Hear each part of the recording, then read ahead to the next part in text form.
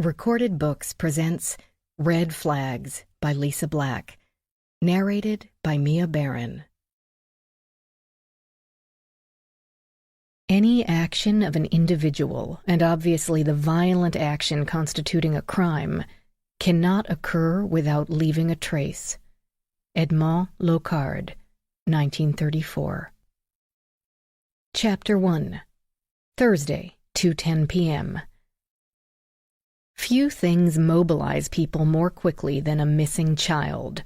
Usually, that meant scores of volunteers sweeping through the woods, or friends and relatives combing the city streets, while the parents made frantic phone calls to every schoolmate the kid had. Things progressed a little differently when the child in question was only 4 months old, and had not even mastered crawling, much less walking, and hadn't disappeared from a city street, but a palatial mansion large enough to house the parliament of a small country. Ellie Carr parked in the sweeping, curving driveway, behind 5 unmarked but official-looking cars she pegged as fellow FBI. They were too clean for any other agency. A side drive had been turned into a parking lot by the small army of agents now grid-searching the lawn and surrounding woods. Their uniformed bodies walked in straight rows, 2 outstretched arms apart. Her white van had been painted with an understated banner reading, FBI Evidence Response Team. It wasn't nearly stylish enough for the premises, but she didn't care about that. She did care about the size of the place. White stone walls and a black slate roof, a center section connecting symmetrical wings, huge windows made up of small panes, second-floor balconies and smaller dormer windows at the top that must be attic spaces, complete with skeletons and ghosts. She estimated 30 rooms, not counting any basement space, and at least 50 windows. And today, thanks to multiple shots fired at a 6th District mall, the team consisted of her. The single available ERT co-worker would have been Adam, busying himself with the paperwork that would accompany his promotion to supervisor. Their divorce had been finalized only a few months before, and though they got along quite civilly in the workplace, she had no desire to go elbow to elbow dusting windowsills with fingerprint powder or casting shoe prints. Besides, she had been expecting a regular place, maybe 3 or 4 bedrooms and 2 baths, the kind of house normal people lived in, even in D.C. She snapped a few photos, pivoting to get all of the house exterior, juggling her basic crime scene supplies in a canvas workman's toolbox, her camera, and a clipboard with a scene worksheet attached. The sun beat down through the late summer humidity, and she didn't envy the searchers.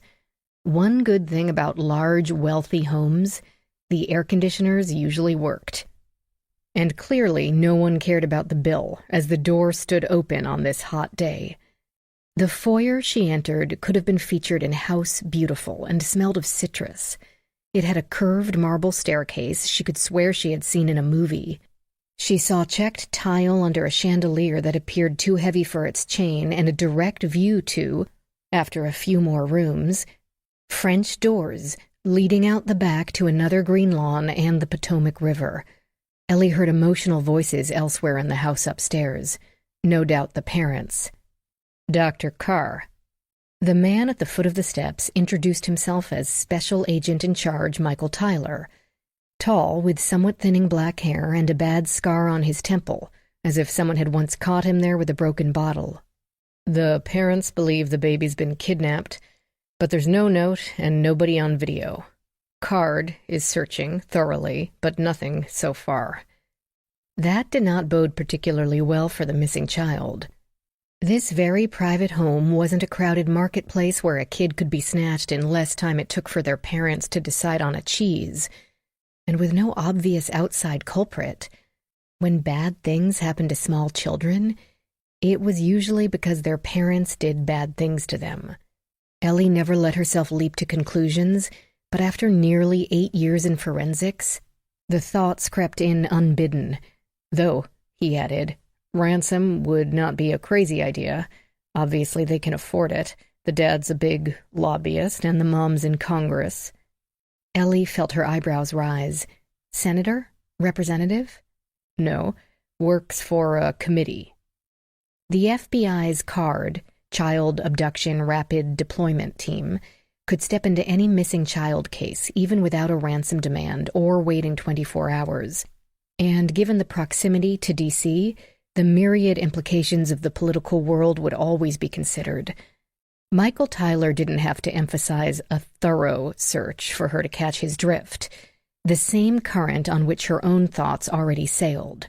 Vanished child, no real proof of kidnapping, likely that one of the parents had shook the tiny body too hard, left it unattended in a bath, panicked, and came up with a kidnapping story to protect their reputations in the cutthroat world of Washington, D.C.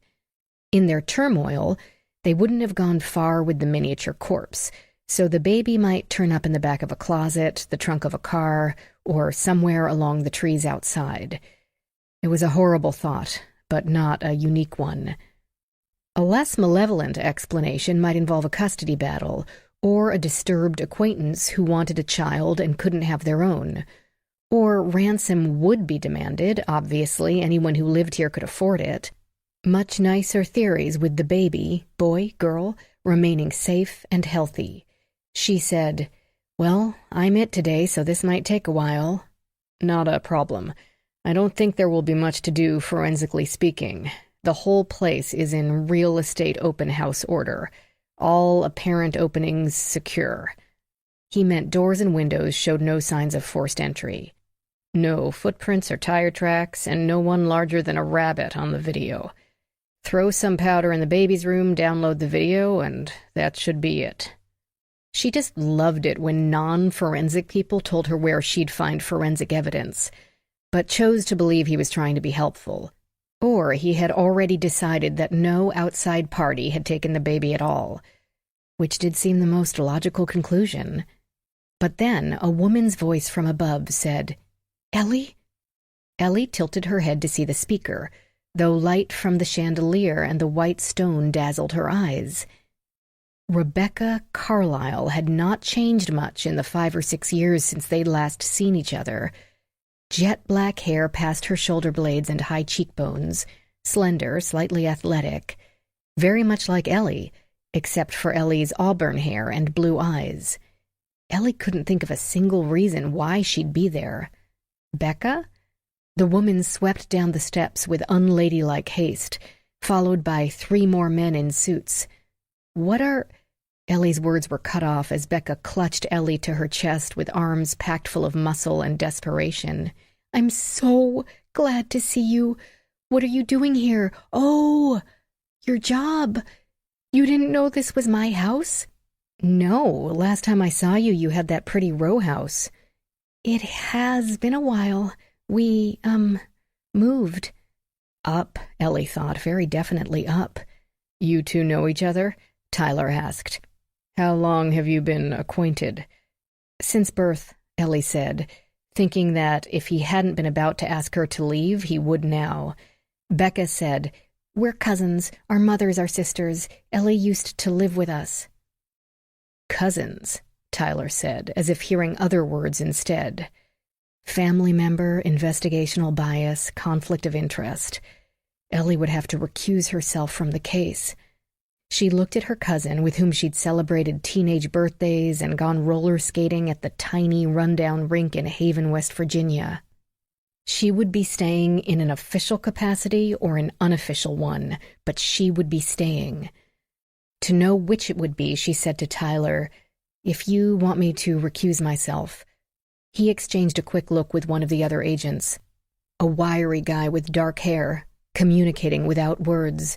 Then Michael Tyler surprised her by saying, "No, we want you to stay." Chapter 2. She used a trip to the van to get supplies as cover to call the ERT supervisor, who was, as so often happened in this lame duck stage of his career, out celebrating his impending retirement while leaving his hand-picked successor in charge, her ex-husband, Adam. "Moved into the office already?" she asked him. "I heard the phone ringing, thought I'd take a message." Too discombobulated to apologize, she summarized the situation. And Card wants you to stay? Yes. Huh, Adam said. That's kinda cool. Not really. I would have been okay to stay here as a family member only, but by leaving me in my official capacity, they're setting me up as either spy or scapegoat. Becca and Hunter are automatically suspects, so I can be their inside man. They solve it, then it's yay FBI. If they don't, they can let everyone assume it's because I helped Becca cover it up, or simply didn't give it my all. If Tyler and his partner, guy named Alvarez, want to, they can ruin my reputation just to get their own supervisors off their backs. Want me to tell them they can't have you? I could switch you over to the mall shooting. They could use some extra hands out there. He spoke kindly. Adam might have more interest in ambition than effort, but he wasn't a bad guy. Not a chance. She rubbed one eye, feeling the pinch of a rock on one side of her and a hard place on the other. I'm not leaving Becca. The family thing again. Yep. If it weren't for them, I'd lack a decent education, soulmates, and a really great cheesecake recipe. The whole Beck clan, the maternal tribe of Ellie and Becca's mothers, had kept her warm and dry and incredibly loved. They were a structure unto themselves, a network of intelligent resources, from tying her shoes to where to go for fun, to a couch to flop on, to basic auto mechanics. She heard the soft clink of a coffee pot pulled from its burner. You don't owe them anything, Ellie. It's just cheesecake. Just cheesecake? No wonder they'd divorced. Besides, you don't even like Becca. Of course I do. That was just normal girl stuff. Glad I was a boy, then. Okay, keep me posted. I could send out someone from swing shift later if you need help, but you should look at this as an opportunity to get Card in your debt. They're high profile, can't hurt to have them owe you a favor. A masterclass in ambition. She thanked him, picked up an extra roll of fingerprint tape, and went in to find out what had happened to her cousin's child. The baby's room echoed with a purposeful and malignant emptiness, a beautiful trap. But it was her job to enter such places, and Becca had already pushed past her with customary impatience. Lush white carpeting spread across the floor like a field of unbroken snow, to a credenza full of toys waiting for their owner to get big enough to play with them. Blackout curtains for nap time were hidden behind ruffled baby blue drapes. 2 dressers, painted in whimsical pastels, held the tiny wardrobe. The room could have enveloped half the entire footprint of her temporary post-divorce apartment. The crib rested in the center of the room like a display case in a museum. Ellie tiptoed over to look inside, as if the 4-month-old might have magically reappeared and she didn't want to wake him. But she knew better than to hope for magic. She did not touch the railings.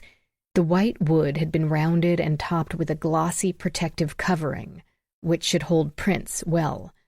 Becca hovered halfway between the door and the crib, glancing at it and then away, as if it were a shameful light that hurt her eyes. Then she turned and crossed to a window. This is gorgeous, Ellie told Becca. Your whole house is amazing. You and Hunter are both lobbyists, I remember that. He's still got the firm, but now I'm policy advisor to the Senate Committee on Commerce, Science, and Transportation. Look at our lawns. There's 500 feet of grass in every direction. So how would anyone even get to one of our doors without a camera picking them up? Do you have any cameras in here? In the bedrooms? Becca looked disgusted. In the house. Of course not. Outside only, over the exterior doors. Why do you think no one has called for a ransom? I keep checking for missed calls. Has the FBI set up? No, we don't have a landline, and Hunter won't let them tap our cells. Ellie didn't hide her surprise. But surely, I'm not letting people tap my phone. Once they get in there, we'll let them know if someone makes contact. But Becca rushed on. I checked my email and there's no weird notes shoved under the door. Hunter's office has been alerted and so has mine. With the recess about to end, there's hardly anyone there anyway, but my assistant will keep an eye out. And why not just leave a note here when they took him?" Luis Alvarez, handsome and friendly and obviously destined to play good cop to his partner's bad during interrogations, appeared in the doorway. "Dr. Carr, are you going to be processing the exterior doors? We didn't want to touch any until you had—" "Yes, thank you. I would appreciate you holding off until I can get that done." "No problem." He disappeared, his dress shoes clacking down the polished hardwood floors. "Since when are you a doctor?" Becca asked. She couldn't blame her cousin for her surprise. Few people held a doctorate in forensic science at all, still a relatively new degree for the planet, despite the field having grown by leaps and bounds since the TV show CSI first aired and ushered in a national craze. "It's a PhD. Not strictly necessary to stay in ERT, but it gave me something to focus on during the divorce." "You're divorced?" "And that gave me something to focus on while getting through my thesis." Ellie didn't bother with her personal backstory, plenty of time for that later. "I know you've probably been through this 5 times by now, but can you tell me what happened today? Start from the beginning." Becca obediently began. "I got up with the baby. Mason, did I tell you that? His name is Mason. About 6, fed him, he's on formula. Got Taylor up, gave her the usual toast and hot chocolate with marshmallows. Let her linger over the post. She reads it every day. She's precocious. She loves being precocious, and I love that she loves being precocious." "And how old is Taylor?" Embarrassing to have to ask. 11. Taylor's 11, going on 45. A bit of a gap between the 2 kids. Perhaps Mason had been a beautiful surprise. Ellie had last seen Becca at a dinner party at their old house in Georgetown, and she could not remember the occasion or why Becca had invited her to hobnob with the movers and shakers of the country. They had been like sisters, once, the closest thing to a sibling Ellie would have, with Aunt Katie as substitute mother. Through most of middle school, Ellie had sent letters and cards, but eventually gave up the one-sided relationship. They hadn't truly communicated in over 15 years. Taylor would have been about 6 at the dinner party. Ellie had only a vague memory of a solemn girl with a long brown braid, quickly packed off to bed by a nanny. Speaking of which, you have a nanny. Not a question. "Yes, but don't even go there. It's not Jenny. She's been with us since Taylor was 8, and right now she's been in South Korea for over a week and not due back for 5 more days. The FBI's checking that she's actually physically on the other side of the world, but I'm sure she is. Horrific timing. We should never have let her go with the committee hearing this week, but her grandmother was turning 100 or some such thing." Ellie moved over to one of the dressers, topped with an adorable Noah's Ark-themed lamp and 3 framed photos. Mason beamed a toothless grin up at her, all dark eyes and long lashes and chubby cheeks. All babies were beautiful to Ellie, but Mason could have won contests, though, as always with the very young, the true appeal of the fresh skin and the wide gaze lay in his utter innocence, his deep faith in his world. His future held infinite possibilities, all of them good and never bad. A sharp hope pierced her heart. Let him not find that faith might be false. She had been to too many such crime scenes. A stack of Pampers with wetness indicator, topped with Bambo Nature Organic Overnight, sat in a neat pile alongside La Mer diaper cream and other accoutrements on the dresser. No matter how much money one had, everybody pooped. Ellie touched nothing, planning to fingerprint it all, even though none of the items seemed out of place. 2 pictures of Mason, one of him with Becca in perfectly coiffed hair and the remaining flush of pregnancy. No pictures with Becca's husband, Hunter, or the sister. Ellie always took a keen interest in displayed photos when she made visits, who appeared and who didn't, locations and demeanors. They told more than the owners intended, yet never the whole story. Her cousin continued. "After I dropped her off, Mason and I puttered around until about 10:30 when Tara came over." "Who?" "Tara Esposito. She's about my best friend and financial advisor. Every DC relationship has to do double duty, after all. We don't have friends we can't use. Ellie had no idea why that might be significant, but they could get to that. She moved to the large windows with old-fashioned diamond-shaped panes and wondered if the house was truly 100 or so years old, or had been designed to look that way. Outside, the sun turned the beginning-to-change leaves to bursts of red and gold. The nursery sat on a second floor, which in a normal house would sit high enough to be the third floor. From this window, one could fall a sheer 20 or 30 feet to the ground, and the architect had left one no drain pipes, balconies, or handy gargoyles to swing from. The windows looked delicate, but the frames were thick, the latches heavy and closed tight with a minuscule white sliver of plastic on the upper corner. The windows had alarms, but no cameras. Maybe a trained acrobat could have shimmied along the ledges carrying a baby. Maybe? Still, she would process all the windows and the sills inside and outside with black powder.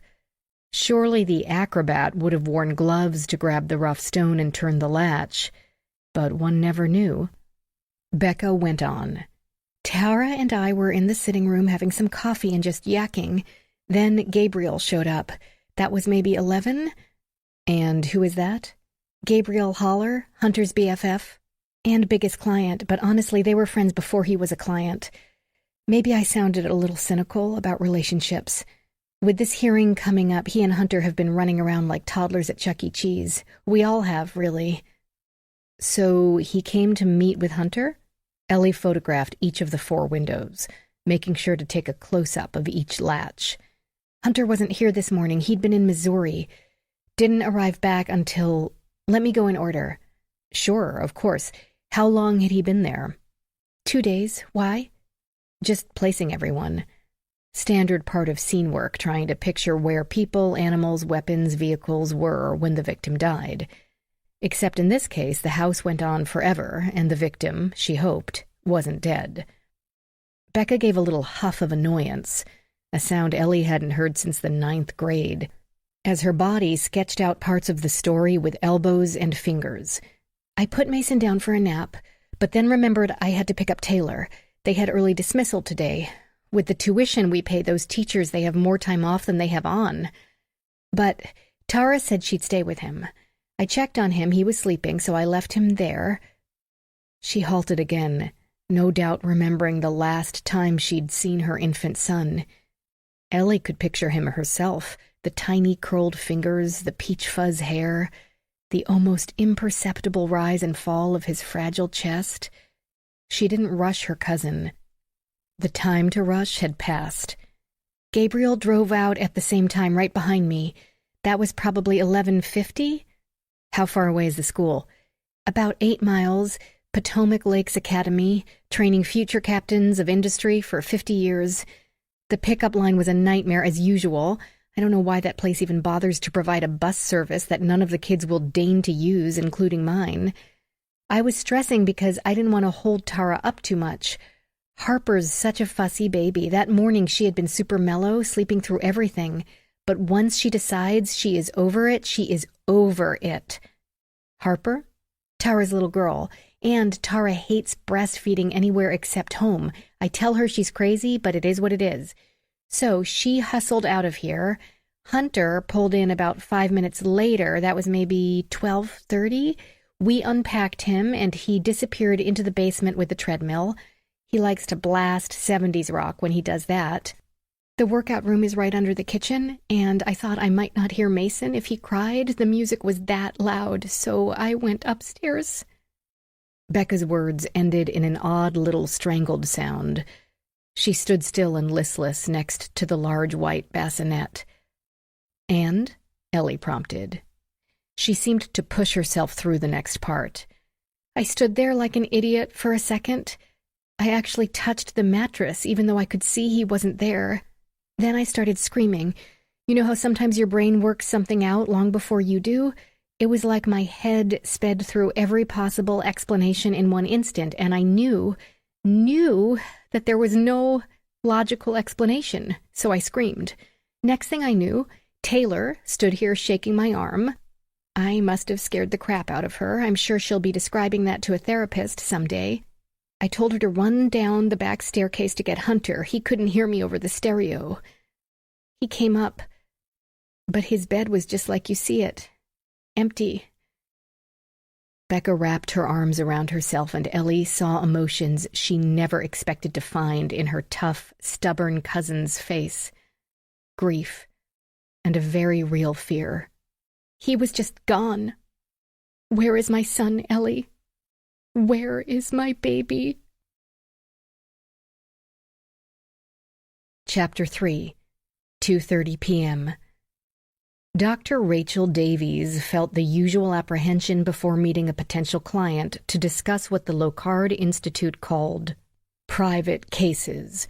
Clients too often had wildly inaccurate expectations of what the Locard could do for them, but they also had deep pockets, so the director insisted she at least take the meeting. The Locard Institute had been founded to conduct research in forensic topics, from ballistics to DNA analysis, and to train scientists and technicians and law enforcement personnel from around the country in those same areas. Its reputation had grown to the point that those training classes were not cheap, and between those fees, foundation money, and government grants, the Locard had the funds to assemble a smorgasbord of equipment and experts, the envy of labs everywhere. Yet, given the proximity to Washington, D.C., too many government leaders and high-placed CEOs considered them a private detective agency, one that could track down cheating spouses and embezzling employees, and all under an inviolable non-disclosure policy. Rachael often took these meetings only to disabuse them of that notion. Gently, of course. At the first sight of Hunter Carlyle, the former forensic pathologist began rehearsing her speech.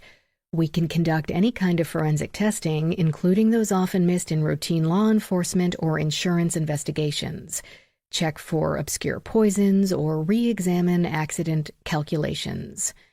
Translation: if you really believe your great-uncle Frederick was done in by the private nurse to whom he left his entire estate, we can help set your mind at ease. We have always honored our non-disclosure agreements and have never had information leaked to the likes of Access Hollywood, though, of course, we would have to report any crime uncovered to the authorities. Translation: we're not here to help you hide your offshore accounts or tailor our reports to assist your defense team. The Locard Institute exists to share our advances in anthropology, electronic and digital analysis, chemistry, botany, and biophysiology with the general public. Translation: we don't really care if your wife/husband is cheating on you. Maybe they had a good reason. Hunter Carlyle's manicured blonde hair and Brioni suit made her think she should lead with the last one. From the way he stood in the waiting room instead of sat, then pacing with impatient twitches, she thought he'd understand directness tinged with entitlement. But as she got close enough to shake his hand, she saw the red-veined eyes and the sagging skin of a deep worry, the hyper-alertness that came from consuming lots of coffee but not food. A cheating spouse could produce that in some people, but so could real trouble. "Mr. Carlyle," she said, "I'm Dr. Davies. My office is this way." He nodded, but not before his face and body gave away the usual surprise at the position of assistant director being held by a woman, and a black one at that. Not to mention one that didn't even have gray hair, though at 38 Rachael wondered how much longer that would last. Hunter Carlyle got over it quickly, however, and she waved him toward one of the armchairs in front of her desk. He sank into it with an expelled breath, as if he hadn't realized how tired he'd become. Shock, she thought. The man was in shock. "Our director tells me this involves your son." "Yes, Mason." A pause, and then the words spilled out. The boy disappeared from his crib in the middle of an ordinary afternoon with no trace, no strangers on the property, no ransom demand yet. The police and the FBI's card team had been called immediately. "The cops and the feds, It already seems like they can't do much, other than check with informants and police reports across the nation. Without a ransom demand, they don't know what to do next. They don't say so, of course, but I can see it. Rachel's mind raced ahead. Who and how? They now knew when and where, and how could wait until and if she saw the layout of the house. Who? If they didn't want money, then perhaps they wanted the baby. I'm going to ask indelicate questions, so bear with me. Ask anything you want. People rarely meant that. She thought perhaps Hunter Carlyle did. Mason is your biological child, not adopted? Not any other birth parents in the situation, no? Any ex-spouses, ex-lovers, not you or your wife? Estranged in-laws, grandparents? He shook his head at all these suggestions. Older siblings? We have an 11-year-old daughter. Household staff recently let go? He told her a cook had quit a month or two before, but the cleaning ladies, groundskeepers, and nanny were all still employed. No problems or complaints from any. The nanny had been out of the country for the past 10 days, and the staff only there on certain days. None had been working at the house that morning. She wanted to ask if they had any acquaintances. It could be someone as remote as their mail carrier, who expressed unusual interest in their baby or in having a baby. But she hesitated. No sense prompting suspicion of every female he'd encountered over the past year. She, likewise, did not yet ask about postpartum depression. If causing him to suspect distant females might be dangerous, making him suspicious of his own wife could be disastrous. She'd save that until she'd met the woman herself, made a mental assessment. Many, many factors came into play around children. People could get crazy. She ought to know. If someone didn't simply want a baby and didn't want ransom either, do you have any enemies, Mr. Carlyle, you or your wife? I'm a lobbyist. I have a host of enemies. That's how you know I'm effective. The old can't make an omelet thing. For the first time, she saw a hint of a smile, a sliver of the cockiness she thought might be his normal mien. Any current one in particular? The smile disappeared into deep thought, and he paused before he spoke. My agency has 13 current clients, but most have been with us for years. The Minnesota Teachers Union, Quick-Mart, Dane Campbell Pharmaceuticals. What's taking up most of my time right now is kid fun. Rachel considered herself fairly well informed, but she had no idea what he was talking about. Her blank expression must have told him this because he went on. It's a gaming platform for online games, not physical setups like PlayStation or Wii. It's surpassed Disney and will take on Nvidia and Stadia if the committee votes the right way after tomorrow. But of course Disney and Nvidia and Stadia don't like that, and they've set this group of nutcases after us. Child Challenge is the most vocal among others who think we don't do enough to protect children's identities. They've picketed Kid Fund's Georgetown office, protested outside my office, sent my firm and Kid Fund horrible hate mail. Our IT department is fending off malware attacks by the minute.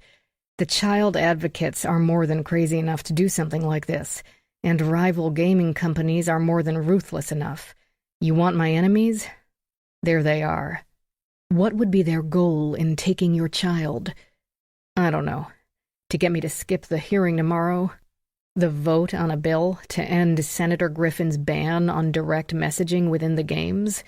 We've got our data and our engineers lined up, but my wife tells me that concerned experts have requested to be put on the agenda.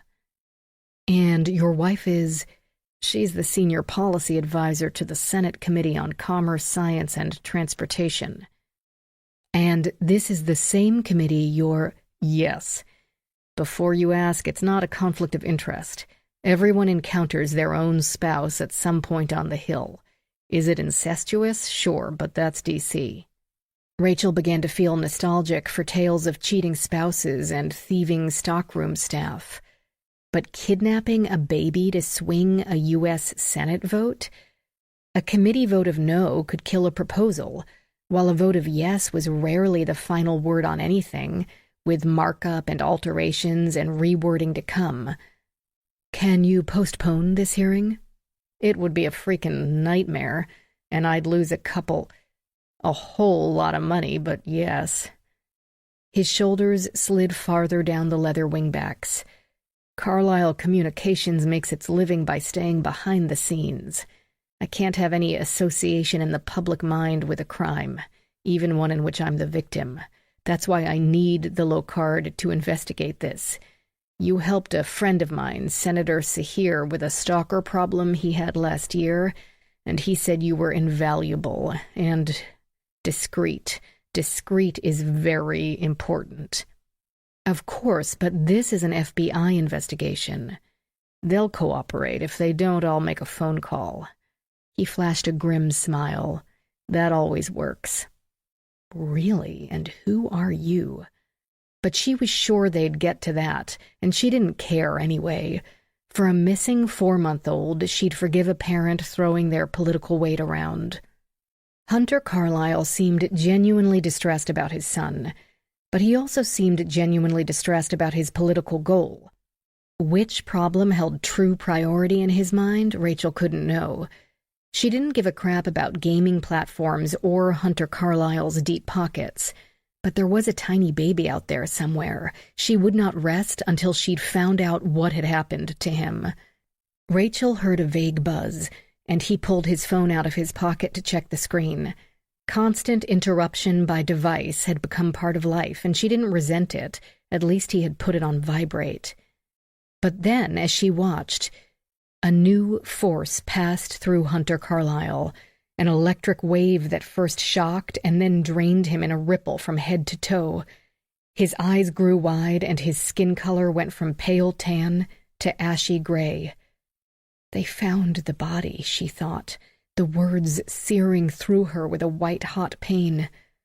"Look at this," he said, and thrust the phone at her. He had received a text. "We have your son. Go to the DM ban hearing tomorrow and speak the truth. Admit you violate 312. Do not delay or cancel hearing, or you will not see son again. More instructions soon." "Come with me," Rachael said. Chapter 4. After Ellie Carr photographed every inch of Mason's nursery, the crib, the closets, each window latch, came the uncomfortable moment when she had to stop being an observer of a crime scene and become a participant. She had to touch things, dirty things with powder and reagents, collect things. With only one chance to get this right, she couldn't afford a misstep. Mason's life might depend on it. She carried the framed photos and other small items into the attached bathroom to dust them over the sink. It would make for easier cleanup, and she didn't have to risk knocking over an open container of incredibly fine black powder onto snow-white, thick-pile carpeting. A vacuum would do nothing but spread it around, and water, a complete disaster. White carpeting in a baby's room, a decor choice only made by someone who didn't have to care about cleaning or cleaning bills.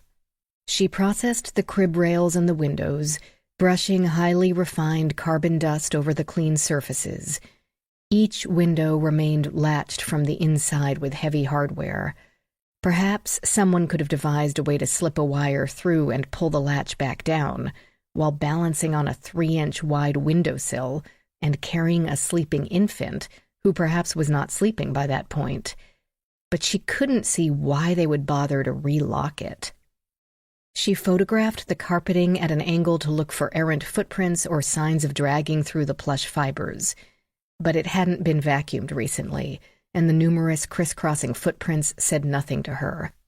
She folded the pale blue crib sheet and blanket inward to retain any fallen hairs or fibers, and sealed them into a brown paper bag.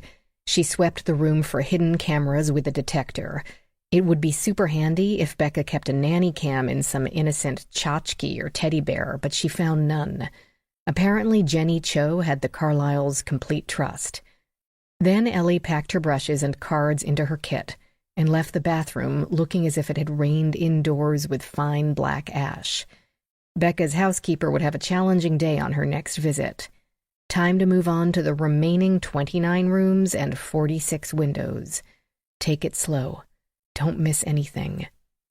She found herself enjoying the routine physical work of applying the powder and lifting the tape, of making herself look at every object in the room. Did it seem out of place? Was that window ajar? What had been left in the trash basket? She didn't get to do this every day. Evidence response duties were collateral, with members of the team on call rather than working ERT all day every day. On days when the Bureau had no need of forensic support, Ellie toiled in the organized crime division. Interesting enough, but not her favorite. There she listened to surveillance tapes and traced cash payments, waiting for the next ERT mobilization, even though 80% of the time they'd be responding to a bank robbery. These were also interesting enough, but by now Ellie had worked enough bank robberies to last the rest of her career. She took careful note of the home's vast layout this trip. The second floor seemed to be guest bedroom after guest bedroom, with the master suite at one end and an envy-provoking library at the other. Mason's room rested in the middle, Taylor's next to the library. She checked each room for signs of activity, disturbance, broken windows. She found none. Tyler had been right. The place was as tidy and buttoned up as a model home. The little girl's room had the requisite strewn clothing and YA paperbacks. In Becca and Hunter's bathroom, someone had left the cap off the toothpaste. That was it. On the first floor, she photographed the very solid front door with no scratch marks around its knob or bolt. When it was opened, she could see the searchers outside as they convened, having finished their grids without any shouts of discovery, no excited gestures. Next, a living room, though a space that large couldn't be referred to by any title so mundane. Let's invite the entire Senate to tea and the House as well, just to show how egalitarian we are, room might begin to cover it.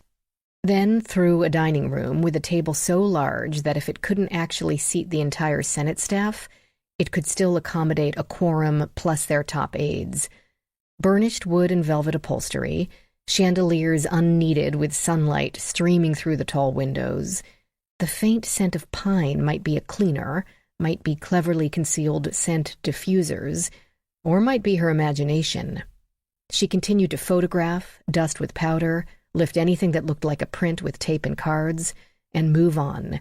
She needed to be thorough, but she also needed to get the job done. More FBI might arrive, or friends, and there was an 11-year-old somewhere in the house. Trying to keep them all from touching areas the kidnapper might have touched would be impossible.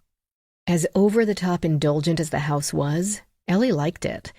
Rather than seeming stuffy or imposing, the architect had understood the importance of light and freedom. The copious windows made the place feel airy, the trees and the greenery always in sight, as if it were a country cottage. Must be held a heat in the winter, though. And the host of windows and doors gave a kidnapper too many options. The place was a sieve, an expensive, gorgeous sieve. Ellie and her brush left their mark on the south wing door, then passed through 4 more rooms. Sprinkling fingerprint powder felt like sacrilege in such beautiful surroundings, but Ellie consoled herself that it would not stain, usually. Just as she began to wonder if there were any spaces in the house where Becca and Hunter actually lived, perhaps caught a TV show on the couch and heard about their daughter's day at school, she found Becca in a sitting room at the front of the house. A small, relatively speaking, of course, room in cool blues and brilliant whites, friendly and blindingly bright with afternoon sun, with a coffee table of polished mahogany and 2 overstuffed sofas. "They didn't find anything outside," Becca said from her seat on one of them. "That FBI guy told me that. I don't think he believes us." "What? What makes you say that?" Family members always topped the suspect list, but Ellie had hoped the agents would be subtle about it. "Because of Hunter." "What about Hunter? Forgive me, but I'm not clear on..." "He's the owner and founder of Carlisle Communications. Lobbyists, not a respectable occupation in this town, despite the fact that any government worker aspires to either be one or marry one. There really is a revolving door between Congress and all its appendages and the firms. But to lay people, he's Jack Abramoff, carting around suitcases full of money to bribe people with. I think our very special agents figure this is either a publicity stunt, even though Hunter told them that if a word of this leaks to the press, he'd have both their badges. Yeah, Ellie thought, that always works. Or some sort of falling out among thieves. Then I work for Congress, which everyone knows is a den of corruption.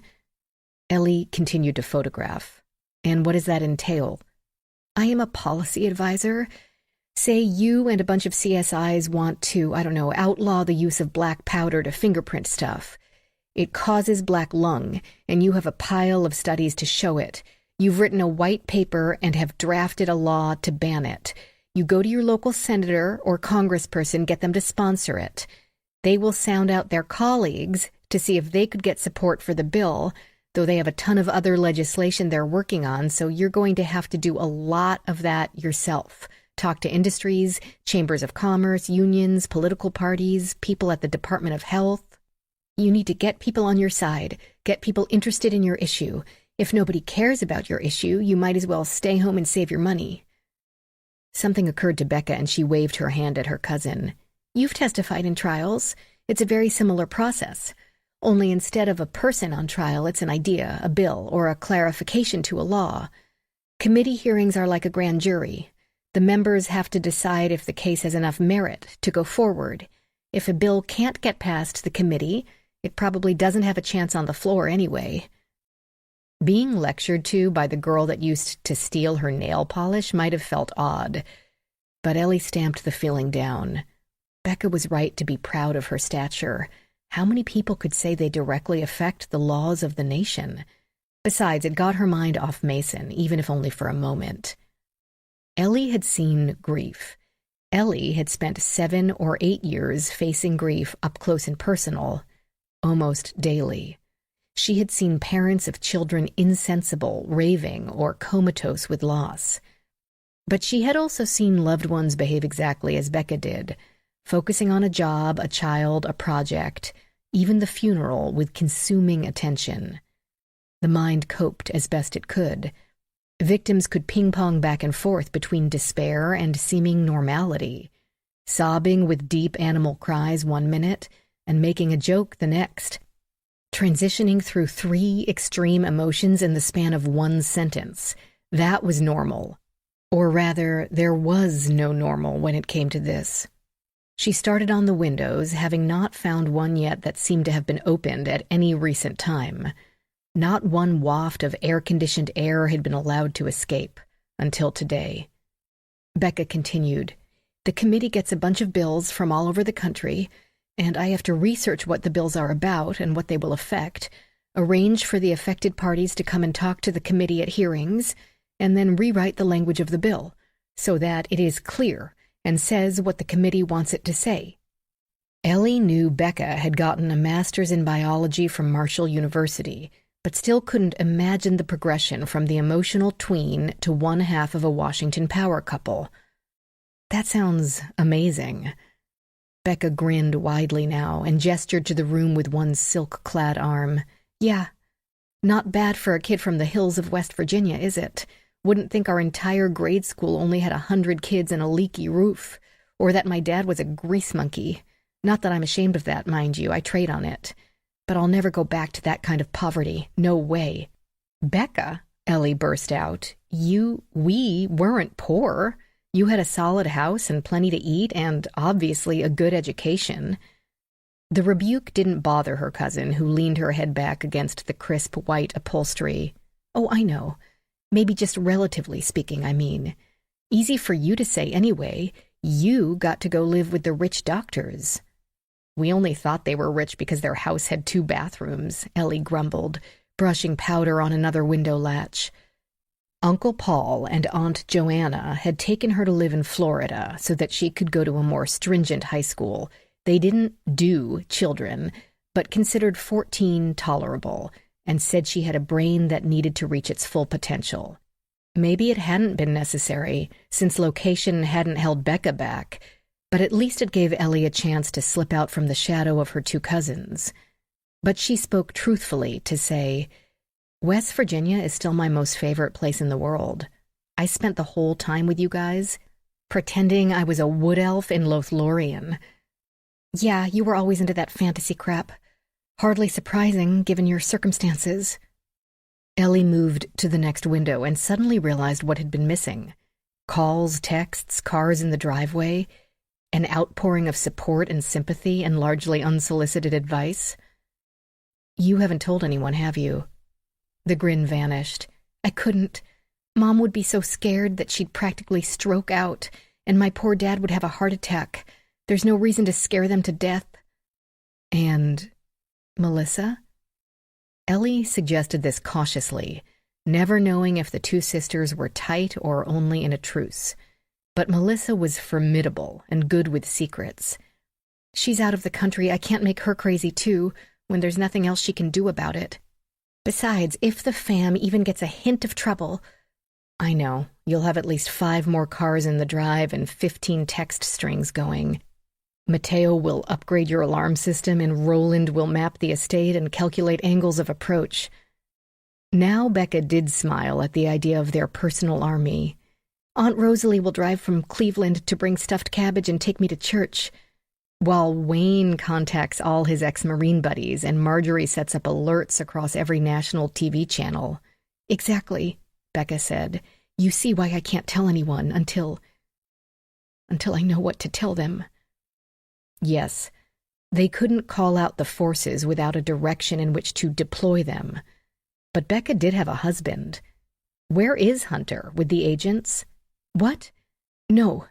He left to have a late lunch with the Secretary of the Interior. Then he was going to go find someone who can help us." "He's at work?" Ellie almost dropped her fingerprint brush. No matter how impressive the Secretary of the Interior sounded, Becca gave her a look perfected in childhood, incredulous and a bit pitying. "This is D.C., Ellie. What we do is important. It took him weeks to get this lunch scheduled, and he can't afford to cancel. This really is the worst possible timing." "I see." She did not see. Then the second half of her cousin's words sank in. "But who is Hunter getting to help?" "The Locard Institute." "What? A private institute? Was that even legal? While the official investigation was still going on? Do the agents in charge know that?" "Don't care. If they give us any problem, Hunter will make a phone call. There's always someone who owes us a favor." Ellie had her doubts about the Bureau bestowing favors, but didn't argue. She knew of the institute, of course. It had an international reputation, and she had asked her supervisors to approve training there once or twice, but it had never been in the budget. The Locard tended to take on cold cases, though, help celebrities with upcoming trials, or identify skeletal remains.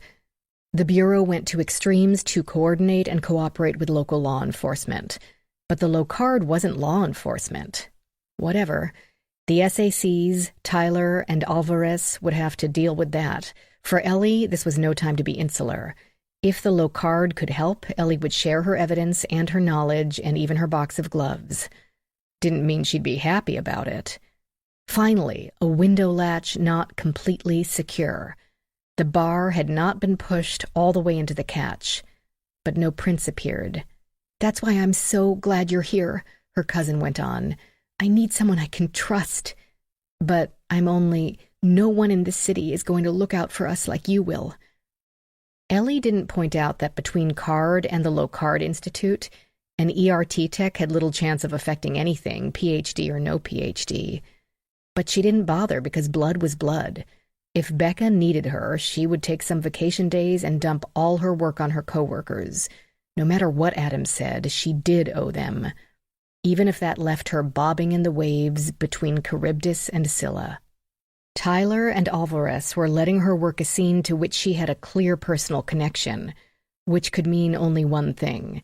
They meant for her to serve as their canary in a moral coal mine, sniffing the air to detect poison. Becca might confess any guilt to her blood relative. Ellie might function as a spy and solve their case for them, or go bad and serve as a line and hook with which they could draw Becca and/or Hunter out. Fine for them, not so great for Ellie, who now had no choice but to make sure this case resolved with every I dotted and every T crossed. Otherwise, the suspicion that she had helped her cousin get away with murder would linger over her work for the rest of her days. The FBI had put her career against the wall with a gun to its head and made finding out what happened to Mason its only ransom. Becca continued as Ellie packed up her equipment. They even asked me if this could be some sort of custody dispute. How could it be that? Forgive me again, but Mason is your biological child. There's no surrogates or exes involved. Becca frowned, what had been an ominous sight in their youth, but only said, 100%. I swelled like Miami Beach during spring break and threw up with the regularity of pop-up ads. My water broke in the middle of a subcommittee hearing. My assistant drove me to George Washington U Hospital, and by the time Hunter got the train back from New York, they had Mason all cleaned up and in one of those plexiglass bassinets in the window. 8 pounds 10 ounces, the biggest one in the unit. Ellie smiled, though that all sounded rather traumatic. No medical issues with Mason? None. Aced his last 2 checkups. Sit down, hun. Not after all this powdering. I don't dare sit on anything light-colored. Becca gave her upholstery a concerned glance, checking its surface for marks, and didn't ask again. Who else is regularly on this property besides you? Cook, maid, gardener? Cleaners come in twice a week, and landscaping staff once, and today isn't the day for any of them. We had a cook, but she quit 2 months ago. Honestly, I can't blame her. Taylor decided to be a vegan one week and went on a paleo diet the next. Then she decided none of us could eat anything that had white rice, white flour, or potatoes.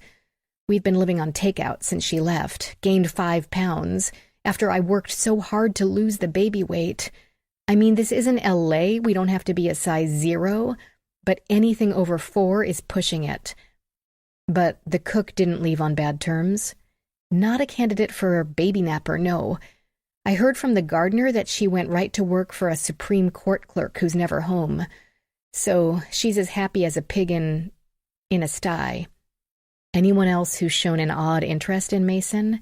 I'm not trying to make you suspect everyone you know, but no, I get it. We live in a very exclusive, slightly isolated area. Someone had to know us and know how to get in and out. Exactly. This wasn't random and not impulsive. Women, and it was nearly always women, who kidnapped infants often thought a child would save their marriage or cement a relationship, or needed one to assuage the deep pain of losing their own child, or were simply desperate to be a mother. That should be comforting in its way, but the rosy daydream of having a child could be very different than the exhausting, frustrating, sometimes tedious reality of caring for one. Also, women who thought a baby could save their relationship ran the chance that their significant other might react sensibly and call the police. Neither of those 2 scenarios bode well for the baby's health if the woman decided to cut her losses. So Ellie said nothing of them. Neighbors, people you socialize with, work friends? With a suspicious interest in the baby? No. We haven't really entertained since he was born, and especially not since the cook quit. Doctor? Nurse? Nah. They have the sense to make a fuss over anybody who's got a lot of money, but nothing I'd call abnormal. Their office is always chaos, and there are babies all over the place. Hunter's family? I know that sounds harsh, but is he estranged from his parents? Does he have an obsessive sister, brother, a niece? Nope and nope. His parents are distant, both emotionally and physically. They live in Texas and don't seem terribly interested in either of their grandchildren. He has a brother and a sister, both live in California, are married, have kids of their own, and we haven't seen either of them since his father's 70th 4 years ago. Okay, well, that eliminates a lot of possibilities. Sorry, Becca said almost playfully. She glanced around the pretty room. This is where we hang out. You and Hunter? Me and Tara. I call this our situation room. This house has 5 sitting rooms. I should have kept Mason in here with me. I could have put him on a cushion. She stared at the puffy seat next to her as if picturing her son, cocooned in a blanket, warm in a beam of sun. Or maybe put Harper in his room with him. Then he wouldn't have been alone. Maybe they'd have taken her instead. Isn't that an awful thought? How old is Harper? Becca looked up. Only a year older than Ellie, she seemed to have aged much more than the 5 or 6 years since they'd seen each other last. A month younger, 5 weeks younger. That's what we pretend we're talking about, mommy tips and organic baby foods, when we're actually talking about stocks and tax shelters, because I don't give a crap about organics, don't tell Taylor. But with this committee hearing coming up, we've got lots to talk about. The hearing has to do with some business dealing? Becca laughed, a quick, harsh sound. Like saying a Microsoft IPO would be some business dealing. Kid fun. Gabriel's company will be out billions if we don't get this bill through, and that's not an exaggeration. I mean billions. It might not affect foreign sales, but most of the income still comes from the good old USA. China has the numbers, but they're so restrictive that those receipts aren't a deciding factor. Ellie had no idea what Becca was talking about, more interested in who was where when. And this Gabriel came by yesterday as well? Yes. He brought some stuff he wanted Hunter to see as soon as he got home. They try not to trust email too much. The 3 of us talked for about a half hour about this citizen group and the experts they're going to have testify. All 3 of you. Yeah. Gabriel knows Tara almost as well as I do. She handles part of his personal finances. And they're both over here all the time. Don't even ask. I can see you getting ready. But no, Gabriel doesn't have any kids. Actually, he has 2, but they both live with their mothers. And he's between wives at the moment. That sounds bad, but he's actually a great guy. Feet of clay when it comes to his own company, but a great guy. Somehow the enthusiasm in her words didn't bleed into her voice. But then she had other things on her mind than accurate character descriptions. And she went on. Talks to everyone like they're a person. Answers every random question Taylor comes up with. Parks over by the kitchen instead of in the middle of the circular drive so everyone can see his Bentley. And he's never shown any bizarre obsession with Mason. Or Tara. Bizarre obsession with, I mean. But your FBI guys seem convinced that I cooked up this story with somebody. They're just not sure who. Chapter 5, 12:30 p.m. Noah Thomas snuck a look at his phone while his teacher explained the difference between metaphors and similes. Phones had to stay in pockets inside the classroom at Virginia Prep Elementary and checked only between classes. But kids lived to break rules and usually got away with it as long as they kept the screen hidden and at least pretended to pay attention. The 10-year-old didn't really mind English, but he already knew the difference between the 2 literary devices. A metaphor was saying the Atlanta Braves are a laser beam of energy melting anything in their path. And a simile was saying the Washington Nationals played like a bunch of squirrels on Red Bull. Simple. But to be fair, the Nats had been doing pretty good all season, so perhaps to say like a squad possibly headed to the playoffs would be more accurate. After all, one had to show some loyalty to the home team. Noah's father was big on loyalty. And according to his teacher, it didn't matter. The like made it a simile and not a metaphor. Today's lesson completed. So Noah checked his phone. His dad had texted earlier that day with great news. Weird, but great. Weird that the screen said Darnell Thomas instead of Dad. And weird that the text started out, "Hey, dude." His father never called him or anyone else dude. But then the IT engineer was always getting a new phone or redesigning his own, and the greeting might be him trying not to sound old. Adults were always trying not to sound old. But that was, as Noah's dad would put it, a losing battle. And saying it was a losing battle was a metaphor, right? The earlier text, after the "hey dude" part, let Noah know that Dad had found a great baseball boot camp for him. Only 4 days, so he wouldn't miss that much school, as if Noah cared.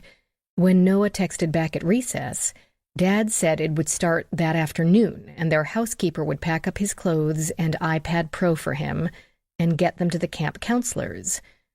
Noah texted back some appreciative emoticons and asked could she please not forget his Braves shirt and his Nintendo Switch, the red one. At lunchtime, his dad had texted again.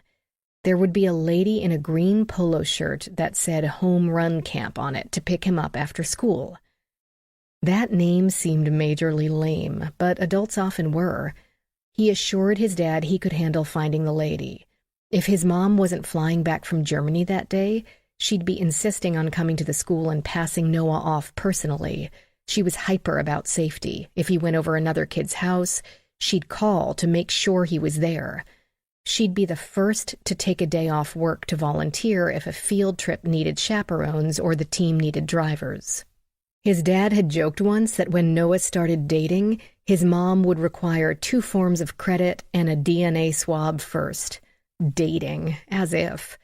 He'd told his best friend Ben about the camp. Ben really wasn't into sports. He didn't even like to play baseball in gym class.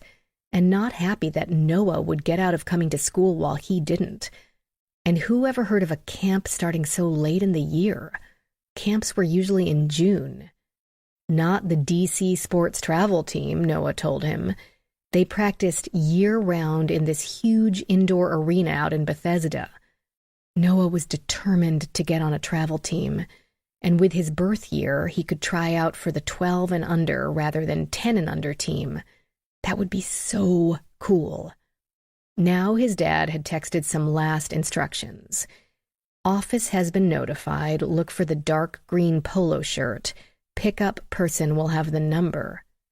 Sheesh, he could handle it. All he had to do was wait at the pickup office for green polo shirt person to give them the right ID number. V-Prep was almost as big on safety as his mom. Noah, can you give me a sentence using a metaphor? Baseball camp, he said, is a bag of M&Ms in a candy store in Disney World. She had to think about that one for a minute, but then said, very good. Yeah. Noah didn't really mind English. Chapter 6, 3:40 p.m. Ellie had fingerprinted everything that needed to be fingerprinted, photographed everything that needed to be photographed, swabbed, measured, sketched, and examined same, and had finally run out of things to do. This was the point in the investigation where she would ask the SAC if there was anything else they needed, while conveying with her expression that the answer had better be a no, because she was due for her lunch/dinner/workout/bedtime. She called her supervisor, who for once answered his phone, to say she could hang with her cousin all afternoon while on a public payroll or report back to the lab. She did not say which answer she wanted. That wouldn't matter. Her boss said, "That's fine, stay with your cousin." She asked diplomatically whether he wanted to send out another crime scene tech or two to check her work in light of the circumstances. But he said no. Such a crime scene seemed dramatic, but as Tyler had pointed out, with a limited number of things to do. There were no bloodstains to document, no stray casings to find, or bullet trajectories to follow, no bed sheets to examine for semen, no suspected drugs to test. SAC Tyler asked if she had found anything of note, where her report would be sent. He volunteered that he and Luis had reviewed the video and saw no signs of any strangers entering the house or any of the 3 adults spiriting away an infant. The case remained a locked room mystery. Becca and Hunter's story made no sense, which meant it was likely to be a lie. And if Becca needed to confess, she might be much more likely to confess to a close family member, or better yet, a not-so-close family member, one who would probably not help them cover up a crime like, possibly, infanticide. Thus, the nation's premier law enforcement agency happily left her to putter around her cousin's kitchen rather than string blood splatter or trace bullet trajectories, at least for a day or two. Because both cousins thought of caffeine as a comfort food, one of the few things they had in common besides genetics, Ellie had offered to bring Becca a cup of whatever exotic blend could be found in the expensive kitchen. The kitchen presented as one would expect, an expanse of white marble, walls, floors, counters, island, broken up with gleaming stainless steel and a wall of small paned windows, opening to the hallway at one end and a small dining room at the other. Not a dish or used spoon in sight, secure windows and 2 doors. One door opened directly to the driveway outside, shaded by overhanging trees. The other one led to a hallway that led to the 5-car garage. As she processed, prints had appeared on both sides of both doors, random and crowded, as one would expect. Those 2 doors probably got more use than the rest of the home's openings combined. Ellie found herself stymied by the coffee maker. Of course, this kitchen wouldn't have something as common as a Keurig. She could have handled a Keurig. This one said Simonelli, with rounded contours like some anthropomorphic Disney prop. "You have to put the water in there," a voice said from behind her. She turned to see her first cousin once removed, taller but still a small girl with straight dark hair. She still wore her school uniform, a blue skirt with tiny pinstripes and a white collared shirt. "Thank you, I'm Ellie, your mother's cousin. It's nice to meet you again." Taylor ignored this just long enough to make a point of the absurdity of pretending that life was normal. Then, "Have they found him?" "No, not yet. I'm sorry about your brother's disappearance. I'm sure you miss him very much." "Not really. He was a dragon baby. All he did was poop and cry." Ellie stifled a laugh and didn't ask where the dragons fit in. "That's all most babies do. I'm not going to have any." She crossed her arms, daring Ellie to disagree. "That's entirely up to you. Where are the cups?" Taylor pointed at a cabinet. "He couldn't walk yet." No. So somebody must have moved him. If you're making that for Mom, you have to use the hazelnut creamer. It's in the fridge." She didn't offer to help, opting not to curtail Ellie's ineptitude. Ellie pulled open the massive stainless door. "Who would do that?" "Anyone. Somebody's always picking him up," Taylor said, as if that should be obvious. "But if someone put him somewhere else, like stuffed him in a closet in one of the empty rooms, he'd have started to cry after a while. Like I said, he's always crying." Ellie pushed a button at random and coffee began to flow. The aroma of some dark roast wafted through the room. "So he's probably not in the house anymore," Taylor concluded. "He's not still alive." Ellie tried not to form that thought in her mind. Becca had already told her, "We did search every room, just on the off chance he had mastered crawling in the past hour. He had begun to roll over, but climb out of the crib? Not a chance." And, of course, the subsequent search had borne this out. "But it is a pretty big house," Taylor added as a qualification. "Are you a lobbyist?" Ellie started. "Me? No, I'm a crime scene specialist." "You mean like on TV?" "That depends on what shows you're watching." "You cut up dead bodies?" From the sound of her enthusiasm, she might have discovered Ellie managed one of her favorite boy bands, if she even listened to boy bands. "No, that's a pathologist. I work with the crime scene to gather evidence like fingerprints, DNA, blood." "That is so cool," Taylor cried, smiling for the first time. Oh, what the hell, Ellie thought. I'm in. Just go with it. After delivering the coffee to Becca, still pacing in the sitting room, Taylor insisted on showing Ellie all the places baby Mason wasn't, as well as all points of egress by which he might have been removed by persons or persons unknown. Clearly, if this mystery were to be solved, it would have to be by Taylor, but she didn't mind having the company of someone cool enough to interpret bloodstains. So Ellie and her small first cousin, once removed, traipsed through countless guest rooms and drawing rooms and conversation nooks and bathrooms that deserved their own zip code, all resolutely devoid of trails, clues, or personality. "This is my dad's office." Taylor paused outside one glossy walnut door. "We're not supposed to go in here." Ellie already had, of course, to examine and process, and saw no need for a return visit. "Well then, we'd better not—" Taylor flung herself across the sill without hesitation. "He's in here all the time. He's a lobbyist. A lobbyist is a representative of a group of people or a company who want to present a point of view to the government." That must be very interesting. Oh, it is. Taylor combed the shelves of a narrow closet for signs of her missing sibling, while Ellie observed the habits of Becca's husband.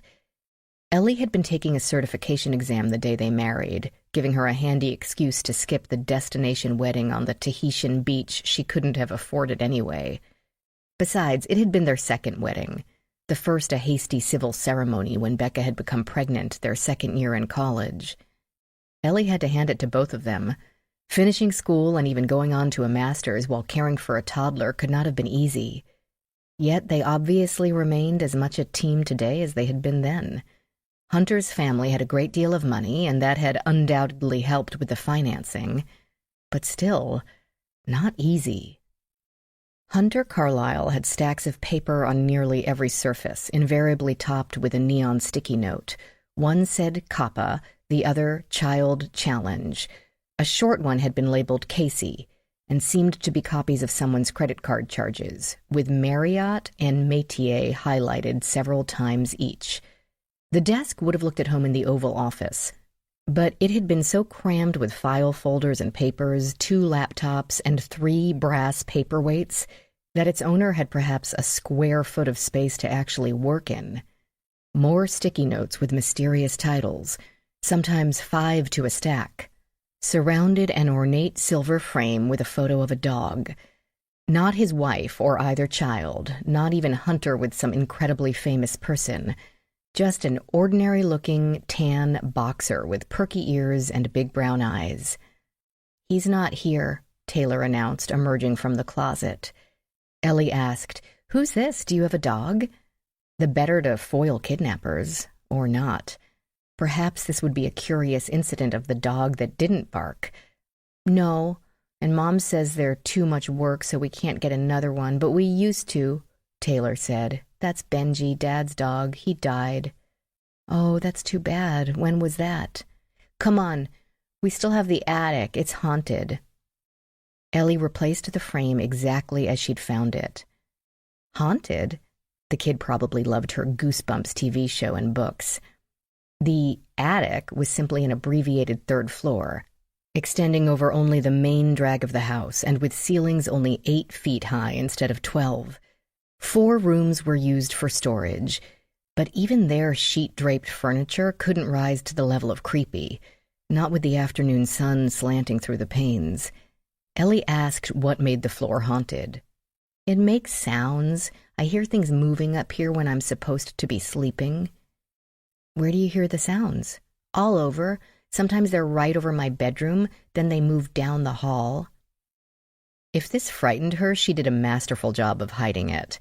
Perhaps the haunted charge had simply been a carrot to move them out of her father's office. "I can't hear any creaking." "Well, not now," Taylor said with more than a hint of scorn. "Not in daytime. Nothing's haunted during the day. Want to see the secret steps?" Of course Ellie wanted to see the secret steps, which turned out to be not secret at all, since they opened to the central hallway at each landing. But the narrow column wound from the haunted attic, past the 2nd floor, past the 1st floor, and into the basement space stocked with enough workout equipment to supply an LA Fitness, and 2 85-inch screens to watch while one used it. The ceilings weren't quite as high as on the upper floors, but close. Ellie had largely ignored it on her first pass, since it had no exterior windows. The room also held an entertainment system and stacks of CDs. Taylor ran to the console and pushed a button. AC/DC poured out of the speakers in a tangible wave that nearly knocked Ellie into the techno gym equipment. "Can you turn that off?" Ellie shouted, though she could barely hear her own words above the din. Taylor did not. She merely stood next to the pulsing speaker, stared at Ellie, and smiled. Blood relative or not, Ellie would not be jerked around by a middle schooler. She stalked over and pushed the button again, creating an abrupt silence. "It's a wonder your father isn't deaf, playing stuff that loud."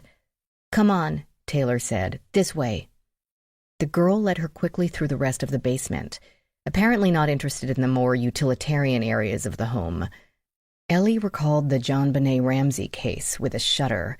She saw evidence of the police FBI search. Items had clearly been moved, storage boxes slid away from the wall. Given the extreme order of the rest of the house, Ellie felt confident that even these dusty spaces would not have looked like this before the search. She'd been working with law enforcement personnel for 8 years and chose to trust their competence. Mason Carlisle was no longer on the property. Moving back up to the ground floors, Taylor insisted they check out Becca's home office as well. The empty room appeared equally as lavish as her husband's, but with a better filing system, literally. Several of the bookcases Taylor showed her were hidden filing cabinets, short shelves and the books on them rolled outward, revealing drawer after drawer of alphabetized... What, exactly? My mother, Taylor explained, is the senior policy advisor to the Senate Committee on Commerce, Science, and Transportation. She told me that, Ellie said. It sounds important. It's extremely important. That's why they have to work so much to keep the country going. Nice that the little girl was clearly proud of her parents, or at least their occupations, or at least her own ability to describe their occupations. Ellie hadn't even been aware that congressional committees had their own policy advisors. Several words jumped out from Becca's paperwork on a regular basis. Kid Fun, FTC, Reno versus ACLU, and Zanga Corp. 3 neat stacks on her desk were held in place with decorative replicas of chips from the MGM National Harbor Casino, a bit of whimsy not in keeping with the rest of the house. Heavy textbooks lined the shelves with topics from mycology to water pollution to anthropology and criminal justice. Becca kept more photos around her than her spouse, 2 of the couple, several of Taylor alone or with her parents, 1 of Becca, Taylor, and Mason on the same couch in the sunny room where Becca and Tara liked to chat. It was the only non-studio shot Ellie had seen, other than the one of Benji. And here's another door, Taylor pointed out. While Hunter's office had been on the 2nd floor, Becca's sat on the ground floor, with French doors leading to a patio. As Ellie watched, the little girl pulled up the bolts from the floor and turned a deadbolt, which freed both doors to swing out. Then she examined her hands, now patchily coated with black. Sorry, Ellie said. I had to process all the doors for fingerprints. Cool! Taylor clapped her hands together, as if she could dislodge it like chalk dust from an eraser. Then she gave up and wiped them on her skirt. Ellie had no time to protest, and it would wash out anyway. But see, there's a camera. Taylor pointed to a dark bubble mounted over the top of the door. It was subtle, barely bowing out of the frame. No one approaching the house would notice it unless they looked. But surely a kidnapper would look? There is also an alarm. Ellie noted the unobtrusive wires connected to the doorframe. But it's not on during the day.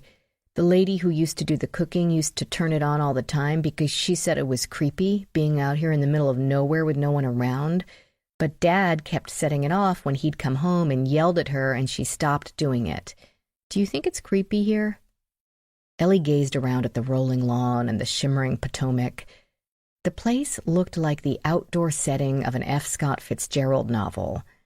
She couldn't imagine what it must have cost to buy this type of privacy so close to teeming D.C. I think it's beautiful. I like nobody being around, Taylor said, and did a little hop down the flagstones. The open patio ended after 30 feet, a pair of stone lions flanking the 3 wide steps to the lawn proper. Taylor patted the paw of one of the sphinx-like lions. This is George. George is pretty cool. Who's his partner? He doesn't have a name. Come see the river. Taylor crossed the expanse of grass, still perfectly green in these fall days, reached the wooden dock, and ran pell-mell toward the end as if about to throw herself off. The sight made Ellie's heart clutch, but her head overruled it. Taylor seemed much too sensible a girl to wet her clothes. Instead, when she reached the end of the dock, she flung herself onto her stomach, head over the edge, feet waving above stocky knees. Ellie followed. The thick planks of the dock barely stirred, but the wood had seen better days, possibly too far from the house to demand its level of maintenance. No boat clung to the posts, but Ellie saw a small boathouse off to their right. The water rushed by, spanning at least 200 feet, and they seemed to be opposite a park or preserve, an unbroken line of trees. Taylor could just touch the water from her prone position, washing the powder from her palms. Its deep green color didn't allow a lot of visibility, but in the bright light, Ellie could see the bottom with its silt, stones, and small darting fish. Taylor's shoulders gave a little quake when Ellie's reflection appeared in the water next to hers, but she only waved her arms to rough up the surface. Then she pointed to a flowery growth on the dock post. "You can eat those." "No thanks. I only eat things that have been vetted by experts." She had let Becca and her sister, Missy, talk her into trying too much of the West Virginia plant life. One sweet-looking berry patch had sent her to bed for 2 days. "Seriously," Taylor said, "they call it the chicken of the woods. Its real name is Ladyporus." "I believe you. You can fish in this river, too. There's white perch and stuff. When we first moved here, one time Daddy and me fished here. He caught a fish. He said it was a striped bass, but it wriggled off the line and got away, and he called it a striped bastard." The naughty word made her giggle anew. "This looks like a great fishing spot. It's so peaceful. I don't see any other houses. Do you play with other kids in the neighborhood?" The girl's face twisted in scorn, reflecting in the wavy water. "I don't play." "That's too bad. Everyone deserves to play." "I don't need to play because I'm exceptional." "And because you have no one to play with," Ellie thought. The scorn turned to a more considering look, almost mischievous, but that sounded too innocent for the girl's sudden body language. She waved her hands over the dark water. "He's in here, you know." Ellie tried very, very hard not to react, and failed. She could feel her face freeze in place and her lungs stop. She could not help but picture the helpless infant tossed in to drown, silently and quick. This would save the kidnapper the work of keeping a child fed and dry, and destroy the only evidence that could convict them. "Who is? Your brother?" "No!" Taylor shot to her feet, bouncing with impatience. "Benji!" "Oh. The dog?" "Yes, the dog. He got old and tried to swim and drowned. His hair had gotten all white, but Mom said it's okay because he had arthritis, really bad, so it was just like going to sleep and not feeling any pain ever again." She walked along the very edge as if it were a balance beam, arms outstretched, daring Ellie to tell her to stop. This time she did resist. "My dad's hair is getting white in spots, too. I wonder if he won't be able to swim much longer." "Your dad—" "Hey!" Becca called from the lawn. "Come inside. Hunter's back." Chapter 7. Ellie re-entered the large kitchen to meet her cousin's husband once again. From Becca's comments, she expected a cross between Alexander Hamilton and Godzilla, but at the moment he seemed calm enough, relatively speaking. A slender blonde man of average height in a perfectly fitted suit. Even Ellie could tell the material alone cost more than she would budget for a year's wardrobe. Taylor threw her arms around her father's waist, and he clamped her to his side briefly without looking at her. Before Ellie could reintroduce herself, Hunter said, "I got a text." The 3 females in the room stared at him without comprehension and waited. He thrust his phone onto the counter, and all 3 leaned over the marble to peer at the screen. "We have your son. Go to the DM ban hearing tomorrow and speak the truth. Admit you violate 312. Do not delay or cancel hearing, or you will not see son again. More instructions soon." Becca clapped her hands over her mouth, stifling a scream or a sob.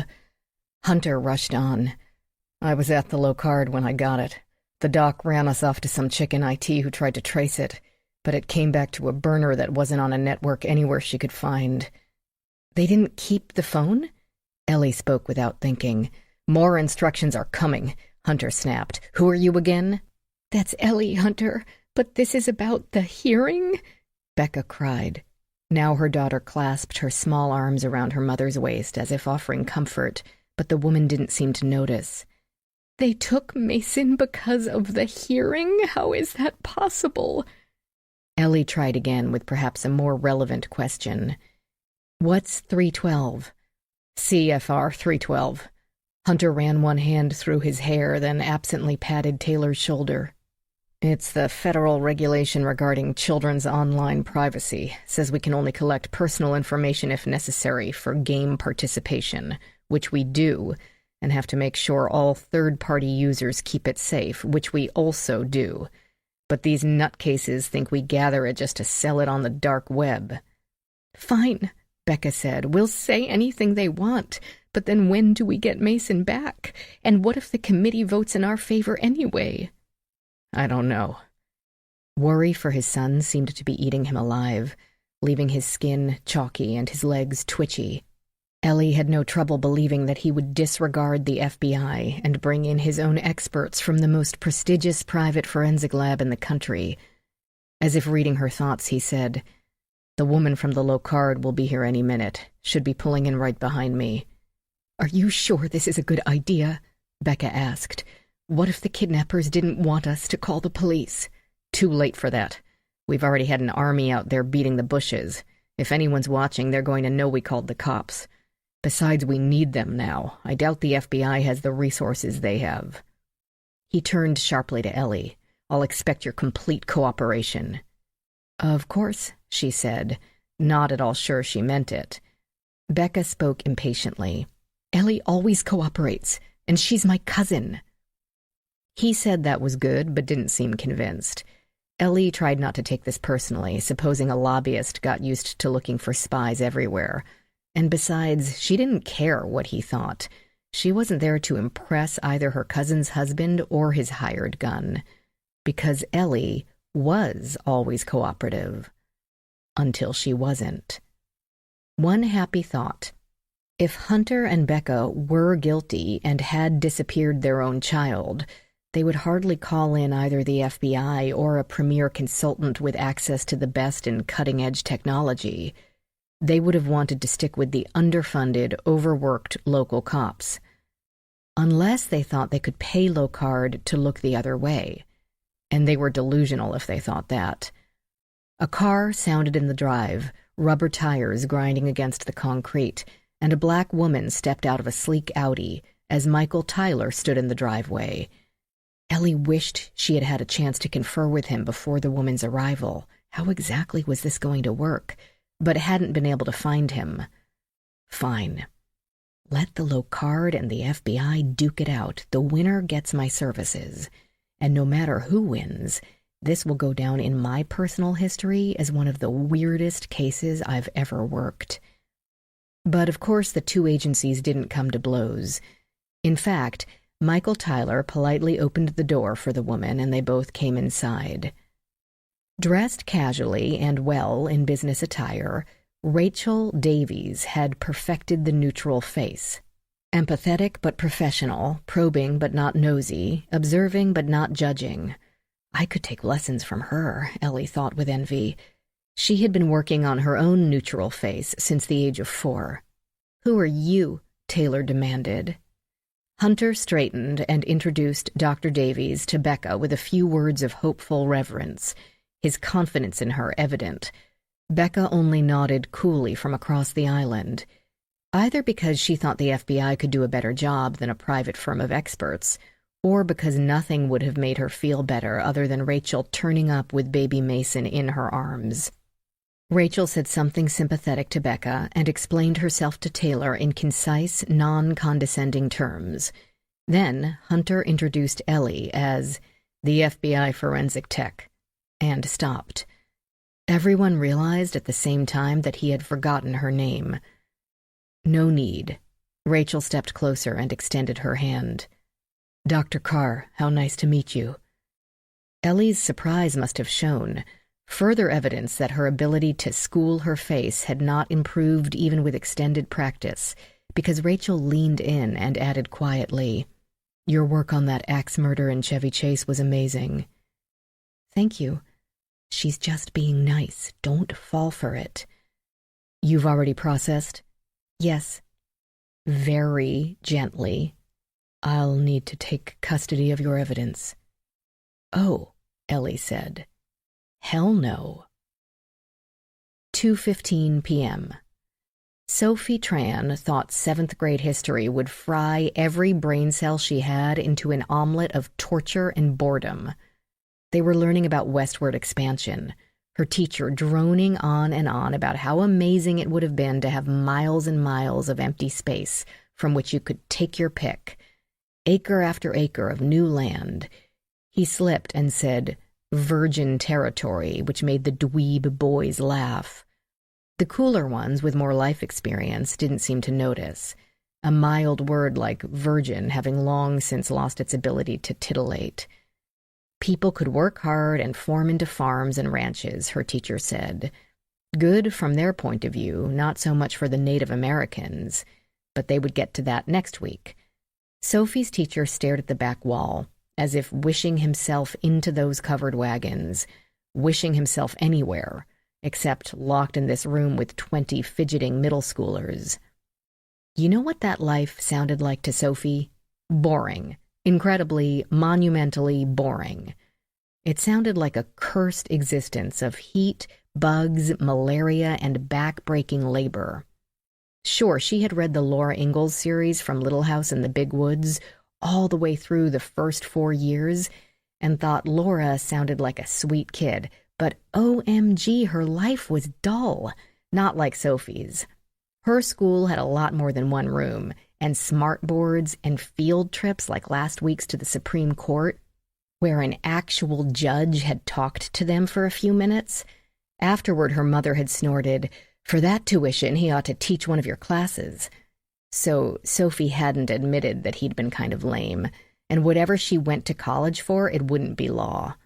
And instead of having to wear long dresses everywhere, ugh, Sophie got to wear bike shorts and a sports bra when it was hot, though her mother still wouldn't let her go to the store or any place real in them. So maybe not everything had changed since Laura Ingalls' day.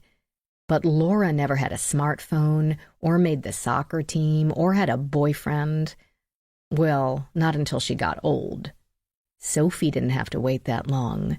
She would be meeting her new boyfriend after practice that afternoon. She'd only been chatting with Liam for a month, but he seemed amazingly mature. She hadn't even known Lion's Reach, her fave online game, had a chat feature until he'd messaged her.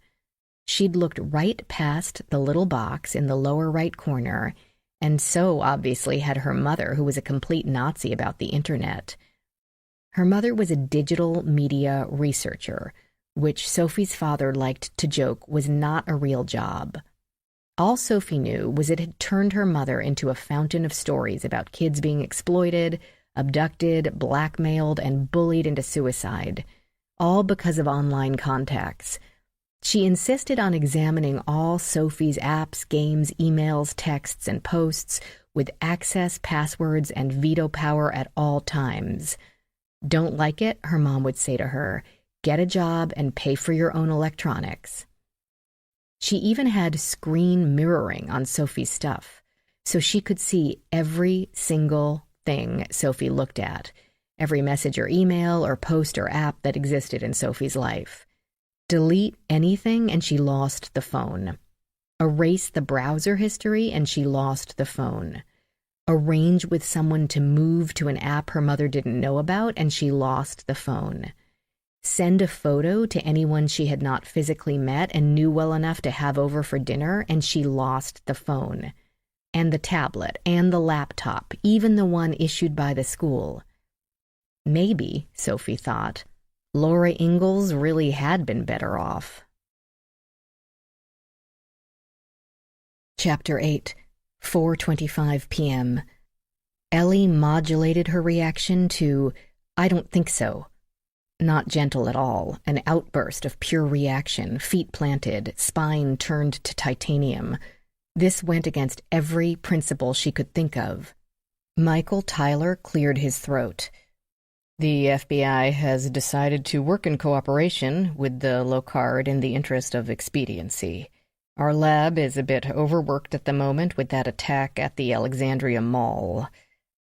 He let his voice trail off, quite discreetly for such a large man. The wording wasn't lost on her. The FBI decided, not I or we decided. This had come from above his pay grade, meaning it was also above hers. She had no choice.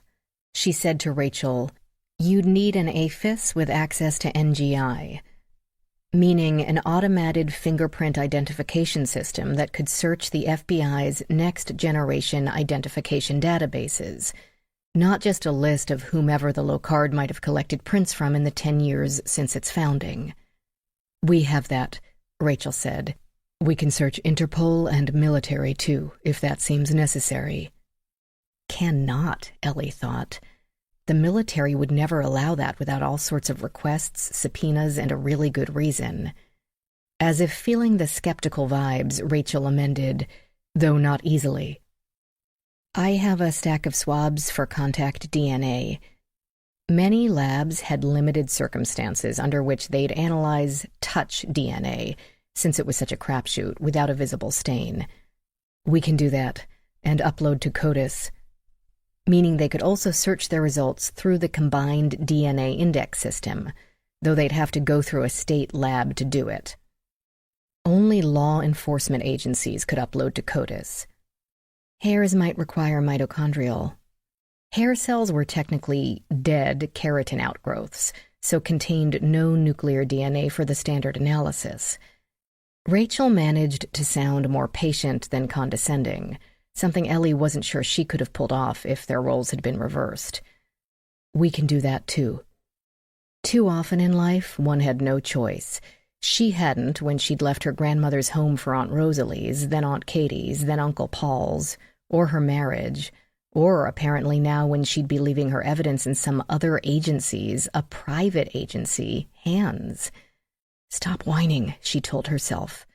Forensic work was, by definition, reactive. A crime had occurred, and her job was to assist the investigators, not take over. The FBI wrote her checks. If it was okay with the SACs, it would be okay with her. That was how it worked.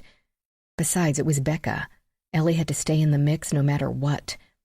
She summoned up the best neutral face she could and barely avoided throwing a scorching glare in Michael Tyler's direction. Okay.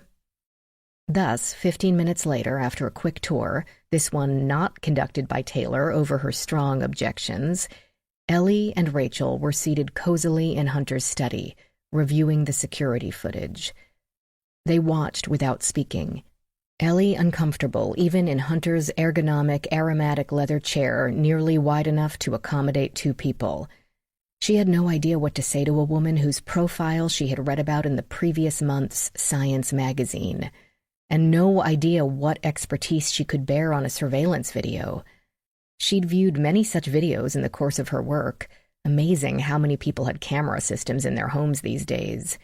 But that hardly qualified her as a digital image analyst. So she sat in silence and more than a little in awe of the woman next to her. Rachael Davies had dark skin, large eyes, striking features, and enough publishing credits to paper a wall. Rachael had started the playback from Wednesday morning, just in case someone they didn't know about had approached the house in the 24 hours preceding the disappearance. The cameras were indeed above each exterior door, 6 in all, wide enough to cover most of the ground between each door. There would be ground floor windows outside the reach of the various lenses, but the FBI agents and Ellie had found each one locked and without any signs of disturbance. The cameras operated on motion activation, but were almost always recording, between bushes waving in the wind and the occasional bird. 2 were not perfectly positioned. The one above the French doors leading to Becca's office did not show the 4 or 5 feet of space adjacent to the house. Only the expansive lawn out to the small dock at the river. Then the one above the rear center door on the veranda immediately opposite. Through over 100 feet of house, the front door, That camera skewed toward the south, leaving the rear of the garage unseen. The two women watched in silence as the picture lightened from grays and blacks to the yellows and pinks of early dawn. A Tesla emerged from one of the garage doors and drove out to the road as the door behind it closed automatically. Ellie could glimpse a blond man through the driver's side window, Hunter on his way to work. The pinks and yellows turned to the deep greens of the tree's foliage against a cobalt blue sky. Soon the garage expelled a large gray SUV, Becca, at the wheel, the hint of a small head in the back seat.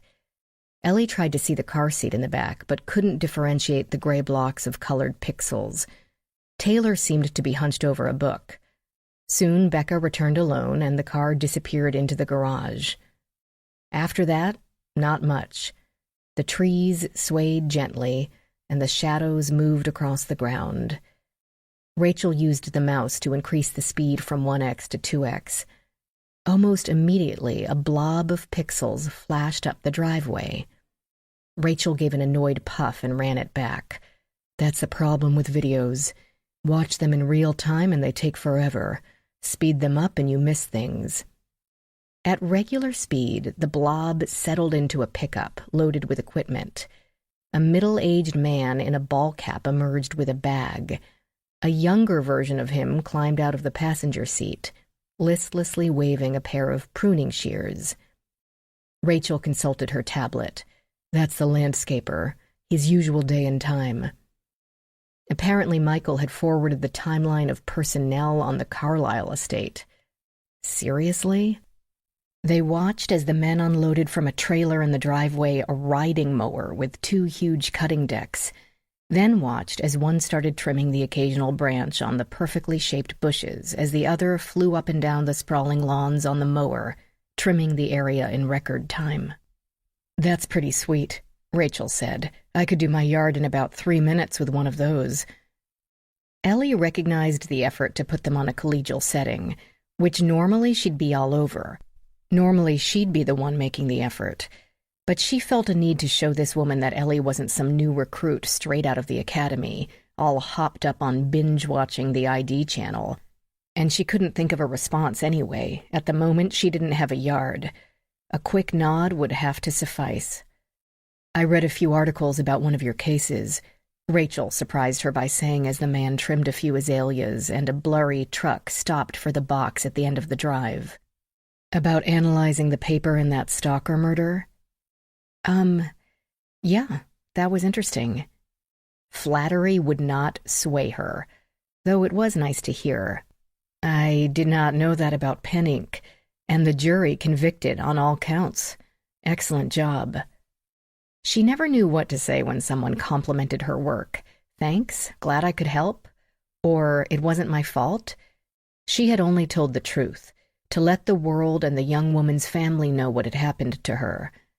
Now a second person would die from a lethal injection, while the first one had not been resurrected. So, glad didn't quite cover it.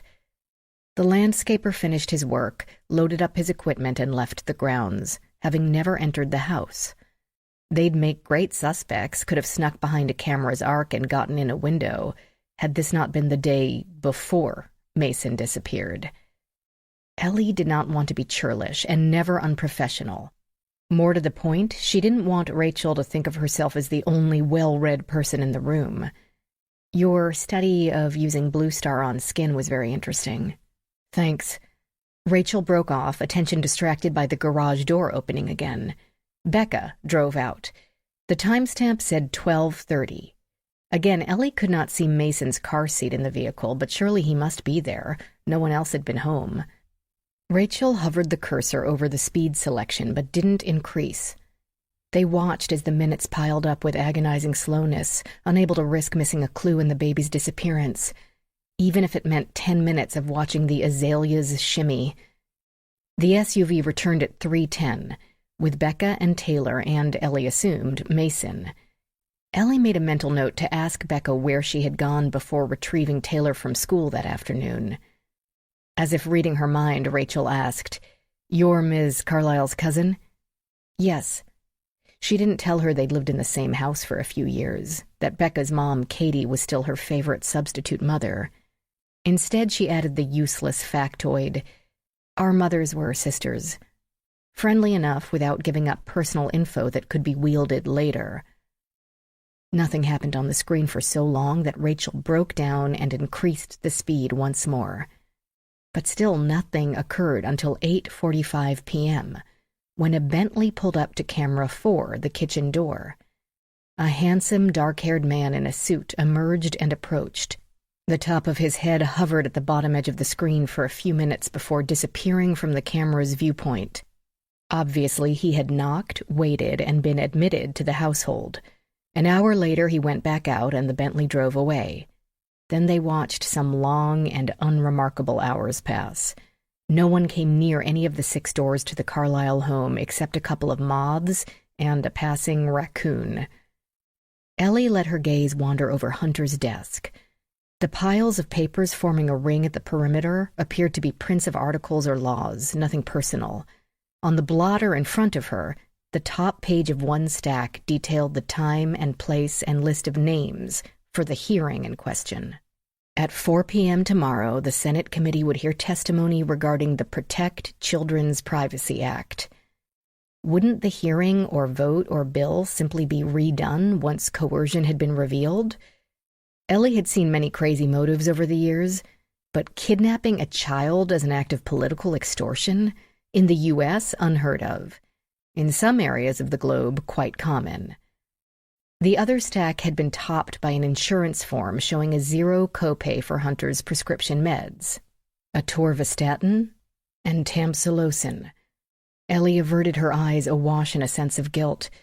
She'd been asked to help guide them through a criminal event, not pry into her cousin's husband's medical history. Hunter's cholesterol level did not suggest any relevancy to the disappearance of the baby. She got up to stretch her legs and once again admired the view from the windows of the rolling grass, still green in the heat. They must have a sprinkler system, or the landscapers came more than once a week, and the shimmering Potomac beyond it. The old-fashioned windows lent such an air of old-world money to the place. But she didn't envy the work it must take to clean them, especially since she'd left a light coating of fingerprint powder over much of their surfaces. Even the window cranks lined up in perfect order, standing erect at 1 o'clock. All except on the window centered over the credenza behind Hunter's workspace. The long, heavy structure in the same burnished cherry as the desk. It lagged at 5 o'clock.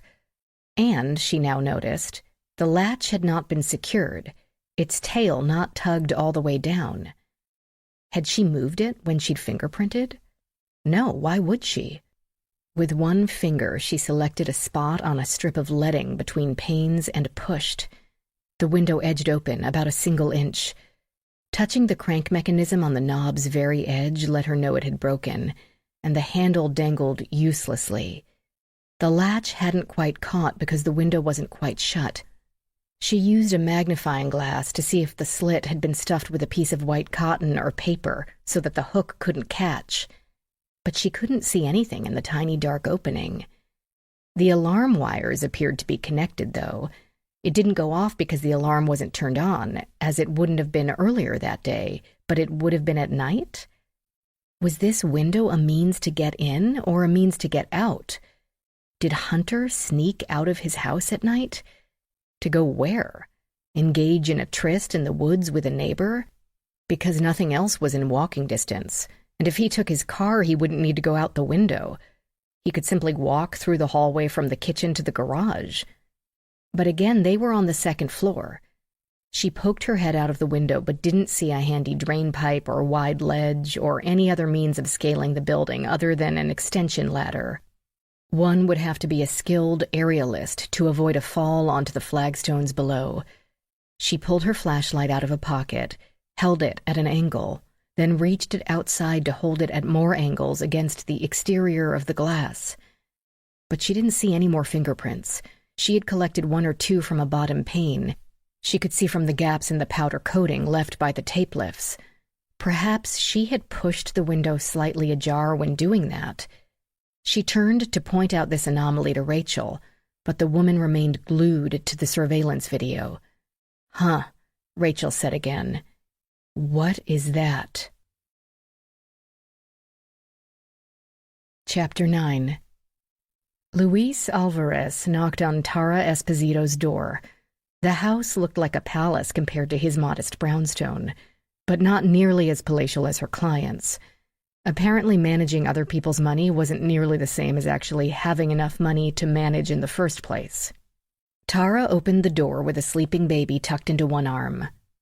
"I've been afraid to let go of her after what happened to Becca. I know that's silly." She ushered him into a great room area consisting of a showplace kitchen, a dining nook, and a family room that fit 2 full-size sofas, a fireplace under a 70-inch flat screen, 3 bookcases, and a computer desk tucked into a bay window extension. It smelled of cinnamon, which made him hungry. At least one baby toy, blanket, diaper, unused, or bottle marked each surface, as testament to the priorities of this household. Tara waved him toward a brown suede couch. "But maybe not that silly. I don't know. Someone who would target the Carlyles would hardly notice my tax bracket. But if motherhood has taught me one thing, it's that logic stops applying." Tara Esposito didn't quite fit the DC power broker image. She had the looks, honey gold hair that hung past her shoulder blades, exquisite but comfortable clothes, slender to the point of borderline anorexia. Yet her eyes and face seemed too soft, more suited to kindergarten teacher than financial wizard. Her voice uncertain. He said, "I can understand that." "You have children?" she asked him. 2. 1 more in about 4 more months. Which might have been why his partner asked him to do this interview, while Michael stayed at the house. He had insisted all babies looked alike to him, which Luis doubted, since Michael had 2 kids with his ex. But Luis could see right away that the sleeping Harper, A, existed, and B, had not been switched with Mason. Mason's round little cherub face topped with dark peach fuzz hair could not be confused with the baby now 3 feet away from him. Harper had a more oval face, pointing chin, and apparently favored her mother with white blonde tresses already growing in. She had a nose like his second boy, Thiago. They didn't know what their third would be, though he'd been trying to talk his wife into letting the doctor tell them. She said she didn't care, but Luis was dying for a little girl. He'd been staring too long. "I want to help," Tara prompted. "I can't stand the thought of that sweet baby. And what Becca must be feeling. Oh, can I get you anything? Water, soda, coffee? It's no trouble." He could have killed for a latte, but didn't want to eat up any unnecessary time, couldn't rationalize his own comfort when a baby had been taken. Every minute without success felt like a needle prick. Besides, witnesses or suspects often fussed with refreshments as an avoidance technique. He made his voice extra calm. "No, thank you. Tell me what happened today." As she spoke, he checked notes, compared times. She told the same story Becca Carlyle had, not word for word, and with slight vagaries in the timing. But those made her sound more truthful and not less. She'd been up early with Harper, fed her, put together a portfolio for another client while Harper napped. "I'm still on maternity leave, technically, though I already did half my work from home, so you could say I'm part-time." "And you work at?" "Proctor Wealth Management. I'm a partner. I'll tell you the truth, I'm not even sure I want to go back unless I can work from home full-time." She told him that she threw some papers she needed Becca to sign in her diaper bag and packed up Harper and drove over there. Harper fell asleep on the way, always a good thing. She'd had a rough night. Tara suspected colic, but the baby doc did not agree. "Was this a business meeting?" "No, yes. It was only supposed to be a coffee clatch, new moms catching up kind of thing. But we always wind up on business one way or another. I handle their investments, accounts, taxes. If we're not talking about their money, we're talking about other people's money, or other people's bills, or other people's scandals. And the babies, too, of course." "What were the papers for?" Tara Esposito spoke with unconscious animation, the muscles in her face and the shifting of her body describing each word beyond its technical meaning, the blonde tresses quivering like a waterfall. "Okay. Look, Becca said I should tell you anything, including her financials, even things that would normally be confidential." Understood. This wasn't gossip. She had the client's permission. Tara Esposito adhered to her profession's rules. "It really wasn't anything urgent. I only wanted to move some funds out of her callable notes to Hunter's SEP. Nothing terribly time-sensitive. I mostly just felt like getting out of the house. It's all prep work for the IPO." Her fingers found the large diamond around her neck and rubbed it, ostensibly straightening the pendant, but also engaging in a classic pacifying action for people who are stressed or fearful. Plenty in this situation to be fearful about. So why would the mention of Kid Fund's initial public offering set it off? "The Kid Fund IPO?" Luis spoke casually, trying to give the impression he knew all about it. "It's been mentioned. Are you involved with that?" "No. I handle Hunter's personal finances, not business. He's got his own bookkeepers at Carlisle Communications, and I don't have anything to do with Kid Fund or the legislation." Interesting wording. She handled Hunter's personal finances, with a slight inflection on Hunter, not Hunter and Becca, and personal. She went on, "They're hoping for a 100, maybe 150% increase in the stock price with the IPO. Ambitious, but it's been done. Airbnb, DoorDash almost. With Hunter's stake in the company, he's going to have a huge influx of cash and needs a plan in place to deal with that." Nice problem to have. "If the IPO is successful." She stopped, paused, then inspected her child again as if the baby had stirred. She had not. "Why wouldn't it be?" She laid the baby on the sofa in front of her, surrounded the infant with pillows. The little girl sighed and stretched, but remained blissfully silent, eyes closed. Tara kept her hand on the baby's ankle, as if a kidnapper might lurk in the next room. "This direct messaging ban sank recent revenues, as I'm sure you know." He didn't, but nice of her not to assume that. "An IPO is quite the undertaking. They had to bring in independent auditors to look at their historical financials, as well as their history of general governance, board meetings held, meeting minutes taken, the compensation committee that oversees executive pay, company bonus programs, so on and so forth.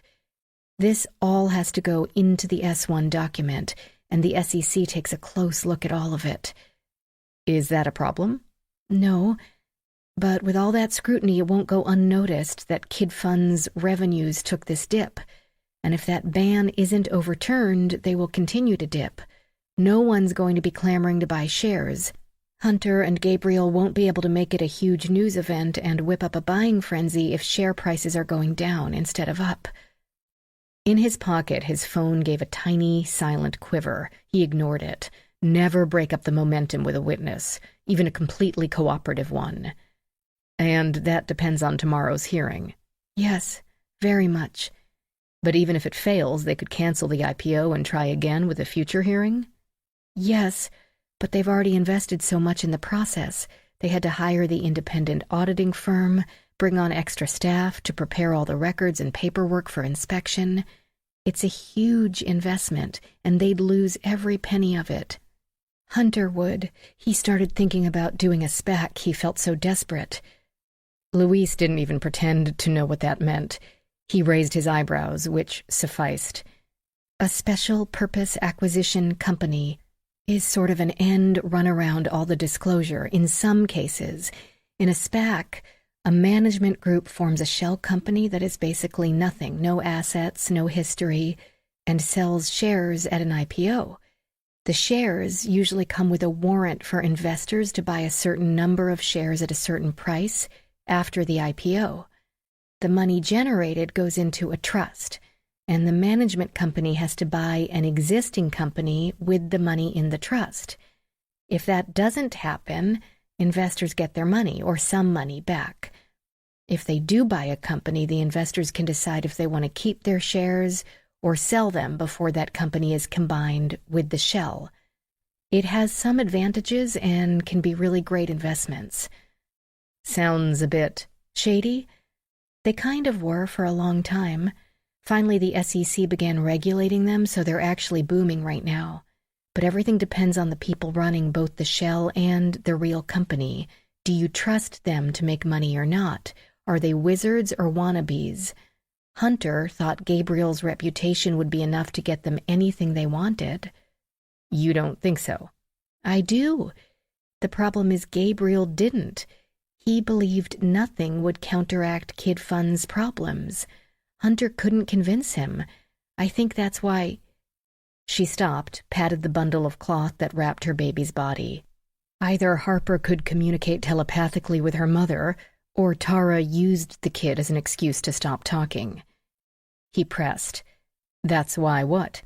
She continued to hesitate, and the business-related clues, to which he hadn't paid much attention in what seemed to be a domestic incident, clicked for him. He said, Hunter's going to sell out after the IPO. The value of the shares go up, he sells them all. That's why he needs places to put the funds. Tara neither confirmed nor denied. It's a huge amount of money, enough to ensure anything they could want in the future and anything the kids... She hesitated, then purposefully used the plural. The kids might need... So this hearing really is vital. No longer a question. Completely vital. For the first time, Louise could understand why Hunter and Becca might be preoccupied with their work in the face of their child's loss. Not understand exactly, but it made them less nuts than he had originally thought. How did the former figure into the latter, though? Becca might have been so stressed that she accidentally killed Mason. They might be planning to ask for a ransom that they themselves would steal, in order to hide some of their funds from the taxman in case their bank account took a hit. Maybe they sold Mason to raise money to pay for the IPO. No theory seemed too outrageous to consider, but none even wobbled toward convincing either. Okay, sorry, I got sidetracked. We were going over your day. You arrived at the Carlisle house. Tara coughed and Harper's tiny fist jerked. They both inspected the baby, waited, then continued.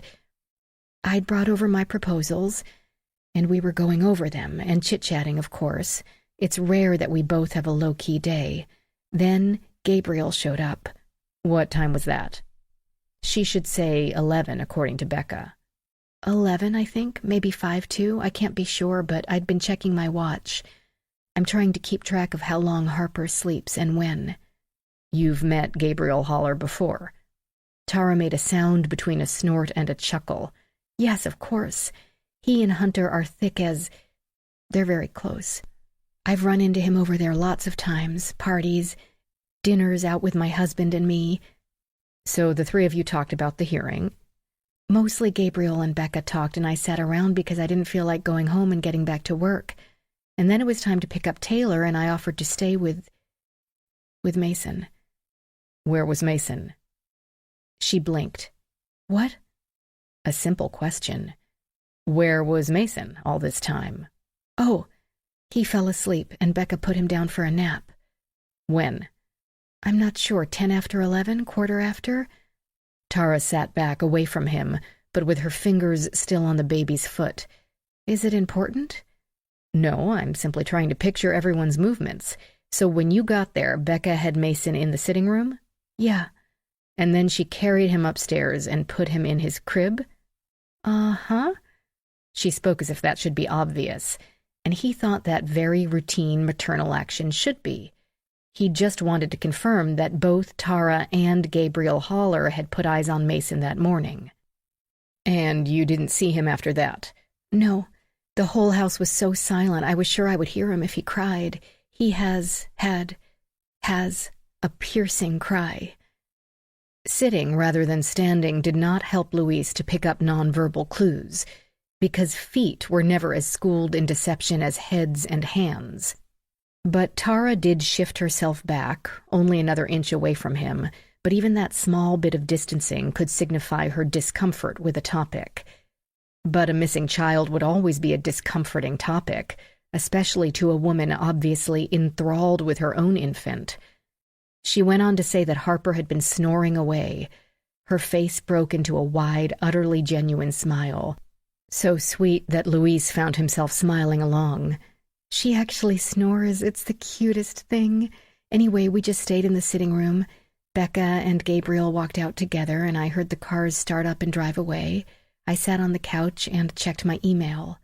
"You didn't go up to Mason's room?" "No." The smile faded to a great sadness, as if she could have stopped the kidnapping if only she hadn't been so interested in her social media. "Becca came back in, 20 or 30 minutes. Harper had begun to stir, and I knew she'd want to eat as soon as she woke, so I had already packed up my stuff. Becca gave me a hug, and I left." Weariness showed in the beautiful face, and she rubbed one eyebrow with the back of a hand. "That was it." Luis waited to see if she would add anything more, but provided this had all been the truth, she had nothing more to give. "What else can you tell me about the nanny?" The expressive face reacted to the change in topics, but without apprehension. "Jenny, she's great. Puts up with Taylor, who can be a challenge, and she isn't here, you know." All the players had made it abundantly clear that Jenny Cho had not been in the country when the kidnapping occurred. Just as Becca had made it clear that Tara had not left the house with Mason tucked under one arm. His phone shivered again. This time she heard it, gaze flickering to his pocket, but he said, "Any other difficulties with Jenny's work here? Any tensions that she might have felt for the Carlyles, or vice versa?" "Nothing that I know of." "All right. Can you think of anyone who would want Mason badly enough to kidnap him?" "Like some baby-obsessed woman? I can totally understand if someone couldn't have... I don't know what I'd do without Harper, but no. All of our friends either have kids of their own or don't on purpose. I mean, it could be someone we don't know, but how could they get in and out of the house without Becca realizing it?" "That's what I keep coming back to. Okay, last question, then I'll let you go. Can you think of anyone who would want to do this to the Carlyles?" "No one. I just can't imagine. If it were Harper, I'd have to be sedated." Her eyes filled with tears at the thought of the baby, utterly helpless to affect his fate. Luis felt his own throat tighten up as well. His job required objectivity, but he couldn't help but picture his 2, soon-to-be 3, if anything happened to them. "They'd better keep an extra close eye on Taylor," Tara whispered, "just to be sure." Chapter 10. 3:16 p.m. Noah Thomas saw the woman as she walked up to the pickup office window and typed the security number into the board there. She wore a green polo shirt with a name tag and held a clipboard from which she checked the number to be sure. The dorky admin working the window that day checked her monitor, fumbled through a pile of papers to make sure there had been a note from Noah's dad delivered, and finally said Noah could leave. "Noah?" the woman asked as soon as he emerged, her gaze locking on like a laser beam, simile, not metaphor. Not that it was difficult to pick him out. Black kids were a distinct minority at the school. "Noah Thomas?" "That's me." He tried to look her in the face but didn't want to. He really hated talking to adults he didn't know. Her name tag read Millie underneath Home Run Camp in plain letters. It was one of those plastic sleeves with a paper insert so you can print your own. His mother had made up a bunch for a charity barbecue she had to organize, and all the ladies complained because they had to stick pins in their clothes. "Great!" She led him to the kind of van not usually seen waiting for students in the controlled, schools-out chaos outside Virginia Prep. Dull beige paint and a dent in the rear fender. Noah hoped the accommodations would not match it. Once he'd gone to a summer camp that showed sparkling pools and fluffy beds in the brochure, but actually the pillows had smelled and there were dead ants stuck around the baseboards. Noah would camp out in a tent with no bug spray for the chance to hone his fastball, but that didn't mean he preferred it. He stuck right to her side. She might be picking up a group of kids, and if they filled up that van, would he have to wait for another? But no worries, the seats were empty, and the tires worn, spots of rust along the doors.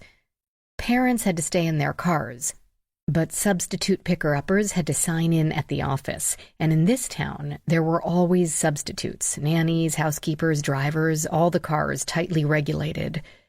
Noah didn't know what the school worried about more, kids being snatched by non-custodial parents, or kids getting creamed by some diplomat's Range Rover. A horn beeped, probably at them. The pickup line was cutthroat. His dad said he'd rather get in the middle of warring biker gangs than pick-up line parents. Millie pulled open the side door. "Your mother already dropped off your stuff at the camp, and we took care of all the paperwork online. Hop in." He grasped the frame, slinging his overstuffed backpack over one shoulder. "I'll take that," she said, and pulled it from him in one smooth motion. "You sure? It's heavy." "What a polite young man you are, but it's fine." She hitched it over her own shoulder as he settled in the seat nearest the door. As she did, the name tag flopped up enough to reveal an embroidered logo underneath it. Carson's Car Wash. "Anybody else coming?" Noah asked her. He hoped Barry Wilson wouldn't. Barry was a year older than him and big, and went to baseball camp every summer for weeks and weeks. Barry had tried out for the traveling team twice already. "Just you from this location." She slid the door shut and walked around the vehicle, got in the driver's seat. Somehow, she crammed his backpack in front of her seat next to the door, practically under her legs, though they had an entire van to store it in. A horn blared again. "We'd better get going," Millie said. "They're pretty impatient here, aren't they?" 4:32 p.m. In the video, the colorful landscape had faded to the grays and blacks of the previous night. Pixels shifted and floated and settled into a figure in white, walking away from the house. The time read 11:55. "What door is that?" "Becca's office," Ellie said. Rachael said, "Why didn't the alarm sound? Surely Becca would have set it before going to sleep." "Especially with Hunter out of town." Wait, did that sound chauvinistic? It sounded chauvinistic. Ellie spoke without thinking, forgetting to be prickly, but then prickly had never been something she could keep up for very long. Rachael made a sound between a snort and a chuckle. Or it was Hunter's nightly habit and she forgot to do it. Or, Ellie said, Taylor turned it off. Because as they watched the video progress, the figure gained definition briefly before moving out of range and turning grainy. Straight hair past the shoulder blades, but not as dark as Becca's. The anime graphics on the pajama pants were surely too juvenile for her cousin to wear, and the lilac bush that brushed Ellie's shoulder that afternoon came level with the figure's head. It had to be Taylor. The little girl walked in a straight line to the dock, moving to the end of it. At this distance, Taylor became a light-colored stick, with the occasional shard of a limb as appendages, only vaguely recognizable as human. The figure stood still, then made a sharp movement, then still again. "Did she just throw something in the water?" Ellie asked aloud. It looked as if Taylor threw a white bundle into the river, a bundle the size of a small dog. Or a baby. Ellie only then recognized that she had been carrying something, since they'd only seen her from the back as she left the house, something large enough to require both hands. Taylor stood at the edge for what seemed like a long time, but less than a minute according to the timestamp. Then she turned around and made another straight line back to the door she'd exited. On the flagstones of the patio, she looked up at the camera. Perhaps she'd just remembered its existence, or she wanted to be seen. Rachael ran the recording back. The white stick at the edge of the dock, a quick flicker of a tiny white blob disappearing into the inky water or simply the night. "Definitely her," Rachael said. "This raises some questions." "To put it mildly," Ellie said. "What did she toss, if she threw anything, and it's not some trick of the light? Maybe her sleeve as she threw a stone? But why in the middle of the night? Rachael said, "Videos of dark areas are notoriously unreliable. Photos are all about light, and when the light isn't there, the pixels have to try to fill in the gaps. Then there's dust, clouds across the moon. That's why people think they see ghosts." Ellie didn't know if she was showing off or trying to prove her objectivity in regard to Ellie's family. "I know that. Or Taylor murdered her brother, and Becca concocted the whole kidnapping story the next day to protect her daughter. It's okay. I might be Becca's cousin, but I'm also a forensic specialist." Juvenile murderers weren't common, but hardly unheard of. Rachael considered this, looking at Ellie as if she could see through to the back of her skull. "All right, then.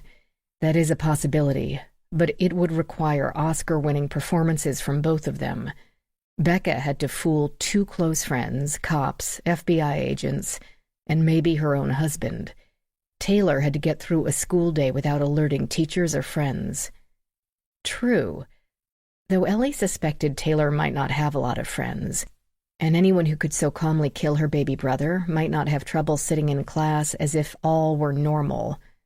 "What's Taylor like?" "I think she's an emotionally neglected, very lonely little girl who's in total denial about being a lonely little girl." But it seemed disloyal to say so, and besides, what the crap did she know about parenting? So she punted. "I don't know. Today is the first time I've ever spoken to her." "Is she into the paranormal at all?" "I wouldn't know." She had mentioned dragons. Preteen girls often are. "I know. They're old enough to want some personal power, but not old enough to date or get a job, and that frustration. Boys fantasize about being James Bond and killing anyone they don't like, and girls fantasize about being a witch. You can have anything you want. That's why the TV show Charmed is still in daily syndication." Rachael laughed. "I thought it was because the girls looked like models in every scene." "That too. It makes sense. Girls are trained to be unaggressive, maybe nurturing. Being able to blink up a new dress or new house for your bestie doesn't hurt anyone, unless you need it to. And imaginations are so strong at that age." "Exactly." But, Ellie thought, 2 girls Taylor's age had stabbed and left for dead a friend of theirs in order to please an urban legend known as Slender Man. Imaginations were weapons that could be used for evil as well as good. "We won't know until we ask her," Ellie said, which is extremely problematic. Even though neither of us in this capacity are law enforcement personnel, questioning a juvenile, because if she did murder her brother, anything she tells us needs to be admissible. We'll have to tell the SACs. "Yes, but we hardly want to call in the agents to grill the kid if she was tossing in birch leaves to summon a fairy godmother. We can clear it with Michael, but it won't hurt if you simply ask her." "Me?" Of course her, but it wasn't an idea she relished. In fact, her stomach screamed, no, no, no. Questioning people was not her forte. Questioning children, definitely not her forte. There was a reason she chose to work with fingerprints and bullet casings and other inanimate objects. You're her cousin. There's no legal complications, whatever she says to you, and for what it's worth, I don't believe she killed her brother. No child has that much acting ability. Ellie felt better at this validation. A little. We, apparently they were we now, need to ask this Gabriel and Tara if they actually saw Mason this morning or not, and pin Becca down about this morning. What time did she get up? When did Mason wake? When he ate? When he napped? Etc. And then ask again and again. Try to catch inconsistencies in her cousin's story. Try to catch her cousin in a lie. Rachael interrupted these thoughts. But if Becca woke to find the baby gone, made up the story to protect Taylor, why wouldn't she just open a window and call the cops right away? Why concoct this less believable story of Mason disappearing in the middle of the day when everyone was home? And why not erase or destroy this video? Taylor might not have told her the details. But that was a good point. Maybe Taylor really had been summoning a dragon. Images from the next day provided no surprises. The SUV left for Taylor's school, returning promptly this time. At 11:05 a.m., a woman with blonde hair and fair skin pulled up to the front in a Jaguar, toting a diaper bag on one side, the other shoulder dipping toward a baby carrier. The carrier had been covered with a thin blanket even in the warm air. The woman also hovered at the door at the lower edge of the camera's range before disappearing. "I assume that's Tara," Rachael said. "Neither of the best friends have a key to the house. Or don't bother to use it," Rachael said. True. Clearly Tara had her hands full. At 11:32 a.m., the Bentley pulled up to the kitchen door again, and the handsome man emerged, knocked, disappeared inside. Another 20 minutes elapsed. Gabriel left in the Bentley, and just as it had the previous afternoon, Becca's SUV left the garage and drove away. The Jaguar remained in the drive. The SUV returned at 12:30 p.m. Shortly afterward, Tara labored under her burdens back to her car and left. 8 minutes and 30 seconds later, at 12:48, the Tesla drove up the drive and entered the garage. Hunter had a bit of a lead foot, Ellie noted. Inside the house and away from the cameras, Becca would be caring for Taylor, Hunter unwinding after his trip. Ellie wondered if he would have gone in to look at his son. Ellie had grown up with school-aged children, but there had never been a baby in the household. On television, parents were obsessive about their kids, missing them terribly every minute apart. But maybe that wasn't reality. Maybe the 4-month-old had been a bad sleeper, with everyone under strict orders not to risk waking him until he alerted them with a wail. She had so many questions, but right now, none of them seemed relevant. Only one remained. Who removed Mason from the house? Assuming, of course, he was not still there. Blood relation or not, Ellie knew better than most that parents killed their children somewhere on the globe every day. They shook them too hard or wanted to quiet their screams, if only for a moment, with a hand over their mouth. They needed to get them out of the way for a few hours and dropped too much allergy medicine in their milk. Or they turned away from the bathtub, the changing table, the top of the stairs for just a moment, and then panicked, fearing prosecution, the anger of a spouse, or that their other children might be collected by the state. The Carlyles wouldn't be the first to cover up even an innocent event with the story of a mysterious stranger somehow entering their home. But that would not explain where the baby had physically gone. Hiding a corpse, even a small corpse, is not easy. And the cameras showed no movement outside until cop cars came screaming up to the circular turnaround in the front at 1:25 p.m. No one had left. And even if the baby had been discovered missing exactly when Hunter returned home, that gave them only 37 minutes to remove the child and come up with a story. Or if Becca discovered the crib as soon as Tara left, maybe 50.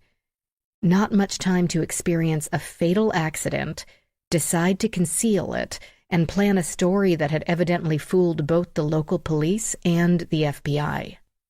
The scene outside the house continued with serene trees and the indifferent grass. Inside, chaos would have erupted. She glanced at the former pathologist. Rachel's eyes seemed glued to the timestamp.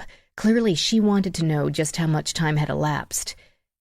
"When did the 911 call go out?" Ellie asked her. 1:15. Consistent with Becca's statement. But, Rachael said, did Becca see Mason? Between the time she got home and Tara left? Though Tara didn't seem to be carting out an extra baby. They ran the tape back. The blanket had not been replaced, and a white infant could be seen in the carrier waving one pudgy fist. But whether it was Harper or Mason, Ellie couldn't begin to guess. And she doubted the motion and the lighting would ever allow for the necessary clarity. Surely Becca would have noticed her own baby being carted out by the wrong mother. On the video, more officers arrived, and some remained outside walking the grounds, apparently checking every window and bush. They crisscrossed the grass, certainly looking for tracks. Some hovered at the river's edge, pointing and milling about. More went into the woods. Eventually, the unmarked SUV arrived, and 2 men in suits got out. One tall and imposing, and the other lighter and leaner. Michael Tyler and Luis Alvarez. "There they are," Rachael said. "Have you worked with them before?" If Rachael could pick her brains, she could return the favor. Yeah. Had them in my advanced shooting scenes class. Have you known them long? Never met them before today. Rachael seemed surprised, though the Bureau had nearly 900 special agents at the Washington field office. Good guys. I've never actually worked a case with them, but from what I saw, I would feel confident in their abilities if I were your cousin. Good to know, even though they're turning our investigation over to a private lab. But she would cooperate. She had always been cooperative.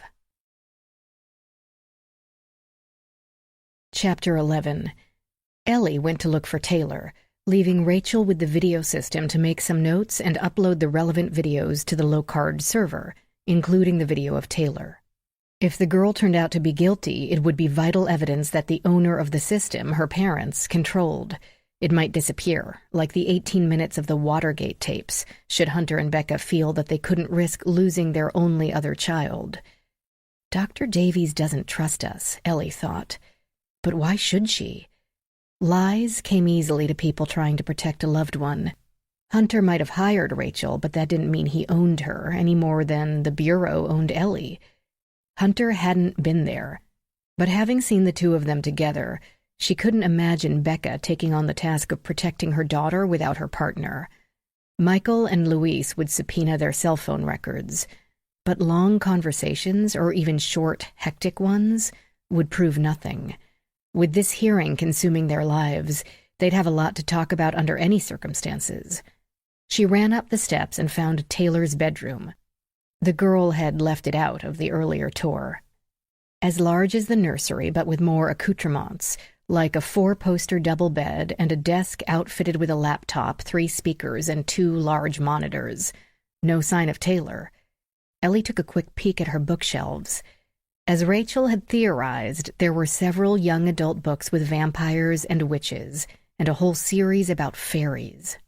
But most of the fiction tended toward mysteries, from classic Nancy Drew to graphic novels featuring an anime crime scene photographer.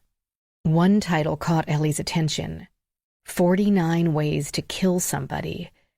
The slender paperback offered exactly that: briefly alphabetized descriptions of the pros and cons of stabbing, pro, quiet, con, messy, and car bombing, pro, not necessary to be present, con, requires serious mechanical knowledge.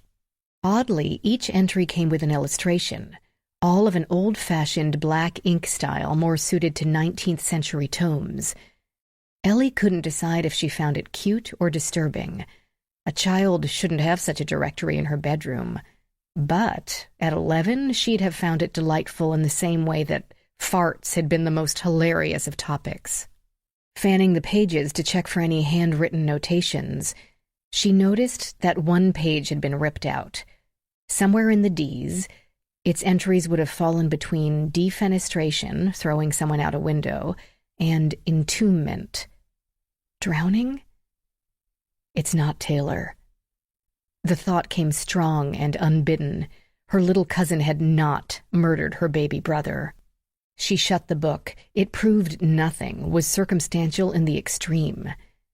Even if Taylor had killed her brother, why rip out the page?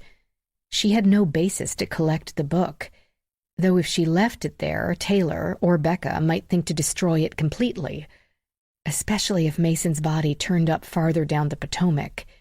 He'd been so tiny, he might be washed out to sea before anyone spotted him. Horrible thoughts, but none could advise her what to do right then.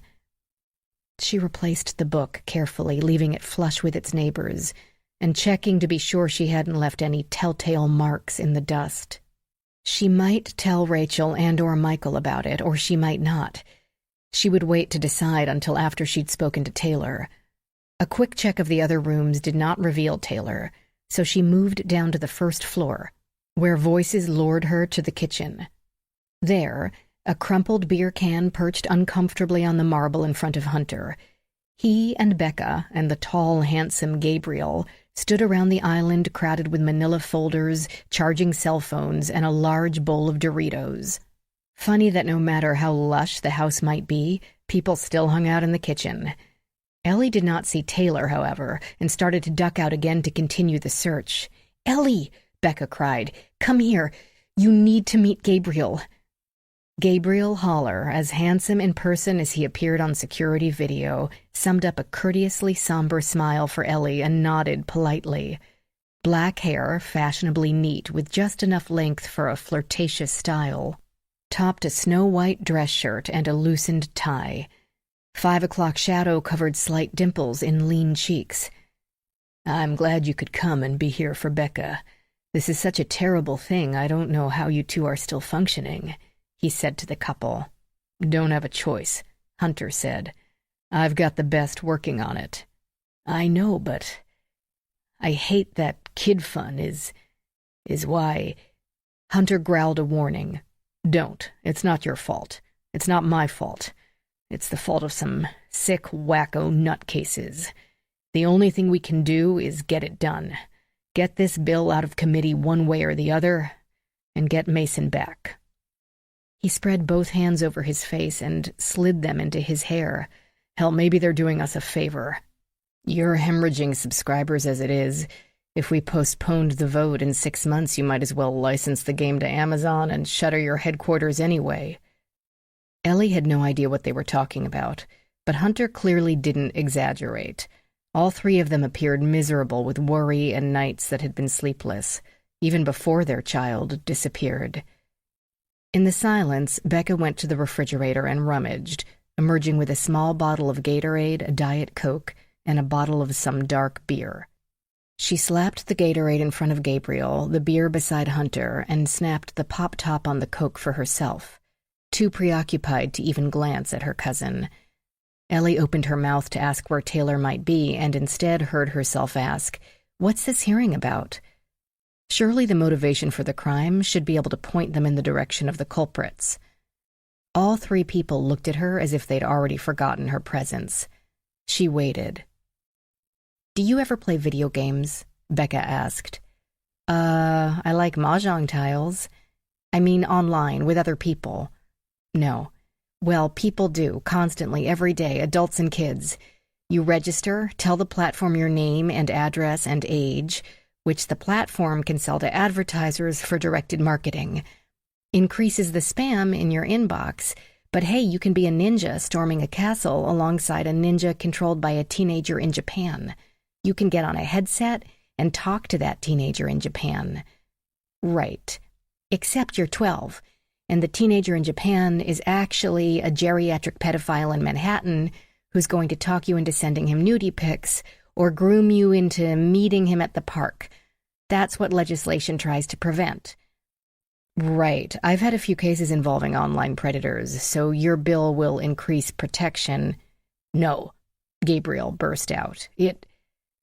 Look, maybe we should discuss this later. Maybe we shouldn't." "Talk about it in front of me, an outsider?" Ellie thought. "She's fine." Hunter waved his hand at the woman he'd only really met an hour or so before. "She's family." "Yeah, no problem," Becca said, her expression so neutral she might not have been listening. Gabriel ran both hands through his hair, then cracked the Gatorade. "Okay. Most games have the chat bar so that teams can chat or individuals can privately message each other. For most kids, this is the most fun part of it. They make friends. It's hard for us to imagine because we didn't grow up exactly like this, but they consider them really close friends, with kids in other parts of the country or even the world. It's fun for all of them, but especially for the ones who are restricted by location or poverty or even disability, it can be a lifeline. However, this is also where the pedophiles and bullies sneak in, and the next thing you know, your 12-year-old is being blackmailed for nudie pics. It is a concern. But to ban it is essentially the government saying you can't talk to each other. It's a violation of free speech." "Not exactly," Ellie said. "Only that they can't talk within that game." "Yes, but the talking is a huge chunk of the game. Turns out kids don't want to play if they can't talk." Hunter said, "So games designed for children and teens are hemorrhaging money, while games designed for adults are going on their merry way. Another reason why you can't tell me our rivals aren't feeding ammunition to the activists. Gabriel said, not quite as bitterly, additionally, all this is doing is pushing children into adult games. They're lying about their ages and pilfering their parents' IDs to fool the requirements, rushing toward disaster. 3 months ago, a senator named Griffin got a temporary ban passed that outlaws any DM direct messaging on any game designed for children or directed to children. We have adult players on our games, too. But since the very name of the company is Kid Fun, it's going to be impossible to convince Congress our games aren't directed at children. If minors register to play adult games, the DM feature has to be disabled on their screens. The current bill before Congress makes the ban permanent. Hunter said, the wacko citizens groups like Child Challenge and the adult gaming corporations backing them would love to see that happen. Destroy the competition and they can ooze right into that vacuum and suck up those profits. Since the temporary ban started, Kid Fun registrations have sunk by the day. Ellie summarized, so whoever took Mason wants you to throw the hearing, and instead of permanently repealing the ban, permanently install the ban. Hunter made a face. I guess so. Can you do that? Sure. It's winning that's tough. Losing is easy. He didn't add any more detail than that. Gabriel will be ruined. A $2.5 billion company of which I own 30%. $750 million. Yep. Gabriel mimed cheer. Might as well sell the office furniture and retire to Panama. They lapsed into silence. Ellie couldn't help but wonder what loss they mourned more, Mason or that $2.5 billion. Maybe it's for the best, Gabriel said. Hunter nearly spit out his beer. How can you say that? You started Kid Fun. Yes, but when it's more about revenue and data mining than game design, that's not what I... Oh my God. Just keep it together until after this hearing, okay? Then you can go climb a mountain in Tibet or do a sweat lodge with the Lakotas or whatever you need. Taylor's going to be disappointed, Becca said. She's spent days rehearsing her statement. Gabriel said, Statement? For the hearing. We thought she could talk about how much she likes the games, charms the pants off the committee. The plastic bottle clunked against the island counter. Taylor? Your Taylor? Testify at a... The news will be there, you know. C-SPAN will broadcast it. Hunter said, Exactly. The best advertisement if I'm willing to let my own kid play these games. It negates Child Challenge's argument that they're so dangerous. But it's a scary thing sitting there in that hot seat. I've climbed Denali, and hearings make me sweat. She's 11. Taylor? She'd eat it up. And 11's the perfect age, old enough to stick to a script, but still got that wide-eyed innocent look. Doesn't matter now, Becca pointed out. We're not going to dangle her in front of the kidnappers via a satellite dish. They've already got Mason. Where is Taylor? Ellie asked. Enough of their regret that they could no longer use their child for a prop. The three adults blinked in near unison. She's not in her room? Becca asked. Then she's probably outside. Somewhere. If Ellie had had something to drink, she would now be the one choking on it. Was her cousin, having lost one child to unknown forces, hoping the other one might get scooped up too? Becca added, Tell her to be careful by the water. She can't swim. Signed her up for lessons 3 times, but the kid refused to get in the pool. Ellie turned and walked out of the room. Chapter 12, 4:47 p.m. Ellie left the house through the central rear door and scanned the area, promptly catching sight of Taylor's school uniform disappearing into the woods at the south edge of the lawn. She struck out across the grass to intercept. Alone for a moment, she finally gave herself room to face one fact. None of this made any sense. None of it. How does a child disappear from a house in the middle of the day when no one left the premises? Why did Becca insist she stay part of the investigation when they had barely seen each other these past 15 years? Yes, Ellie would have inside knowledge of the investigation, which Becca would want whether innocent or guilty. How could radicals believe that a cryptic instruction to Hunter could change the course of a congressional committee vote in any permanent way? Surely, all the facts and figures Kid Fun would use to bolster their petition would have already been submitted. Wouldn't someone notice a 180-degree shift in their stance from DMs are fine to DMs are irretrievably harmful? Becca and Hunter seemed exhausted and haggard over the loss of their son. And yet, instead of insisting the FBI camp out on their doorstep, seemed to disregard them in favor of a cousin and a private institute more known for training and research. And why, after their home had been invaded and their child stolen, were they letting their other child wander around the large outdoors by herself? Shock could only explain so much. Cluelessness could only explain so much. Ellie might be more accustomed to working with the dead than the living, but her gut had not stopped screaming at her that these reactions were not normal. "Taylor!" Ellie shouted, nearing the trees. They were resplendent in hues of red and gold, oaks and maples and elms, but she didn't have time to appreciate the beauty. She focused only on the sliver of white shirt and dark blue skirt weaving among the trunks. A trail of weeds flattened into the dirt wound through the undergrowth, easy enough to follow. The soft odors of damp earth filled Ellie's head. Birds in the branches fell silent when she snapped a twig underfoot. "Taylor!" Something with thorns caught at Ellie's thigh and bit, and she used 2 seconds to extricate herself without tearing her pants. This would have been much easier in winter, or even late fall, after the leaves hit the ground, but right then they provided ample coverage for the girl. Ellie could barely see 20 feet in every direction. The thick canopy overhead blotted out the sunshine. Ellie walked on. The occasional broken branch indicated less used trails off to the sides, but nothing seemed fresh enough to follow.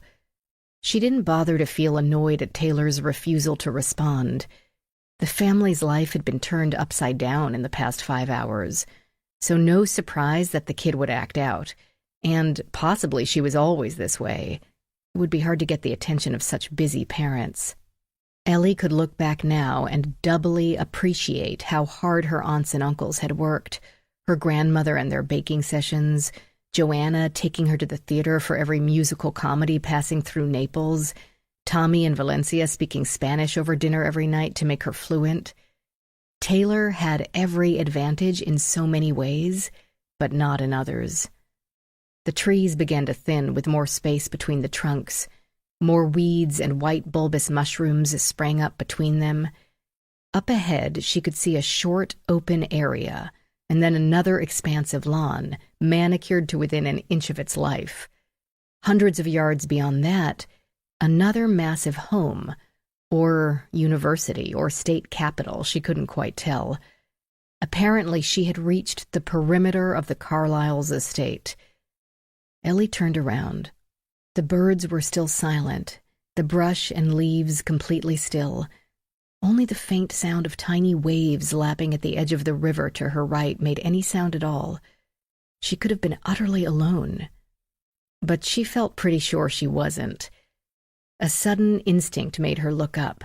There, nestled in the branches of a massive maple tree, sat Taylor, watching her with the limited curiosity of a cat watching a bird it won't bother to chase. Ellie stalked over to the trunk of the tree, keeping her head down, schooling her expression. Taylor was acting like a normal kid, she told herself, and Ellie was invading her personal hideout. Besides, if Taylor had thrown Mason into the river nearly 17 hours before, then Mason was dead. Haste would not make a difference now. So when Ellie reached the base of the maple, she grabbed a branch without hesitation and hauled herself up. She hadn't climbed a tree since leaving the mountains, but it wasn't highly specialized work. She progressed carefully, considering each branch for position and sturdiness before moving up another rung, opting for dignity over speed. She aimed for a thick branch opposite the bundle Taylor straddled. Another protruded from the trunk about a foot above it, providing a handy backrest. Ellie settled in, said nothing for a minute or two, then, "Nice view." They were about 15 feet off the ground. The treetops were not as solid as they'd seemed from below, and Ellie could see parts of the trail she'd just been on, part of the lawn behind the Carlisle house, and even, if she craned her neck, the southeast corner of the house. But mostly the river captured the attention, the blue shimmering in the sunlight, lined with trees only sometimes broken up by pieces of lawn, somehow appearing more blue than it did in downtown D.C. Like everything in this neighborhood, perfect. She stole the briefest of glances at Taylor. The girl had lost the slightly mocking air she'd worn since they'd met. Perhaps not entirely lost, but faded. "Your mother and I used to climb trees like this," Ellie told her. "In West Virginia, we'd spend all day in the woods. Well, the house was in the woods, so we could hardly help it." "Yeah. Mom said you lived with her when you were a kid?" "Yes, for about 3 years, with her and your Aunt Melissa." "Was it fun?" "Sometimes." She'd meant to sound more enthusiastic than that, but at least she'd stopped herself from saying no. The woods had been fun, and the house tucked among them, and the fresh air, and the river, and Aunt Katie. Her cousins, not so much. It should have been, spending the gorgeous West Virginia summers running up and down the hills with 2 girls close in age, under the modern-day hippie parenting style of Aunt Katie and her husband. It should have been a child's paradise. But growing up in a small town on an auto mechanic's wages, Becca and Missy felt the need to compete for everything. Attention, clothing, accessories, gold stars from teachers, friendships. And the pretty little orphan cousin from the big city represented a prize to be won. Ellie's 3 years in the Kavanaugh household quickly became one long tightrope to walk, struggling to balance, often falling, and never reaching safety. Go to the movies with Missy and come home to find Becca in tears. Work on the never-finished treehouse with Becca and endure 3 days of cold silence from Missy. Let the popular boy in class flirt with you and have your technique picked apart by both of them in a tag-team effort. Becca had been the queen of tearful, screaming drama, but Missy had actually been worse. Her haughty disdain could strike terror into Ellie's preteen heart, an ice-cold stiletto of contempt. It had taken years for Ellie to realize it had never been about her, Ellie. It wasn't love for her that drove them. They had likely never loved her at all. But they'd needed her love, needed it to grow like they needed food and water. The funny thing was, as they'd aged, as she knew from Aunt Katie and social media, Becca and Missy had grown close, sharing the clothes, friends, boys, thoughts they used to fight over. That was how it should be. They were sisters with more in common than they'd ever have with Ellie. Instead, her letters were never answered. Her texts lost. "It's so different from here," Taylor murmured. "Yes, a lot different. You've been there to visit your grandma and grandpa, right?" "Yes, 2 times. I had to stay there while Mom and Dad went out of the country. Gramps took me in a canoe on the river. Gram climbed a tree with me and we found a bird nest. There was a playground in the square, too," added the girl who was too exceptional to play. "Do they ever come here?" The enthusiasm faded. "1 time. Gramps kept walking around the house saying it's too big. Gram did the dishes even though we have a dishwasher and the cook lady did them anyway." "That sounds like them. And Dad doesn't really like having house guests." She swung both legs, hard scissors back and forth. "Mom says you lived with them because you were an orphan?" "Yes, that's true." "She says you had to move in with them after your dad killed your mom?" "That's not true," Ellie said. though she'd heard the rumor before. My mother wasn't killed by someone. She died in a car accident. My dad left me with my grandmother because he was afraid to raise a little kid all by himself. Oh, Taylor said. Sorry. To Ellie's surprise, she looked sorry, enough to make Ellie in turn feel sorry for suspecting the girl of fratricide. The disappearance of her brother, her own preoccupation with mystery and mayhem. The kid probably had visions of bloody murder dancing in her head instead of sugar plums and party dresses and superheroes. They wouldn't be easily erased. I'm sorry about your brother. Do you miss him? No. He was a dragon baby. Too young for platitudes and white lies. Mason had only been around for a few months, a constant usurper of her position in the household. Why would she miss him? Okay, but what does that mean? It means he had to go away and live with the dragons. Taylor broke off a twig and threw it down in a hasty, impatient arc, as if that fact should be obvious. Clearly she found Ellie's history more interesting than her brother's, or wanted to change the subject. Mom said your mom went into the river. Yes. The car went off the road, but it was an accident. Are you afraid of the water now? A logical but unexpected question. No, I wasn't in the car, so... Mom said you were... No, I wasn't. I think that was another family rumor. Ellie was sitting in a tree, trying to get Taylor to tell her what she'd thrown in the river last night, not revisit Ellie's past. But unbidden, she heard herself ask, Does your mom mention me a lot? Did I mean anything to her? No, I just heard her telling Dad that. Really? Ellie said. When? The girl shrugged and picked at a piece of bark. A while ago. Like yesterday, this morning, last week? If Hunter could convince the FBI to defer to the Locard, could he also get them to send out a particular ERT member? But Ellie really had been the only one available. She hadn't imagined her coworkers having been dispatched to the mall shooting, a bank robbery, and a terrorism search warrant. Adam had done the dispatching, but he had never met Hunter, so far as she knew. I think last week, Taylor said after screwing up her face in abject concentration. Can you swim? Swim? Yes. Benji couldn't swim, that's why he got drowned. But Mom said it was all right because he'd be all peaceful and never hurt again. Ellie could use this segue. Yes, your mother mentioned you don't want to swim. I can't. I'll wind up like Benji.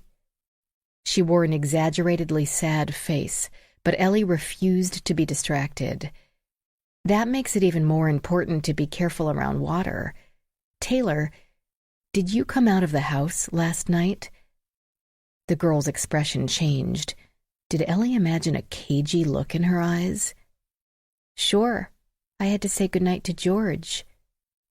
The stone lion. But it was quite late. I couldn't sleep. But you went past George and out on the grass. A blink, but no reaction. Did you see that on the security video? Yes, the security video. Why did you walk out to the river? You shouldn't play on the dock by yourself, especially in the dark. Another pause. I didn't. Taylor, I just said I watched the security video. I saw you. Look, there's a blue jay. Ellie didn't alter her gaze. Taylor, why did you walk to the river? What did you throw in it? The girl pumped her legs again, making distant leaves quiver. I don't know what you're talking about. Taylor, I don't know what you're talking about. The girl, Ellie thought, wasn't stonewalling because she felt panicked. The girl, Ellie thought, was enjoying the hell out of this. You threw something into the water. What was it? Taylor's hair swung over her shoulder as her head swiveled. You mean like that? Ellie followed her gaze. Parts of the shore were visible, some open, some choked with plants and fallen branches. But almost directly across from the tree in which they sat, a dirtied white cloth floated among the reeds. A reedy weed had snagged it, kept it from moving into deeper water or landing on the mud of the shore. Thinner edges of the piece of cloth swirled around a swollen oval in the center. Ellie leapt from her seat on the branch and climbed down the long trunk of the tree, descending in a fraction of the time it had taken her to go up.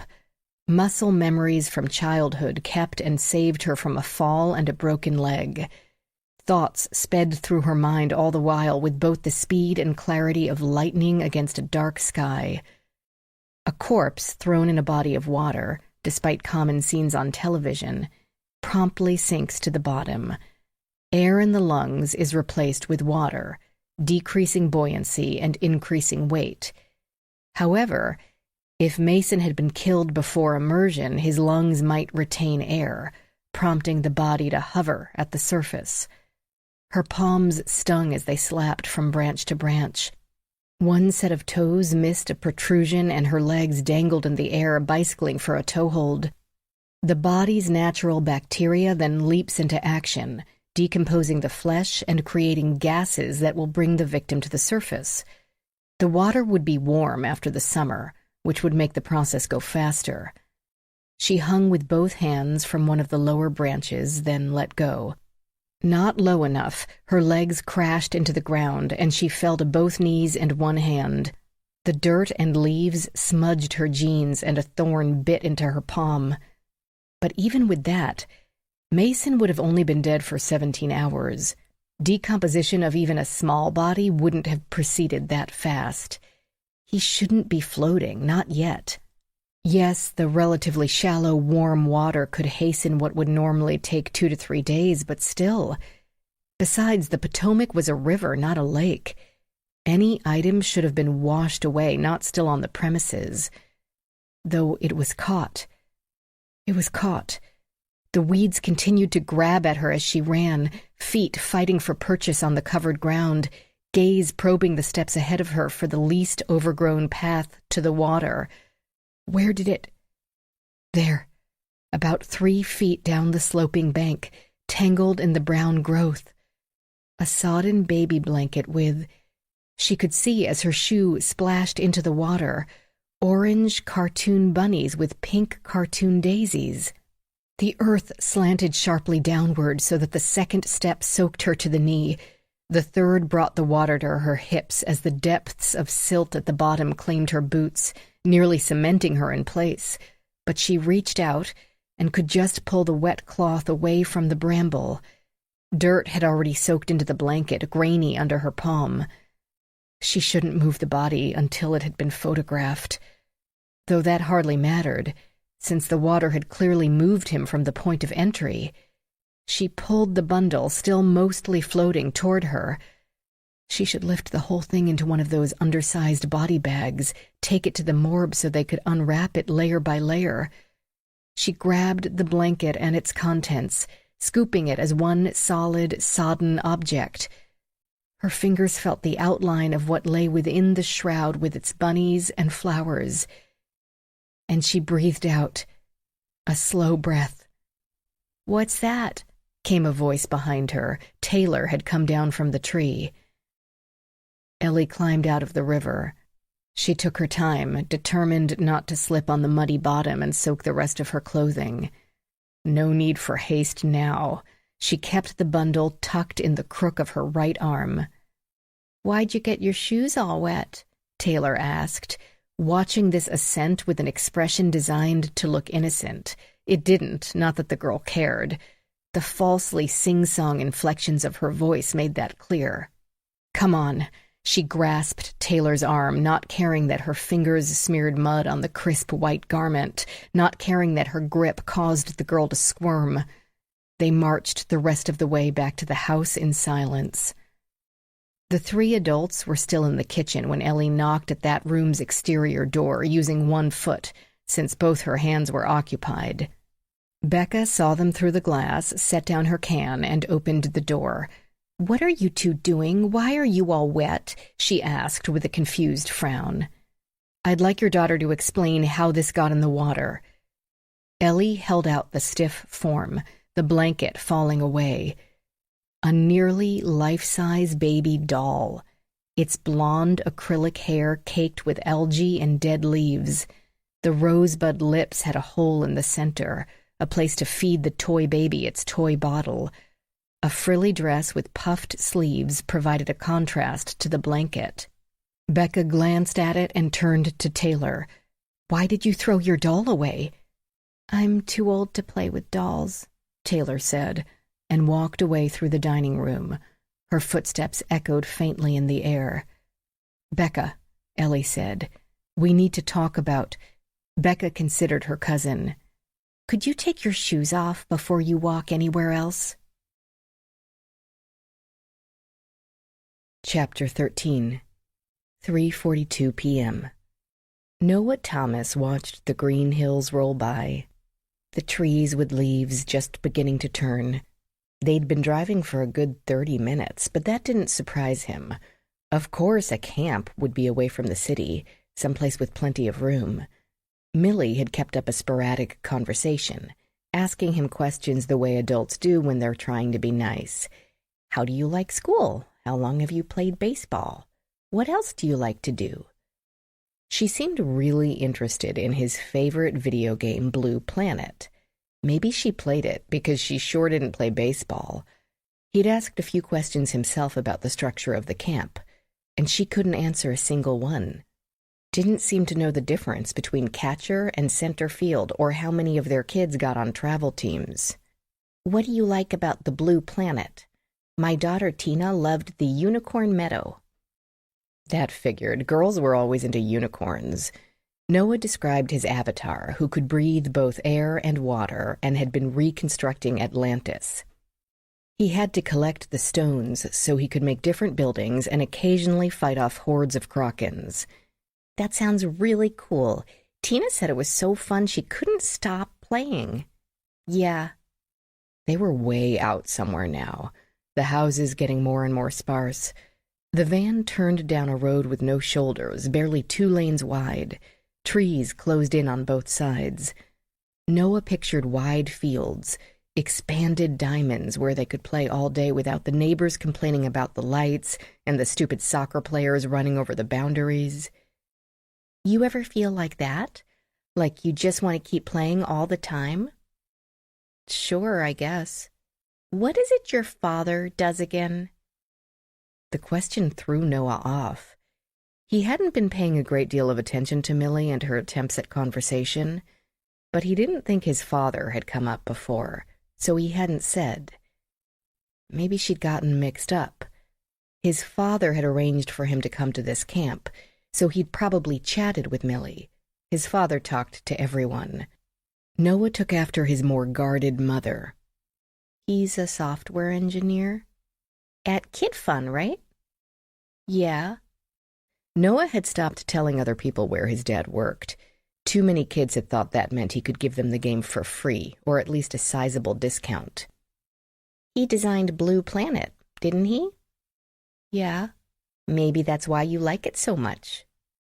Noah considered this.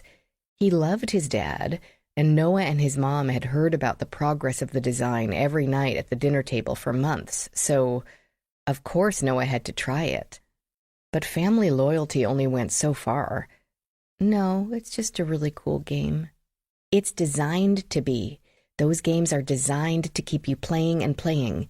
That's why there's never an end, only more levels. They want you to feel like you need to keep going, like you've never quite proven your skill. You always need to go one more step." Noah considered this too, but not deeply. Wasn't that the whole point of a video game? "It's like they're addicting. Do you feel like it's an addiction?" Noah didn't have to consider this. He knew the answer. "No." Adults were always talking about how kids were addicted to their screens, and they needed to go outside and play and actually talk to their friends instead of texting, blah, blah, blah. Texting meant Noah talked to his friends 24 hours a day. How much more did they want him to talk? "Have you heard of an addiction algorithm?" Actually, he had more dinner table conversation, but he didn't understand it. and had the vague feeling he didn't want to talk anymore, so he lied a little bit. No. It's the result of the data people like your dad have gathered from other games and statistical analysis and behavioral psychology. He's taken all that information and designed Blue Planet and Lion's Reach to use kids' minds against them, to make them want to do nothing else but play those games. Noah didn't understand why she was talking about this. Did she want a discount too? He watched the trees pass. But Millie went on. Finn says it's all based on Skinner's box, behavior and reward. He taught a rat to press a lever to get food.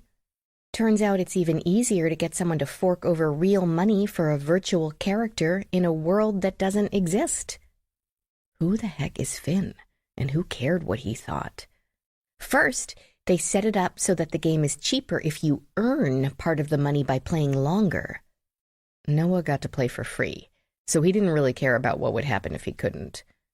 Then, present all sorts of loot to outfit your person who doesn't really exist.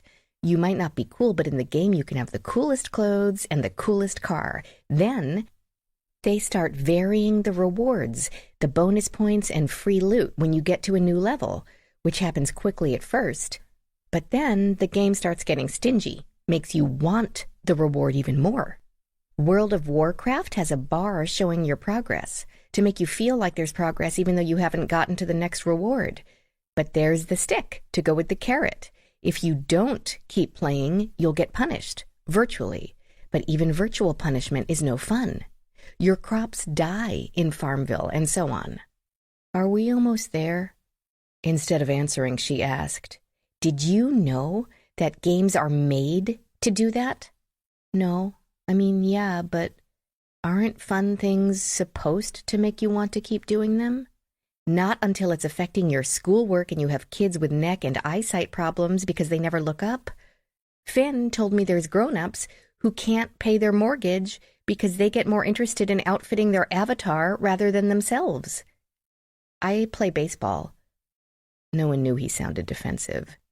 He wasn't a helpless troll with no life outside a video game. After all, wasn't he going to camp? Baseball was outside in real life, lots of fresh air and sunshine. Noah's mom commented on that fact at nearly every game. Millie gave a little sigh like his mom did when he was being funny, but she didn't think he was funny. That's wonderful. Do you talk to your father about his video games? Yeah. Is this it? They had pulled onto an even smaller road, which seemed to have come to an end. A large house and an even larger barn sat way in the back down the driveway, little more than 2 depressed tracks through weedy grass. Did he tell you that he designed this addiction algorithm? I thought you said that stuff happened in Farmville and Warcraft. Those aren't his. That sigh again. No. They're amateurs compared to him. He's perfected the technique in the kid fun games. Is this it? He asked again, hoping mightily that she would say no, that they were just there to pick up some other kid.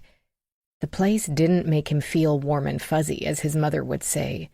Just that huge house and that even huger barn with its faded flat red paint. No other kids, and as far as Noah could see, no other cars, no bleachers, and not even a diamond.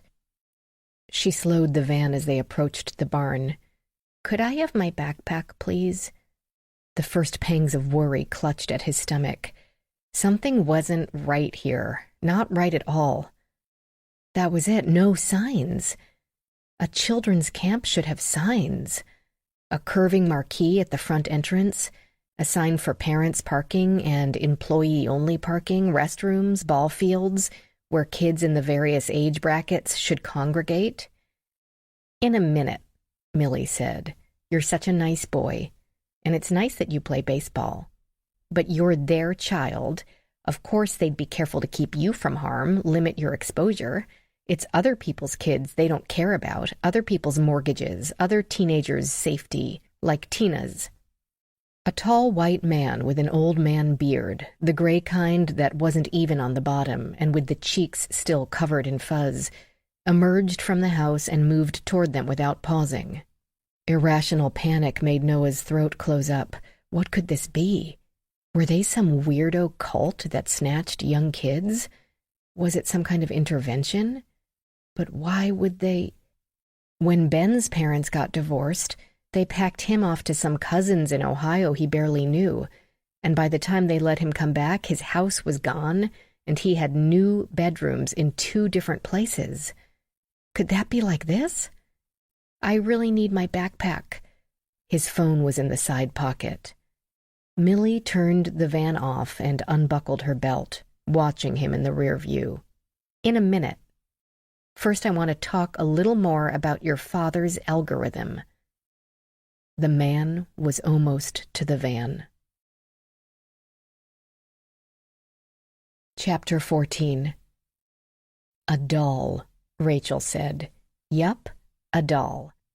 Ellie had changed out of her sodden pants and footwear. At least the crime scene van had her second emergency uniform and her old pair of work boots, all of which now smelled like the duffel they'd been stored in. A combination redolent of plastic and mildew.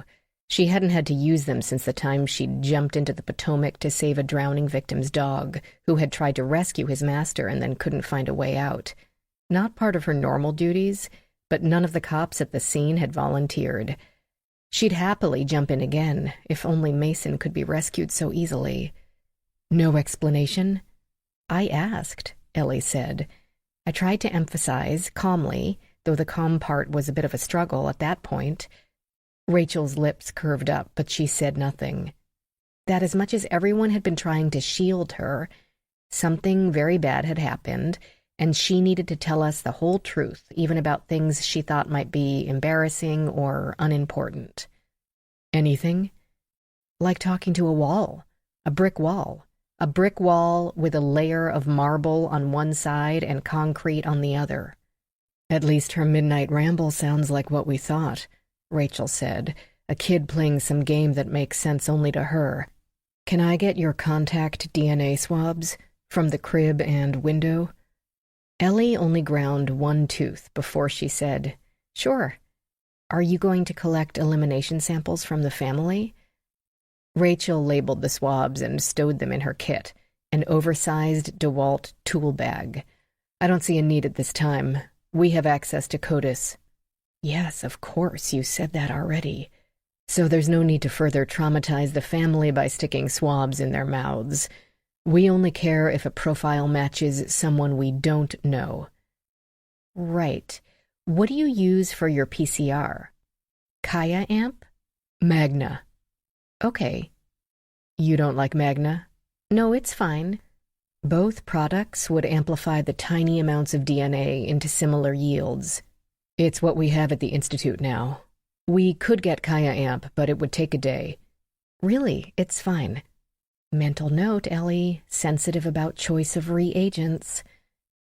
In the kitchen, debate about the next day's committee hearing continued to rage.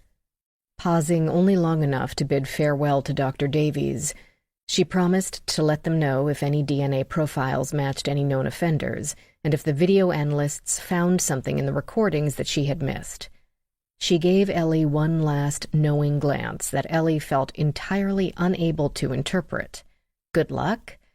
Don't hide or destroy any evidence while I'm gone. Magna really is better than Kaya amp anyway, and don't you forget it. The moment the door shut behind her, argument began again, with Gabriel on one side and Hunter on the other. Becca escaped via the mundane chore of going out to get the mail. Apparently, despite the copious luxury of the neighborhood, residents still had to put on boots and trudge through the snow and rain to reach the box. Or they could send their maid or gardener or nanny, unless the nanny was away visiting family in Asia. Ellie wished she could talk to Jenny Cho, who would certainly have a great deal of information about Mason. Maybe none of it would help, but maybe it would. It sounds as if they want you to say our control's gut kappa, the dark-haired man said. I get that, Hunter told him. But how can I? They don't. Remember, 312.7 says you can't make the child's participation in the game conditional on giving up personal information unless It's reasonably necessary.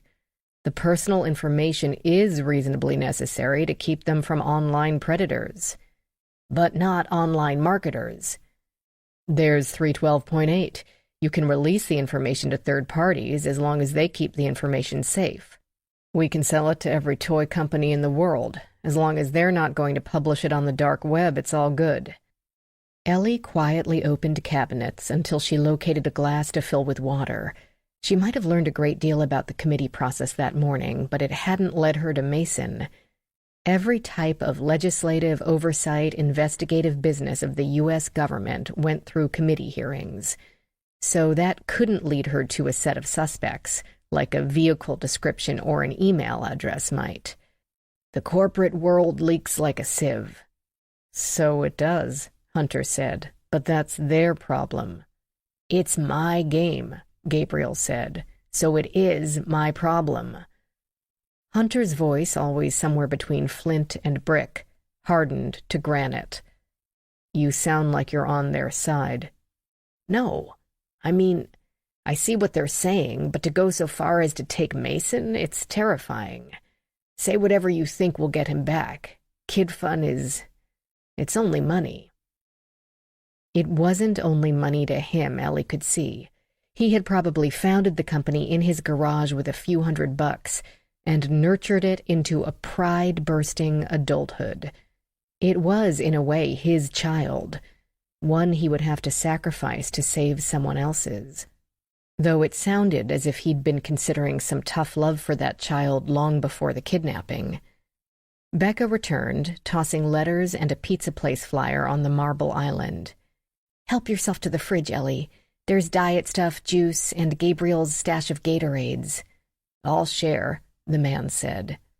Becca began to open the envelopes with an evilly sharp, double-sided knife that could have doubled as a prop in Game of Thrones. She gestured at Gabriel with it. Just keep Marty focused on the main point. If he says you've got 5 minutes, come in at 4.5. Don't tick off the guy with the gavel.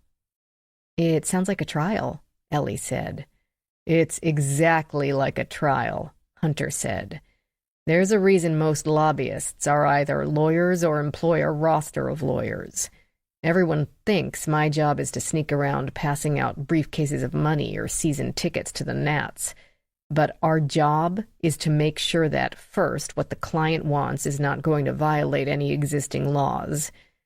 After that comes the creative part of the job, crafting an approach to the people involved. We have to create a sense of drama, get their attention, sometimes specific to the person, senator, representative, agency head. If we want a dam in New Mexico, maybe it will affect border security. If we want a dam in Iowa, they couldn't care less about border security, but care about nitrogen runoff from crop fertilizers. We have to find how our goals relate to their existing concerns. Sometimes they're in opposition, sometimes they don't relate at all. That's when we burst out the Nats tickets. Sounds nerve-wracking. He grinned. Not to me. The worse the odds are, the more of a kick it is to win. When the scream came, Ellie couldn't find its source, not immediately. The sound bounced off the marble and filled the room so completely that for a moment it seemed the house itself had let out a howl of pain. For one terrible moment, Ellie thought her own throat had ripped loose, from frustration and despair and fear for a tiny brown-eyed baby. Becca had screamed. The piece of paper in her hands wafted to the counter, and Ellie caught a glimpse of mismatched block letters. She shot to her cousin's side and grabbed Becca's wrist just as the fingers reached to pick up the paper again. Don't touch it! The single sheet of letter-size paper had been folded only twice, to fit into a 5x7 envelope. Letters had been cut out from some printed item and glued to the page. A child would have recognized it as a ransom note. Chapter 15, 4:19 p.m. The man from the house hadn't hurt Noah, nor had Millie. All they did was talk, and talk, and talk, and none of it made any sense to Noah. He had been right about this place not being a baseball camp, not even pretending to be a baseball camp. And clearly they no longer cared if he was fooled or not. That had to mean they were so far from anywhere else that he could yell his head off, and it wouldn't make any difference. But they couldn't be that far from other houses. He'd seen them on the trip. If he could get across the flat, grassy areas to the forest, maybe he could hide there until they gave up. Then he could walk through the woods, he'd find someone eventually, and they could call his parents. He could probably beat Millie and this old guy in any race. Noah was fast. That's why his gym teacher had suggested he go out for the traveling team next year. Not just baseball, but track, too. That plan would have to wait, since the sliding door handle did not work from the inside. Noah tugged and tugged. By the time he climbed around to the front seat, Millie had come around to the side and the man stood behind her. She opened the passenger door. "Come on out, honey. No one's going to hurt you." Noah dove to the driver's seat, reaching down to the floor, hands scrabbling along the dirty carpet. "Looking for this?" Noah turned. Millie held up his backpack. "Don't worry about it, hun. I threw the phone out before we even left your school." Noah thought back. She'd told him to get in, then walked around to the driver's side carrying the backpack. He could picture her reaching into the outer pocket, pulling out his phone, letting it fall out of her hand onto the school's drive, all below the edge of the windows so he wouldn't see it. It had probably been found by some other parent by now. He shrank from her, opened the driver's door, head for those trees. Neither of these people looked capable of long distance. His fingers found the handle. A man, a different man, younger, peered in at him. Their faces separated by 8 or 10 inches of air and a pane of glass. Where had he come from? The younger guy jerked the driver's door open. Noah, off-center with his legs caught by the center console, nearly fell into his arms. The guy's meaty hand closed around his upper arm. Almost, but not quite tight enough to hurt. It both kept him upright and let him know he would not be going anywhere soon. The three of them guided him to the barn in silence. Noah heard eerie scratching noises and bizarre mutterings, and his feet stopped, struggled until the two men nearly carried him the last 10 feet. But when he could see the interior of the barn, it was empty. A cavern made of creaky wood with a stripped interior. The few openings, a second set of doors, and 2 sort of windows, but with double doors and no glass, all had long planks nailed over them in an X, like in movies he saw about zombie invasions. Bare bulbs hung from long wires, but they weren't on, since enough light poked through the cracks in the walls and roof where the boards were no longer tightly joined. At least there wasn't any torture equipment, he thought. No weird operating table where they meant to steal a kidney, or a post where they were going to whip him until he gave them the access codes, like in a movie he'd seen. But what was there made him equally nervous. A few straight chairs, 4 beat-up beds that seemed to be made out of old pipes, with bare, thin mattresses, a wooden table, empty except for a bottle of hand sanitizer, a porta-potty in one corner. "Please sit down, Noah," the old man said. "We'd really like to talk to you." Noah was not going to cry. He was not going to beg. He was not going to show weakness. But he also saw no way out. So he walked to one of the chairs and sat down. He did not say a word or ask a question. If he made any sound at all, it would come out as a sob.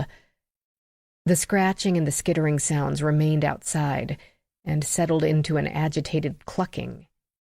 Chickens, Noah realized, having heard them in a few TV shows. Barn, farm, chickens, what the The man sat down as well, heavily, with that little sigh that old people eventually start making every time they get up or get down.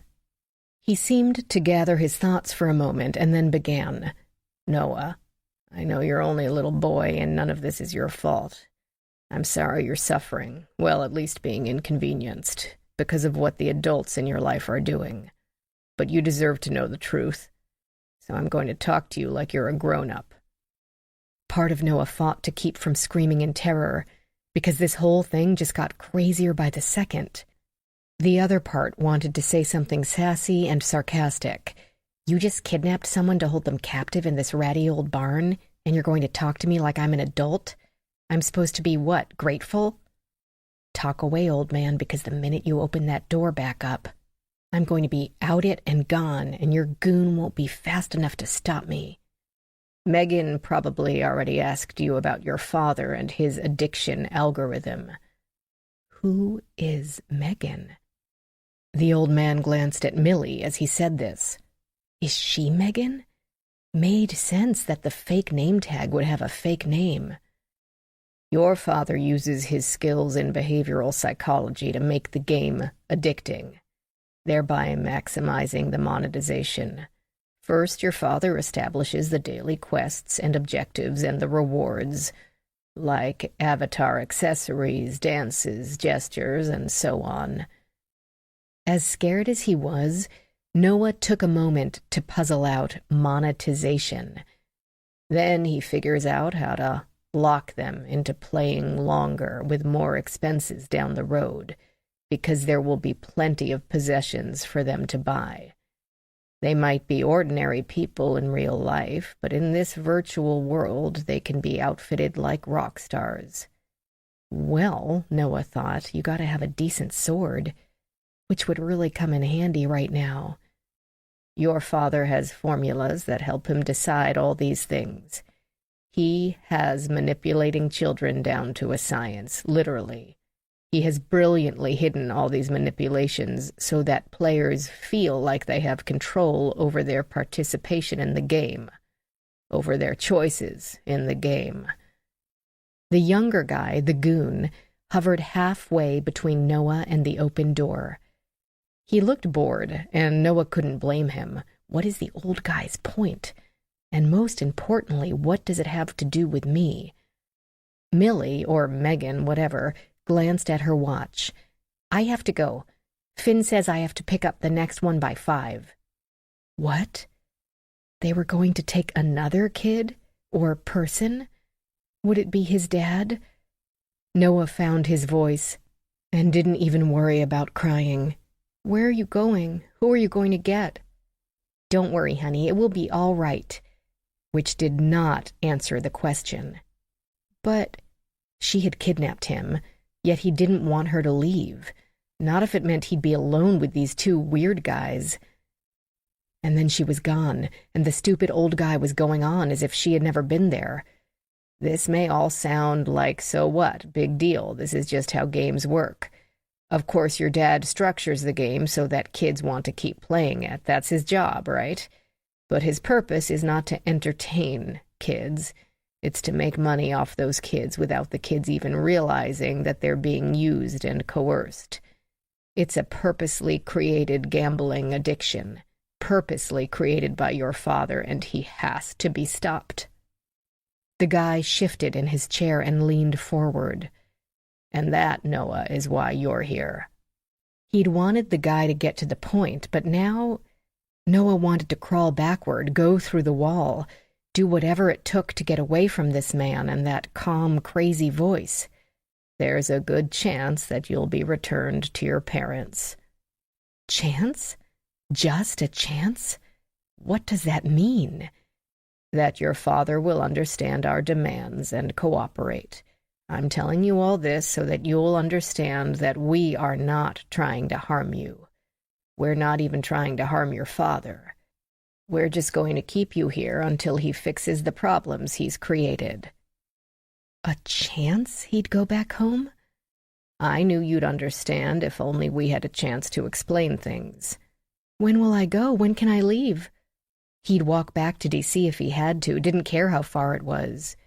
Do you understand? Of course not, but Noah had long learned that when adults asked that question, they weren't going to go away until you said yes, otherwise they'd just keep talking.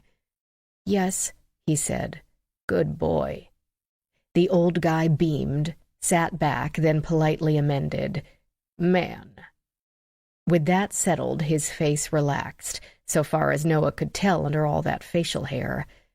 He and the younger guy both seemed to give little sighs, and the muscles in their necks and arms smoothed out.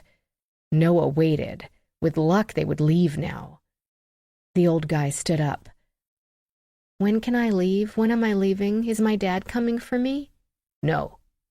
The guy tucked his chair under the table, as perfectly neat and square as if they were in a nice restaurant. "No one is coming here because they don't know where you are. As for when you can leave, if you can leave, that depends on your father. If all goes as it should, tomorrow afternoon." "Tomorrow? But," Noah added, struck with sudden inspiration, "if you let me talk to him, I can convince him to do what you say." He had no idea what exactly they wanted his father to do. Probably pay them money? Isn't that how kidnappings usually went? But whatever it is, "That's not possible, Noah. Your father will be informed of what he needs to do right now. We only wanted you to understand for the future." He was already halfway to the door. The younger guy walked out backward, always facing Noah, as if Noah were some kind of ninja who could break a chair and throw the leg like a knife so it plunged right through the guy's chest. It would be funny if it wasn't so not funny. Him scuttling like a crab away from something really scary, instead of a 10-year-old who was about to cry. Just before he slid open the heavy wooden door, the old guy called back, "I'm sure you're hungry. We'll bring you something to eat in a little bit. If you need anything, just give a yell. In the meantime, relax. Your backpack is there, minus your phone. You might do your homework." They slipped out and shut the door behind them. Even from 30 feet away, Noah heard the simple clanks of a hasp or latch closing, with some sort of reinforcement to hold it in place. He was left with no one except some unseen chickens for company. At least now no one could see him as the tears came. Chapter 16, 5:41 p.m. The note said, "If you want the baby, put $500K in a black duffel bag and leave behind I hate war at FDR, Sep 9th, 10 a.m. Send someone else, not you." Hunter and Gabriel now flanked the two women, saying, "What the hell, and what is that, and seriously?" Ellie couldn't tell who said what.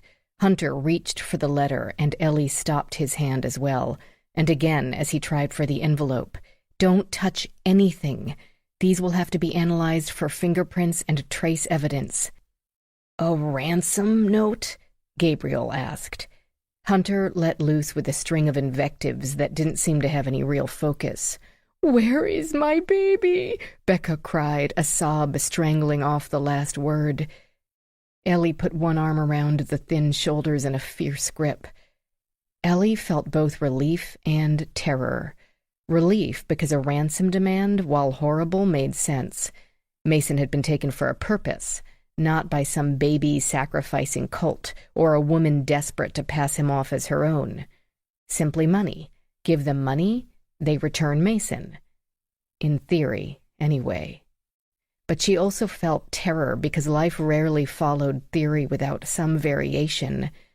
Anyone ruthless and daring enough to take a child from his own bed in the middle of the day could be ruthless enough to destroy the evidence. But the note didn't seem ruthless and daring. It didn't specify denominations for the bills or demand there would be no tracking devices in the duffel, or even tell them not to call the cops. It didn't leave them any instructions as to how Mason might be returned, or even make a firm promise that Mason would be returned at all. But it also didn't include any threats to kill him if the very sparse demand wasn't met. Ellie had no real experience with ransom notes outside of television and documentaries, but the note didn't seem to track. Becca appeared to voice her own thoughts when she said in a dazed tone, "Who does ransom notes like this anymore?" "It's like something out of a cartoon," Gabriel said. "They've gotta be nuts," Hunter said. "Maybe not. Ellie took the letter opener and used it to flip over the envelope. More cutout letters formed the Carlyles and their street information. No return address. A first-class stamp and the spotty ink of a postmark. Handwriting is a lot harder to disguise than you'd think, and printers can have distinctive flaws in their mechanisms or chemically distinct toners. If these letters are cut from something mass-produced and common in this area, it might not be a crazy way to do it. "What's the matter with that post office?" Hunter snapped. "Don't they know a crime when they see it?" Ellie said, "Letters are machine-sorted these days. It's possible an actual human never saw it, or they thought it was a joke." "A joke?" "I don't get this," Becca said, tears bubbling through her words. "If they planned to send a note, why not just leave it when they took him? Why mail it?" Ellie agreed. It seemed a huge risk, betting that the envelope would be delivered on the right day. "Where's Agent Tyler?" Gabriel said, 10 tomorrow. What's I hate war?" Ellie said, "The FDR Memorial?" The Roosevelt Memorial was a long walk of different displays and statues and fountains. 2 large blocks of stone were engraved with those words in the section about a famous Depression-era speech. Hunter had dialed his phone. After a lengthy conversation, he put it in his pocket and said, "She'll be here in 5 minutes. She was just getting to 210. "Who?"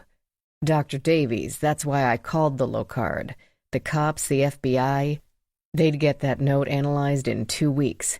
We need it done in 2 hours. Becca said, "But where is he? How do we get him back? Why don't they tell us that? Mason—" Hunter Carlyle put his arms around his wife in a hug twice as fierce as Ellie's. Her cousin's stifled sob made her heart break. "Is he dead?" came a voice from the doorway, and each adult turned. Taylor came closer, still in her school skirt and blouse, muddy smears from Ellie's hand having dried on the sleeve. "Did they find him?" Ellie started to assure her, but had to break off to grab both of the little girl's wrists, just as she'd already done to the girl's parents. Explaining about fingerprint analysis did not seem to help. Taylor couldn't resist the allure of a real live ransom note. "Stop! You cannot touch it. That's very important." Rachael Davies appeared at the exterior door, and after a quick glance through the glass, she let herself in. On her heels came the 2 FBI agents, who had been conferring in the driveway upon Luis's return. A chorus of voices showered them with erratic facts, but Rachael seemed to grasp all of them in the first second or two. She took a photograph of the letter and envelope, so did Ellie, then donned gloves and made both disappear into fresh manila envelopes, to Taylor's visible disappointment. "I'll have our techs get on this immediately. They won't mind a little overtime." Ellie said, "They tell you to send someone else. I assume they mean not you or Hunter. Doesn't that seem strange?" "What doesn't seem strange?" Gabriel said. Maybe, Ellie thought, the kidnappers thought the parents would get too emotional, attract attention. Or they might be recognized by Becca or Hunter, someone known to them. Michael Tyler said, "I can't advise you to pay or not pay, but is it even possible? Could you get that much money?" "Of course," Hunter said. "Cash might be a little tough, but we could get Tara to—" "Why 500,000? Why not a round million? I'd pay it, We might need you to get the banks to open after hours." "Why a note?" Gabriel asked of no one in particular. "They texted Hunter. Why not send another text?" They might assume that after today's text, Hunter's phone would now be hooked up to machines at an FBI lab. Besides, Ellie added, it's postmarked Monday. "What?" Gabriel said. "I noticed that," Rachael said. "They mailed the note before they took Mason." "Pretty damn confident," Hunter snapped. "Not to mention their faith in the Postal Service. Who the hell are these people? It's got to be someone who works for us. I told you I don't like that new guy who does the trees." Becca spoke as if in a daze, as if this last blow might be one too many, and she might be going down for the count. "But he's never been inside the house." From the trees, he can see inside every room. There's so many damn windows in this place. He wasn't here yesterday, only the grass guy. Well, he wouldn't be, would he?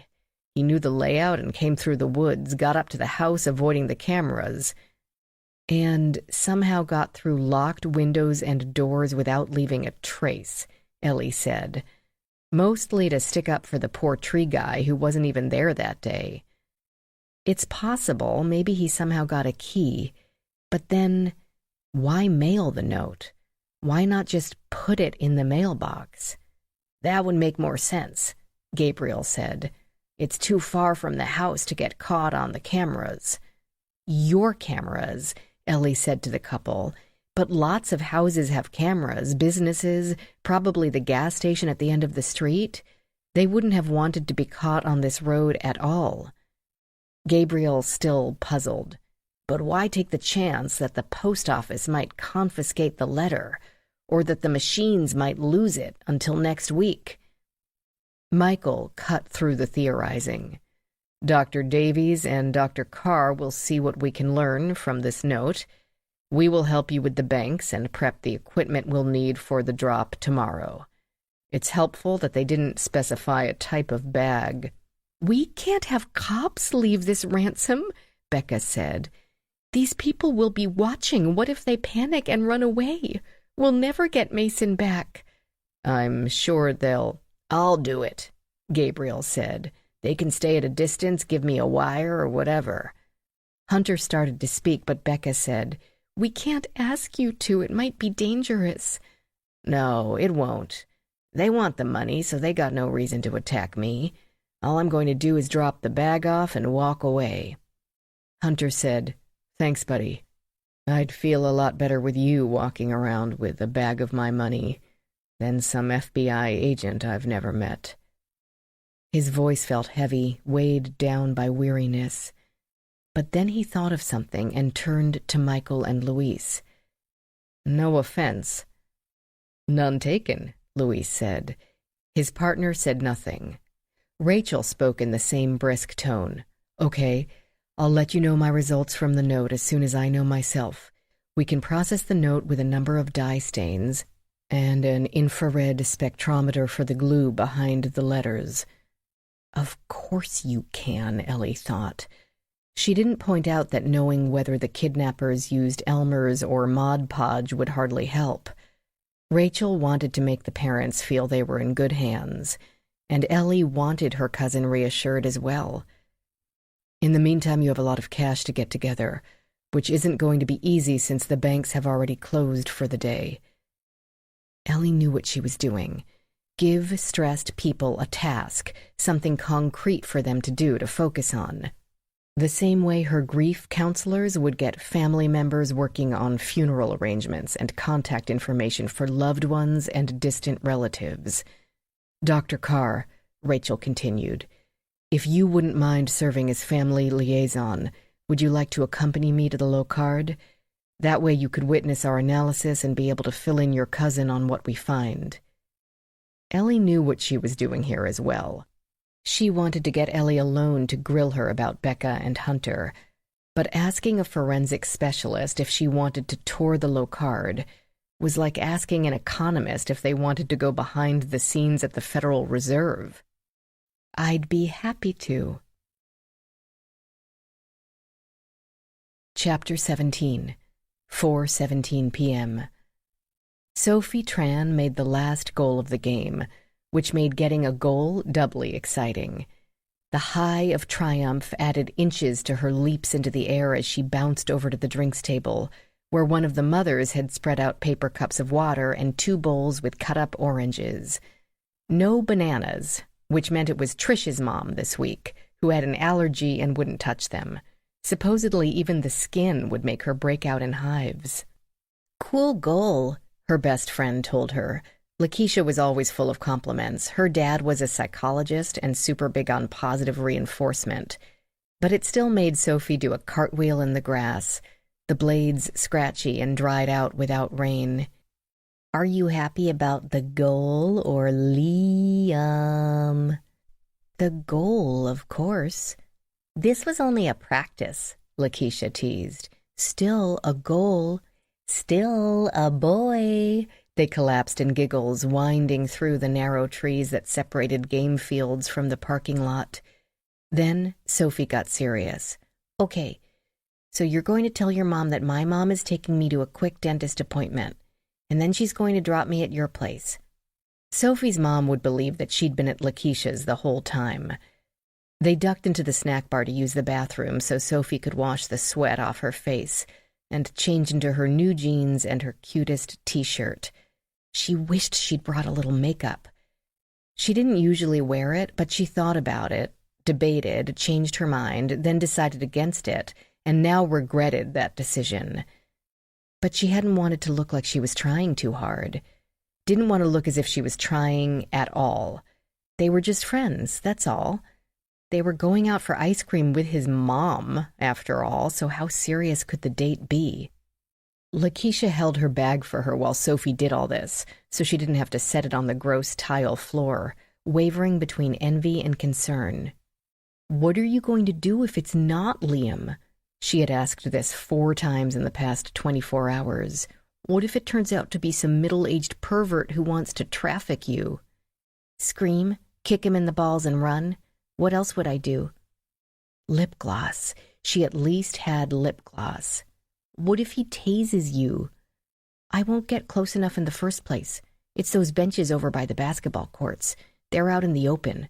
I won't walk over there until I see him first. Why do you think I picked that spot? They left the bathroom, lowering their voices as they wound through tables of people eating fried potatoes, fried cheese sticks, and fried corn dogs. Lakeisha wrinkled her nose at more than just the smell. What if he's just the bait? You see him, think, oh, that's Liam, and go over to say hi, and then bam, his old pervert handler jumps out of the bushes, and they knock you out and stuff you in a van. No bushes there. You're just jealous. I know. Lakeisha was always super honest. All that psychology training. He is super cute, but... And I've got my parachute app. She would have it up on the screen and ready to go. One press of her thumb and it would send "I am in trouble, call the police" texts to 5 different people and provide location information, activate her phone tracking program, call 911, and turn on audio and video recording. It also locked the phone, so none of that could be changed or turned off. Unless Sophie put in a special password, not her regular password. Short of a handgun, it was the best protection a girl could have. Even though a lot could happen between that thumb press and the reaction time of even a highly staffed police department. Sophie knew that. She wasn't stupid. But good luck talking her mom into getting Sophie a gun. The cell phone had been tough enough. They reached the fork in the sidewalk. I still think I should go with you, Lakeisha said. Don't have time. Your mom will already be waiting, and if she sees me, the whole plan goes to hell. Sophie loved using mild swear words, but only mild ones. The really bad ones made you sound like a wannabe. All right, if anything goes wrong or if he doesn't show, I'll text. We'll text your mom the dentist got canceled. Got it. Lakeisha's honesty didn't always extend to parents. After all, it wasn't her lie, it was Sophie's, and you had to help your friends. They hugged, and Sophie took the path to the basketball courts. Halfway there she looked back, but Lakeisha had disappeared. From the curve by the mini diamond, where the really little kids played t-ball, she paused to scan the area. The benches where she was to meet Liam sat empty. High school boys were playing ball, one kid whooping as the ball swished through the tubular net. Slightly behind her, a pudgy old guy who could be a pedophile bent over a tiny boy, gently guiding his arms to bat the ball off the tee. 2 jock-like older boys, maybe college, came toward her on the sidewalk, holding an animated conversation in which every other word seemed to be the F-bomb. Wannabes, she thought, without bothering to specify what it was they wanted to be. Still, she backed way off the sidewalk, over to the chain-link fence surrounding the basketball court. The 2 guys walked on by, not appearing to notice her at all. She waited for them to pass. No would-be abductors there. Then she returned to the sidewalk. The benches were still vacant. She rocked on the balls of her feet and kind of wished it would be a tubby old pervert coming to meet her. She'd dial the police before even walking over to tell him he was busted. Of course, if she wound up in a police report, she'd have to explain that to her mom. If he tried to grab her, she could hit him with the pepper spray. She'd better get that out of her backpack before even approaching. And then kick him between the legs. Maybe she'd pretend to fall for it. Let him try to talk her into leaving the park with him. "I'm so sorry for lying about my age and my looks and my school and where I live, but I was afraid you'd be angry, and we've become such good friends. And it's still just me, and age is just a number," and on and on and on, as if she would buy all that. Maybe she'd let him waste his time on her, in addition to the hours they'd already spent talking online and on her phone, like the way her mom strung along scam telemarketers. Then she'd say, "Gotcha, sucker," and tell him she'd recorded the whole exchange and streamed it live to Facebook. Watch his wrinkly old face fall. Though she'd still have to explain stuff to her mom then. Someone came and sat on the bench. Sophie stared, feeling at once exhilarated and a teensy bit disappointed.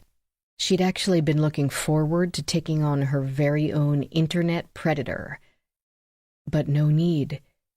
The person on the bench was indisputably Liam, a skinny boy about her age, sandy blonde hair cut to stay a little messy even when combed, dressed in jeans and a loose t-shirt with stylized writing that Sophie couldn't make out from that distance. And next to him stood a stout woman with drab brown hair and a green polo shirt, who could only be his mom. Well, now that she didn't have to pepper spray anybody, she wasn't quite sure what to do next. But then Liam noticed her and waved. Her heart sang as she continued up the sidewalk. But from the look on his face, his heart wasn't singing. So she told herself to play it cool, switch out her wide grin for a small smile. "Hi, I'm Sophie." "Liam." He stretched out a hand to shake hers, a little formal but nice and polite. "This is my mom." The woman had the warmth Liam lacked. Her brown hair brushed her shoulders in some sort of curls, and her shirt read, "Carson's Car Wash." "Hi, Sophie.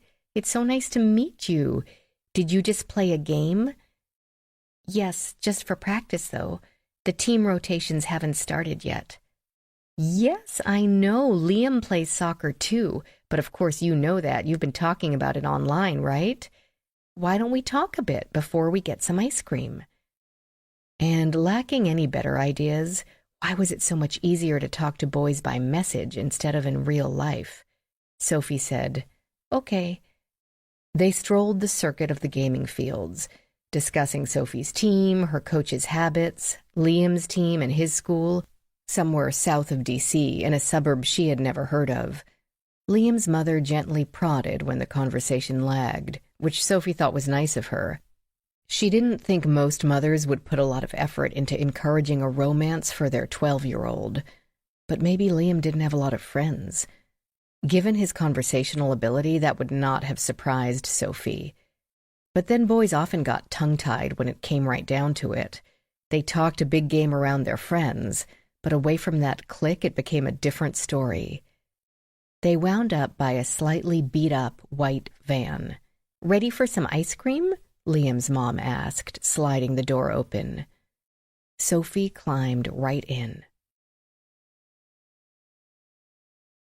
Chapter 18, 5:49 p.m. The Locard rested on the shores of Chesapeake Bay, nearly an hour from downtown D.C. But since the Carlyles were already 20 minutes southeast of the city, Ellie figured 40 minutes each way, and she didn't mind. She needed a break, needed a moment away from the Carlyle mansion and its dramas to assimilate what had occurred. A quiet hour or two humming along in Rachel's Audi would do nicely. Rachael would want to question her about Becca and her family under the guise of just making conversation. But that was okay. Ellie intended to ask all sorts of questions right back. Rachael opened with a few softballs. How long have you been with the FBI? About 8 years. Always in ERT? I wish. No, ERT is a collateral duty. I applied as soon as I had my 2 years in. I'm in organized crime at the moment, but I've done public corruption, terrorism, and fraud. The last had been her favorite. The grifters and con men unique among criminals. Do any undercover? People always wanted to know that. A few times, not my forte. Apparently I don't have much of a poker face. Have you ever been to one of our courses? No. One of my co-workers took your crime scene photography course last year. She spoke highly of it. Good. Rachael paused. Ellie could hear gears shift in her thinking. You and your cousin seem close. Ellie wanted to be truthful and deny it, but that would feel disloyal and weaselly, as if she wanted to distance herself in case things went south. So she punted. The whole family is tightly knit. She said you lived with them for a while when you were young? Yes. Ellie took a breath. She always hated this part. A ringing filled the interior, and the console display lit up with a photo of an older black woman and Mom. Oh, sorry.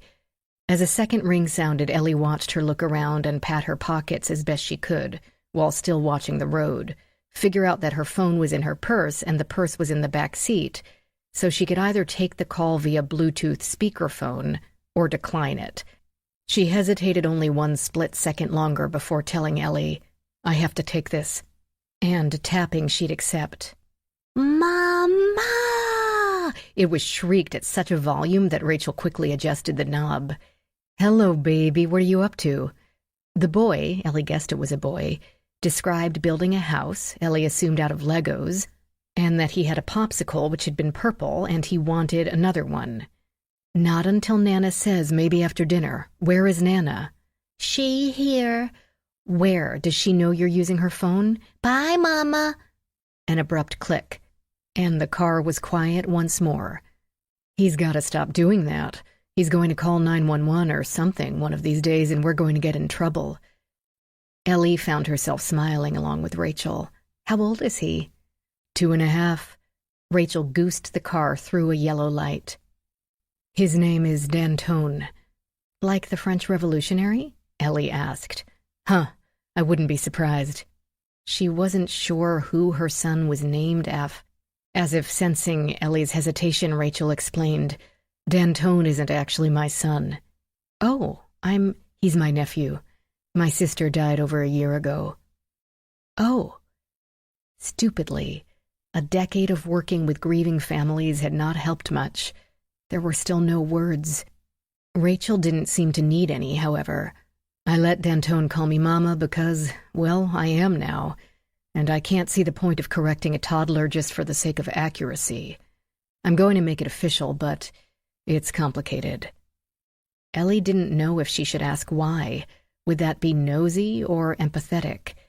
It never came easily, being in someone else's house, having to learn the rhythm of someone else's family, right back to where she'd been at 4, at 9, at 16. He's lucky to have you. He'd be luckier to have his mother raising him instead of an aunt. But thank you. This part always required too many explanations, but the topic had come up, and to run away now would be cowardly.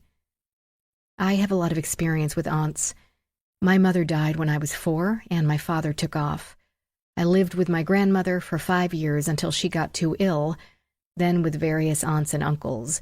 Aunt Rosalie from 9 to 11, until Uncle Wayne had a bout of PTSD, then Aunt Katie and Uncle Terry, Becca's parents, until 14 or so, when Uncle Paul and Aunt Joanna took me to Naples to attend a private high school.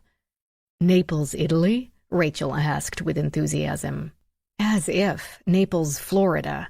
Too bad. Ellie found herself laughing. Plus some summers with my mother's cousins in Nevada when I was a kid, and other cousins in California during college. Wow, Rachael said. At this point, Ellie normally expected to hear, how awful, Or good thing you had such caring relatives. But Rachael didn't seem to be able to manage anything beyond, wow. No better than, oh, Ellie thought and felt validated. But we are not bonding, she told the universe. This is not a bonding moment. Even though each and every aunt, uncle, and cousin had drawn her in with both arms, doing whatever they needed to do to make sure kin would not be abandoned to strangers. The same thing Rachael now did with her sister's child. Family is family, Ellie said. It wasn't a sensible comment, but I'm doing everything I can on this case because it's my job and because Becca is family. But you have to understand, that doesn't extend to covering up a crime. If I think for 1 minute she harmed her child, or Hunter did, or even Taylor did, I will say so. She turned her head, staring at Rachael as she spoke. I would not hide any evidence to help them in that. The car stopped for a red light, and Rachael turned as well. She considered Ellie for a long time. Ellie did not break the gaze. Even though people looking you straight in the eye meant absolutely nothing about their honesty. I believe you, Rachael said. You do not. But maybe you're trying to. The light changed and they drove on. Unfortunately, Rachael began. We still have a seemingly impossible crime, Ellie finished. If one of the 3 people living there didn't remove the baby, who did? And how did they get in and out without being caught on the cameras? Which surround the house and cover the perimeter completely. You can get into the garage from the house without being seen, but you can't get in or out of the garage. Rachael pounded the brakes as an SUV stopped short on a curving on-ramp. Becca insists Gabriel was in her line of sight every minute during his visit, and she did check on Mason after returning from picking up Taylor, so Tara could not have taken him. Do you know Tara? Never met her. Becca and I have kept in touch, but we don't spend a lot of time together. I'd only seen Taylor once before today, which is a bit embarrassing. But we're so busy, demanding careers. Time goes by before you know it. And Ellie didn't care to reminisce about the emotional tightrope she'd spent years walking between the 2 sisters and the damage inflicted with every fall. Adam had been right. She didn't even like Becca in her heart of hearts. And maybe Becca hadn't been too eager to have someone who spent her time amid blood and dust and death, getting up close with the much more moneyed set of friends and clients. Perhaps she didn't want to see a reminder of her less privileged days sipping Carlisle champagne on the flagstone terrace. So even though they lived in the same city, a distance had been maintained. I can't really say I know her well, Ellie went on. As an adult, I don't know what her habits are or what their friends are like. I'm sure maintaining that social status requires a certain type of appearance. But I believe she's devastated about Mason. She's not faking that. She's not that good of an actress. I agree. Ellie considered this with another sideways glance. Thank you for not pointing out that she would also be devastated if she killed him. You're welcome. How well do you know Hunter Carlisle? Not at all. Polite enough to me, but I've never encountered him outside of a few social occasions. At this point, you've probably had a longer conversation with him than I've ever had. No problems you know of? Good enough dad, husband? Taylor seems to be dying for her parents' attention, certainly not afraid of either, and Becca... This is going to sound like a family whitewash, but he and Becca seem to be on the same page, word by word, lockstep, and not in a way like one controls the other, but as if they exist naturally on the same wavelength. It's effortless. Rachael seemed to think this over. Ellie thought Hunter and Becca were utterly united, even if it were only in their ambition to be DC's power couple, and it made their marriage enviably strong, unlike hers. She had thought she and Adam were utterly united in a desire to spend the rest of their lives together. It turned out that Adam's desire had been for someone with more talent in the bedroom and less talent on the crime scene. Rachael said, "So you're thinking if Becca and Hunter united to, for some reason, get rid of one of their children, they could probably do that too, as successfully as they get a bill passed for a client or researched for the committee." The loyalty thing bubbled up again, but Ellie had too many concerns to mince words. "I think Becca is devastated over Mason, but I also think that if my kid had been kidnapped, I wouldn't be going to work. Everyone copes differently. That kind of icy calm probably makes her successful on the Hill." Ellie adjusted the shoulder strap. "My problem is, icy calm never described Becca. More like emotional outbursts of anger describes Becca. Icy calm was her sister Melissa's forte. She could do icy calm all day long. Becca, not so much. So you think her reaction is inconsistent?" "I don't know. I'm remembering a girl Taylor's age, so my assessment is badly out of date. Plus, I've never been up close and personal with a kidnapping for ransom. Have you?" "I worked several kidnappings when I was at the Richmond Crime Lab." She didn't mention that she had run the Richmond Crime Lab. Ellie knew it because she had Googled for more details on Rachael in the bathroom at Becca's house. But most were parental. We also had abductions. Not really the same thing, where the perpetrator had no intention of bringing the child back. Only solved 2 of 5 there. As if on cue, a cloud passed over the sun, flooding the car with a temporary dimness that matched Rachael's expression. But only one actual kidnapping for ransom, and that was an adult, a CEO taken by a disgruntled former employee. I won't count the one that turned out to be a bunch of teenagers and their victim, a willing participant trying to punk his parents out of money for pot. I know actual kidnapping for ransom is rare. In this country, only about 3% of cases. What about at the Locard? Have they worked on any? Rachael picked up speed as the DC traffic thinned out and the landscape changed from solid structures to more open areas.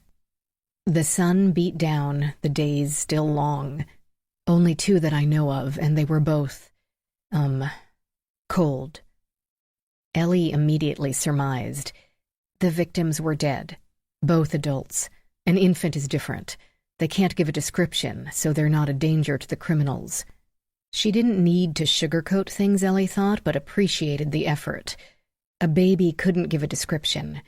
But babies were also noisy, inconvenient, and easy to get rid of. Rachael went on. In one case, the kidnapper got away with the ransom, and we were hired to find him. In the other, they didn't get the money and didn't escape either. But the 2 men wouldn't give up who their inside person had been, the corporate spy. And were you successful? Yes, in both. In the first case, we tracked him by trace evidence he'd left on the victim. And in the second, it was a combination of office security video and cell phone records. That would have made Ellie feel better, except they already knew video was useless, and Mason was too young for a cell phone. And she hoped they'd never have a body. Chapter 19, 5:21 p.m. Sophie ordered her favorite, mint chocolate chip. Liam got peanut butter, which Sophie considered a complete waste. She loved peanut butter, but only as peanut butter. She wasn't even crazy about Reese's cups.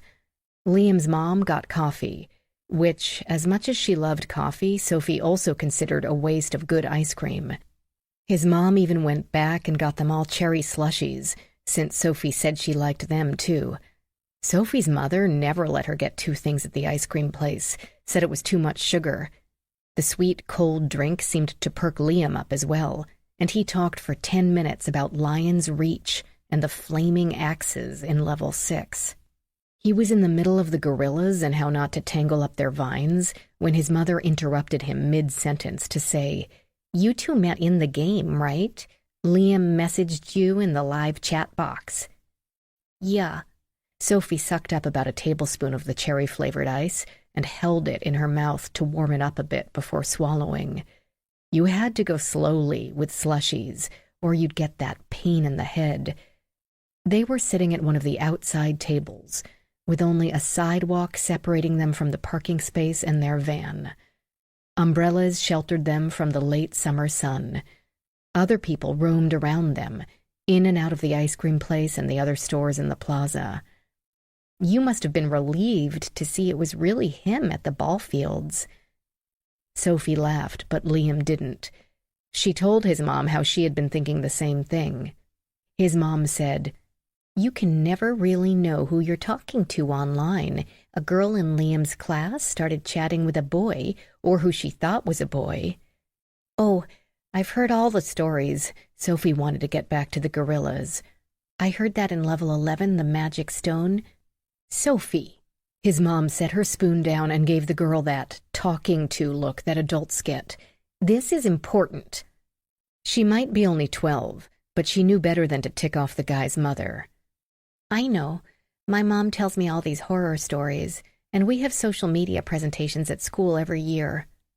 Online games are specifically targeted to children. Kid Fun knows that children will be playing them. So do predators. My daughter, Tina, met someone online because they started chatting through a game." "Fortnite," Liam said. Half of the peanut butter-flavored stuff sat in his cup, melting. He was probably ticked that his mom was butting in, and just as he'd been beginning to say more than one sentence at a time. Tina had no idea who this person was. He started out so nice, chatting about the game and strategies and their favorite snacks. Then he talked her into private messaging on a different platform. Classic predator behavior. Sophie nodded in a way she hoped implied sage knowledge. She really didn't feel like being lectured to about internet safety. Lord knew she heard enough of that from her own mother and teachers and even her soccer coach. But she wanted to be polite and impress this woman, no matter how much work it was. The corners of Liam's mom's mouth got really tight, turning her lips into straight, thin lines. He got her to feel romantic. Sophie almost spit out the slushie she was warming up at this description. Of all the ways adults described what people did, she had never heard this one. She was only a little girl.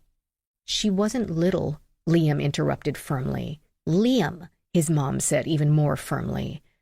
They glared at each other for a brief spell until Liam dropped his eyes. Sophie squirmed. Awkward. She'd seen plenty of her friends fighting with their parents. Every parent seemed to have some weird hang-up. Jonathan's dad made him call every older woman ma'am. Opal's mom made them pray out loud at every meal, even in restaurants. Michael's parents inspected his homework every night and signed off with their initials in the corners so that each parent would know the other one actually read it. Marjorie's mother freaked out if Marjorie even joked about eating meat, so they all had to be careful to never slip that Marjorie ate the meatballs every time the school served spaghetti. So, if Liam's mom was a little nutty on internet stranger danger, no big deal.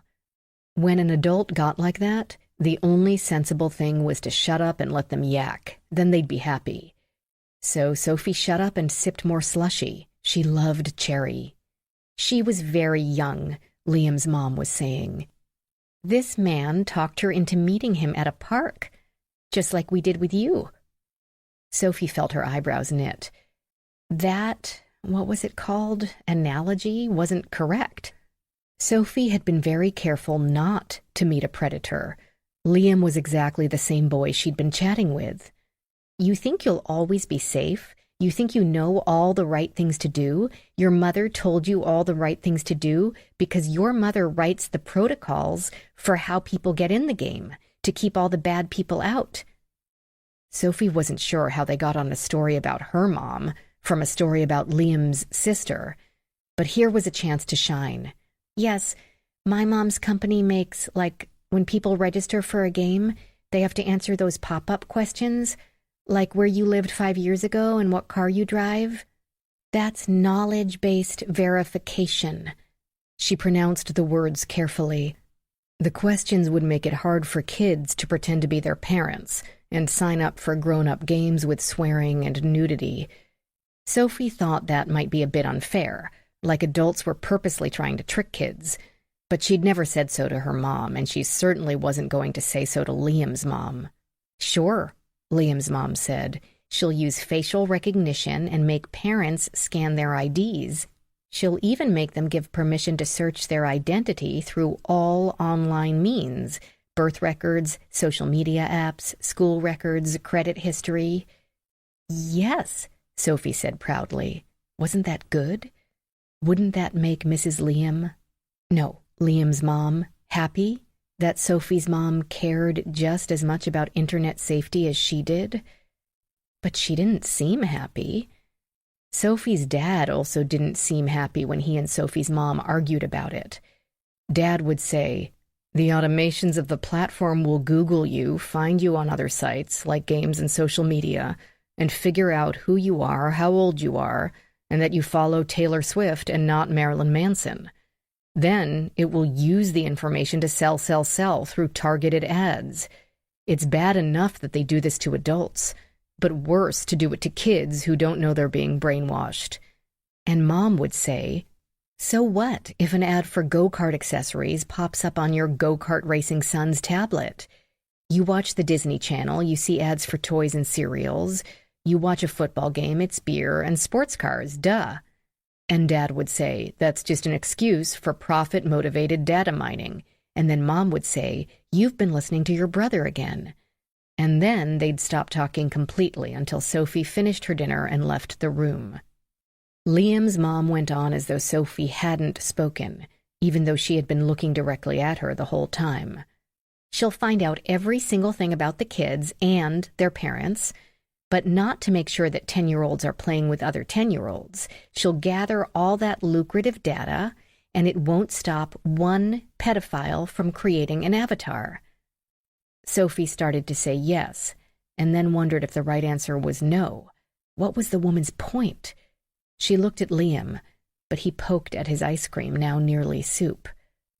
"Finn sent me a white paper your mother published that said Kid Fund's verification procedures made kids as safe as they could possibly be.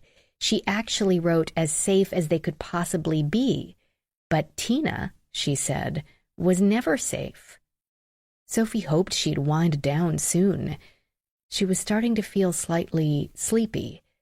Odd, since Sophie's mom always said she couldn't have 2 treats because that much sugar would make her bounce off the walls.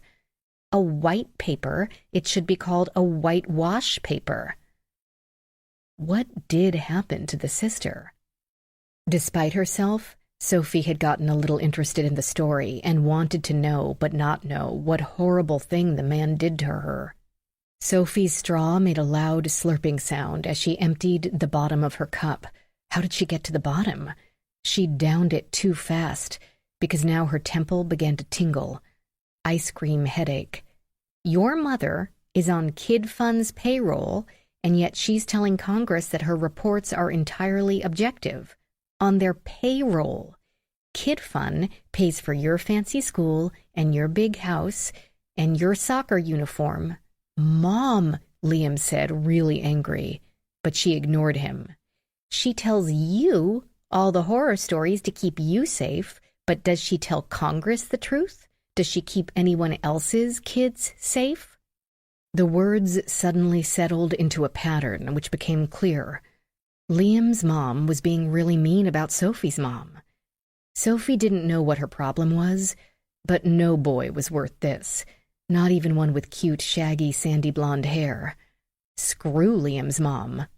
She'd call Lakeisha and have her talk her mom into coming to pick Sophie up. They'd come up with some story about the dentist appointment. As long as she was at Lakeisha's house in time for a FaceTime call with her mom before bed, no one would ask questions. The woman was still talking. Your mother needs to tell everyone that what she's been doing is wrong. It's evil. Sophie needed her phone. Where was her phone? In her backpack, right? She needs to go to that hearing tomorrow and tell the committee the truth. Tell them that suspending the direct messaging ban will put every child in this country at risk. She knows it and has known it all along." "This isn't Sophie's fault," Liam said.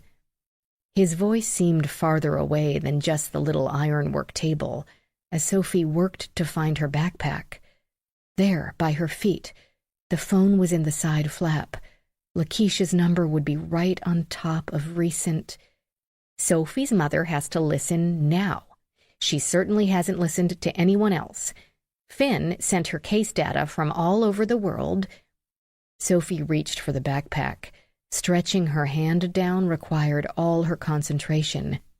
Moving those fingers down. "That's all anecdotal," she heard Liam say. "You don't even know what that means," his mother snapped. Her hands were on Sophie's arm, pulling her upright.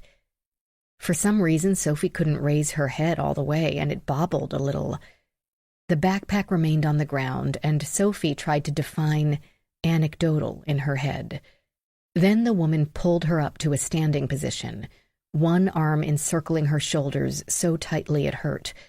Sophie's head continued to loll, but her knees at least partly supported her. What was going on? "Liam," his mom ordered, "open the side door." "Low blood sugar," she added, clearly speaking to someone else, since the tone of her voice changed abruptly. All Sophie wanted to do was sleep. This made her calm and mellow and liberated her mind to put together some evidence. Liam's mother, so she'd be Mrs. Sophie didn't know what Mrs. she would be, but whoever she was, she had roofied Sophie's slushie. Only Sophie's, since both she and Liam were fine. They hustled Sophie away from the table and into the van parked right there, and some passerby must have seen them and looked at them funny, so Mrs. Liam, pretended Sophie was fainting, and tossed her on this bench seat inside the van's sliding door, which was good, because Sophie could lay her torso along it, and it felt as if she'd collapsed onto a fluffy feather bed while in the throes of complete exhaustion. Sophie sighed with pleasure. "Parachute," a voice in her head said. "Parachute." Her safety program. In her phone, all she had to do was hit the app. Find the app, then hit the button. The phone in her backpack. "Where is my backpack?"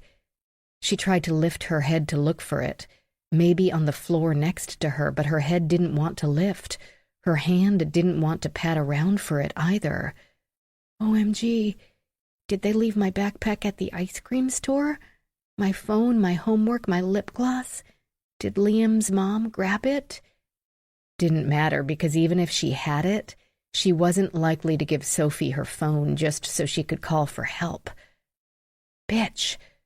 Sophie really should buckle the seatbelt because the buckle now dug into her ribs, and her mother was really strict about car safety, just as fanatical as about internet safety, which, Sophie thought with a wide streak of guilt, hadn't worked so well, because Sophie had just been kidnapped. Chapter 20, 6:51 p.m. Rachael and Ellie discussed the relative merits of ninhydrin versus iodine versus diazoflorin through the Maryland countryside, eventually turning off the interstate onto a large road, then onto 423, winding past large swaths of forest and farmland, where houses tended to be large and widely spaced from each other. Just as the blue expanse of the bay came into sight, Rachael turned right and pulled down a bare-bones drive into a large parking lot. They stepped from the car, arms full of bags and manila envelopes, and Rachael saw her passenger look around in slight confusion. The Locard, only 2 stories, could not be seen from the parking lot with all the trees in the way, but Ellie didn't ask. Rachael wondered if she didn't like to ask questions of anyone or just of Rachael. Letting a private lab take lead in the investigation had to be tough for her, Rachael knew. It certainly would have been for her when she headed up the Richmond Medical Examiner's office. It wasn't ego that drove it, but the drilled-in training to keep third parties out of the crime lab, away from the evidence, minimize the chain of custody, reduce the number of cooks in the kitchen. Standard procedure. She totally got it, but was still tired of having to tread so lightly through other jurisdictions. Just once, she'd like to walk in and say, "Look, this is the way it is. We have twice the equipment and 4 times the expertise of your facilities, so please just get out of the way." Maybe someday, when retirement drew near, she would, but until then, she'd continue to play nice. Besides, Dr. Carr had proven much less problematic than she'd expected. News stories made her sound like a bulldog, but so far she'd kept the fangs in check. So, Rachael thought, have I. With both Ellie and with Dantone's father, who had materialized without warning the evening before. The day had been stressful. Between an unhappy client complaining to the press that the Locard's findings had failed to implicate her ex-husband in the corporate theft, and instead found some damning evidence against her, and the blood supplies not arriving for the bloodstain pattern interpretation class, Rachael had been looking forward to an evening of rocking Dantone on the swing under the oak tree, or admiring his collection of Hot Wheels. Yet she wasn't unaware of the strange car that had turned the corner in front of her and stopped, so that she had to drive around to pull it into her own driveway. Only one occupant. She parked and got out of her car, expecting to be asked about the high-priced and unhappy client. But the man who walked slowly up her drive didn't dress like a reporter. She'd never seen a reporter dressed in fatigues, not in country. Tall, with a broad chest and high cheekbones under a hint of 5 o'clock shadow. A resolutely blank, unresponsive expression. Long sleeves hid the tattoos and the muscles, since there wasn't a lot for an army demolitions expert in the Middle East to do when not blowing things up, except work out. He stopped about 8 feet away, then nodded. "Rachael?" "Jalen." She heard the screen door slam behind her and prepared for the small train to hit the back of her legs and the cry of, "Mama, mama, mama!" But instead of turning to swoop him up, she watched the man's eyes as he watched the boy. She expected, to be honest, wanted, a hint of distaste, perhaps of avarice at the sight of an opportunity he could exploit. But she detected only a widening of the eyes, the eyebrows rising like a deer in very welcome headlights, a look of joy. Then the veil descended again, his expression expressionless. She did bend to pick up Dantone then, and he pointed at the man with a jumble of words that clearly formed a question. "Dantone," she told him, "this is your father." It had been an interesting evening. She put it out of her head. At least her child was home safe. Mason Carlyle wasn't. The smell of the water filled Rachael's head as they passed through the humid evening. She heard the waves lapping gently at the shore and could glimpse the water's surface through the trees. She promised Ellie a short walk and led her to a nearly hidden opening in the forest, a wide asphalt path leading away from the parking lot. The path, hemmed in by growth, felt both cooler and more humid. She pointed out a small sign off the path to the left that read, "Site 1. We have 2 body farm-type digs to give our students practice with buried bodies." "Of course you do," Ellie said, and chuckled to herself for some reason. Depending on the class and how long it runs, they might come out twice a day to observe the changes due to decomposition. Or they might have to dig one up to get some experience in excavation and documenting an excavation. "Very nice," Ellie said. "Okay, that sounds weird to say, but true." Abruptly, the Locard loomed before them, impressively solid and rather nondescript at the same time. 2 floors constructed of stone with large windows running its length. The trimmings had flare, sconces, and a curved edging under the gutters, but on the whole it looked like what it was, a school. Concrete steps led up to an old steel door with a new electronic lock. Rachael flashed a keycard at it, and it swung open, a handy feature with their hands full. The classes should all be done for the day, and most staff will be gone. There will be a few diehards lingering because they can't tear themselves away from their research. There always are. It's hard to find this building totally empty. I asked Gary Fernandez to stay. He's a real whiz with paper. Rachel's low heels clacked against the gleaming tile, while Ellie's boots only squeaked now and then. Rachael pointed out the empty classrooms on the way to a stairwell, absurdly happy to be back on her home turf. This main section at sort of the back of the campus, we came in the side, is all training rooms on the first floor and offices on the second. Both wings on either side of the courtyard out front are classrooms on the first floor, then labs on the second floor in this wing, and research labs, which the students aren't usually in the other wing, if that makes any sense. I wish we had more time that I could show you around. That's all right, obviously this is more important. But Rachael caught her gazing wistfully into a wet lab, where a lone researcher fumed dollar bills and checking the label on a carton of fluorescent superglue left in the hallway. She even unbent enough to ask what the 3D printer had been working on as they passed it, glowing and humming to itself in a darkened lab. For some reconstructions, we need to create our own models. Mark is probably forming some needed piece for the nutshell, a chair, a weapon, or he's making furniture for his daughter's dollhouse again. We might have to have another talk about that. Ellie snickered. They reached the document examination room. Gary Fernandez, the whiz with paper, appeared as short and rotund as a beach ball and about as cheerful. Rachael had known him for 4 years now and had never heard a discouraging word. Tucked in a corner of a brilliantly lit lab, he had prepared several bottles of chemicals and put fresh paper at the bottom of a fume hood. "Hello, hello!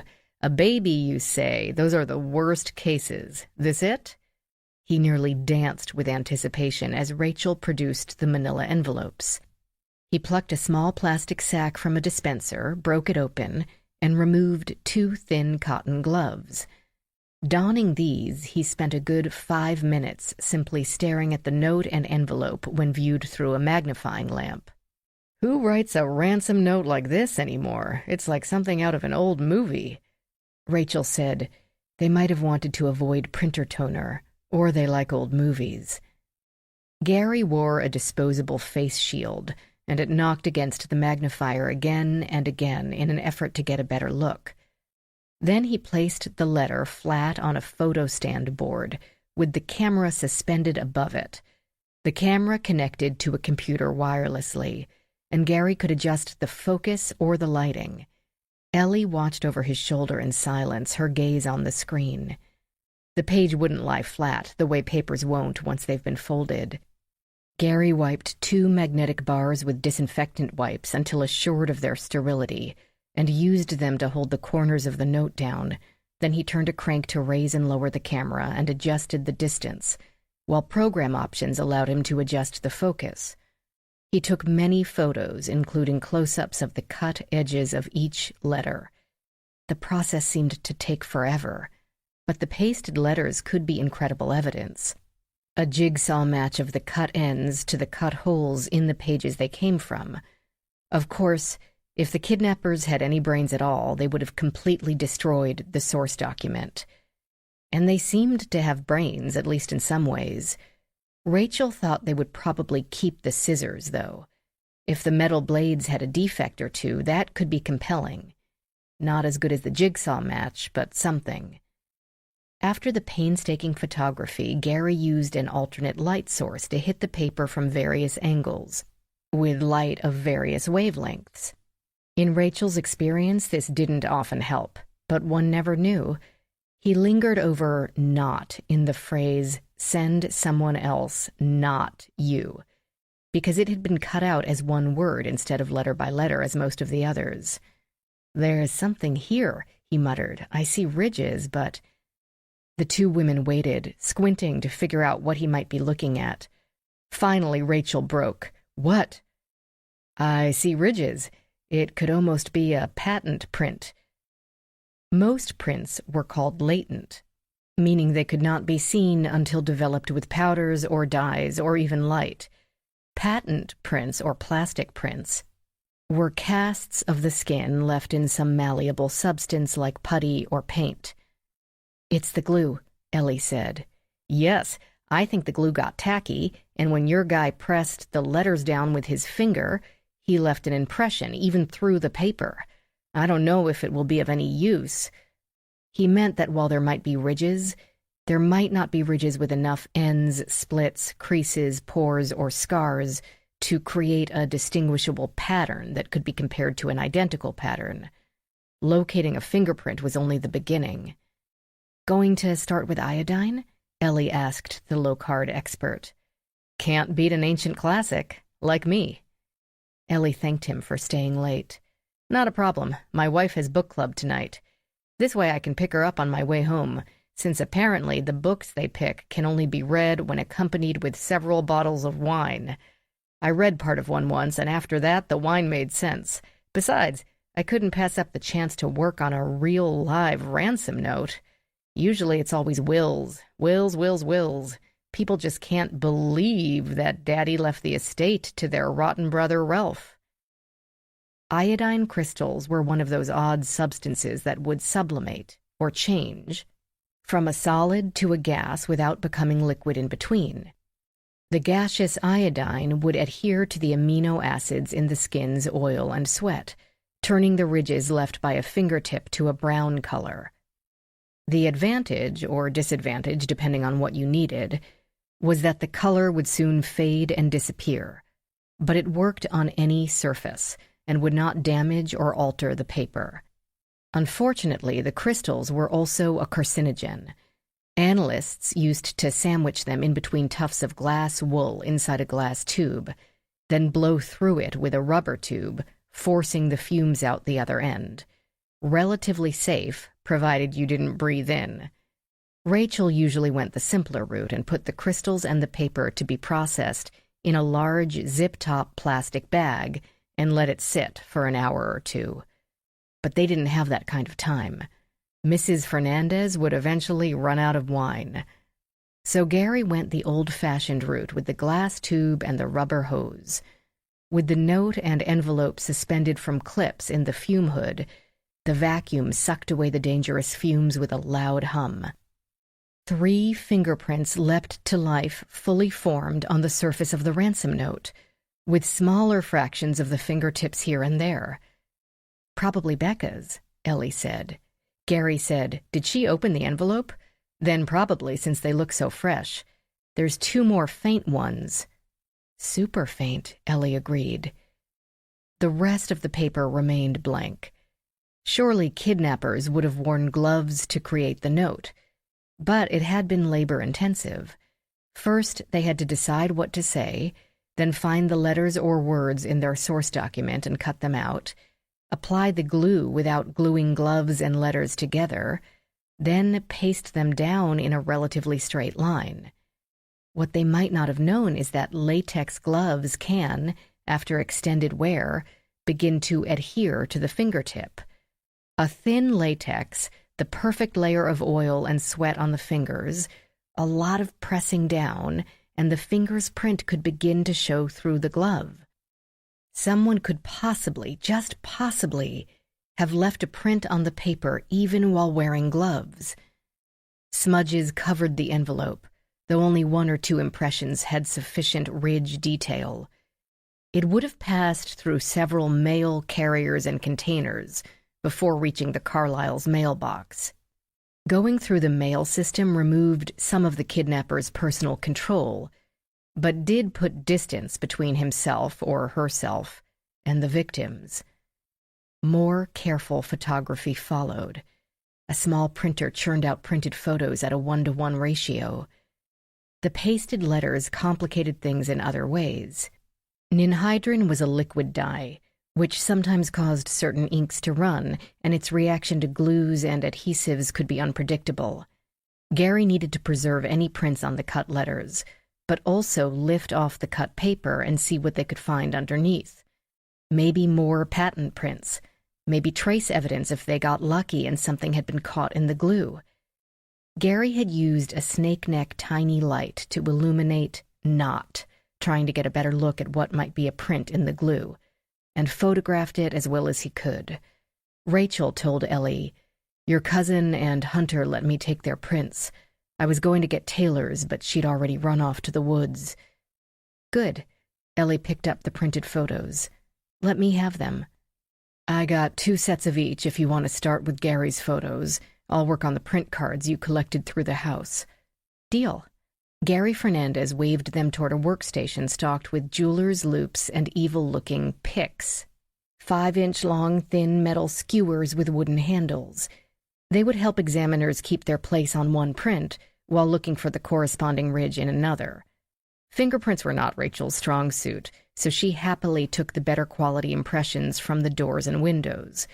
At least she assumed they would be better than the myriad smudged blobs on the letter, but quickly learned that doors and windows, especially curved knobs and narrow latches, did not lend themselves to picture-perfect fingerprints. Bent over the loupes, her neck began to hurt, but she managed to identify several prints as either Becca's or Hunter's. Too bad they didn't have the vacationing nannies or those of the cleaning staff. But at least it eliminated some that they wouldn't have to bother putting into APHIS. She had begun with the prints from the jimmied window, if indeed it had been sabotaged and not simply broken. 1 was Becca's, 1 was Hunter's, and 3 were unknowns.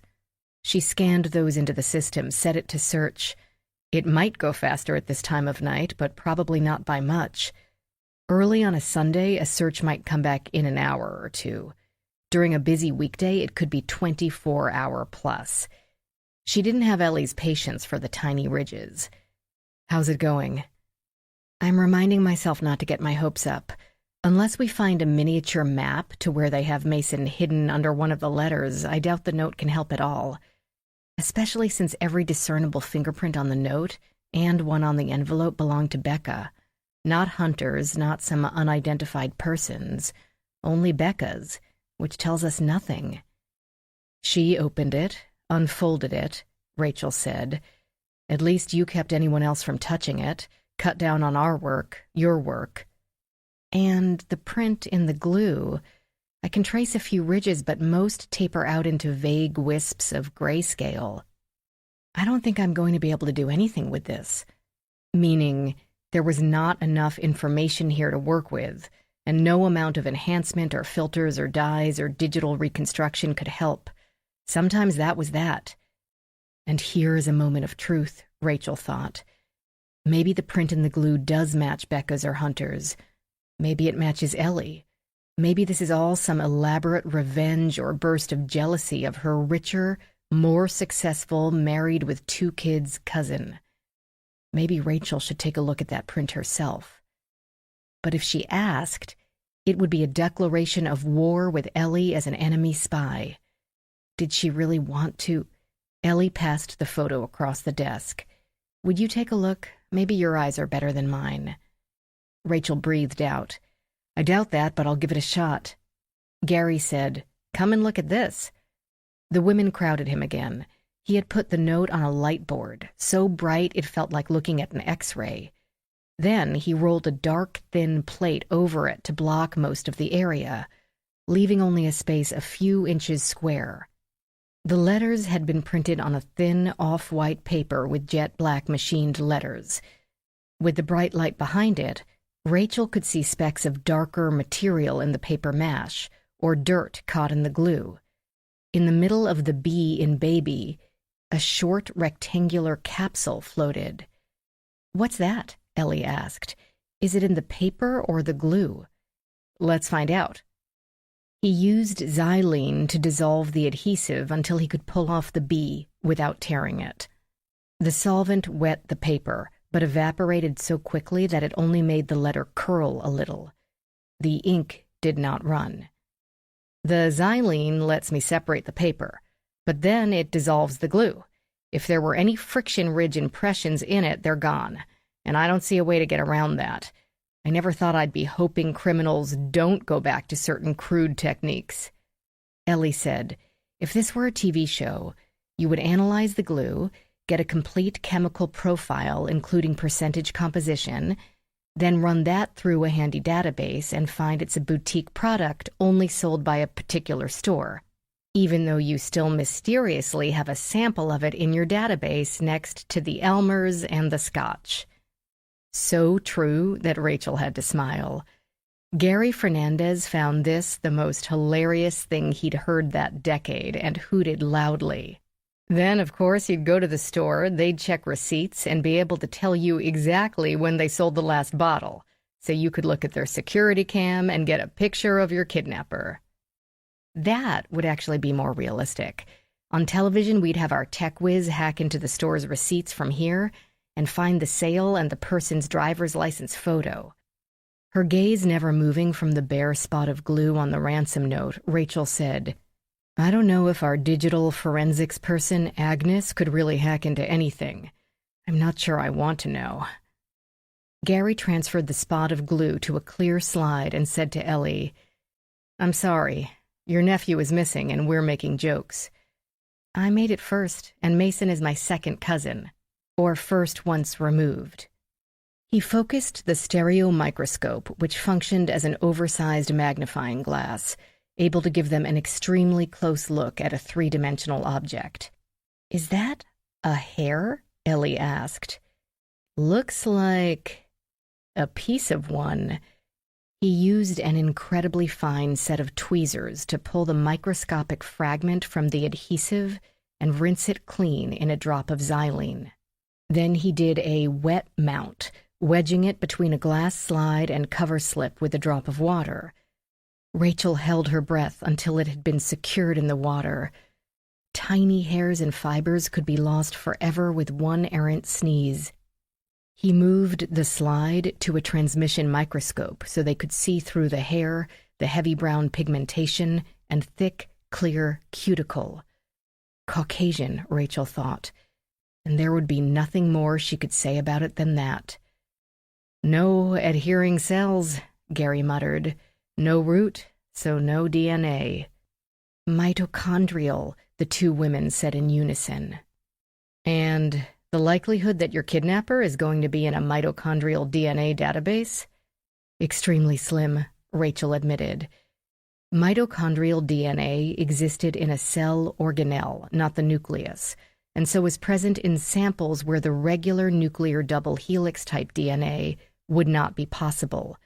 Fingernails, very old bones, and cut hair. This would be fabulous evidence at the kidnapper's trial. Unless the kidnapper was also a missing person, their mitochondrial DNA would not have been uploaded into CODIS. Gary left the slide where it was and worked to remove the AM, as in 10 a.m., where he had also seen a dark speck. It turned out to be dirt, which crumbled into fine granules when removed to a fresh slide. And behind the F in FDR, a shiny metallic square. "It's reflective," Gary noted aloud. "Glitter," Ellie guessed. "Our kidnapper also used the glue on his craft projects," Rachael said. "That might fit.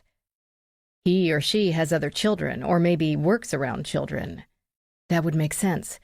Supposedly, the kidnapper's motivation is to protect children online." Gary pointed out, "You ladies are assuming a lot from one tiny spot of what might be glitter." "Spoil sport," Rachael said, and clapped him on the shoulder. "Do you think there's anything else under those letters?" "A few more dark shapes, probably fibers." Once more, it could prove wonderful evidence when they had a suspect. Until then, a red nylon fiber would be a red nylon fiber, and so on. Rachael said, "I'll get the DNA analysts working on the hair. The mitochondrial is worth a try." "They'll come in now?" Ellie asked. "There's two I know who will be more than happy to have Hunter pay for their overtime. Sorry, I'm not trying to gouge your cousin." "They won't care, because you're right, it's worth a try. Anything is." Rachael guided Ellie out of the building. As Ellie walked, she texted Becca to let her know that the note had not provided any significant breakthroughs. Then she put the phone away and they moved in silence through the building and out the door before she said, "This isn't going so well, is it?" Rachael didn't waste time on platitudes. "The ransom drop, that's our best chance. The FBI will be able to give us a tracker to put in with the money and another one in the duffel in case they dump it. They can make those things so tiny today, they'll never know it's there." Surprising that they, the kidnapper or kidnappers, didn't warn us not to use one. They kept that note pretty simple. Maybe cutting out the letters or finding the right ones proved to be too much work. Whatever the reason, it makes coming up with a profile difficult. There's something I want to mention. The odd wording made Rachel's scalp tingle. People only used such mild intros when what they were about to say would be pure dynamite. She took a deep breath.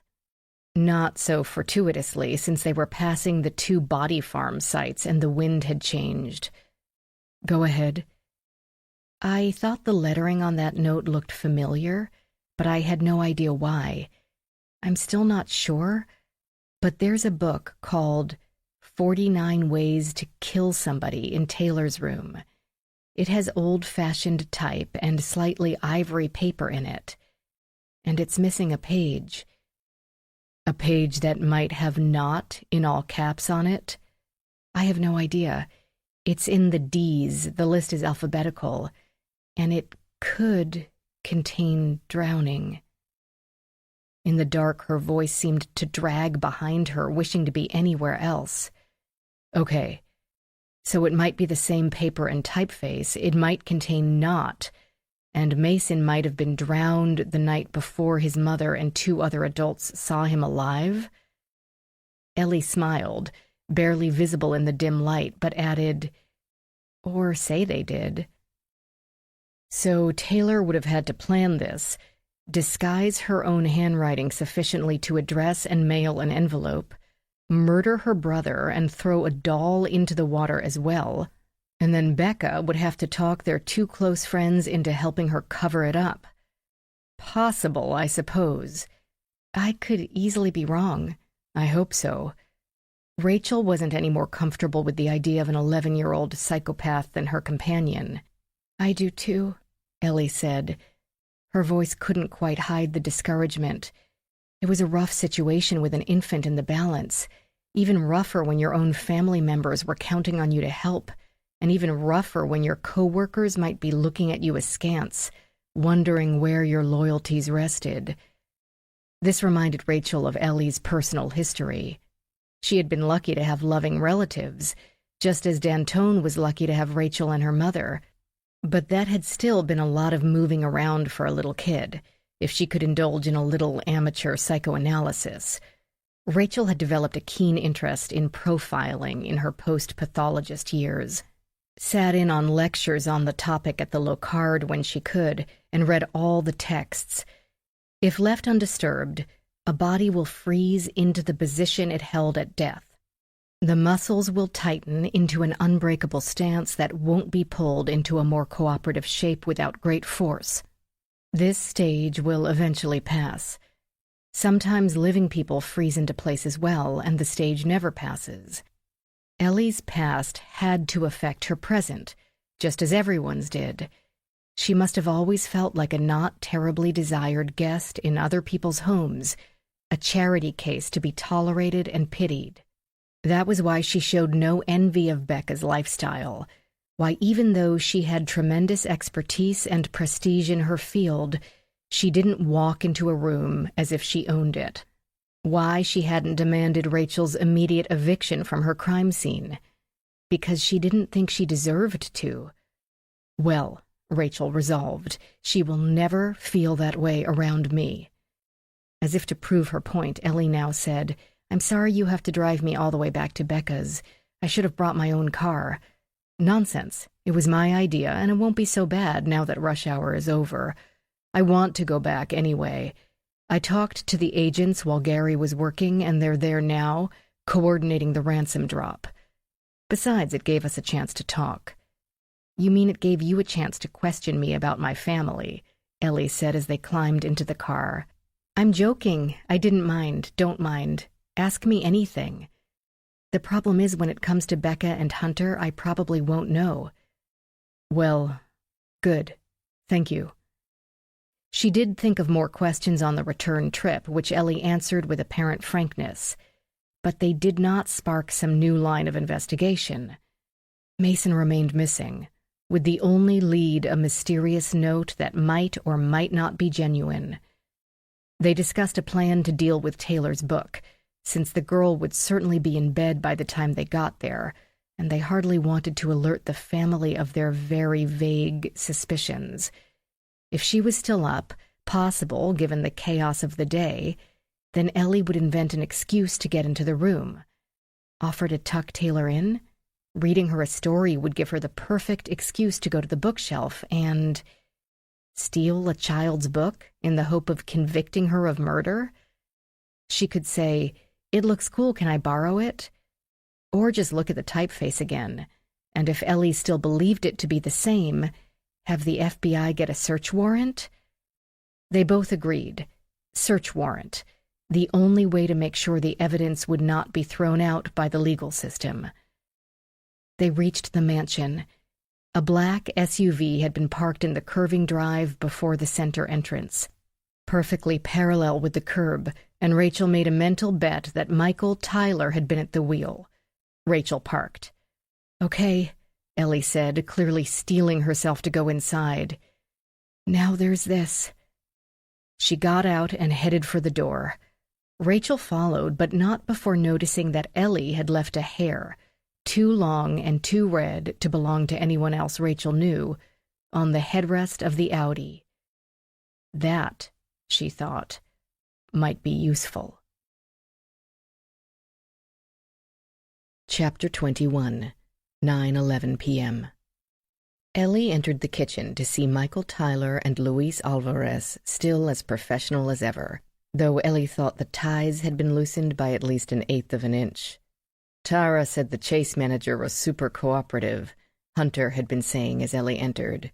"I got 300 from our 2 money markets there." "But we've got," Becca said. Both of them seemed about to drop.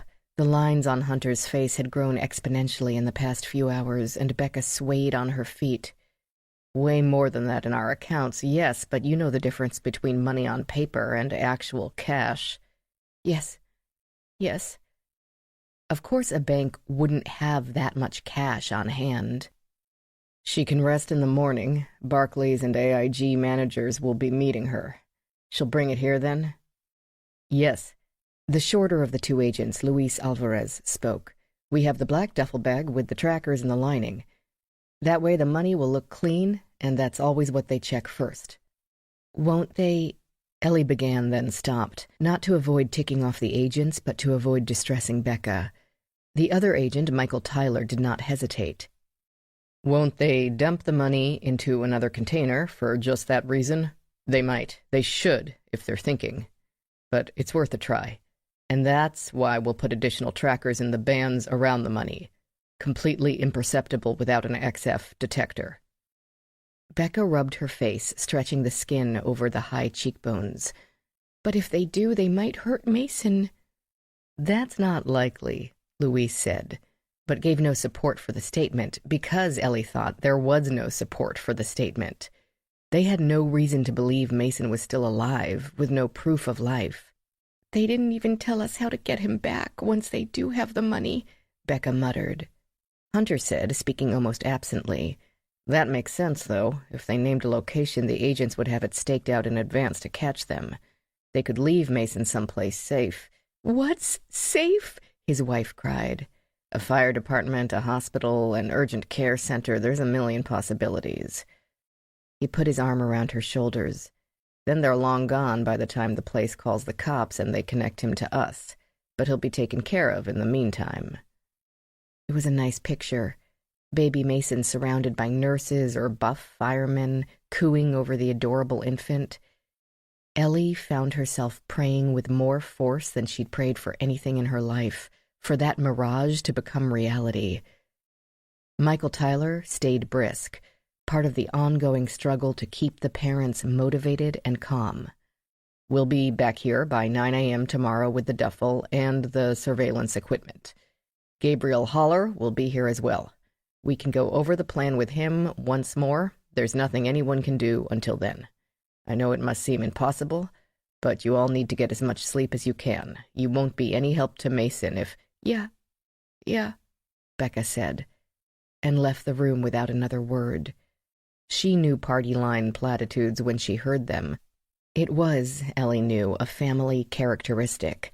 The Beck clan took great pride in being realistic.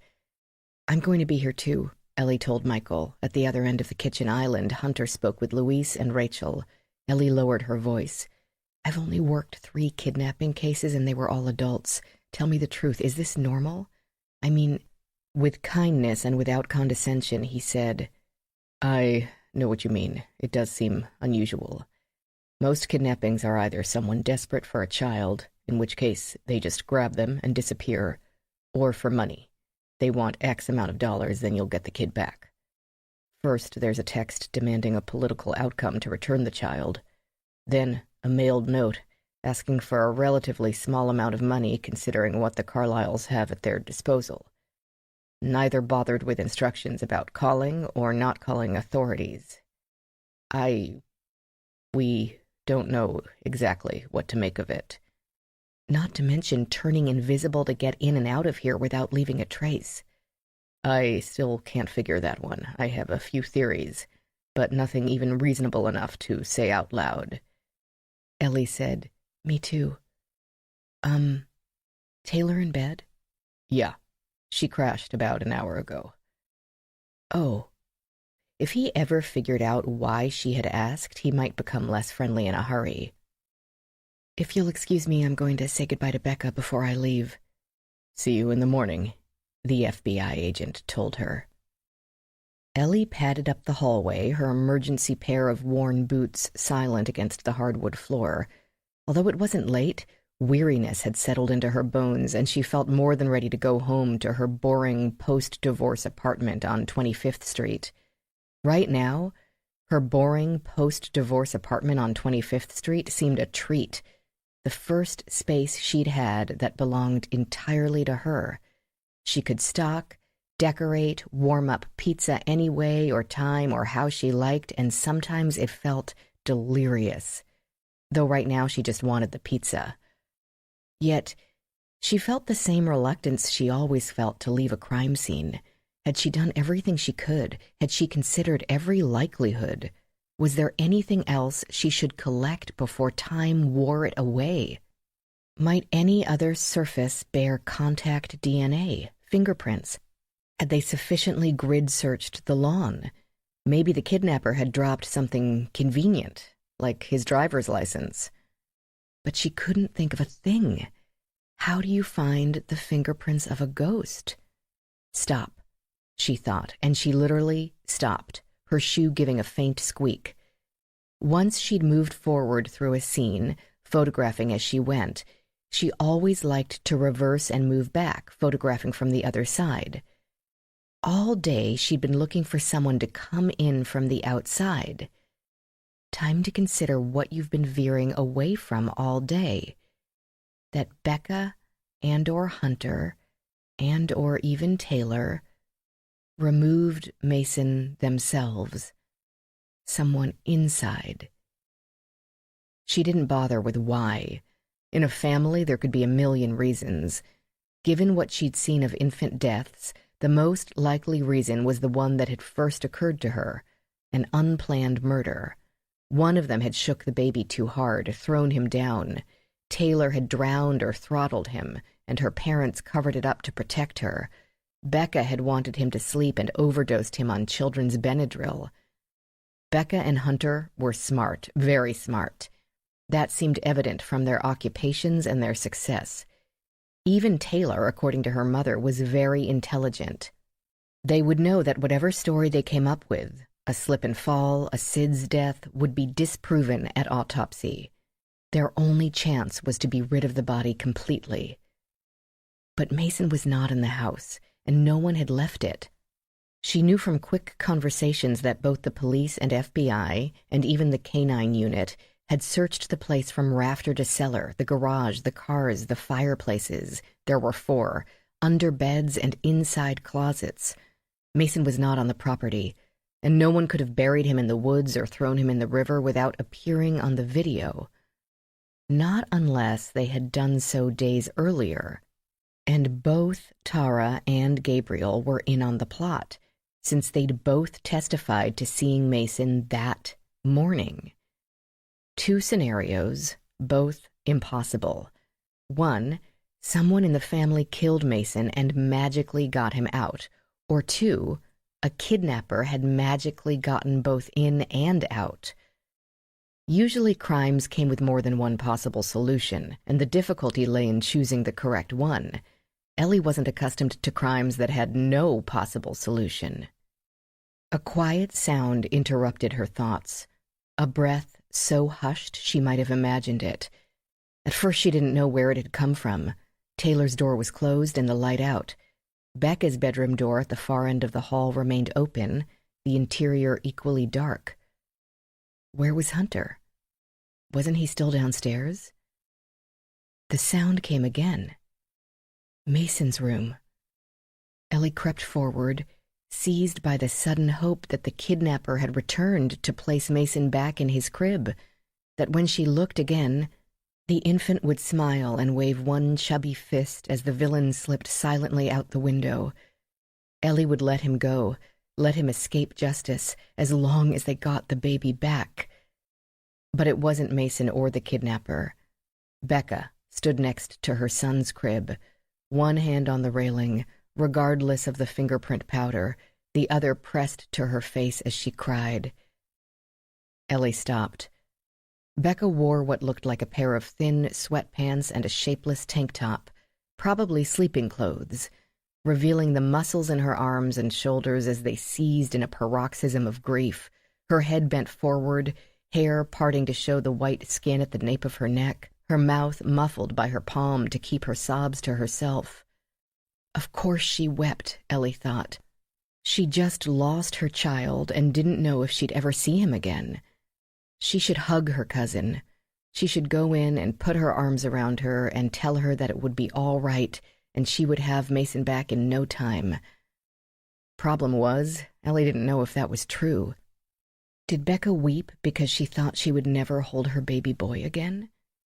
Or because she knew she wouldn't? Cowardice washed through Ellie and she backed away, one silent step at a time. Chapter 22, 9:45 p.m. They washed dishes in silence. Rachael had missed dinner entirely, but her mother had always been a bit of a procrastinator about housework, until Rachael could stand it no longer. They hadn't had a chance to talk about the previous day's events until now. You didn't have to ask him to stay for dinner. Loretta dried a plate with exaggerated care. You know we can't eat a whole loin, and it doesn't freeze well. That's hardly the point. He's the boy's father. He's going to be in our lives whether we want it or not. I don't want... Rachael knew she sounded petulant, but Jalen Williams represented a huge threat, a Scud missile aimed right at her cozy little house. As Dantone's biological father, he could sue for custody at any moment. The thought filled her with a choking dread that crept up her insides and seized her heart and made it difficult to speak. His relationship with her sister had been little more than a one-weekend fling while home on leave, the carelessness agreeable to both parties. Isis had never expressed much interest in true loves or soulmates, but it hardly gave him a moral right to the child that resulted, did it? She didn't care that he had been quiet and polite at dinner. He expressed appreciation of the food, for good reason, and had tried to make patient contact with Dantone without overwhelming him. By the time the potatoes cooled, the child had been talking gaily to him, the soldier listening with great attention, even though he clearly had no idea what the kid was trying to say. He asked low-key questions, again without presumption or entitlement. He asked what Dantone liked to eat, which were his favorite toys, had he been sick ever. Rachael enjoyed his discomfort. He didn't know what a parent would want to know, so he bounced over all possible topics. With every answer deliberately short, Rachael tried to telegraph, "Don't even think about taking him away. Don't even think you can handle raising this boy. He's perfectly fine here, perfectly fine. If you even try it, I will fight you like a maelstrom, and you don't want that. Believe me, you don't want that." But did he? Could he win that war? Looking at him, she figured he could win any war, and biology had an automatic advantage. Possession of the right genes might be 9/10 of the law. "I don't know what I would do," she burst out, now ready to sob into the dawn suds. He didn't say a word about custody. He's not a bad man. He wanted to see that his child is well cared for, which he is. Her mother spoke with a calm that didn't quite fool Rachael. Now that he knows that, he can go back to his job, his life, and rest easy. Or he thinks that we won't fight him. He sure wouldn't walk away if he thought his boy was being raised by a couple of bitches, now would he? Rachael scrubbed au gratin residue from a pot and said nothing. But if he thinks the boy is fine, happy, healthy, then he can leave him in peace with a clear conscience. You catch more flies with honey. Or, in this case, perfectly medium-rare beef loin. I'm right, and you know it. Rachael turned on the garbage disposal for a long moment just to listen to the violent grinding. Then she said, "You're right, and I know it. But I don't want to catch him. I just want him to go away." "I know, honey," Loretta said. "So do I." Ellie slipped into the largely vacated kitchen, deeply unsure as to what she should do next. Offer to stay the night? Borrow some of Becca's clothes? But her cousin surely needed some privacy, and Ellie longed for her own bed, even if she would spend half the night staring at the ceiling as usual. Sleeping well did not lie among her talents. She should call her supervisor, fill him in, purely to justify her paycheck and to keep up the illusion that she remained there as a professional and not a concerned family member. "Did you say goodnight to Becca?" Hunter asked her. He stood alone at the kitchen counter finishing a beer.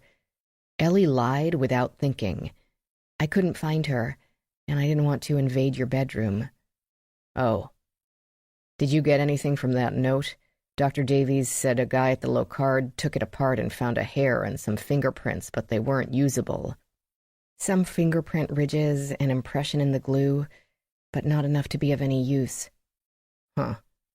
He drank from the bottle, swirling the liquid in his mouth a bit before swallowing. He did not seem impaired, only thoughtful. He was the man at the center of all this, at the center of Becca's life, and Ellie could have passed him on the street without realizing it. "That's weird, isn't it?" He peered at her. "That note? Gluing pieces of paper like that?" "It has its advantages." She relayed part of the conversation between herself and Rachael. "But what do they really want?" he said. "A no vote at the hearing or a bundle of cash? Both? At least money is something I can understand. Better that than some crazy old bat who just got on 70 and never looked back, who's already in Nowheresville, Kansas, telling everyone the baby's name is Jimmy." "That's a good point," she said, though she thought it might not be, because professionals wouldn't be sentimental about a child. "We leave the money, they give us Mason back. We go through with the hearing, they give us Mason back. That might sound naive." Ellie opened her mouth to defer, and he hastened to add, "But maybe not. They wouldn't want to keep him longer than necessary, to try to get us to cough up more cash. Babies are a lot of work. When they're not sleeping or eating, they're crying and needing their diapers changed. I speak from personal experience. Mason will be up every 3 hours like clockwork. And then there's punishment, prosecution. That's cold." This last came as a warning, as she had spied a few ounces left in the coffee pot and snagged a mug from the cabinet. Insomniacs should not drink coffee after lunch, she told herself. But it had been a rough day, and she deserved something warm. The microwave could help her out. punishment? Hunter went on, reasoning out the possibilities from the kidnapper or kidnapper's point of view. They have to figure, if they harm him, police will never stop looking for them. If I have the kind of money to pay a 6-figure ransom, I have the kind of money to make sure of that. But if we get Mason back unharmed, our lives go on, cops go on to other crimes. In a month, it's like it never happened. That's also very true. She tried the coffee, now heated to lava-like temperatures. You've thought this through. That's my job, to think things through. What does my client need? Why do current circumstances not allow for that? And what needs to change to make my client's needs advantageous to other people? She brought her nose to the cup again, gauging the heat. Do you know what these people actually want you to do at this hearing? What to say? I'm sure they want me to say that Kid Fund's present practices violate COPPA and 312, and that's bad.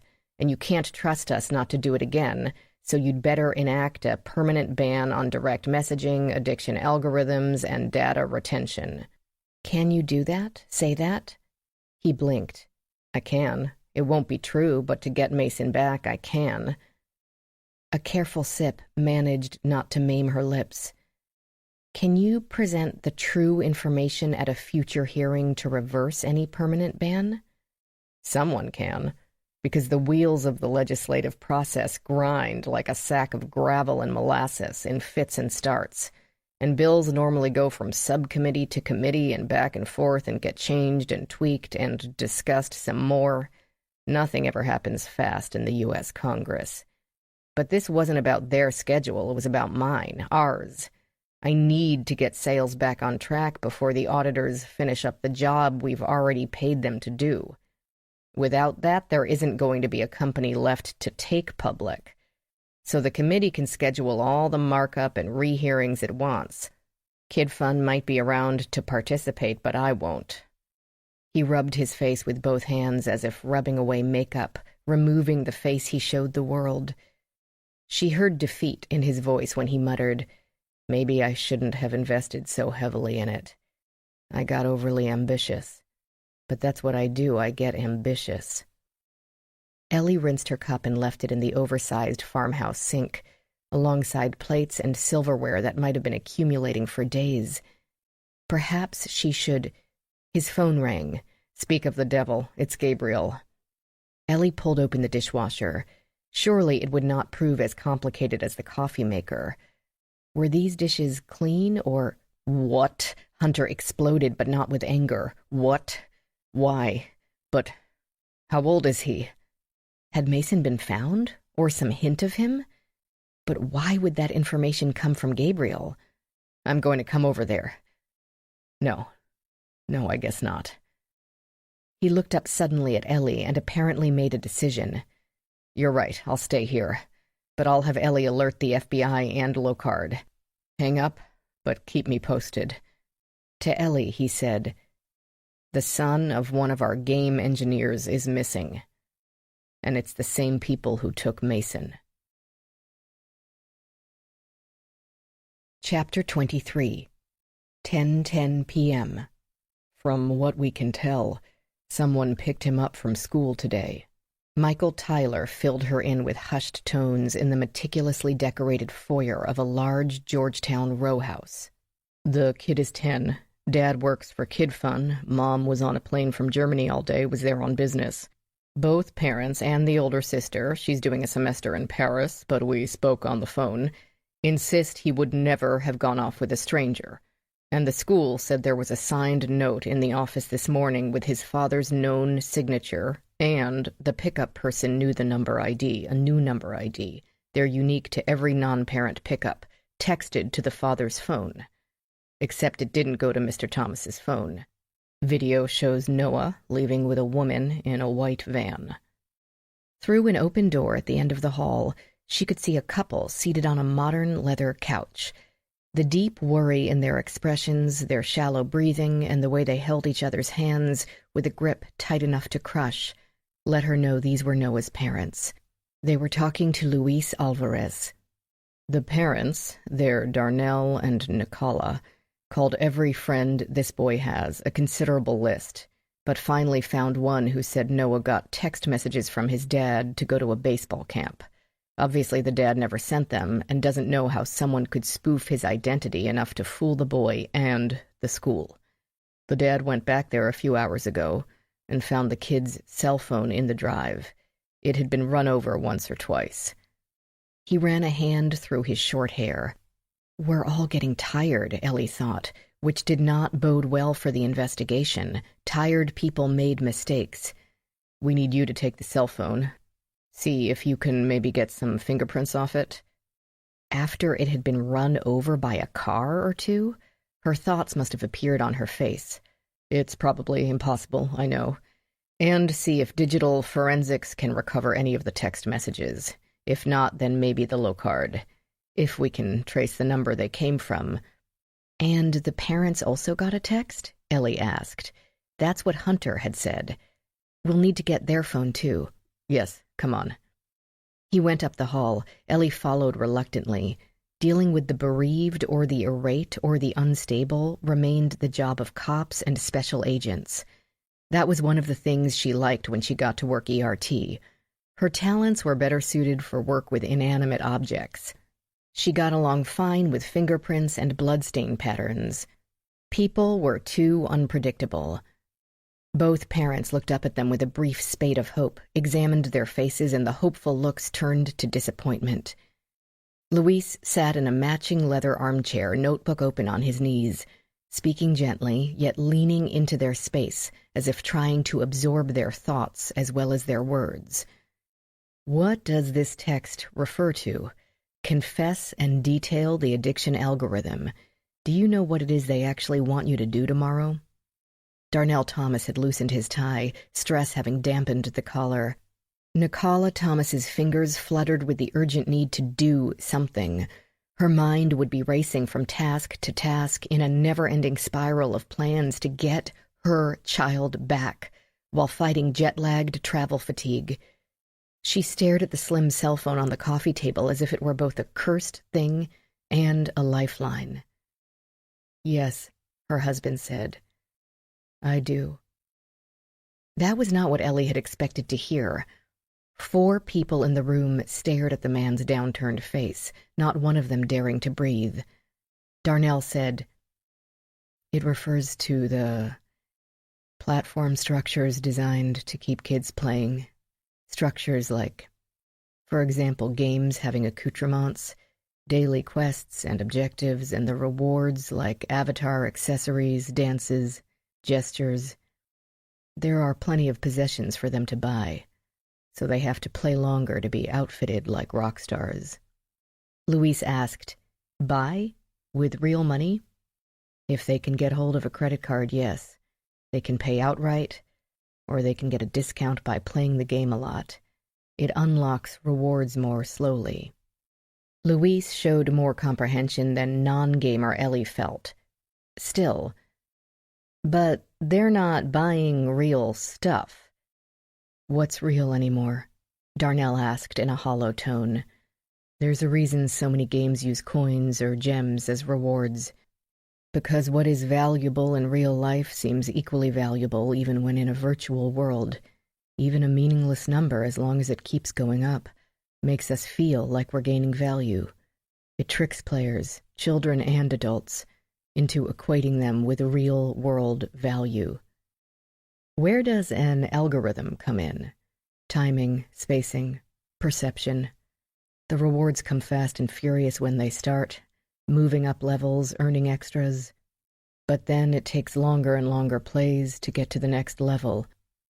And when you get a reward, it's no longer steady. Unexpected rewards are very motivating, but only to a point. So some rewards are fixed and others variable, getting the best of both techniques. Nicola said, It's the reasoning behind the coding. Darnell is a behavioral psychologist. He yanked on the tie again, and the words came faster. But we've hidden all these manipulations so players feel like they have control over their choices in the game. But it's illusory. The game progresses pretty much the same no matter what choices you make. Actual control is not important. It's the illusion of control that's important. Think of Tetris. You don't really have any control over what drops from the top, but making the connections feels good. So yes, we have manipulating people, children, down to a science, Darnell said. Now that he had begun on the topic, his analytical mind had to explain it thoroughly. We offer loot boxes. A virtual box with a mystery virtual item, yet you have to pay real money for it. But once the attached credit card is entered, you can gamble on a mystery prize with just a click of the mouse. We might as well set kids in front of a slot machine. No one terms it a gambling addiction, but that's exactly what it is. Like adults playing poker, kids can play themselves into crippling debt. A couple years ago, a high school student with a part-time job and no car racked up nearly $14,000 in tiny in-app purchases. They say it's manufactured addiction, Nikala said, but so what?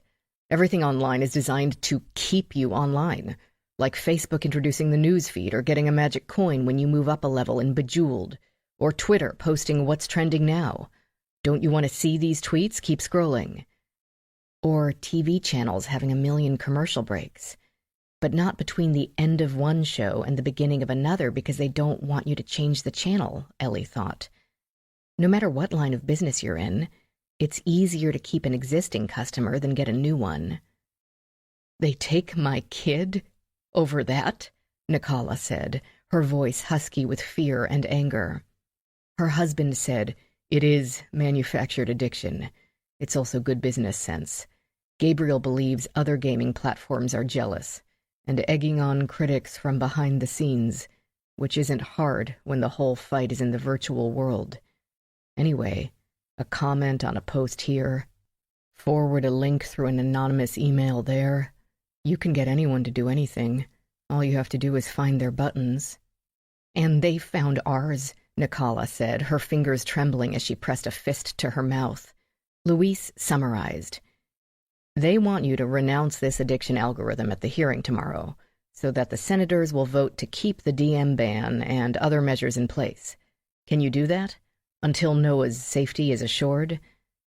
Darnell appeared surprised at the question.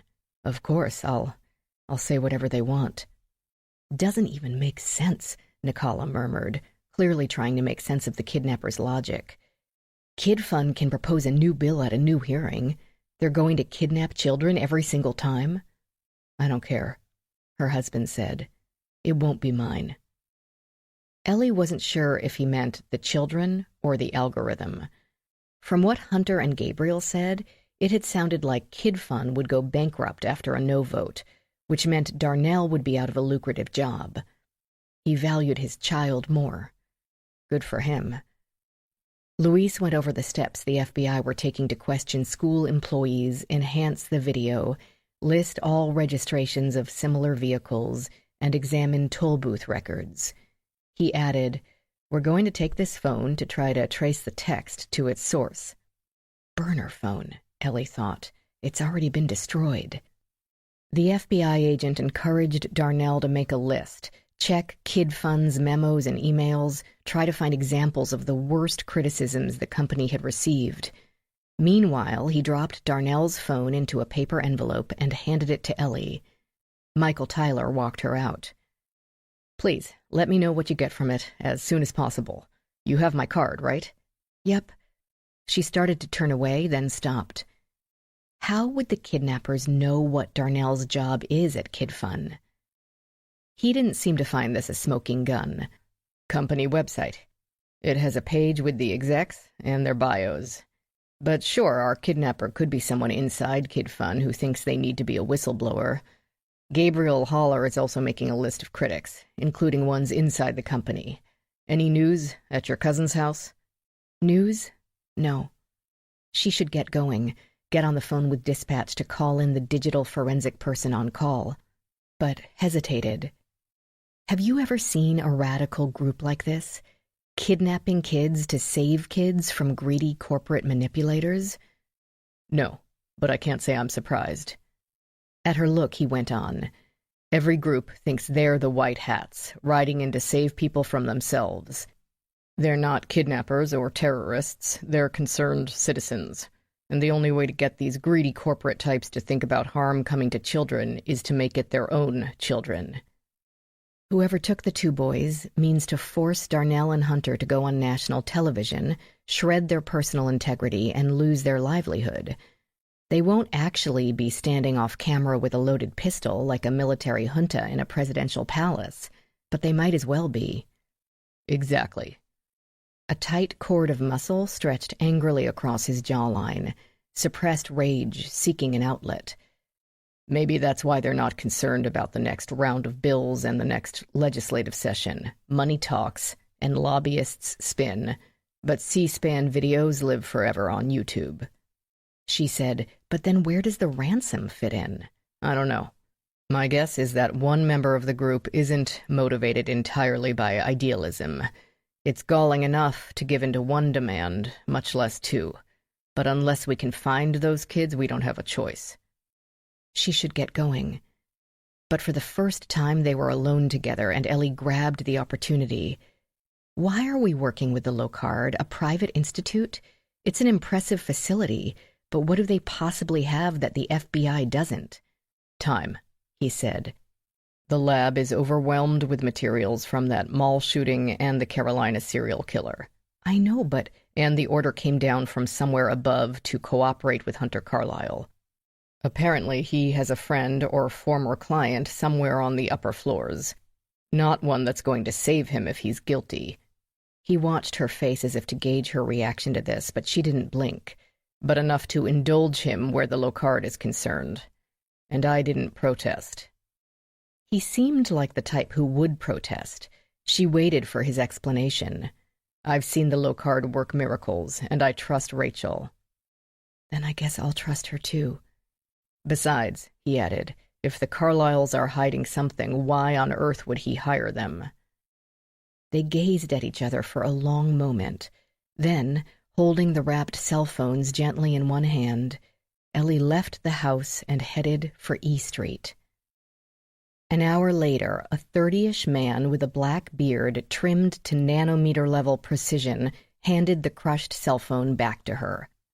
She had checked for prints with the alternative light source and tried a quick dusting with black powder, but got only a wonderful image of a tire track, which she had dutifully photographed with a scale, since the kidnapper might have purposely dropped it under their own tire to make sure. That would have been smart. After that, she'd brought it to another part of the lab to meet the digital forensic tech who examined the cracked screen and scratched backing before locating the correct type of power cord to plug it in. He pushed the button on the side. Nothing happened. He pushed it again. Nothing happened. Well, he unplugged the cord. I might be able to do something with it, but it will take a week or 3. Ellie knew the answer, but asked anyway. Are you sure? Isn't there anything you can tell me? It belongs to a kidnapped 10-year-old. I get that. He sipped coffee from a metal travel mug, and envy rose up in her like a geyser. That's why I'm not going to waste your time. Our equipment here is all about downloading and organizing and parsing computers and cell phones that work, not about downloading ones that have been shredded. It doesn't have a media card, so I can't dig through the rubble and find it. I'm sorry, but my strengths don't help us here. What we need is one of those cluttered little storefronts where they fix your iPad after your kid drops it off the balcony. And they'd still take weeks. That's not going to work. Sorry, it's the best I can offer. He sipped again, and this time she didn't think about coffee. That's okay. I have an alternative. 11:15 p.m. With the requested blessing of her supervisor, Ellie made her second trip out to the Locard Institute in what seemed as many hours. Rachael did not meet her there. As they spoke during Ellie's drive, she said her son was having a meltdown. Someone did not have enough nap time today, and she didn't wish to leave unless absolutely necessary. Ellie heard a strain in her voice that seemed to go beyond dealing with the terrible twos. But Rachael arranged for the aforementioned tech whiz Agnes to take in the broken cell phone and see what she could do with it. Ellie had also informed the FBI agents who agreed to the plan. They could drive it out to the lab at Quantico, but since Agnes was geared up and ready to go, they decided to stay the course. Should Agnes fail, they would retrieve the phone immediately. Things had changed, Ellie knew, in a low, subtle way that no one would ever say out loud. The possibility had never gone away that Mason had been killed inside his own household, and the kidnapping story a badly constructed cover-up.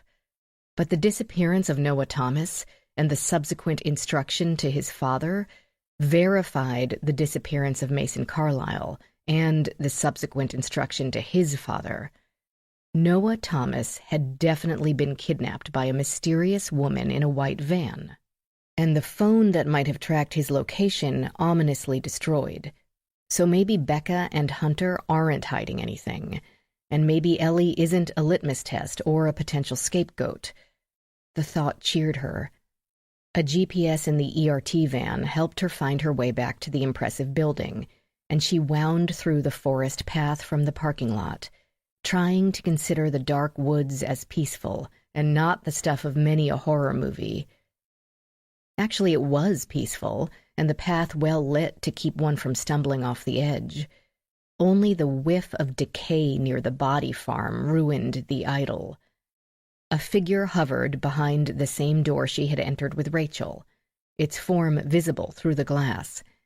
Ellie knocked, then stepped back as someone snapped the door open with an impatient force, overpowering the automatic mechanism. A 20-ish woman, all angular cheekbones of white skin and straight brown hair pulled into a severe ponytail, peered through old-fashioned cat's-eye glasses. "Are you Dr. Carr?" "Yes, are you?" "Sign here."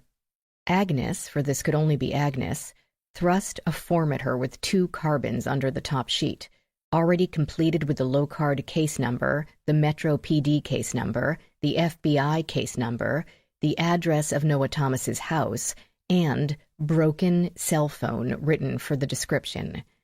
Ellie signed in the proper box, which Agnes had colored in with a yellow highlighter to avoid any errors.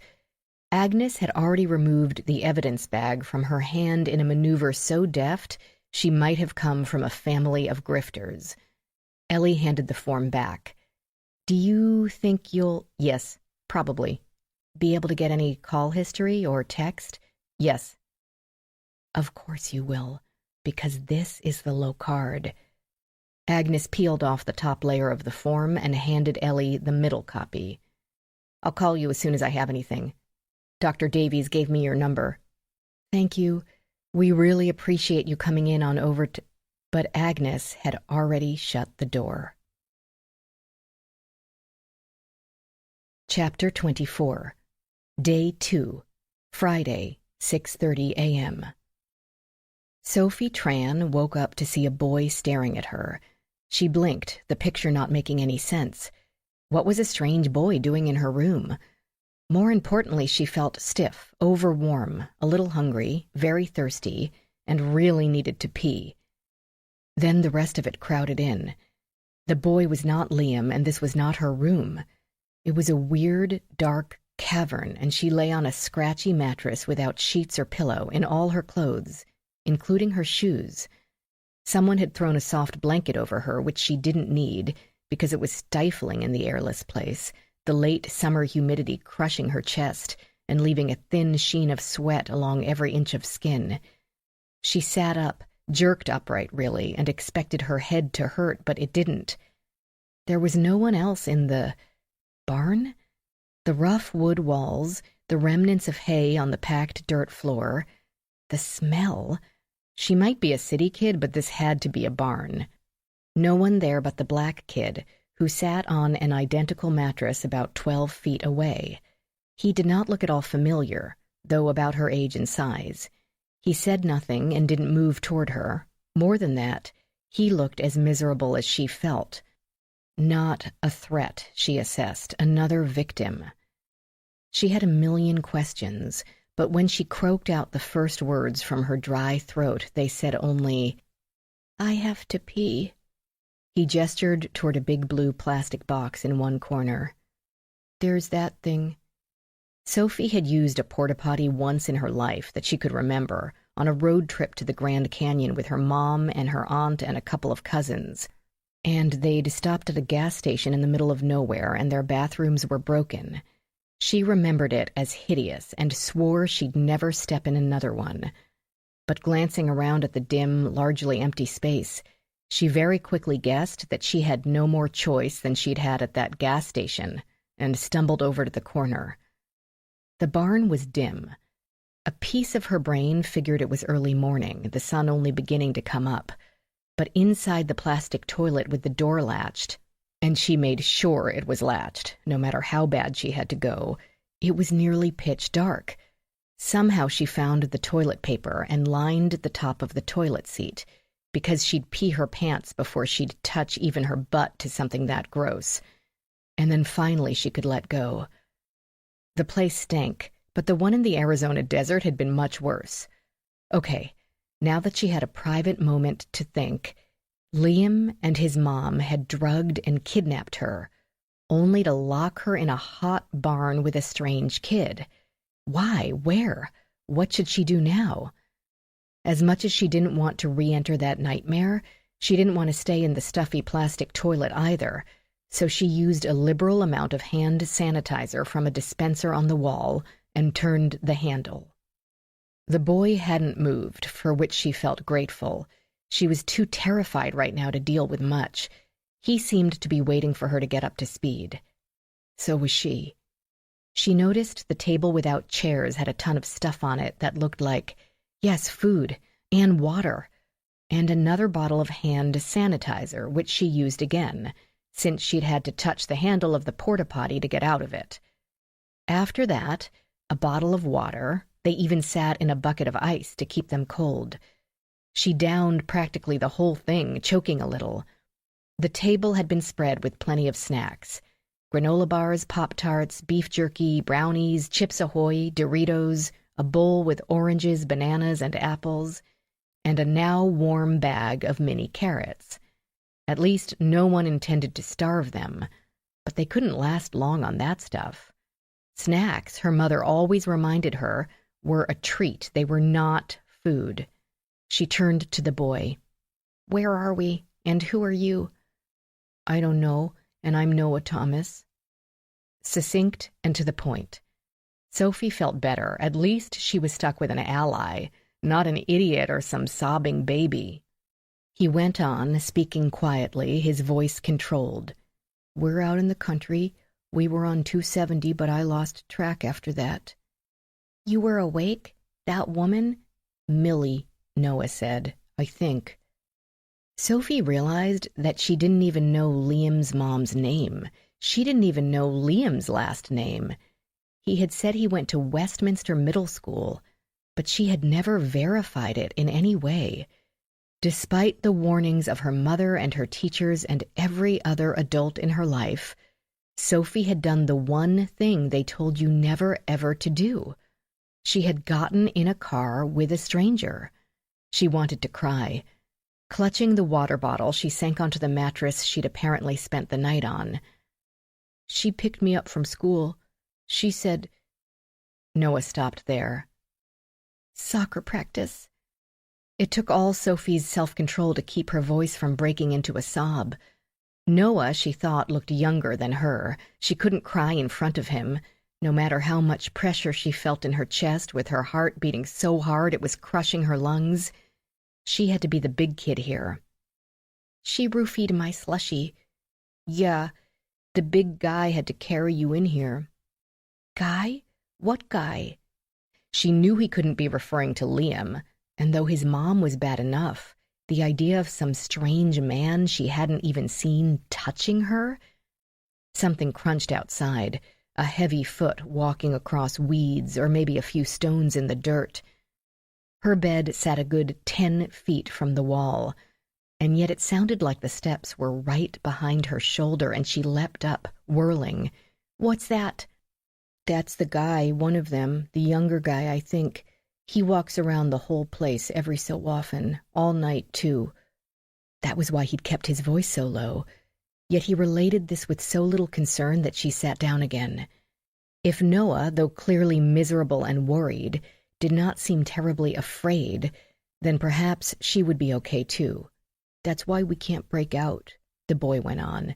"They put boards over the windows and that door, but they screwed them in. I bet they used bolts on the other side, too, to make sure we couldn't just pull off the boards, because a lot of the wood is pretty rotten, so we probably could if they used nails. We could probably break through a few other places if we tried, but he's out there," Sophie finished for him. The kid had made a pretty thorough assessment of the situation. "How long have you been here?" "Millie, whatever, picked me up at 3:15 yesterday."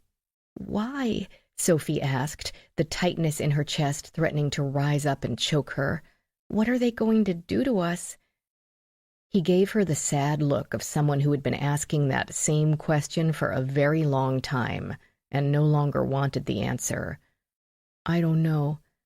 She and the old guy talked all about my dad's coding for kid fun and how I need to tell him his algorithm is bad." "Yeah, she was saying all these things about my mom and the site protocols, like my mom's a bad person because of her job." "I think they want me to brainwash my dad," Noah said. "But later they said, if I get to go home." His voice cracked on home, which Sophie totally got. "Then what do they want now?" Noah had no answer. They sat in silence for a few minutes. Then they continued to compare notes. 7:30 a.m.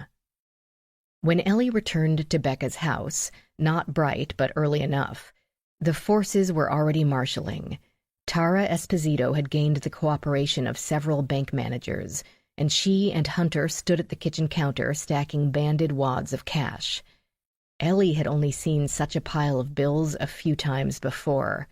Caches of drug lords tucked in cars and safes, and once the walk-in closet of an eccentric heir to a moving company empire. "They're going to have a tracker on this or something, right?" Hunter demanded of her in lieu of a greeting of good morning. "They're not just going to rely on electronics." "The agents? They'll have several eyes on Gabriel and on the bag." "As long as it gets Mason back," Tara said, then blushed, as if she'd made a social faux pas.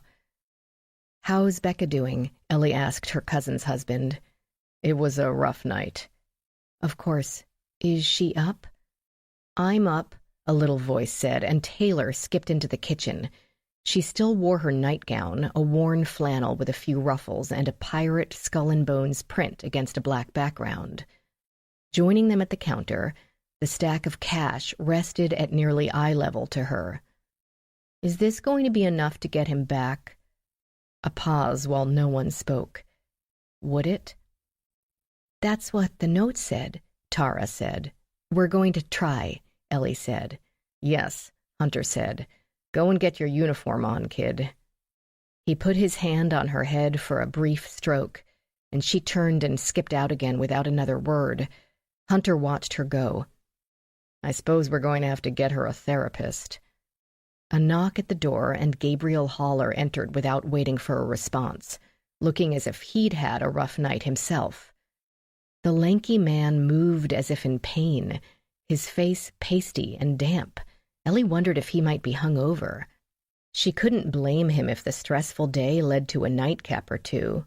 "Dude," Hunter said, "you look like crap." Gabriel climbed onto a stool at the island. "I know. Woke up in the middle of the night with these aches, and my stomach is killing me. Some sort of bug. Stay away from me. You don't want to catch this." Tara went into mom mode, stretching out a hand to touch his forehead, but he tilted away as if she might be radioactive. "Stop that. I don't have a fever. Kind of feels like food poisoning. But all I had last night was a peanut butter sandwich, and it tasted fine." He had dressed for comfort in a short-sleeved polo shirt, less formal than the previous day, and Ellie noticed a patch of dry skin along the underside of his forearm. Could it be an allergic reaction to something? He followed her gaze to the scaly stretch of skin. "Nah, that's a skin condition. I've always had that. And I'm definitely not allergic to peanut butter." "What about the jelly?" Tara asked. "No J, just PB." Hunter remained focused on the need at hand. "You going to be able to do this today? It's okay if you can't. We'll find someone else. It really should be an undercover FBI guy anyway. They get paid to get shot at. It's a lot of money to trust some government hack with. Hunter nodded. True. Ellie, some government hack, took it as a mark of Gabriel's discomfort that he didn't even appear to notice the towering stacks of money on the counter. Instead, he ran his fingers over his face and tried to rally. Yes, gotta be me. You or Becca can't do it, and you can't send her. He nodded toward Tara, who joked awkwardly, Why not? I'm tougher than I look. Hunter ignored this. Seriously, I'll be fine, Gabriel insisted more firmly. I'm just going to make some tea. I need something hot. And probably need some fluids, too. I haven't felt like eating or drinking anything. He helped himself to the electric kettle and the tea bags, and Tara retrieved a mug from a cabinet. Obviously, both spent a lot of time at the Carlisle house. Becca appeared, dressed in a silk blouse and skinny pants, her hair up in a careless bun, looking fashionable but even more worn out than Gabriel.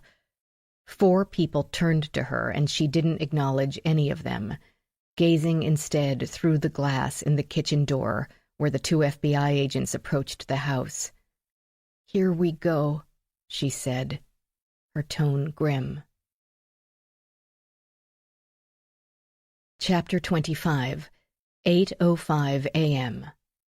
Aisha Kasuma sat on a concrete square under one of the umbrellas at Stead Park, watching her charge climb up the rock-climbing wall, the little one, not the semicircular structure where the handholds reached to nearly 4 feet in the center. Oliver loved to climb.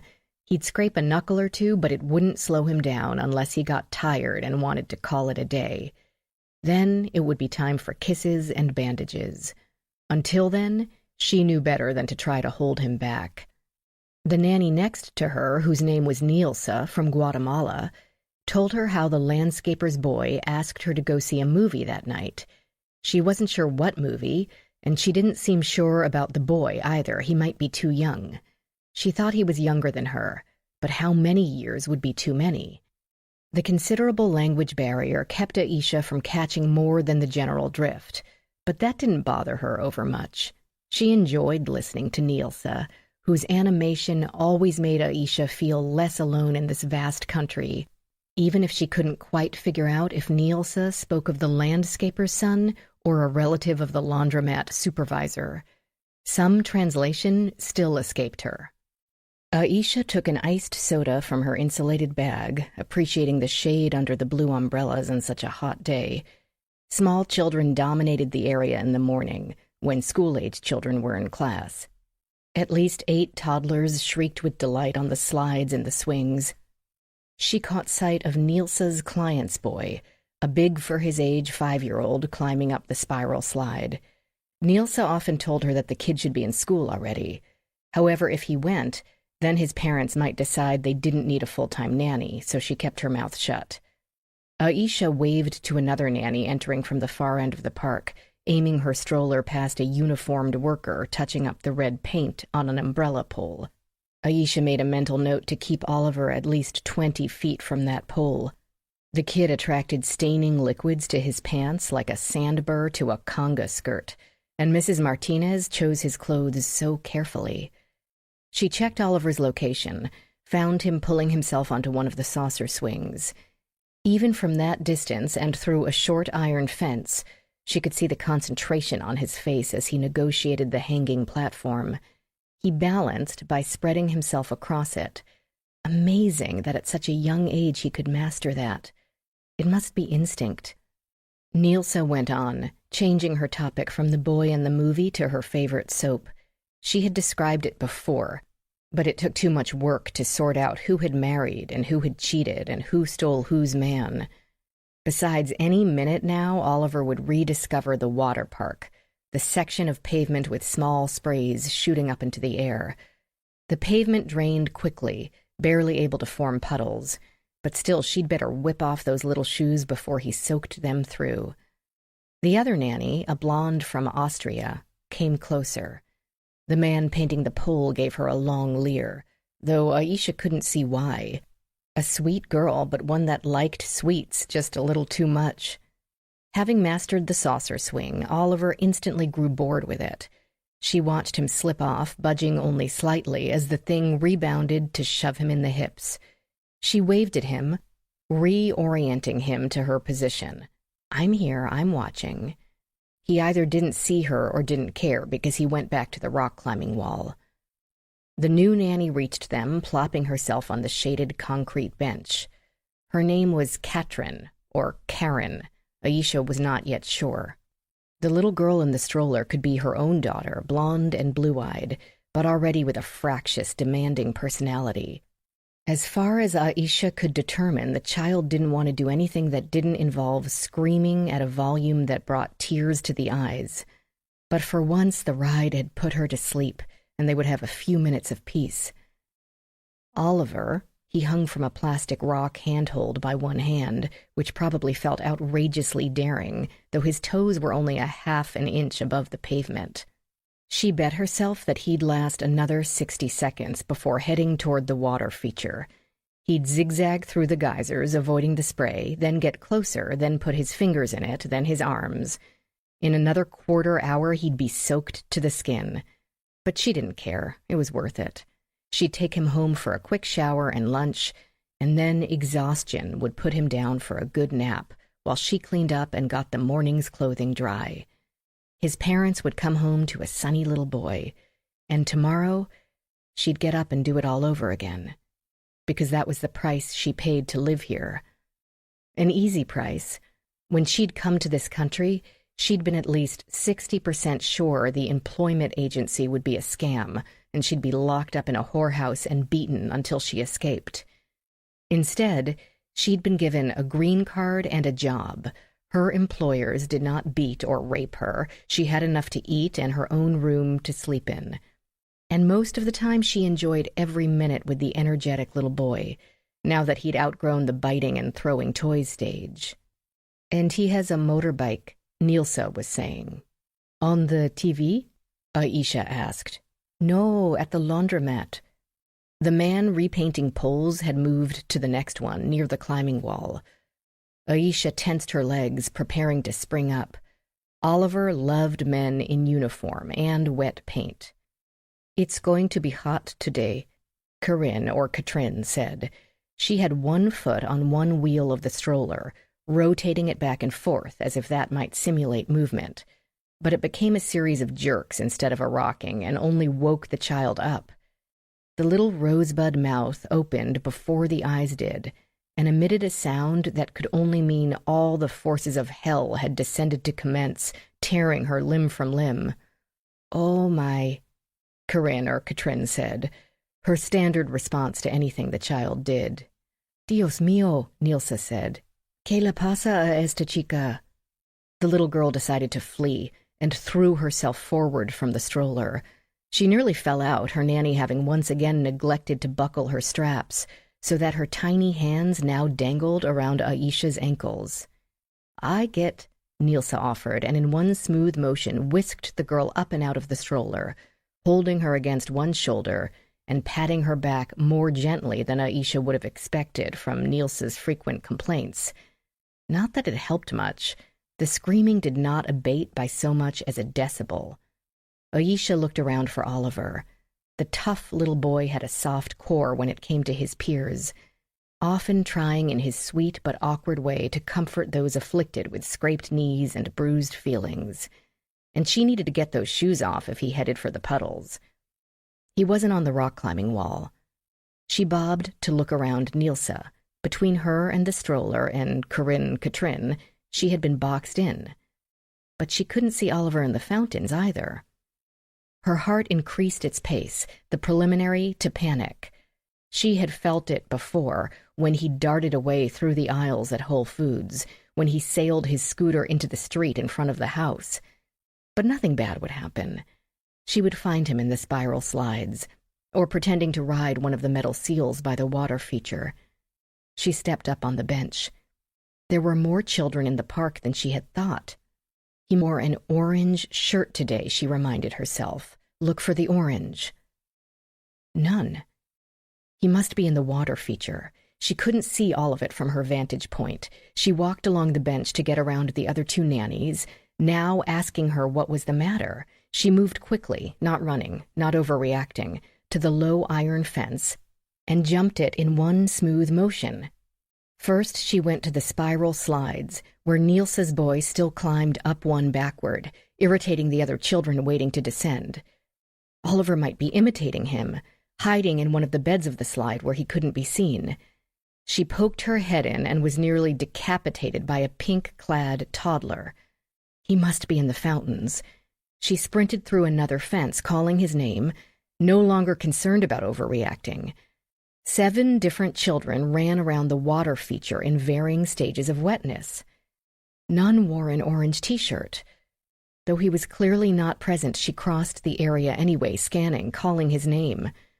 Her sharp tone alerted and startled the other parents and nannies, but that was all right. They would help her look. Every one of them had pictured themselves in the same panic, had mentally trained themselves for such a day. She reached the far end, the expansive ball field, utterly vacant at that hour. She circled around the building.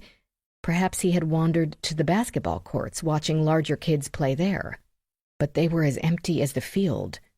Nielsa and the new blonde nanny met her there, their voices a cacophony of concerned questions she couldn't answer. Then she saw the paint. The small can of red paint, which the maintenance worker had carried, now lay on its side on the concrete, a few spatters leading to the abandoned brush. Aisha began to scream. 8:45 a.m. Sophie and Noah had scouted out every inch of the barn, cataloging every decent gap in the slats that could give them a view of the outside. Several, the loosest boards, quietly pressed and pulled. Only after the horizon had been scanned and they'd listened with great attention for the younger guy to make his crunching rounds of the area, though the stupid chickens, now awake, probably made enough noise to disguise theirs. And how many Little Debbie cosmic brownies remained? 5. He went back to the house for a while before. He's gotta have to go to the bathroom or get a drink of water once in a while, Sophie said, turning her head away from the crack she'd been peeking through. She already had a splinter in her cheek, she could feel it, and tried to pull it out with her fingers.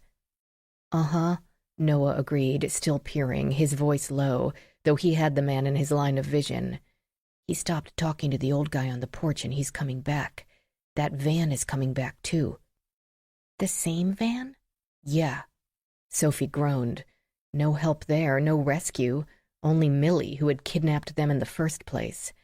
She gave up on the splinter and made a decision. She was the oldest here and needed to take charge. Okay, the next time he goes back to the house, we'll wait until he goes inside, pull out that board over there, and run to the woods. They won't see us from the house. Unless someone's on the second floor, Noah pointed out.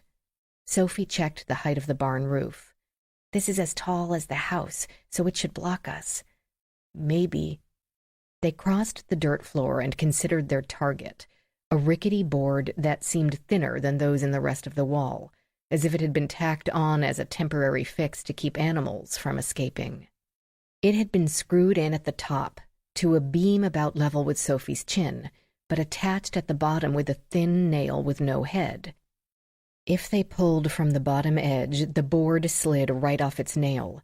Even if they couldn't pull it right off the wall, they should be able to pull it away far enough to wriggle through the gap.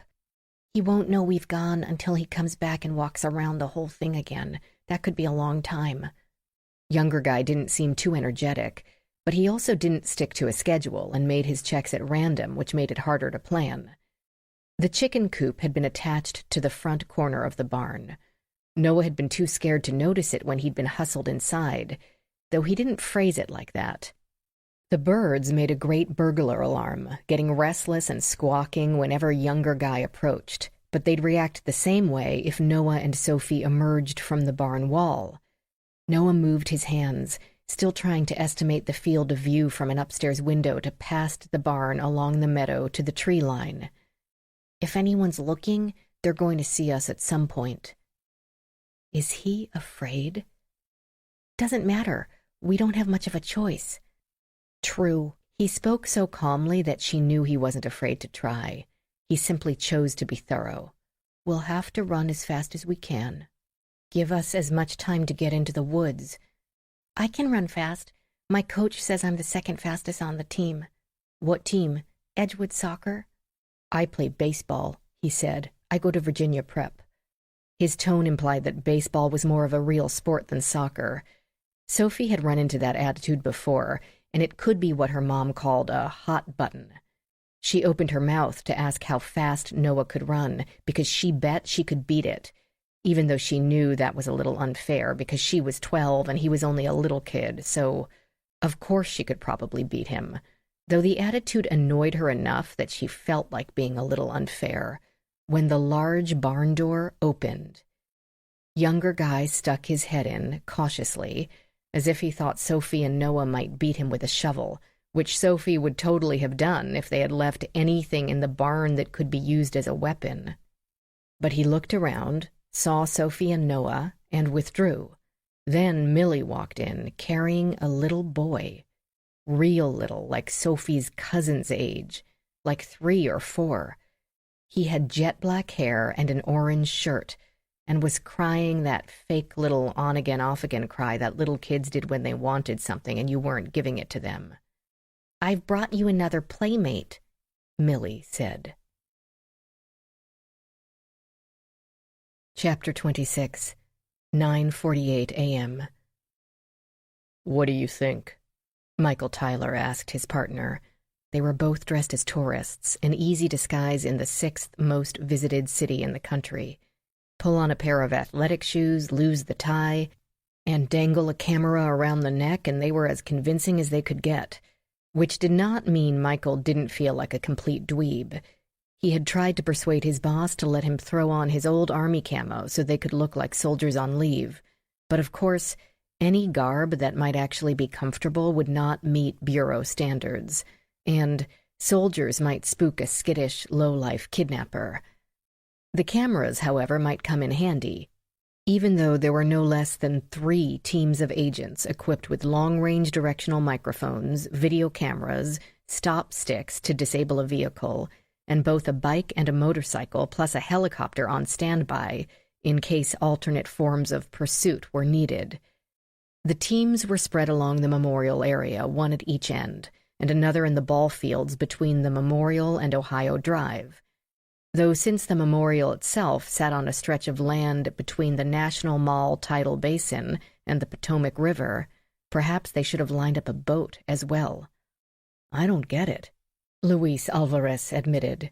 "Are we dealing with a nutcase, an amateur, a professional, or a group of political rivals more extreme than Stalin and Tito?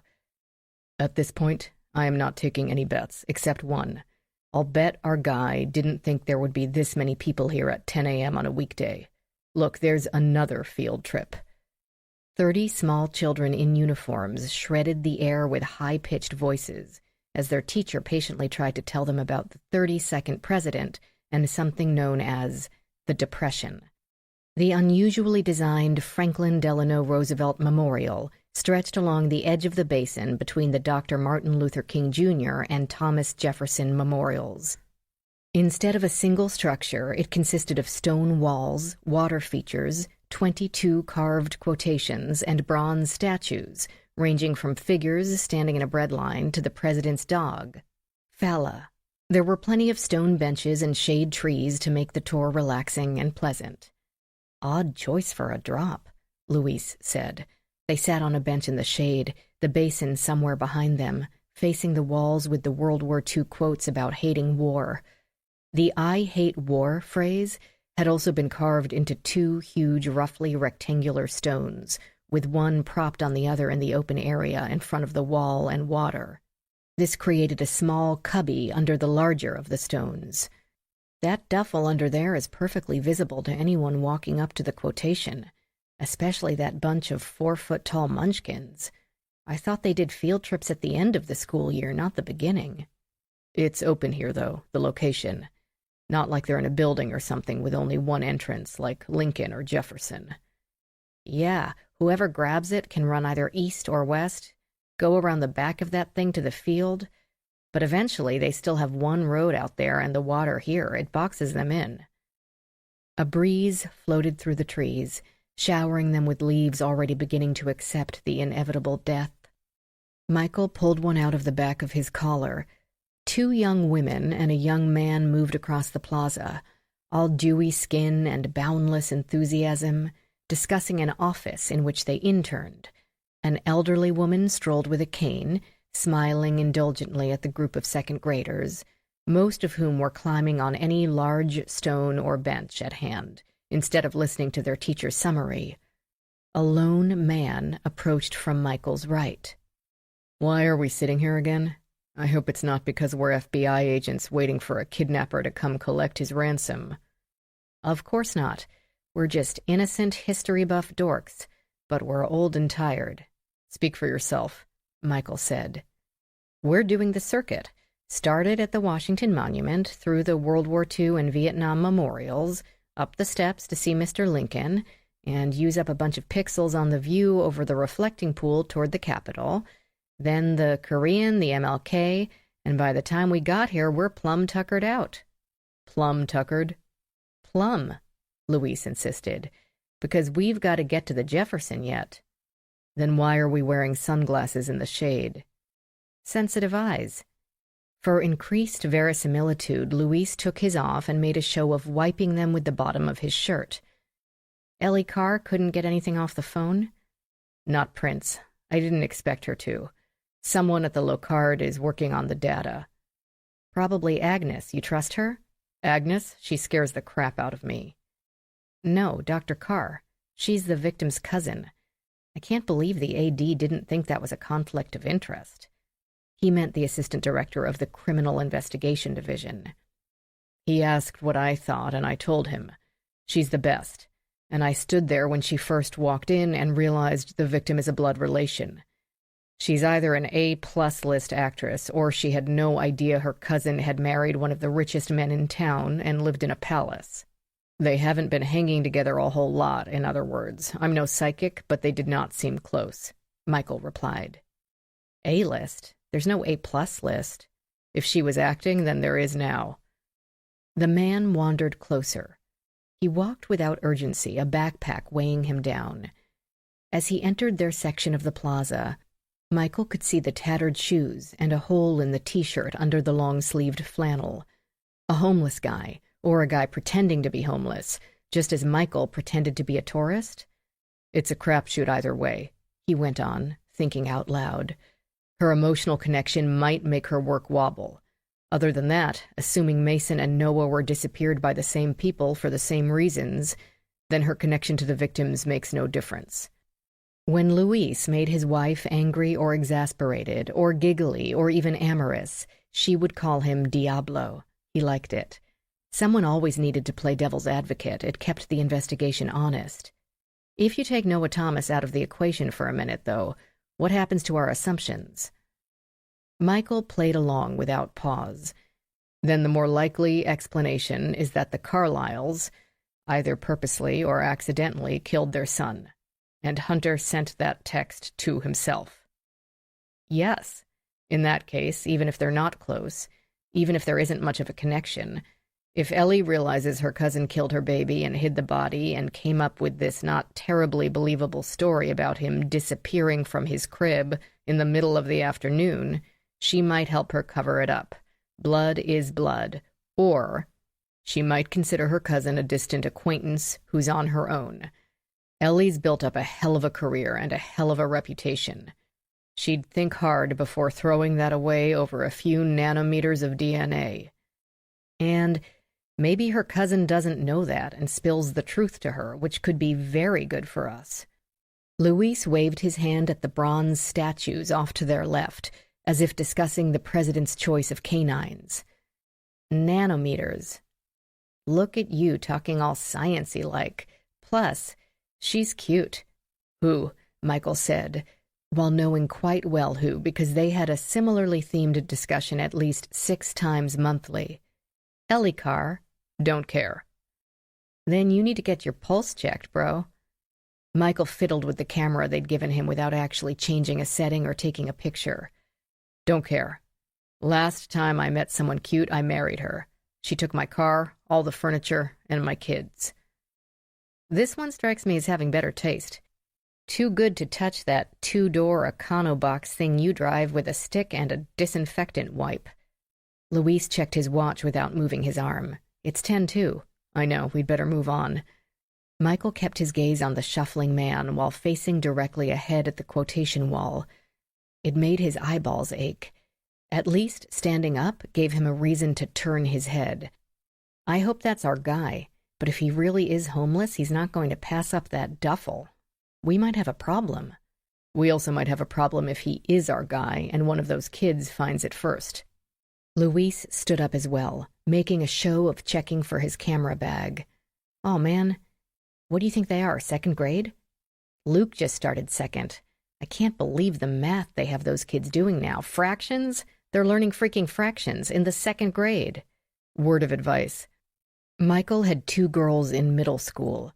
Of Luis's 2, Lucas was the oldest, with Thiago only in kindergarten, putting Luis firmly in the position of advice recipient, not issuer, whether he liked it or not. Don't try to help them. You'll only make things worse. 2 little boys climbed on the I hate stone, unaware that they stood atop a duffel containing $500,000 in cash. The teacher paused in her recitation of facts, and Michael could imagine her internal debate.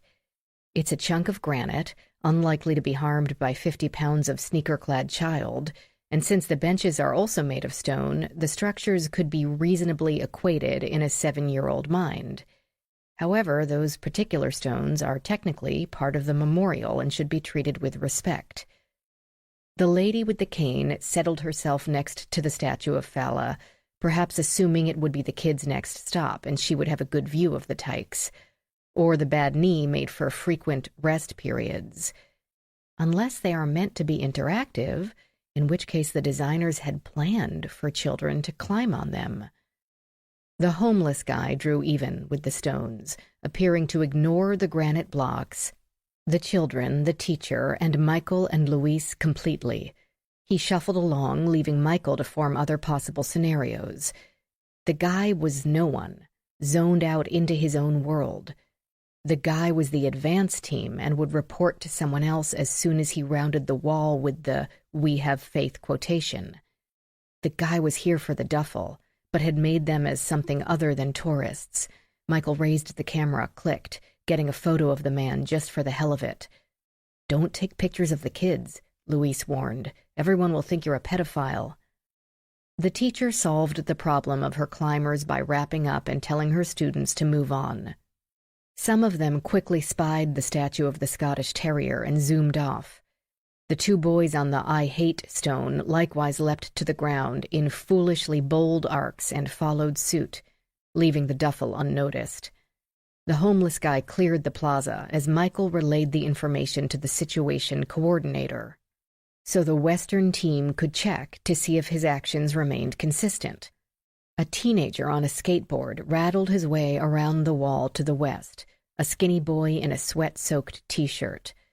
He glanced at the school group, ignored the agents, and continued on his way east without hesitation. Michael and Luis moved slowly in a northwest direction, careful to note where they could not be seen from any telephoto lens. The kidnapper would have to enter that particular square of area to notice them, but they couldn't linger. Michael knew darn well that, in any clothing, they looked exactly like what they were. They'd have to trust one of the Eastern teams to mosey over and pick up where they left off. The teacher tried to explain FDR's press club speech quote about the necessity of the Second World War, which proved too difficult to summarize within the students' less than a minute attention span, and besides, most were too occupied with sneaking past the teacher to pat the dog statue's head. The group moved on, the beaming lady with the cane bringing up the rear. The skateboarder kept going. The homeless guy did not reappear. 4 Asian tourists moved through, following a private tour guide. None so much as glanced at the I Hate War stones with the not well-hidden duffel bag full of $500,000 in cash. Michael and Louise moved to the bench against the west wall. Adrenaline faded and self-doubts flooded in. Had they been made? By the homeless guy, the skateboarder, the woman with the jogging baby carriage who had gone by at a breakneck pace shortly after they had arrived? One of the second graders? Did the kidnapper get held up by insidious traffic or some last-minute emergency, like having accidentally killed Mason? Michael didn't want to think about it. "It's 10:30, Louise said. "I know." Had they ever intended to show up at all? Had this always been nothing but a distraction, to keep the agents focused on the city, while the perpetrators whisked the baby out of the country entirely? But if they weren't interested in the money, then why this baby? Both parents swore there were no exes or lovers involved. Maybe it was the same woman who had taken Noah Thomas. She'd been slick enough to spirit him from his well-secured school without notice. Perhaps she'd figured out a way in and out of the Carlisle mansion. Then it all must relate to the hearing. As crazy as DC could get, as corrupt and backstabbing as opposing forces in a political battle could prove to be, Michael had never heard of one group kidnapping the other group's children to force a committee vote to go their way. "Partner," Louise said, "I don't think anyone's coming." Chapter 27, 9:16 a.m. "We should have gone," Becca said, pulling a gray suit jacket from a rack in her closet, a closet as big as the entire bedroom Ellie had shared with Becca and her sister Melissa in Haven, West Virginia. Ellie perched uncomfortably on a lumpy ottoman next to a wall of floor-to-ceiling shoe racks. "I know this must be frustrating for you, but it wouldn't be worth the risk." Becca didn't bother arguing. They had discussed it with the FBI agents, of course. Since the note had specifically forbade Becca and Hunter, there would be nothing they could do there except blow the agents' cover. But that didn't make it easy. "What about this one?" Becca held the suit jacket to her chest, examining her reflection in a large trifold mirror. "It's very nice." "You said that about the last two." Ellie turned her palms up. "You know me. I don't know Burberry from Armani." "I thought you might have picked something up in the past 20 years, and this is Armani." "It's very nice," Ellie teased, and felt an iota better to see a small grin on her cousin's face. "Is it important what you wear to committee hearings?" "No. Normally it's usual DC attire, professional but decently comfortable. But this one, what do I have that screams competent, knowledgeable, and most of all, I'm not only here because my husband and I have to give up the millions we were to reap from the outcome in order to get our son back, with no guarantee that we actually will." That's a lot to ask from a suit. Becca hesitated, then threw the gray jacket back on the rack and dug between the hangers to retrieve another in a slightly darker gray. "You're right. The ketone, then." "Won't the committee wonder why you're at work when... after what happened?" Ellie asked as gently as she could. Of course, now that they intended to lose the hearing, it might not be so bad if the senators wondered how the parents of a family-friendly gaming organization could focus on work when their children were missing. Becca tried on the jacket, checking her reflection in the mirror. "They don't know." "They don't... We can't tell them. It would be instant crazy news coverage. Who knows what the kidnappers would do if they saw the story splashed all over, and they would definitely cancel the hearing." And without the hearing, Mason and Noah wouldn't be returned. The hardwood beams underneath Ellie's feet trembled in an apprehensive hum as someone tore through the bedroom to the dressing area, and Hunter burst through the doorway. His obvious fury made both women jump. Becca sank into the other ottoman like a wrecked ship slipping beneath the waves. Ellie's heart pounded a refrain. "Mason isn't dead. Mason isn't dead. It can't be." "2 more kids are gone," he told them. 9:48 a.m. The arrival of the little boy, Millie said his name was Oliver and that they should look after him, put a definite crimp in Noah and Sophie's escape plan. He was too short to run fast, and yet too big for either of them to carry while sprinting at the same time. And he was noisy as hell. He hadn't stopped either screaming, crying, or talking since his arrival. He could talk in sentences, but couldn't comprehend that they had no idea what was going on either. They were bigger, so they had to know. So when he asked them where his mommy was and why they couldn't take him home, and they said they didn't know and were stuck there just like he was, he simply asked the same questions again and again and again. Sometimes in English, sometimes in Spanish.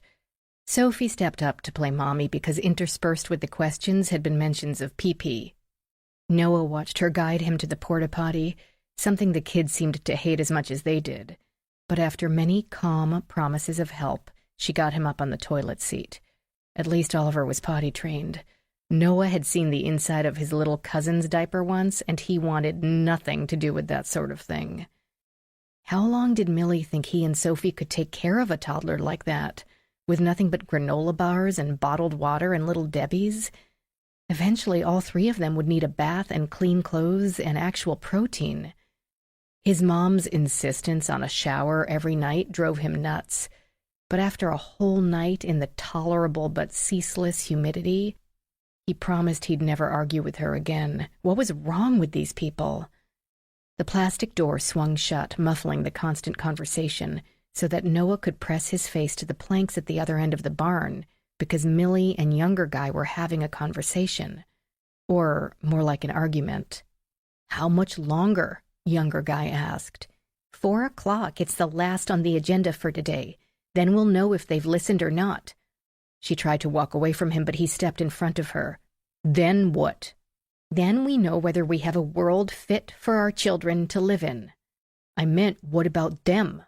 He waved a hand at the barn and seemed to look right at Noah, startling him into jumping back so that he missed what Millie said next. Inside the plastic box, Oliver protested to something with another shout. They can't see me, Noah told himself, and pressed one ear to the sliver of gap between the wooden planks. Then he covered up his other ear with his hand and tried to blot out every other sensation.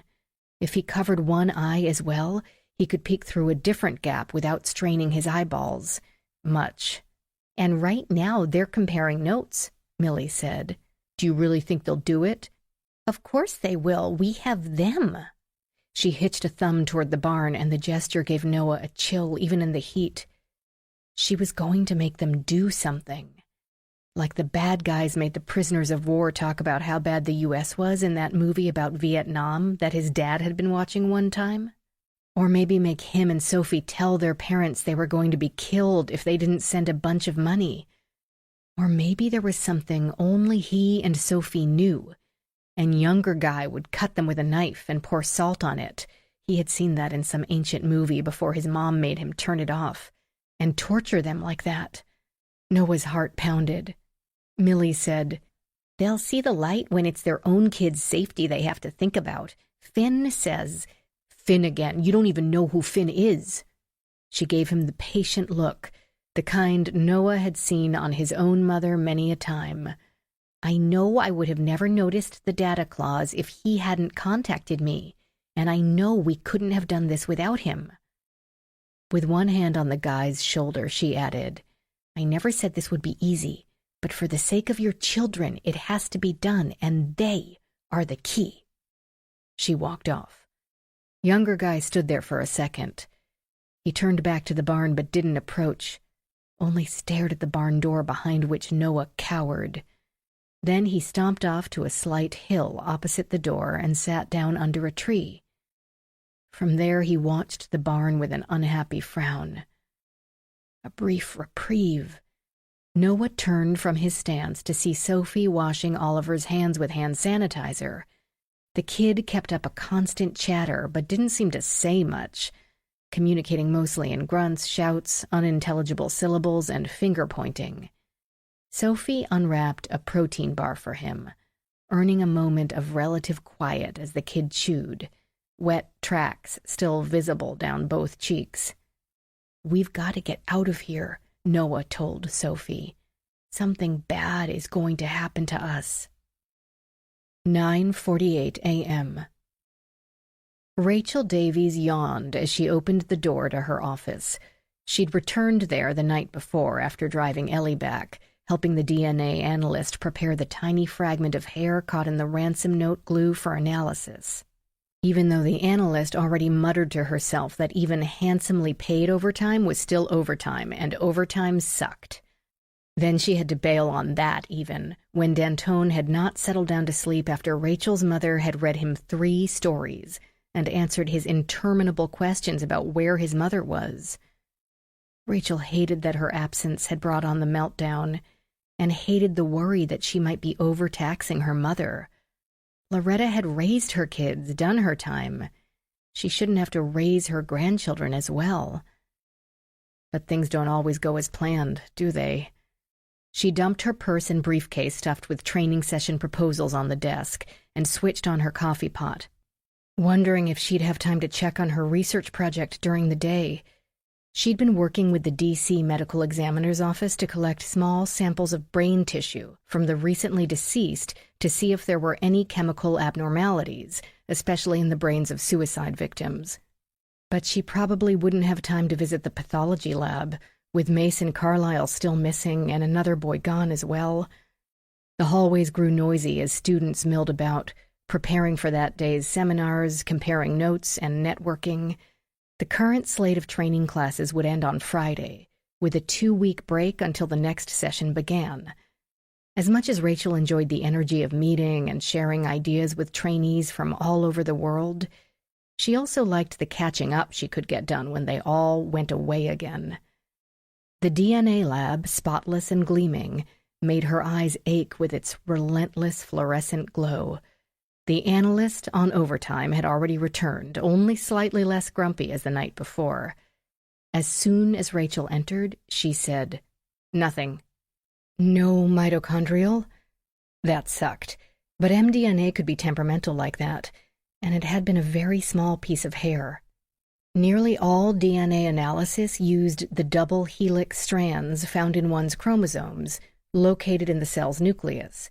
However, some of the body's cells, though they start out with a nucleus, later destroy it as part of the maturation process to make room for more pressing structures.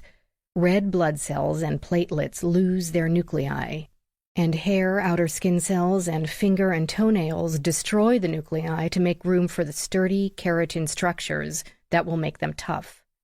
"Oh, I got a profile, but it doesn't match anyone in our database." That was to be expected. The mitochondrial database had a fraction of the profiles that the nuclear DNA database had. A very, very long shot, but worth a try. Mitochondria, the kidney bean-shaped organelles found in cells, function as the cell's generators and produce chemical energy to power everything the cell has to do. But mitochondria have their own DNA, a rudimentary circular structure called a plasmid. As the cell divides by mitosis, the mitochondria and its DNA divides by simple fission. It replicates without recombining. In a fertilized egg, the only mitochondria present will be from the egg, not the sperm, so that a child inherits only their mother's mDNA, passed down unchanged through the maternal line. So, unless you have something for me to compare it to, there's nothing more I can do for you. I was going to run a demo this morning anyway. Give the students some real-time observation. Usually I have one of them volunteer a hair or fingernail, but if you... Yes. Rachael pulled out an envelope containing Ellie's red hair, the one she had plucked off her passenger headrest. She handed it to the analyst, who filled out a quick receipt and had Rachael sign off. "What is this?" "Just a hunch," Rachael said. Chapter 28, 10:45 a.m. Q Tran just called me. Hunter spoke so quickly that Ellie had trouble making sense of the words. Yet he didn't shout. His voice stayed low, controlled, thoughts and strategies churning behind them as steadily and rapidly as a server bank in a temperature-controlled vault. Her daughter, Sophie, pulled the old trick, told her mom she was staying at a girlfriend's, but she really met a boy, or was supposed to meet a boy. The girlfriend got more and more worried and had just confessed to her mother when Q called for a bedtime video chat. Of course, she had been having nightmares of a pedophile ring and didn't connect it to Kid Fun until she got a text this morning. Oh my God, what the hell do they want Q to do? Something about the security verification procedure. They want her to say it's just a data grab. This can't be happening. Hunter exploded, grabbing his hair with both hands and walking around in a circle. This can't be happening. Ellie wanted to echo the sentiment. She'd examined and tested everything she could, and yet the situation kept getting worse. You said 2 kids. Hunter stopped pacing, sucked in a breath. Jason Martinez's son, Oliver. He's 3. Snatched from a playground. Jason was there when Darnell got the text about Noah, so he contacted everyone immediately. But Jason hasn't gotten a text yet. Becca's expensive suit jacket slipped from her hand. Has Gabriel told everyone at Kid Fun that they need to put their kids under armed guard? Yes, Hunter cut her off. He did. But I'll bet that's it. There won't be more. How do you know? Because Q, Darnell, and Jason are the 3 scheduled to speak at the hearing today. Just them and Gabriel. An abrupt silence as this sank in. Why hadn't Ellie thought of that yesterday? Since the whole drama centered around the hearing, surely kidnappers would focus on the people speaking there. From what she'd spent all night reading, agendas and list of witnesses had to be submitted in advance for committee meetings, and not changed without difficulty. She also had read a great deal on gaming practices and online safety. What will they want Jason Martinez to say? Hunter roused himself from his own thoughts to say without patience, "Who knows with these wackos?" Becca murmured, "Jason is an advertising lawyer." For a second or two, Ellie thought that meant he took out billboards about his law practice. He deals with the use of data collected by the program. Ah, and its sale to advertisers. A flicker in Becca's eyes. Surprise. But Ellie had read quite a lot during the night. Chronic insomnia provided ample opportunities for education. Her cousin said, "There's a number of issues to data collection. Half the critics say we need to collect more to keep out the pedophiles pretending to be tweens. The other half say anything we collect is a violation of privacy and discrimination, as if it's discrimination to pitch Barbies to little girls. Say you're running real estate ads for an expensive development, and you target the ad only to go to whites, or only people who live in certain zip codes. Now that's discrimination.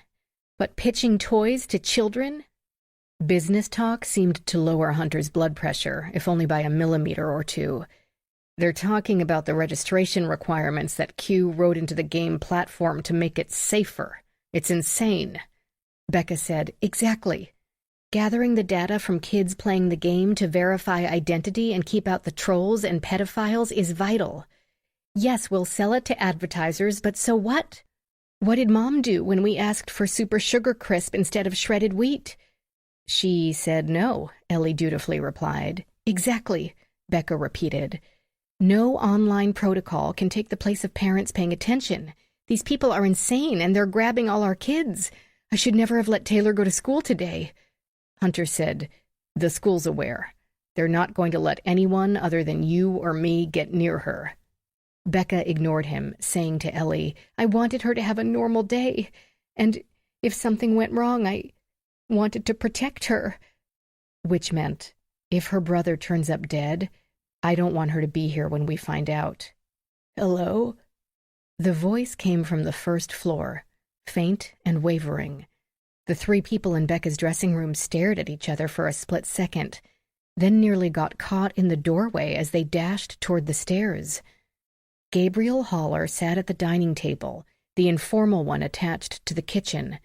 Under a sheen of sweat, his skin had turned pasty white, and his fingers trembled without pause. He leaned over the table, propping an elbow on its surface to keep himself upright. Mason's dead, Ellie thought. They did find his body. "I don't know what happened," he said, answering their main question before anyone found the courage to ask it. "I don't know where Mason is. I left the ransom and came here. Have you heard?" Ellie fished Michael Tyler's card from her pocket, then dialed. He and Luis had been replaced by another agent, and it had been an hour and no one had arrived to collect the ransom. Had the Carlyles been contacted? They were also, Michael added, monitoring all hospitals, fire departments, and other safe havens for a report of infants left, but so far none had been. She disconnected and had to relay the disappointing news to Mason's parents. "I did exactly what they said." Gabriel rocked slightly as he spoke, his skin taking on a slightly greenish hue. "I left it under the stones and got out of there. I didn't even look back. My vision's been all wonky anyway. One of the agents wanted to drive me back, but I wouldn't let anyone take the Bentley." Hunter said, "It's not your fault, man. Thanks for trying. I don't know what the hell these people want. Especially as sick as you are." Becca put a hand on Gabriel's forehead and asked about symptoms and treatments. He said he'd had to pull over on the way home to vomit, and now he was dying of thirst. Becca hastened to get him a glass of water. He isn't rocking, Ellie thought. He's shivering. His body twitched in involuntary spasms. There were illnesses that could cause such a rapid decline, but not many. There were also many non-natural events with the same effect. "Call an ambulance." "No," Hunter said. "He's got to make that hearing. We all have to make that hearing. They don't want the ransom, they want the hearing." "That's not going to be an option." Hunter ignored her. "We'll get you some aspirin and a hot toddy, pal. You'll be fine." "No," Gabriel said to Ellie. "It's just the flu. I'm going to be there when we tell the truth about the company." "It's not the truth," Hunter snapped. Gabriel did not respond. When he reached for the glass Becca held, he slid from his chair and onto the floor in a slow-motion avalanche of arms and legs. "Call an ambulance," Ellie ordered her cousin as she grabbed Gabriel's wrists to pull him away from the chairs and table. This gave her room to get him completely on his back, stretched out on the gleaming wood floor. A hard surface, not the plush carpet so thickly padded it might as well be a bed's mattress. Gabriel did not breathe. She checked his airway, clear, and put her ear to his chest, blocking her other ear to be able to detect even the slightest heartbeat. His dress shirt felt damp, and she could smell the accumulation of sweat in its fibers. Nothing. Though grateful for the quiet moment, Ellie realized she hadn't heard anyone dialing 911 and barked again, "Ambulance!" as she felt along Gabriel's breastbone, positioning her hands. "Do you have an AED?" Hunter said, "No. What's the matter with him?" Ellie began to pump the man's chest. 1, 2, 3. She heard Becca direct the 911 operator to their location. Then Becca knelt across from Ellie, her skin turned nearly as pale as the sick man's. She said his name in a stricken tone, once again stroking his forehead. 29, 30. Ellie stopped and listened again. Nothing. She tilted his head again, pinching his nose with one hand and holding the jaw with another. "What's the matter with him?" Hunter shouted. Ellie put her mouth, acutely aware that the man may have collapsed due to some communicable disease, though she didn't think so, over Gabriel's slack, dry lips, and puffed 2 deep breaths into his lungs. She turned to see his chest fall. Good. At least his airways are not obstructed. She restarted compressions, trying to ask for the ambulance's ETA without losing count. But Becca didn't know. In her distress, she had tossed the phone aside, and when relocated, the 911 center had disconnected. Just then, however, they all heard a firm knock, followed by yet another questioning. "Hello?" Good, Ellie thought. Get some pros in here because he's not going to... But paramedics didn't arrive through the open doorway.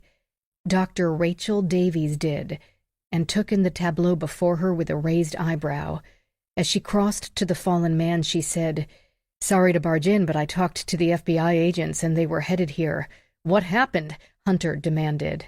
"Nothing. No pickup, no sign of Mason." She knelt across from Ellie, gently nudging Becca out of the way. What happened to him?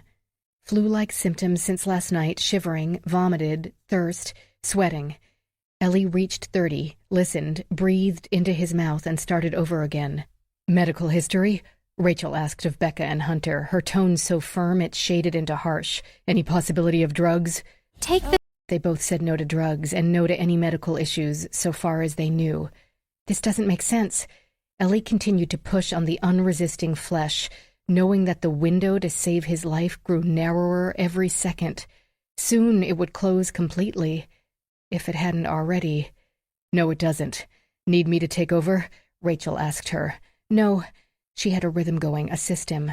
Not that it seemed to be working. They needed a defibrillator. They needed a medevac. They needed the operating theater of the best hospital in the country, or... Rachael suddenly abandoned her, but then Ellie saw why. A strong young woman in a pair of BDU pants knelt in her place and told Ellie, taking over when you finish that set. 28, 29. She counted aloud, then took her hands away and let the paramedics work. They intubated Gabriel. They took a scissors to the expensive dress shirt and applied the AED pads.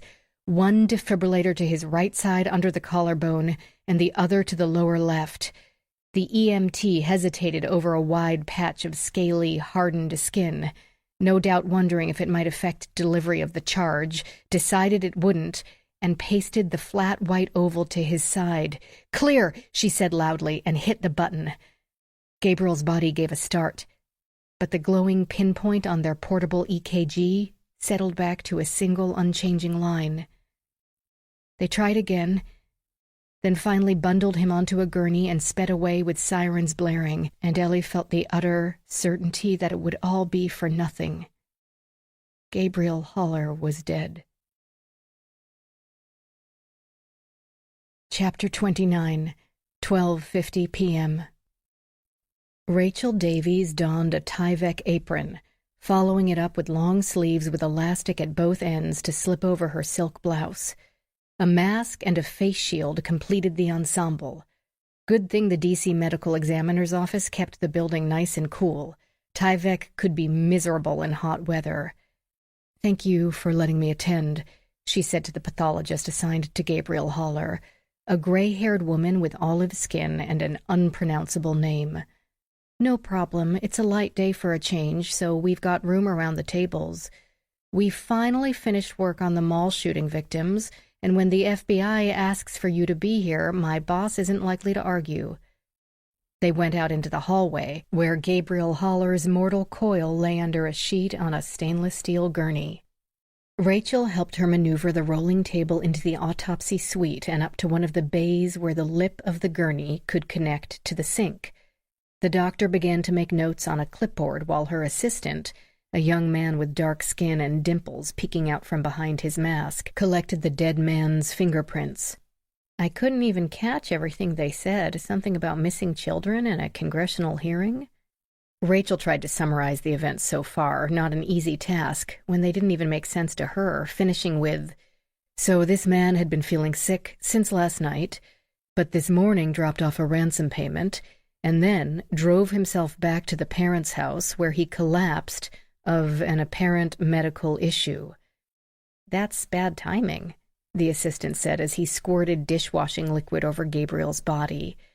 He followed this with water from a rubber hose attached to a sink faucet, and then washed every inch of skin with a sponge. "That's suspicious timing," Rachael said.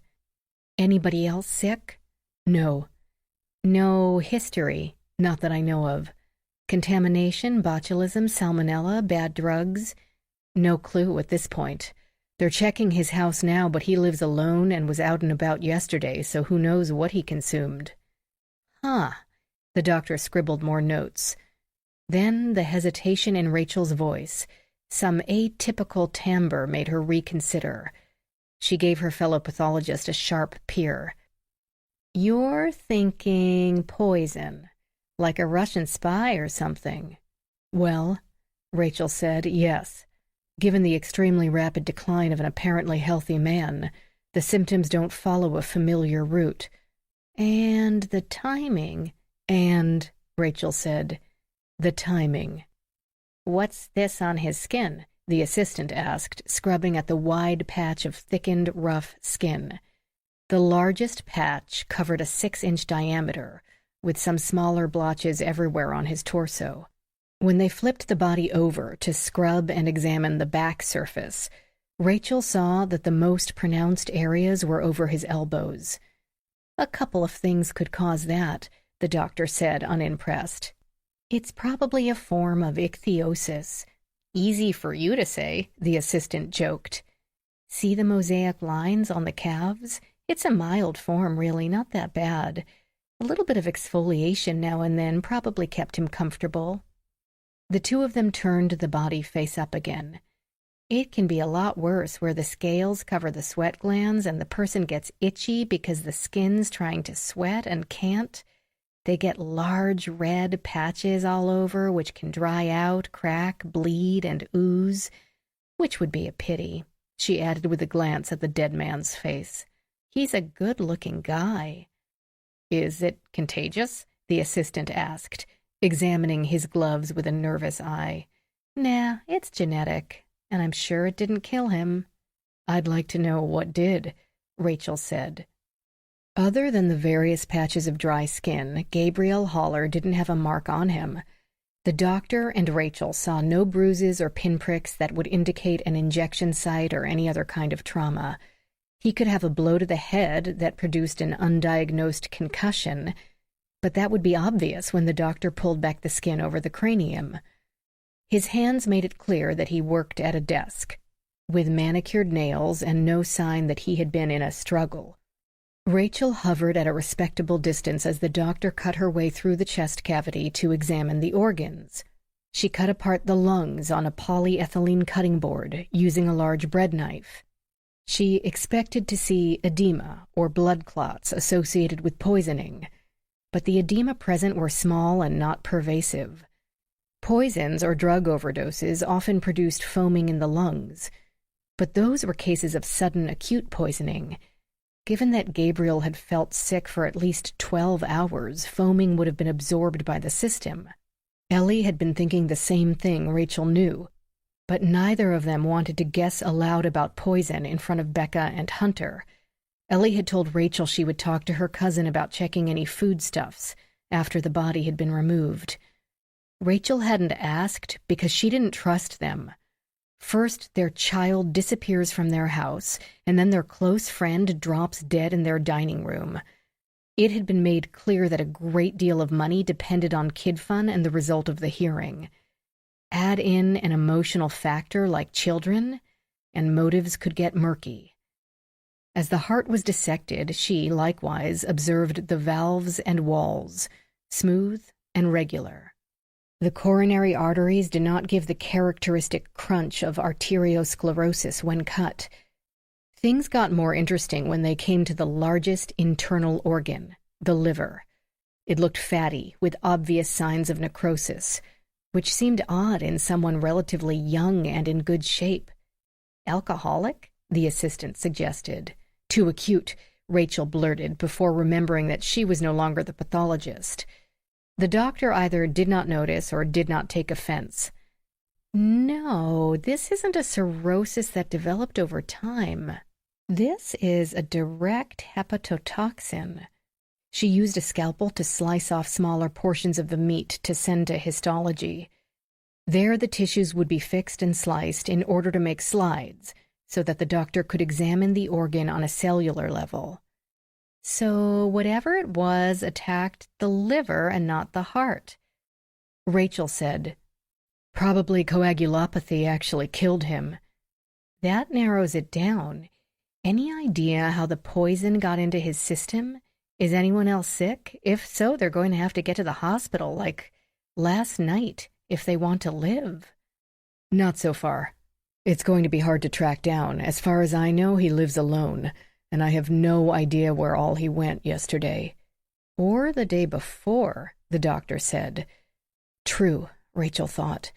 Some poisons took a long time to kill, but by the time the victim sought help for their symptoms, the internal damage had already caused irreversible organ failure. Gabriel Haller had been strong and healthy. If he had gone to the hospital at the first sign, he might have been saved, depending, of course, on how much poison he had ingested. But with the kidnapping and the upcoming hearing, he had doubtless tried to push himself through it and fulfill his obligations regardless. And it had killed him. She told the pathologist how FBI agents were searching his townhome and interviewing his staff to create a timeline of his every movement for the past 48 hours. With luck, they might find something that could lead them to a suspect, or, on the chance that this had been some sort of accidental exposure, a source. But that would mean his death during this chaotic time had been pure coincidence. And Rachael didn't believe in coincidence. Chapter 30, 1:40 p.m. Gabriel's death had left Hunter reeling. He paced through the house on a rampage, usually on his phone, directing staff members to various tasks in an attempt to fill the void left by Kid Fund's CEO and most visible spokesman. He worked with a desperation Ellie more than understood. The ransom money had not worked. The ransom of coerced testimony was all they had left. Becca remained calm, but it resembled hopeless despondency more than resignation. The twin shocks of not getting her son back without any indication of remedy, and her friend dying on her dining room floor, had knocked her so far off kilter that Ellie had no idea what to say or do. She could guess at many explanations for the kidnapper's failure to collect the ransom, all of them bad. And clearly, Gabriel had been more than a family friend. The Carlyles' financial future had been tied up with Kid Fund, and without Gabriel, that future, already threatened by the kidnappers, tottered on its axis. So should Ellie ask about Gabriel to take Becca's mind off Mason? Or make up something hopeful to say about Mason to distract her from Gabriel? Neither option seemed particularly helpful. Instead, she simply gathered up the peel-off backings and other packaging left by the EMTs on the glossy wood floor and stuffed them into the kitchen garbage can, next to the cardboard coffee cup she had dropped in there upon arrival, and Gabriel's Gatorade bottle from the night before. Had anyone in the family eaten anything since yesterday? She should ask. Both Becca and Hunter seemed shaky, probably hypoglycemic. But before that, did Gabriel eat or drink anything here yesterday, other than this Gatorade? What? Ellie pulled on a glove and plucked the bottle out of the garbage, moving to her bag to get a fresh paper sack, and repeated the question. Did you have any of this? What? No. I only buy that stuff for him. No one else can stand it. I'm going to take it all. We'll have to check it for contamination. Becca shrugged, not even summoning up a reply of whatever. Any other drink? Food? Did he bring you anything? No. Becca pressed a tissue to the corner of one eye, its edges shredded into confetti. She had been bursting into small sobs, interspersed with logical discussions of what to do next. Ellie passed her the box. She could probably sneak upstairs and check that book from Taylor's room. But it seemed beside the point now. Suspicions might have lingered around Becca and Hunter, but they certainly hadn't abducted Noah Thomas or Sophie Tran or Oliver Martinez.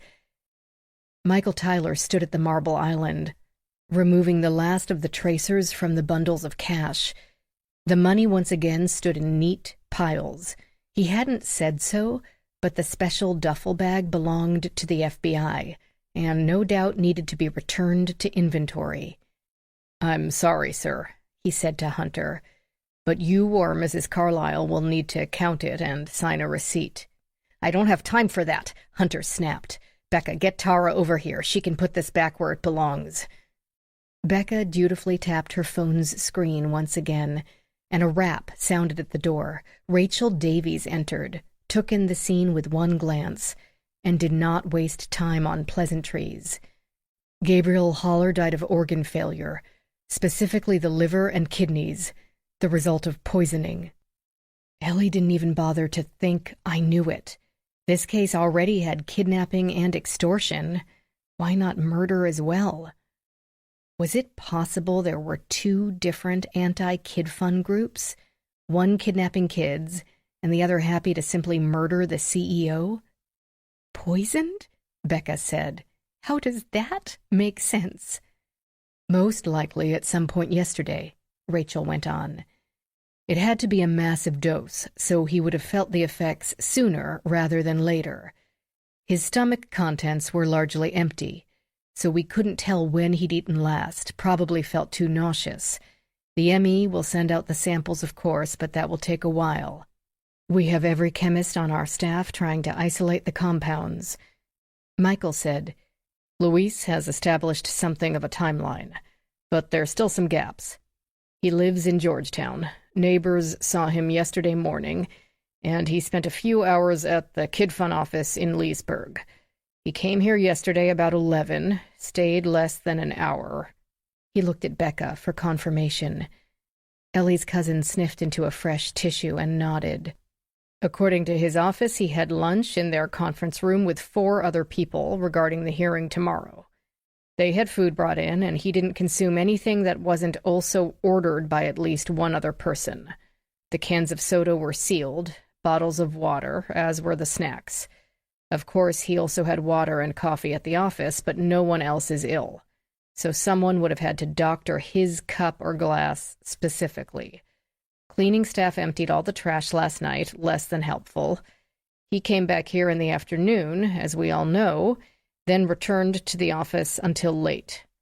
He said to Hunter, He called you about Noah Thomas. Did he sound ill? No, I thought he sounded a little pained, but I figured he was worried about Noah. Michael continued. His co-workers had all gone home at regular quitting time except for 2 assistants. Those 2 said he seemed uncomfortable and refused their offer to order in dinner for him, but they chalked that up to the pressure of today's hearing. They left by 6. According to their security system, he swiped out of the parking garage at 10:30. He swiped back into his secure Georgetown row house at 11, which didn't leave him a lot of time to make any stops. He didn't leave the townhouse until this morning. Given the time he left, he most likely came straight here. Ellie said, Anne was sick by that point. We all commented on it. She told Rachael and Michael that she had collected the Gatorade bottle. Michael said, Product tampering would be a hell of a coincidence, but stranger things have happened. Ellie's cousin leapt to her feet as if her chair had given her an electric shock. You think those bottles? We've got to get rid of those right now. Taylor might have... Taylor hates Gatorade, Hunter said, still texting. Becca ignored him and yanked the fridge door so hard the condiments rattled. She grabbed the closest bottle and peered at the neck of it. Looks okay. I'll take them, Rachael said diplomatically. And she and Ellie bagged up the 4 small bottles. With that project taken over, Becca heaved a shuddering breath. I have to get myself together. We have to pick up Taylor soon, and she can't see me like this. There's more, Rachael said, folding the top of the bag with a crisp pleat, and her tone made everyone refocus. Her gaze swung from Becca to Hunter and back.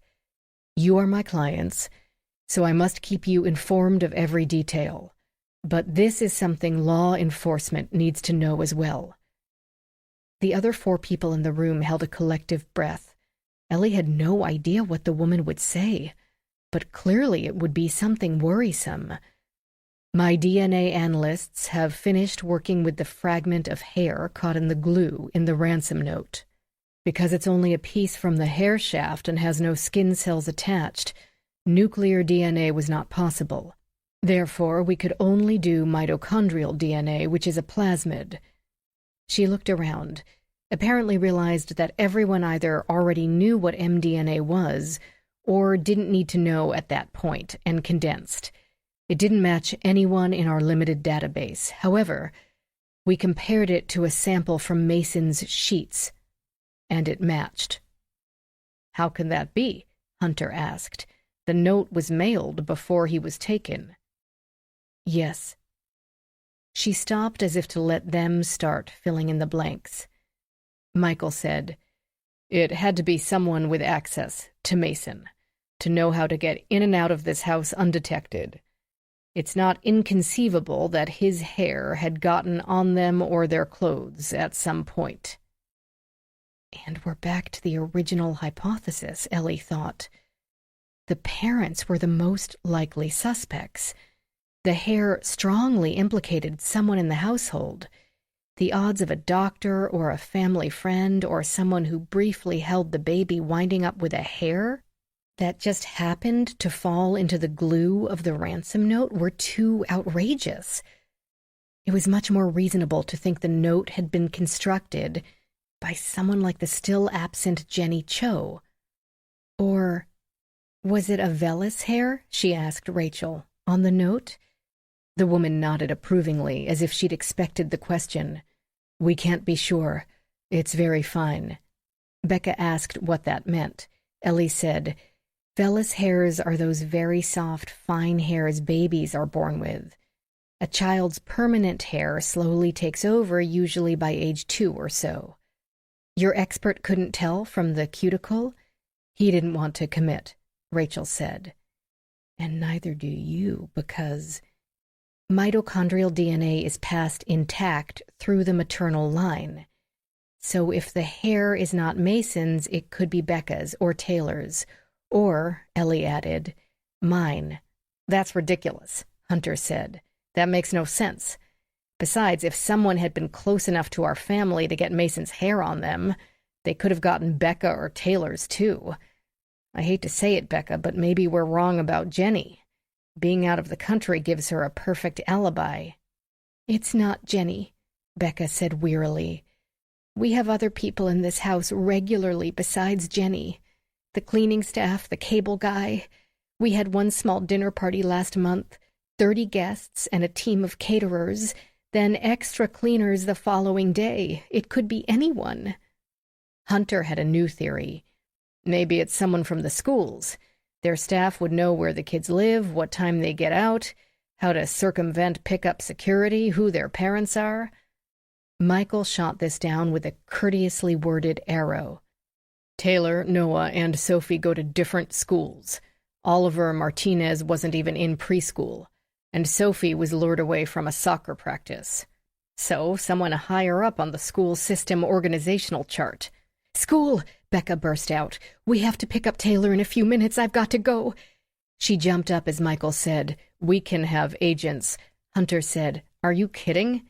That school has security so tight they'd call the cops on you if a new person wanted to pick up my kid." Becca said, "No. No matter what the school does, I drilled this into her head. She will not leave that school with anyone except me or Hunter. She'd be terrified." "Of course. We will accompany you, however, in a separate car." "Good idea," Hunter said. Chapter 31, 2:10 p.m. Glen Echo Academy could have been used in movies as a stand-in for Oxford, except that most of its clientele had not yet topped 5 feet. Boys and girls alike wore dark blue pants or skirts with a pinstripe, white-collared shirts, and blue ties with red diagonals.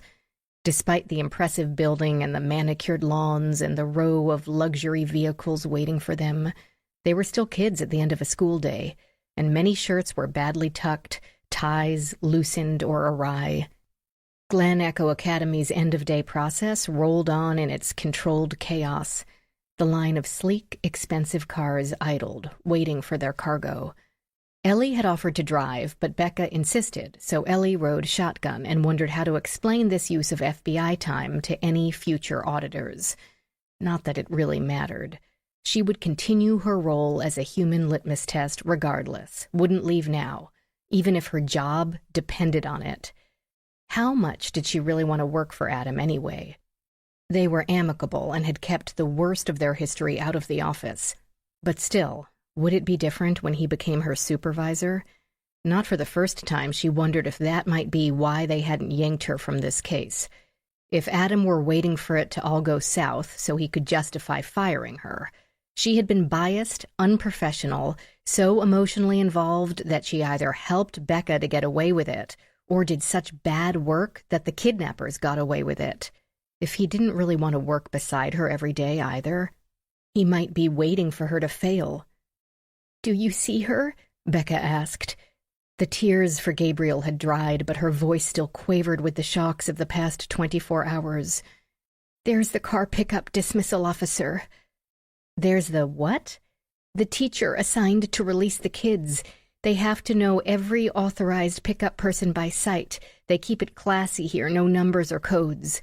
For Taylor, that's me, Hunter, or Jenny, and it nearly requires an act of Congress to make additions or subtractions." "Wow." Becca stepped out of the SUV and waved wildly to a ponytailed young woman who scanned the perimeter with a tired but razor-sharp gaze. The woman waved back, then spoke to someone behind her inside the building. Ellie's cousin dropped back into the driver's seat and the air conditioning. "Remember when we were kids and we just walked out of school and no one paid any attention to where we went?" "Yep. Between pedophiles and acrimonious divorces, and we have plenty in D.C., those days are over." With all the children in the same clothing and of approximately the same height, Ellie trained her eyes to find a skirt, a drag-behind backpack, and a long braid. There. No. "I don't know what to make of Mason's hair on the note. Though we've said it all along, it had to be someone who knows the house," Becca said. "Mm-hmm. But it might not be Mason's hair. 3 kids by the fountain, but none with Taylor's book bag, a longish braid by the side steps. They had to be really confident to have mailed that note before they even took him." True. The kid towing her wheeled backpack down the short flight of steps could be Taylor, a little stocky, the braid twitching while the ponytailed woman broke up a scuffle between 2 boys. Taylor Carlisle's tie remained perfectly centered, and she chased no one. "Is that her, on the steps?" Becca peered. "Yeah, that's her. I can see that neon scrunchie from here. Would you go get her? I'll signal the dismissal officer. I'm going to have to move up in another second, and the other parents are probably wondering why there's a car with a guy who's not picking up a kid behind me. They'll be calling the cops on him in another minute." Ellie had to laugh at the idea of a concerned parent reporting Agent Tyler as a suspicious person. She slipped out of the SUV into the afternoon heat and headed for Taylor. The well-made car had muffled the noise that now exploded around her. Shrieks and honks and the pounding of little feet along the sidewalk. She stepped onto the grass, feeling guilty for walking on such perfectly green blades, wondering what Rachael wasn't telling them. Ellie had examined hairs in her day and felt certain any expert should be able to tell the difference between newborn and mature hairs. Dr. Davies suspected someone in the Carlisle household constructed that note, someone like Becca, or Taylor, or her. Ellie had not been aware of Mason's existence until after the note had been mailed, but Rachael had no reason to believe that, or the FBI agents. For all they knew, Ellie could have been following her cousin's life from afar, keeping up with the society pages and the congressional news, using the law enforcement agencies she worked for to keep tabs on them, sinking into envy of her rich cousin with the famous husband and the beautiful children, all the things that Ellie didn't have. Up ahead, a teacher manning the sidewalk patted Taylor's shoulder, and they took a few steps down the sidewalk, not walking on the grass. Had Ellie missed a sign to that effect? Or, perhaps, Rachael and the FBI agents thought Ellie and Becca might still be sworn besties, the way they were at 12, when there was nothing they didn't know about each other. If that were so, Ellie would be exactly the person to whom Becca would turn for help covering up her crime. Or her daughter's crime. Taylor and her teacher turned away from her at the sidewalk, away from the line of pickup cars, and Ellie's chest seized up with a terrible foreboding. "Taylor!" The name ripped from her throat unbidden, cutting through the cacophony of voices around her, and her body erupted into a dead run. Her feet slammed at the trimmed grass, and in her state of heightened awareness, She could hear tiny divots as they were dug up by her toes. The groundskeeper would be mad. Up ahead, both Taylor and the teacher, woman, probably not a teacher, turned. The girl's step slowed, but the woman reached out with more than a friendly pat this time. She clamped one hand on Taylor's forearm and nearly wrenched her off her feet. The woman began to run, giving Taylor no choice but to run as well, still dragging her wheeled book bag behind her. Ellie screamed the girl's name again, not so much for Taylor's sake, but for Becca's and Michael's. They must have seen, they must be pursuing as well. But she couldn't take even a split second to glance behind to see. Only 30 or so yards separated them. Surely she could... The woman tried to pick Taylor up, forcing her to drop the book bag. But now Taylor struggled. Ellie saw her pushing at the woman's shoulders with both hands, heard her yelling. The woman's pace slowed. Taylor was 4.5 feet and 80 or so healthy pounds. But Ellie saw where they were headed. A white van idled at the curb, the side door slid open. A man stood next to it, watching this drama with both fists pressed to his mouth. Not a man, a boy. The woman couldn't make it, not with Taylor. She made a decision and let go of the girl, unceremoniously dropping her in the grass and speeding off without a hitch in her stride. Taylor barely stayed on her feet, only to be nearly pummeled by Ellie in mid-flight. Ellie grasped Taylor's shoulders. The girl sucked in a breath, too terrified even to cry. "Stay with your mom," Ellie ordered, seeing Becca approaching only steps behind the FBI agent. Then she turned and ran after the would-be abductor. This woman knew where the children were. She knew where Mason was. Ellie's lungs already ached, and her muscles protested from the brief but intense activity, but she would not let her get away. A last burst of speed, and she grabbed the woman, wrapping an arm around her waist and taking her down like a defensive end at the Super Bowl. "I'm glad we're on grass," she thought as they fell, hoping the earth would keep her from a broken elbow. But it still hurt plenty when the woman landed on it. Ellie's face slammed into her back, getting a nose full of her dark blue dress, sweat, and dust. Then Ellie was up, utilizing her advantage, and her academy training came back to her in a burst of muscle memory. She locked her feet over each of the woman's thighs as she sat on the small of the woman's back. But the woman pulled her hands in and used them to push off the ground. She had the muscles to lift both herself and Ellie like a bucking horse, at least until Michael Tyler snatched them back out from under her again, cuffing her wrists at the small of her back so deftly that Ellie heard the twin clicks before the woman's face hit the grass once more. Ellie leapt off her as if she were radioactive, her heart pounding so hard she thought it might never catch up. Then she remembered the man at the van, the boy. She got her feet under her and spread her arms, instinctively body-checking Taylor and Becca from further attack. But the boy hadn't moved from his spot by the van. "Don't hurt my mom," he cried. Chapter 32, 3:05 p.m. "Where are the children?" Michael Tyler asked. The interview room had been well insulated and stripped as bare as any on television. 4 walls, a door, 3 chairs, and a camera in each corner beaming the proceedings to a monitor in the next room, and to the forensic lab where Rachael and Ellie could listen. The lack of decor gave the interviewee no way to distract themselves from the hard questions asked, and also nothing they could pick up, throw, or use as a weapon. Though the woman before him didn't look dangerous, around 45-50, she seemed all maternal middle age, with a thickened waistline and slightly dowdy hair, though her expression didn't match. With cold disdain, she said, "What children?" Louise said, "Your son will be charged as an accessory." The only information she had spared so far was that the boy was her son. His name was Matthew, hers was Megan. She sat with her arms wrapped around herself, supporting her breasts under the shapeless prison dress. They had collected her clothing along with her purse, van, and a child. Ellie and Rachael had been interested in the trace evidence her dark blue dress might show, while Michael Tyler wanted the psychological benefit of confiscation. The suspect needed to know who had control over the interrogation and who didn't. Michael wanted her to feel vulnerable, separated from everything in her life, up to and including her own choice of underwear. Ellie and Rachael pored over the clothing and the van as he spoke, 3 floors down in the secure forensic garage. The van had been old and basic, without anything as wildly helpful as a GPS or a map with notations in the glove compartment.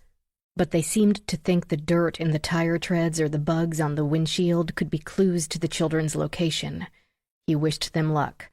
Somewhere in the back of his mind, he wondered if Ellie was more comfortable with yesterday's roles reversed, and Rachael now on Ellie's home base. He had been concerned about their professional friction, couldn't blame either one, the whole case was unusual. But today they seemed to be getting on like a house ablaze.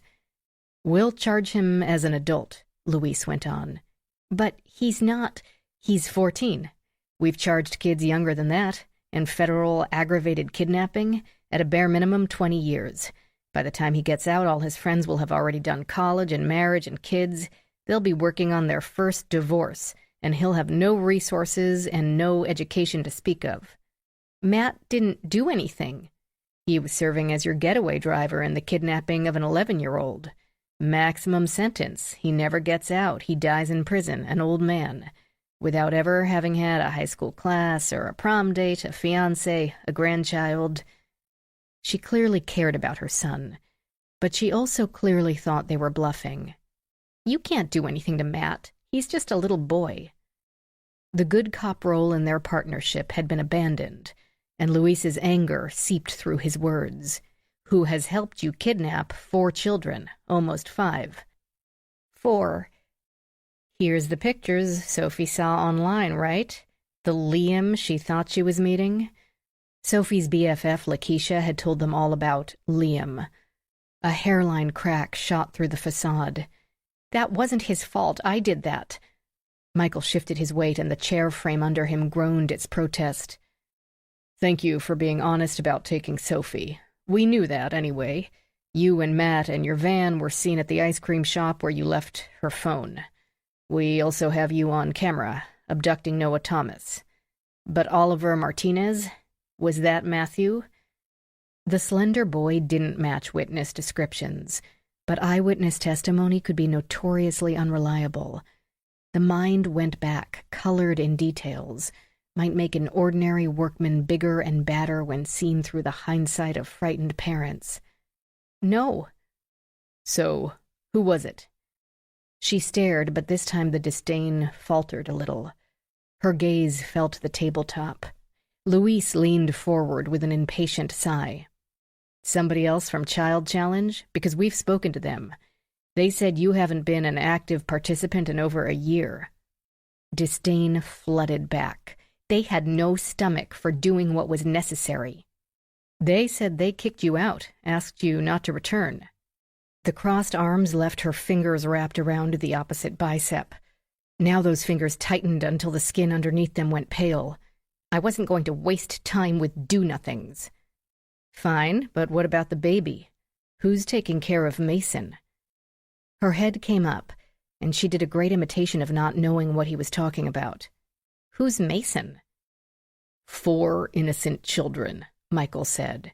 "If anything happens to even one of them, you will be looking at the death penalty. I'm not saying that to scare you. It's the truth." She met his gaze. "They are innocent. Their parents are not. All we want them to do is tell the truth." "Who is we?" "I'm not going to tell you who my colleagues are." "Then tell us where the children are. We can't begin to negotiate with you until we get the kids back safely." "I've already done all the negotiating I planned to. Their parents tell the truth, prove that they're worthy of being parents to these children, and they'll be returned." She checked her watch. "They should be getting the texts with those instructions right about now." "What does that mean? The truth?" Louise had regained control, his voice again calm and steady.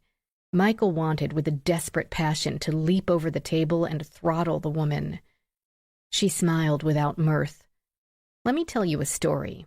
"No, Michael said. "No stories. Where are the children?" She went on as if he hadn't spoken. "My daughter Tina was a typical teen. Loved liking her friends' posts, glued to her Instagram account, enjoyed playing video games. She was a sweet girl. A very girly girl. Not interested in shoot-'em-ups. Liked the ones with unicorns and kittens and fairies. She started playing a kid fun game, Blue Planet. The original version, just as Darnell Thomas began to pump up all the bells and whistles to make it 10 times as addictive." Noah Thomas's father. "That's his job. His job is to ensnare as many children as possible in the name of the almighty dollar. His own son is an addict, and he doesn't even care." "So you kidnapped Noah to what? Force Darnell Thomas to redesign a video game?" Michael had encountered many, many motives for crimes in his time, but this one was brand new. "Back to my daughter," she continued, maddeningly calm. "Where is Noah?" "She loved Blue Planet. Played it every second she could. Her homework got as sloppy as her bedroom. I couldn't get her out of bed in the morning, not because she was sleeping, but because she was playing that game on her phone under the covers. Thomas perfected that addiction algorithm. But that wasn't the worst part. Never let the suspect control the interview. There were many times when Michael liked to let the suspect talk, for hours, days if necessary. Give them enough rope, and it would eventually tangle around their feet and take them down. But right now they didn't have time. Those kids could be starving, dehydrated, suffocating in an underground chamber. But despite himself, Michael waited. She found friends through the game, people she talked with online, instant messaging, instant connection. Megan, she started talking to a boy who she thought was a boy, someone who loved the game as much as she did.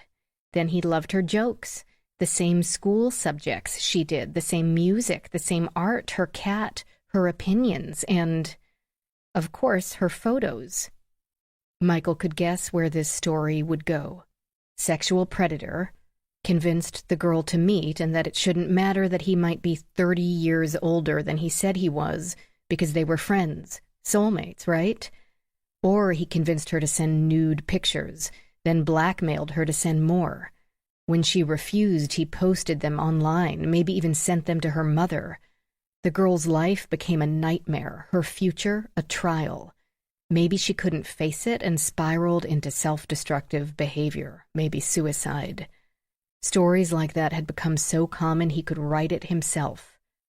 "I understand. You think if you can defeat the bill allowing direct messaging, it would save children like your daughter. But no. What? The direct messaging is just a distraction, a flourish of the magician's cape to get you to look in the wrong direction." When the 2 FBI agents said nothing, she raised one eyebrow. "Have you read the bill?" "No," Michael said. "No, because I'll be honest, I don't give a shit about the bill. I'm here to bring those missing children back home to their families, the ones you—" "The data collection is what it's really about.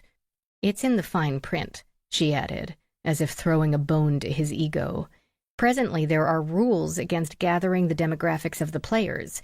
The platforms can only ask what they need to know to make sure the game is appropriate to the user, and they're supposed to destroy any information they don't need once that's done, such as the kid's age, location, grade, gender, hobbies, all the things that are gold to advertisers.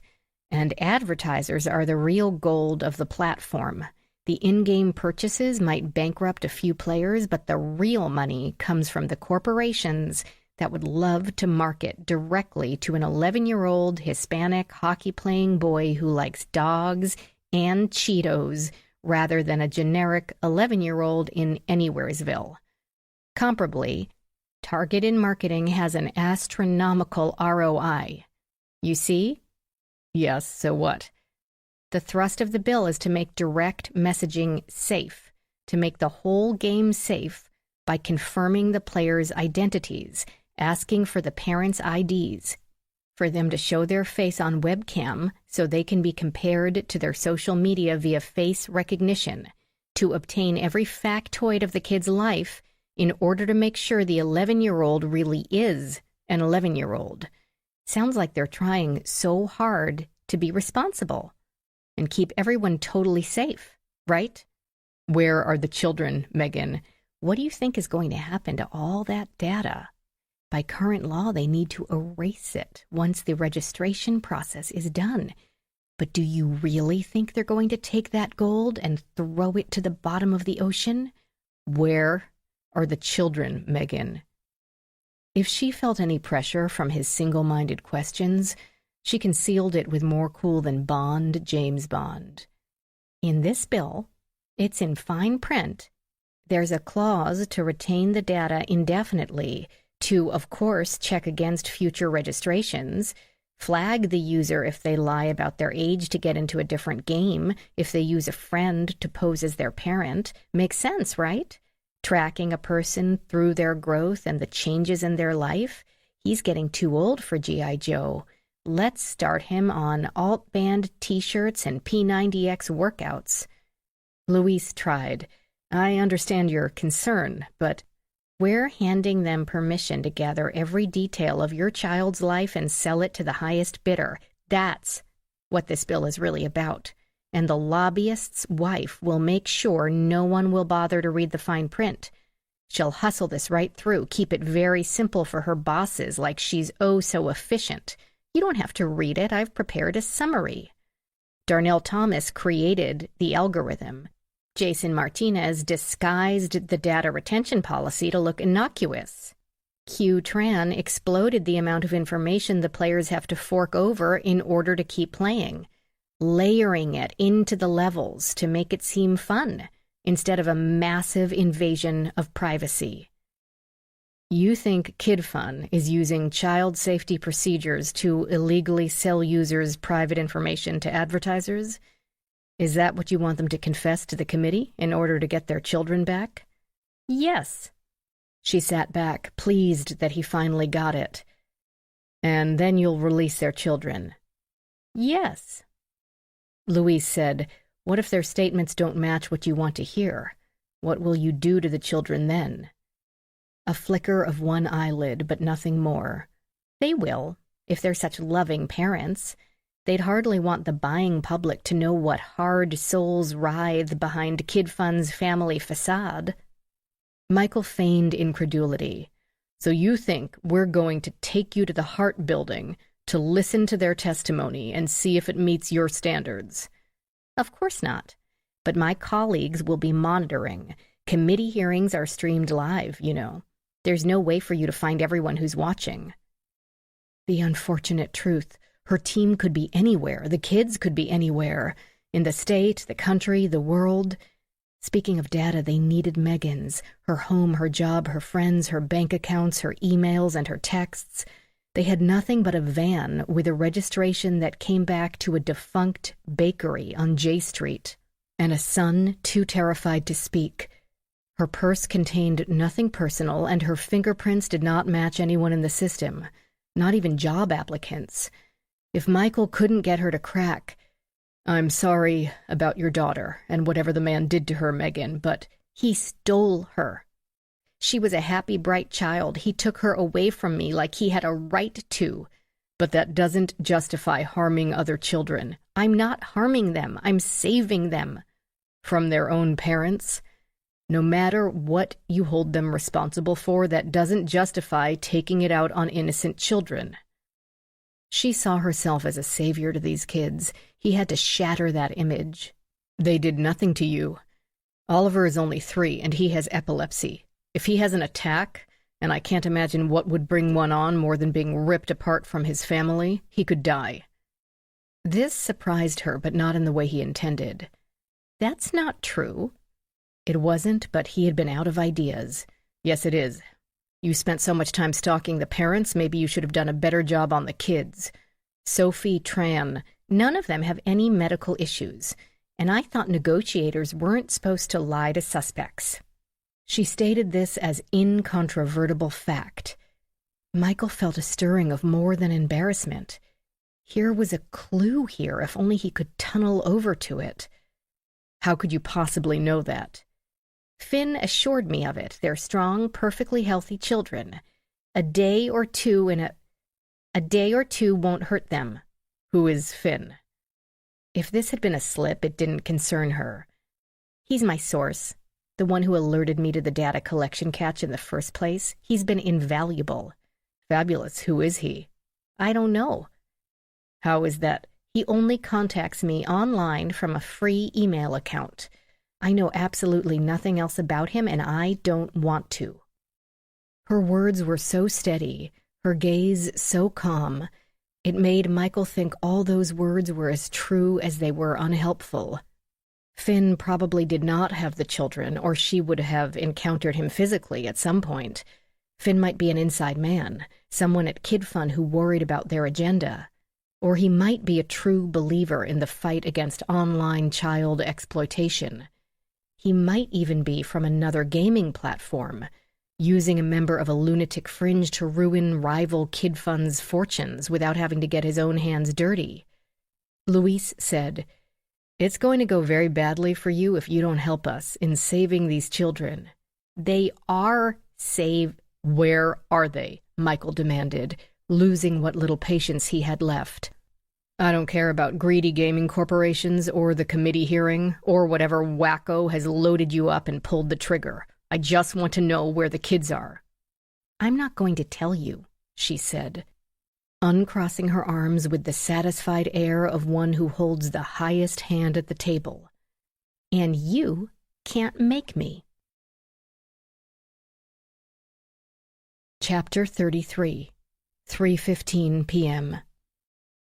The white van now rested in the middle of the FBI's forensic garage, like a starlet just emerged from a limousine on Oscar night, the star of the show, extra bright under the spotlights.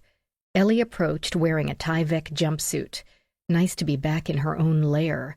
But she absolutely hated having to swaddle herself in the baggy, awkward, unflattering, and sometimes stifling hot, plastic-coated protective clothing. Worse, the lives of 4 children might be depending on her to tease some useful information out of this hunk of old metal. Once she started, however, the decade-old habits took over. No matter the urgency, the evidence had to be photographed and documented before she could search. She snapped still photos of the exterior, the handles, the license plate, VIN number bar, dents, scratches, and significant dirt. Then she opened the doors and continued. Rachael, meanwhile, had begun the paperwork, listing their names, location, date, time started. Then she picked up an alternate light source, working wherever Ellie wasn't. She moved the wand over the interior. Fingerprints could sometimes fluoresce enough to get one's attention, and other bodily fluids. But unfortunately, so would cleansers, some synthetic fibers, and many other items. She told Ellie that most of the fluorescence she found belonged to large, ill-defined areas of vague reaction, most likely cleaning products used on the upholstery and carpeting, or a characteristic of the fabric's construction. They worked quietly in order to hear the interrogation of Megan, streaming to a nearby monitor via a secure hookup. They hoped she would blurt out a helpful fact like an address and make their work redundant. Or perhaps she'd say something that would make sense in the context, something that would turn their findings into clues. But listening to the woman rant about KidFun didn't raise Ellie's hopes. Once done with the photos, she took a closer look at the tires. 3 were worn Michelins, the thread sanded down to near dangerous levels. But the 4th had been recently replaced. The deep grooves in the new Firestone on the rear driver's side yielded a tablespoon of dirt and debris. She used a plastic pick to pry the stuff out and drop it onto a sheet of clean paper, while Rachael used clear packaging tape to lift the most recently deposited hairs and fibers off the upholstery. After that, they each took a side and dusted the vehicle with fingerprint powder from grille to rear bumper, obtaining several prints, but not nearly as many as they would have had the exterior been new and clean. Years and lack of care had roughened up the finish, and the fine coating of dust and water spots made for poor retention of prints. Of course, the oppressive humidity of a DC summer hadn't helped either. While the exterior of a clean car is a great surface for prints, the interior is usually a different story. Other than the windows, which adults tend not to touch too often, the rear-view mirror, and perhaps the radio screen, every other surface tends to be fabric or textured vinyl, too rough to hold prints of any quality. But they tried. Ellie stopped inwardly complaining about the Tyvek suit, knowing that without it she would be coated in black powder of such tiny particles that it would be invisible until smeared. She reminded herself not to touch her face for any reason until she could get to a ladies' room and wash the entire thing. Otherwise, she'd be walking around with dark smears across her skin, of which no one would inform her until the maximum amount of embarrassment had been reached. Just another hazard of the job. Through it all, they listened to Megan talk, praying that she would say something useful. Anything. Michael and his partner took a quick break, then regrouped in the hallway. Louise told him, "I checked with research. They traced the former bakery owner who's now running a restaurant in Brooklyn. He says he sold his old delivery van a year ago for cash to some guy, didn't know said guy, never changed the registration. He gave a description which could be the one who snatched Oliver or could be about any other guy in the world. Let's hope the two docs come up with something. Ready to tackle the kid?" "Yeah, we'll go softball. I've had Duffy babysitting, and he says the boy is answering anything and everything, totally cooperative. Unfortunately, doesn't know much. He gave their address, and there's a team there now, but so far they're coming up empty. There's no sign of the kids having been there, and no records relating to another property, no communications with her colleagues. She doesn't even own a computer or tablet, doesn't have a car. She's got bank accounts with small amounts, apparently getting by on some sort of pension or trust fund payments, but nothing outsized. The boy's got to know something. His mother doesn't seem like the type to keep her thoughts to herself." "Let's find out." They strode into another interview room. This one meant to put someone at ease rather than intimidate. It had a window, a couch, end table, lamp, even magazines. Comfy, but also on camera, also streamed. Matthew sat on the sofa, and the two men each took a straight chair. He seemed a picture of anxiety, legs pressed together, arms pulled into his body, leaning forward with his elbows propped on his knees as if he no longer had the strength to hold himself upright. "We need you to tell us where those kids are, Matt," Michael said. "I don't know." His voice described all the misery he felt. "I'd tell you if I did." "Where does she meet her friends?" "I don't know. She talks on the phone to them a lot." Tex upstairs had the phone now, but said it would take time to get around the passcode. The son didn't know it, and insisted he would tell them that if he did as well. "She met a guy in a park once when I had a soccer match." "When was that?" "Last year, school year, May, I guess." "They ever come to your apartment?" "No, unless it's when I'm at school." He rubbed one red-rimmed eye, the picture of exhaustion. "You don't have a computer at your apartment, tablet, smartphone?" Matthew shook his head to each, touched a growing pimple on his chin. "You guys took my phone. It's one of those super basic things that old people use, no data." Louise said, "Your mom doesn't own a car. Does she ever borrow one from somebody?" "No, we take the metro everywhere." "Who's Finn?" A blink. "This guy she talks to online. He told her all about the Kid Fund people. He lives in Japan, though." "Japan?" "He said that's why he mostly contacted her at night." Michael did some quick calculations and found that consistent with international time zones. "What has she told you about these children?" The boy gave a classic teen shrug. That their parents are not keeping them safe, that their parents are exploiting them and all kids, and if this bill passes, it will be like 1,000,000,000 times worse than it already is. She's... Words failed him. A nutcase, Michael thought. Louise said, We realize she's a little fanatical on the subject. She told us about your sister." Matthew covered his face with both hands and groaned, loudly enough that the two men exchanged a glance. Louise said, "I know it must be a painful memory." No, it's not. She just goes on and on about that." "Do you think she's doing all this because of your sister?" "No. Yes, probably, but..." "Look," the boy spoke with sudden force. There might be a great deal he didn't know, but he knew this. "There's nothing wrong with my sister. Tina met a guy online, they started dating, she married him, she's perfectly happy. But Mom, well, he took her baby girl away from her, so he's a terrible guy." "What?" Michael always worked to keep expression from his face, but this time he couldn't help it. He turned to Louise, jaw slack. The daughter was alive? "Where is your sister?" "She lives in Richmond. She's a nurse." Louise leaned forward. "How old was she when she met her husband?" Another shrug. "She's 24 now, so 22. "How old is her husband?" Michael had been picturing a middle-aged pedophile. "He's pretty old," Matthew conceded, screwing up one eye in concentration. "Like 27. The two agents exchanged a glance, reassessing. Louise said, "And your mother knows this, right? That Tina's safe? Happy?" "Of course she knows. Tina comes by to visit, takes us to breakfast sometimes on Sundays. Mom won't even talk to her husband, but I do. He's an okay guy." "The way your mother spoke of her..." "That's what I mean. I'm so sick of hearing about it. Mom's convinced that she was brainwashed by the internet somehow, and that's why she left home. My mom..." He paused, caught between loyalty and honesty. "Is a little crazy." 3:55 p.m.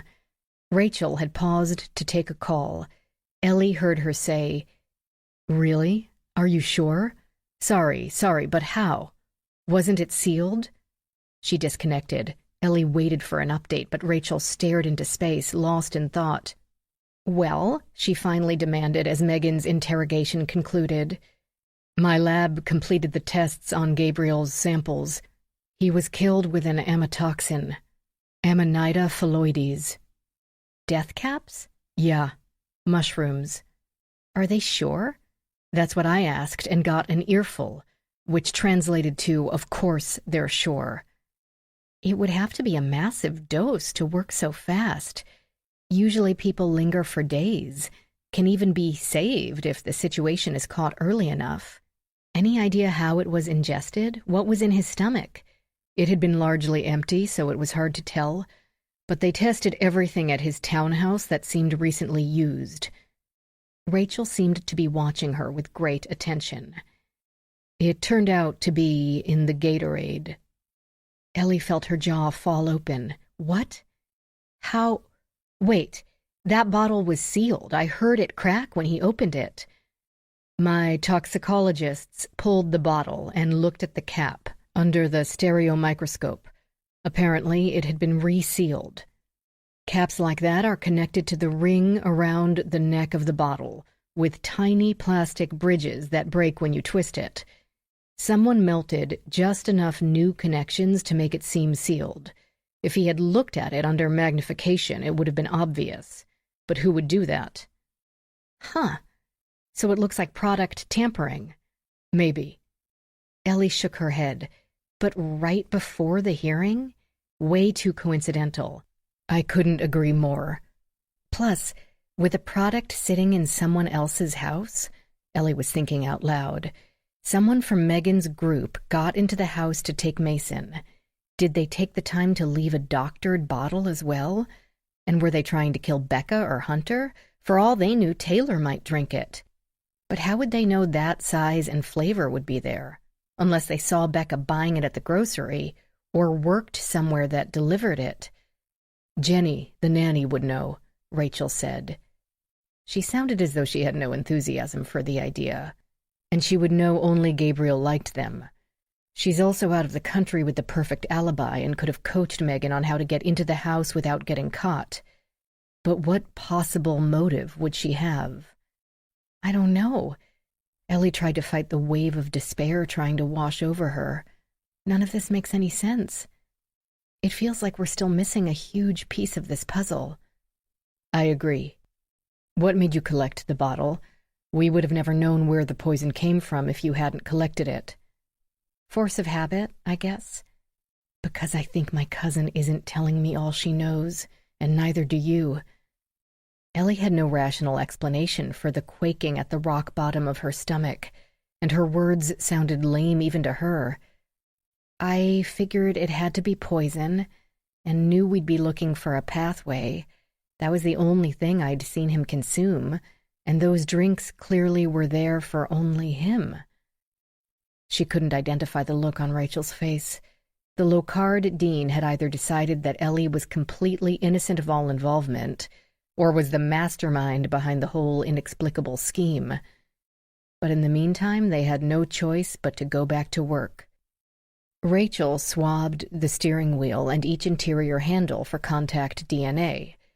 The swabs all turned black from the fingerprint powder, but that would not preclude getting a profile. The powder wouldn't interfere with the results. Meanwhile, Ellie constructed the vacuum with its sterile filter screen and gave the van carpet the cleaning it had needed for at least a year. The dust, fibers, hair, and dirt filled up the clear plastic section between the hose and the motor. All the while, she wallowed in the acute awareness that this was taking too long. Usually, such work was done after a suspect had been apprehended or a victim found, and the evidence gathered to build a case. The circumstances here were different. The fates of 4 young children depended on her correct interpretation of this evidence right now. At the back of the vehicle bay sat a series of tables, outfitted with microscopes, stereo microscopes, and everything else they could need to pick apart trace evidence and package it for further analysis. Rachael had already started on the dirt from the rear driver's side tire. Trace evidence was a bit like buried treasure. If the dirt, for instance, had only bits of asphalt or a stone or two, perhaps the kind of clean mud that could be picked up anywhere in the country, it would not help them. But if it contained something more specific, perhaps it could narrow the search to an area. A mineral only found in a certain quarry, a paint only used at a certain factory. The actual soil could give them a clue as well, but they'd probably need to find a forensic geologist for that level of detail. Again, they did not have time for that. There's fine shards of glass here in 2 layers. There's something on each layer running at right angles. How much you want to bet it's transparent semiconductors, and these are pieces of Noah Thomas's cell phone screen? I will not take that bet, Ellie said, settling down at another stereo microscope with the vacuumings. Could ICP identify the shards as matching his phone? She referred to glass analysis via inductively coupled plasma spectrometry. The model, probably. I don't know how much variation there is from phone to phone. It could prove this van abducted Noah, except we already know that. She ground out the last 3 words. Frustration gripped them both. Yep, great evidence for a trial, which is really not our concern at the moment. What do you have? Ellie said. Lots of stuff. Animal hairs, human hairs, pollen, and feathers. Maybe Megan has a dog and a bird? I don't think so. The hairs have a long root, but not quite like a dog's. And it's so thick, I think it's a horse's. Or maybe a cow's. Rachael sat back. Really? Ellie scooped some of the debris, there was plenty, into a new petri dish and handed it over to her. Take a look at this. For 10 minutes, they used plastic picks and tweezers to examine items, transferring some to slides and making wet mounts to use the transmission microscope, using their phone to look up reference images for comparison. Definitely a cow's, Rachael said, and I think some bits in the tread could be manure. Plenty of farms in the area. She's abducting the kids in this van, so she's got to be taking them to where they're being held, or a transfer point at the very least. I think I have pea pollen over her. What? Peas, like green peas. They sort of look like little hoagie rolls, at least according to my great good friend Google. They worked in silence for a while, picking minuscule bits of plant and animal life out of the piles and separating them into the plastic dishes. 1 or 2 pieces of a certain leaf could have been picked up anywhere, but a goodly number of one particular species would be more significant. Had to be, because they really needed a break. All the while, a monitor broadcasted young Matthew's interrogation, as he explained about his mother's obsessions and how a mysterious benefactor named Finn gave her all the support she needed to put them into action. Ellie had accumulated a pile of small seeds. I've got a bunch of this. It looks familiar, but I can't quite place it, and searching football-shaped seed brings up a tidal wave of possibilities. Rachael glanced at it. Dill. I ought to know. My mom uses enough of the stuff. That makes sense. Why, I wouldn't know. I mean, not a fan. Lots of twigs, pieces of branch, too small for me to tell. You found any white flowers? Yeah, Ellie said. Pieces of something white, like a cluster of thin stalks. Me too, crushed. But I think I recognize it. I think it's black cohosh. That grows wild, doesn't it? Yes, but it's also cultivated as a dietary supplement. I had a suspected food tampering case last year. A woman thought her husband was trying to poison her because after meals she'd have nausea, dizziness, wonky vision. Turned out she was drugging herself. She'd been taking black cohosh because she thought it would ease symptoms of menopause. Ah, a fascinating tour through the microscopy of botanical samples, but Ellie wondered if any of it could help. Some people have no ill effects, but some do. It's everywhere through these samples. That's an awful lot for just a patch in someone's yard. You're thinking a commercial crop, Rachael said. Maybe. A farm that produces peas, dill, cohosh, and cows, and chickens. There's too many feathers to belong to a household pet, unless they live in the van. Rachel's words came faster and stronger as the first ray of hope edged through their gloom. A farm, even a commercial one, could be isolated, away from the road, no neighbors in sight, and still within easy driving distance. The hope moderated. There are an awful lot of them once you get outside the city. We need the agents. They have the manpower. Rachael picked up her phone. All this work would prove unneeded if Megan would tell them where to find the children. But from the woman's behavior, from her boldness in trying to take Taylor when she had to know law enforcement would be monitoring the family, from her willingness to use her own son, Ellie didn't think she'd give up. They should start with ones that have closed, even temporarily. Harvest season is beginning, but I doubt they'd be having customers come to the door while they're hiding a bunch of stolen kids, Ellie suggested. Her own phone lit up with a text from Becca. Anything happening? Hearing starts in a half hour. As if Ellie might have forgotten. Chapter 34, 3:30 p.m. Sophie Tran hated it when adults assumed that because she was a girl, she existed for them to dump their kids on. She had a number of aunts and uncles who did just that. The second they stepped into the house, it was, go and play with Sophie, as if she really wanted to hang out with their first grader. And now here she was, a freaking prisoner, and still assigned that role. Clearly it had been left to her to figure out how to feed, clean, and amuse a traumatized 3-year-old who had a lot of questions and didn't hesitate to ask each and every one. Noah was nice to the kid, telling him not to worry in a soothing tone he hadn't used with Sophie. But feeding the boy the rest of the brownies and wiping off the little hands with the sanitizer was up to her. She used the brownies whenever the tears came, and Oliver had decimated their supply. More than that, he had seriously disrupted their escape plans. The preschooler could sure walk okay. He hadn't stopped moving around the barn since he'd arrived. but she doubted he could run very fast on such tiny legs. They'd either have to go slow, or if we waited until dark, then we could get across the field without anyone seeing us. Noah shook his head. Younger guy sat out there all night. Despite the heat in the barn, Sophie stifled a chill.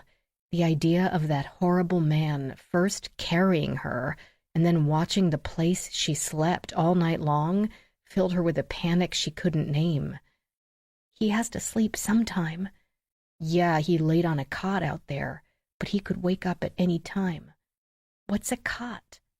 It's a fold-up bed, like a hammock, only it doesn't swing.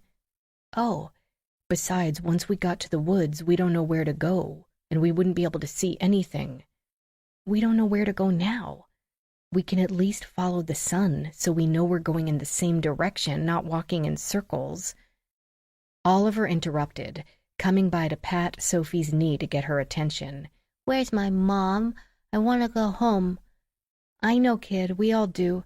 We're going to run away from here and try to find her, okay? He considered this, the tiny nose wrinkling in concentration. I am not supposed to run away. This is different. We want to run to your mom. Still confusing, but if it involved his mother, he was in. Let me pick you up, she said, and being a very small child, he did not find this request strange. She had held plenty of babies. At any large family gathering, her Nana would find one to thrust into Sophie's arms, then stand back and beam. It's a baby. Isn't that great? Wouldn't you like to have 1 or 2 or 5? Sophie would hold the tiny human long enough not to hurt Nana's feelings, and then give it back. They were cute, but not that cute. Oliver, however, seemed a lot heavier than he looked. Maybe he was denser than she had expected. Or maybe when she picked up her little cousins, she wasn't planning to make a frantic escape across open farmland carrying them. That might color her observations. She let the kid slip to the ground again and considered asking Noah, now peering out the crack by the door, if he could take him. Noah was skinnier than she was, yet he played sports like her, so he probably had a lot more muscle than she could see. But Noah turned and gestured for her to join him. She scurried up to another crack to see both younger guy and old guy in conversation, not 4 feet from the barn door. I don't know why she's not back, old guy complained.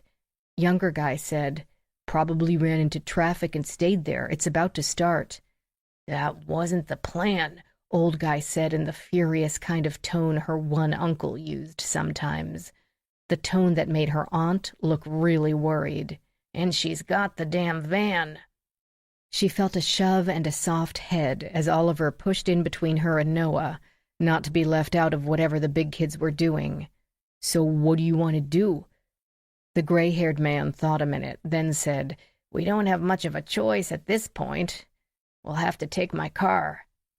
Are you sure? If she's been compromised one way or the other, it's time to get rid of them. Finally. Each head swung until they stared at the barn door, and Sophie swore they could see through each crack and crevice into her very brain. A terrible certainty seized her. They're going to kill us, she said to Noah. 3:51 p.m. Rachael stood over 2 FBI agents' shoulders as they each searched for where the children might be. The one on the left searched commercial farms in Virginia and Maryland. The way the white van had been popping up to steal children in the city made Rachael believe Megan's headquarters could not be too far away. There weren't too many large ones within reasonable driving distance to D.C., but many of the small artisanal farms that catered to the city dwellers' desire for healthy, clean foods. The agent on her right searched the state's business license sites, cross-referencing the names of farm owners and operators with the names of child challenge activists and those of other civic groups with concerns about online kids' games. Not that they had a roster or some such thing. They had only the names of members quoted in the media or those who had pushed their protest activities until they came to the attention of law enforcement. Megan had not, and there were no matches so far. Michael Tyler paced behind the three of them, tapping options on his phone, checking texts and emails, hoping for a clue.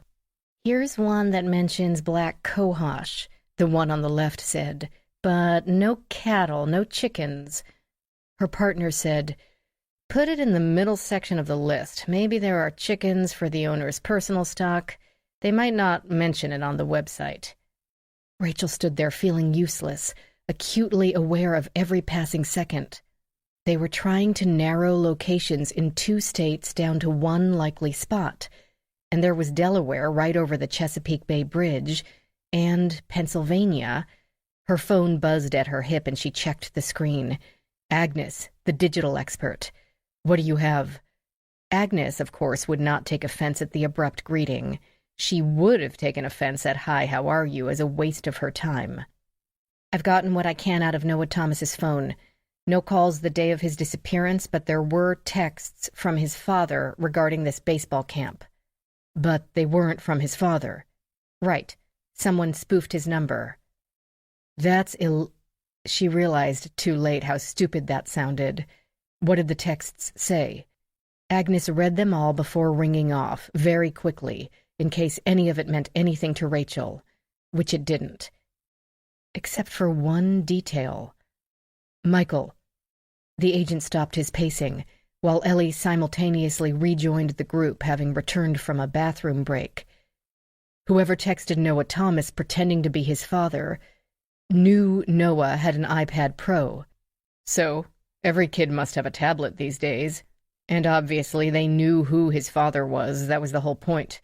They even knew how to foil that particular school's pickup procedures," he answered. "They also knew his father's personal phone number. Surely he keeps that off the internet." "You think Megan's group has a spy at KidFun?" Ellie asked. "Someone close enough to the execs to know what kind of tech their kids have?" "It would make sense. They found Sophie via the game, that's simple enough. But they knew which playground Oliver's nanny took him to every day, and went prepared with red paint. Sure, maybe they just followed her for a day or two," Ellie said, "or they had a lot of inside information. They were confident Noah wouldn't question the idea of a baseball camp, wouldn't call his parents directly at some point." Michael said, "The school has a strict no phone conversations rule during the school day. Parents have to call the office and actually pull their kid out of class or recess if they want to speak to them." "But how would they know Sophie wouldn't tell her mother about Liam?" Rachael said, "That's a little less risky, given how much preteen girls love keeping secrets. If her BFF hadn't spoken up, we still wouldn't know what happened to Sophie Tran." "I think that's it," the agent on the left side terminal said, more to her partner than the people waiting behind the two of them. "That's everything within 70 miles that has peas, cohosh, dill, free-range chickens, and fresh corn-fed beef." The one on the right checked his list. "I've got nothing. None of the owners comes up on the list of activist arrests." "How many places we looking at?" Michael said. 20? 30? 3, the female agent said. The furrow between the tall man's brows smoothed some. "Really? Only 3? As she wrote the address and owners' names on a piece of copy paper, she added, "One has apparently shut down, though." The other agent had been reading over her shoulder and checking his own lists. "License is still active, should have renewed last month, but they have a grace period. Their website hasn't been updated in over a year, and the homepage has a note about appreciating all their past customers. It might be a dead end." Michael snatched the piece of paper, a life jacket to a drowning man. "Or it might be perfect." Ellie said, "I'm coming with you." "No." He looked at her face and softened his voice by a half tone or so. "These people are serious enough to kidnap 4 kids. Who knows what they'll do if confronted." She bristled until he added, "Besides, if this isn't the place, we'll have to go on to the next place. And they could all be wrong, and the kids are just in a messy house with people who go to a lot of farmers markets." I know, but... She stopped, obviously unable to think of a good enough but. I'll make sure the scene is disturbed as little as possible until you can process. And he gazed at her directly, his eyes dark and piercing. I'll call you immediately if we find Mason. Alive or dead, he meant. Do that. As the FBI agent turned to go, Rachael said, I'm going to the committee hearing. I can't do anything more here, and if Megan's group is planning a confrontation, it will be there. Ellie said, Let's go. It might be faster to walk. In this heat, Rachael said, and punched the button for the elevator. Not on your life. I'll drive. Chapter 35, 4:10 p.m. Rachael had no problem finding a parking space near the Hart Senate office building. At 4 o'clock, a good deal of D.C. workers had already finished their meetings and packed up their work to take home. School's field trips were over and the tourist buses on their way back to hotels. The whole building smelled like paper and floor cleaner. A text to Becca brought her out to meet them. A few minutes later, they were cutting across the center atrium, Ellie's boots squeaking on the polished marble floor. A sculpture rested in the center of it, black sheet metal cut into shapes and bolted together, almost as if a little boy had built his own rocket ship out of a cardboard box. Ellie began, What is Mountains and Clouds? Becca said. The name of it is Mountains and Clouds. Most of the flat pieces of metal ended in a sharp peak at the top. I see the mountain part, the rest of it not so much. Becca led them through a series of gleaming hallways, occasionally greeting coworkers or acquaintances. She did not bother to introduce them. There wasn't time. Everyone they passed seemed busy, relatively young, and nicely dressed, Ellie thought. Some seemed too young to work there or anywhere, and she wondered if they were interns or if she was just getting old. Even the middle-aged men and women moved with more energy than expected, and all wore clothes that were businesslike, not luxurious, but with a uniform tidiness. Men wore ties, women's blouses were tucked, often into skirts. As a world, it differed from Ellie's daily experience of cargo pants, plainclothes detectives, undercover narcotics officers, paramedics, bad smells, and blood. A world she suddenly missed. It might not be as hygienic, but it was home. Becca hustled them through a door into a cavernous room of dark-paneled walls and somber wall-sconce lighting. Heavy draperies covered floor-to-ceiling windows.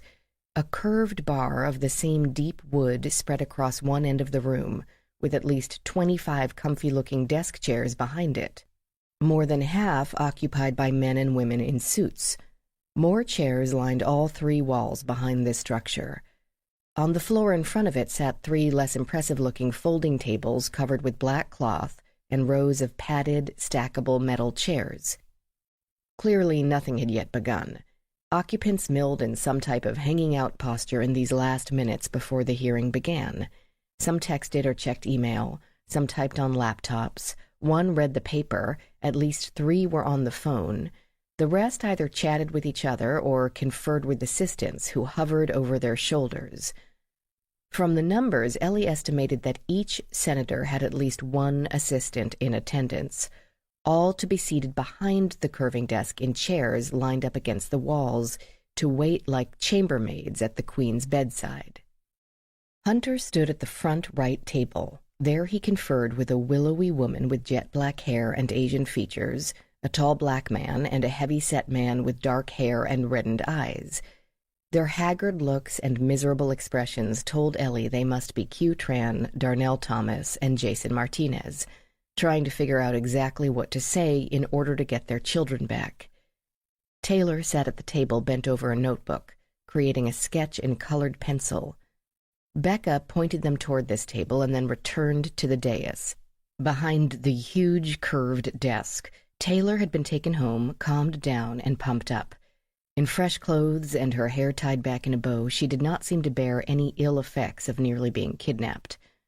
As Ellie watched, she looked up and beamed across the room at her mother, happy to be in the thick of things with the grown-ups. Hunter saw Ellie as they approached and stepped away from his colleagues. He strode to them quickly, perhaps keeping them out of earshot of the two parents. "Where are the kids?" Their lack of response answered his question. "You don't have them yet? Megan didn't confess?" "We have some good leads," Rachael told him in her calm, commanding tone. She described the winnowing process and that FBI agents would be arriving at the farm at any moment. "Of course, we can't be sure that's the right place, but it's well worth a try." "When will they get there? Will they call us, you, anybody, right away? Hell."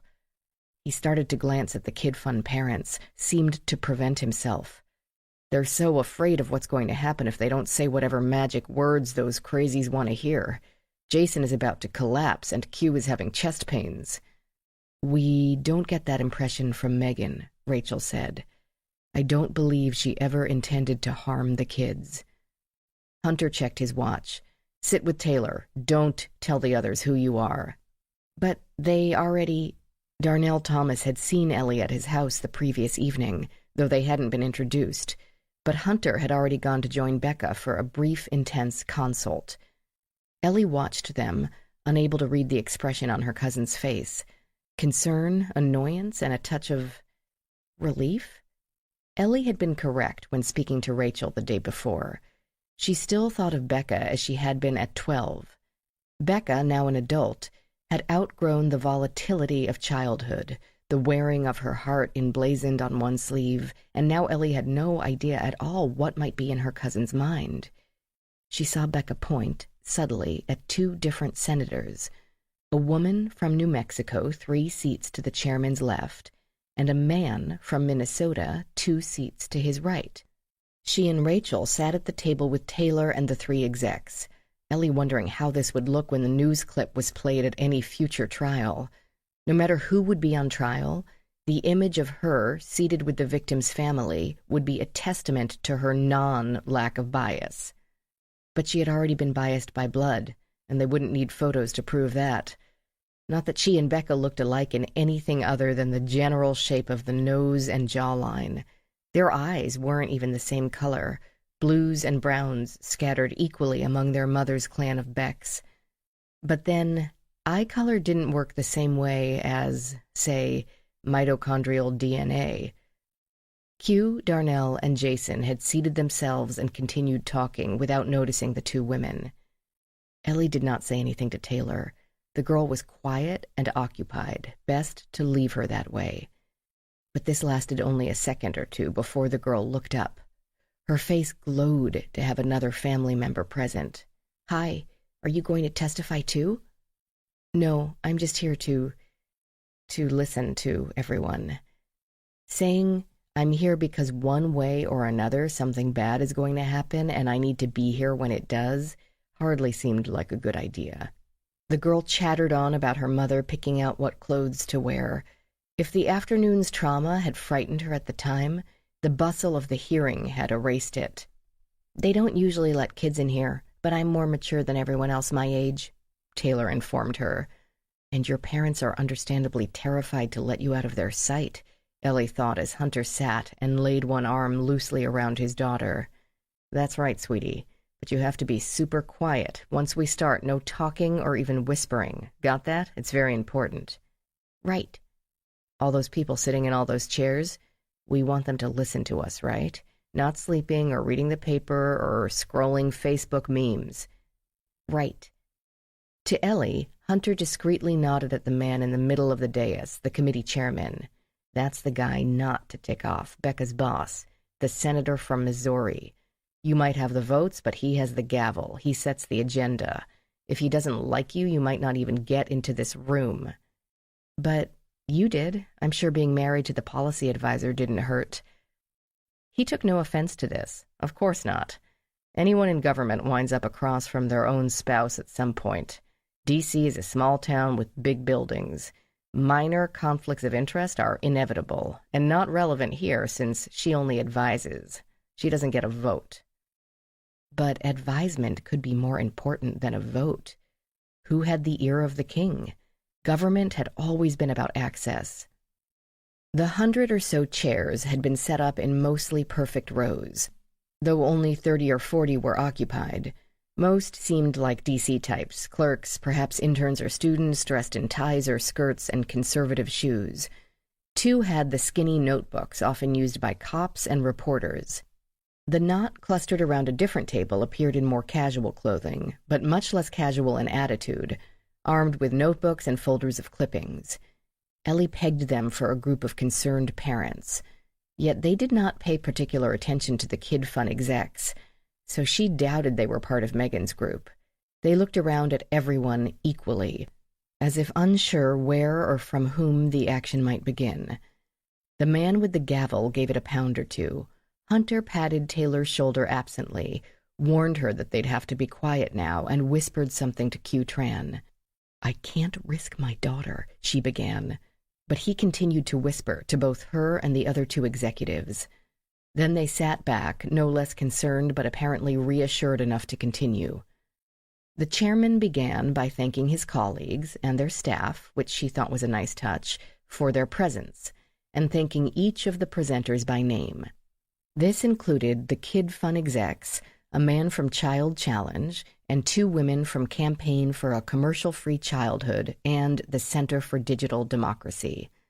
The chairman expressed his condolences for the death of Gabriel Haller, who passed away this morning. This elicited a gasp from those at the other table who clearly had not been informed. Had that only been this morning? It seemed a century ago. He went on to give an overview of the agenda. The 3 other presenters would speak first, and then they would move on to Darnell Thomas. He also warned everyone present sternly to silence their cell phones. Violations would result in immediate eviction. "Why is he talking so much?" Taylor complained to her father. "Because this is how things are done. You have to be quiet now." "Yeah, I know," she muttered, and went back to her drawing of a winged dragon. Ellie thought it quite good, and wished she had 1/10 of that artistic ability, especially at Taylor's age. Even drafts of her crime scene sketches could have been made by a 5-year-old, but good for her, CSI positions were not awarded on artistic merits. The dragon carried something in its talons, and Ellie squinted at the human-like form. It had a face and arms and fingers, but the torso and limbs seemed oddly foreshortened, out of proportion to the head. It looked, she realized, like a baby. Chapter 36, 4:27 p.m. Sophie and Noah decided that if they each took one of Oliver's hands, they could get him to move much faster, even if they had to sort of drag him the way parents sometimes swung their kids between them. They couldn't afford to be particular about how they made their escape, not anymore. Old Guy had disappeared somewhere, and as Noah and Sophie watched, Younger Guy finally walked off toward the house. They didn't wait for him to get all the way to the porch. They would need every second they could get.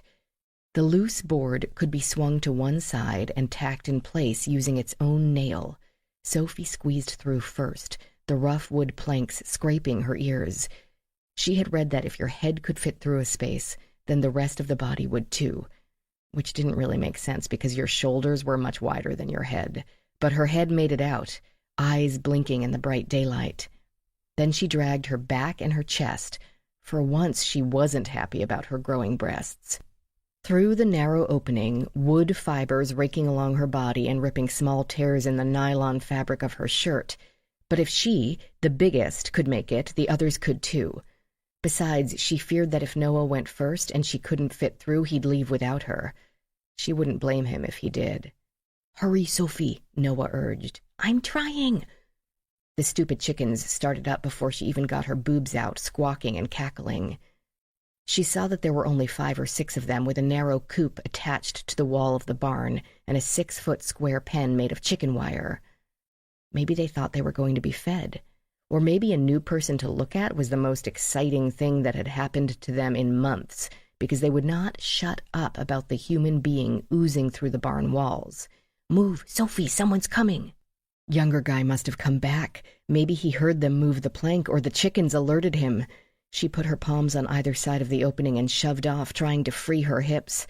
Her feet scrambled against the dirt floor, trying to gain leverage, and she accidentally kicked one of the boys, Oliver, to judge from the aggravated howl. "He's coming in!" They didn't have a chance now. With a heart plunging to her knees, she realized she had to wiggle back into the horrid barn and move the plank back before younger guy got inside, so they could stand there and pretend they hadn't been trying to escape.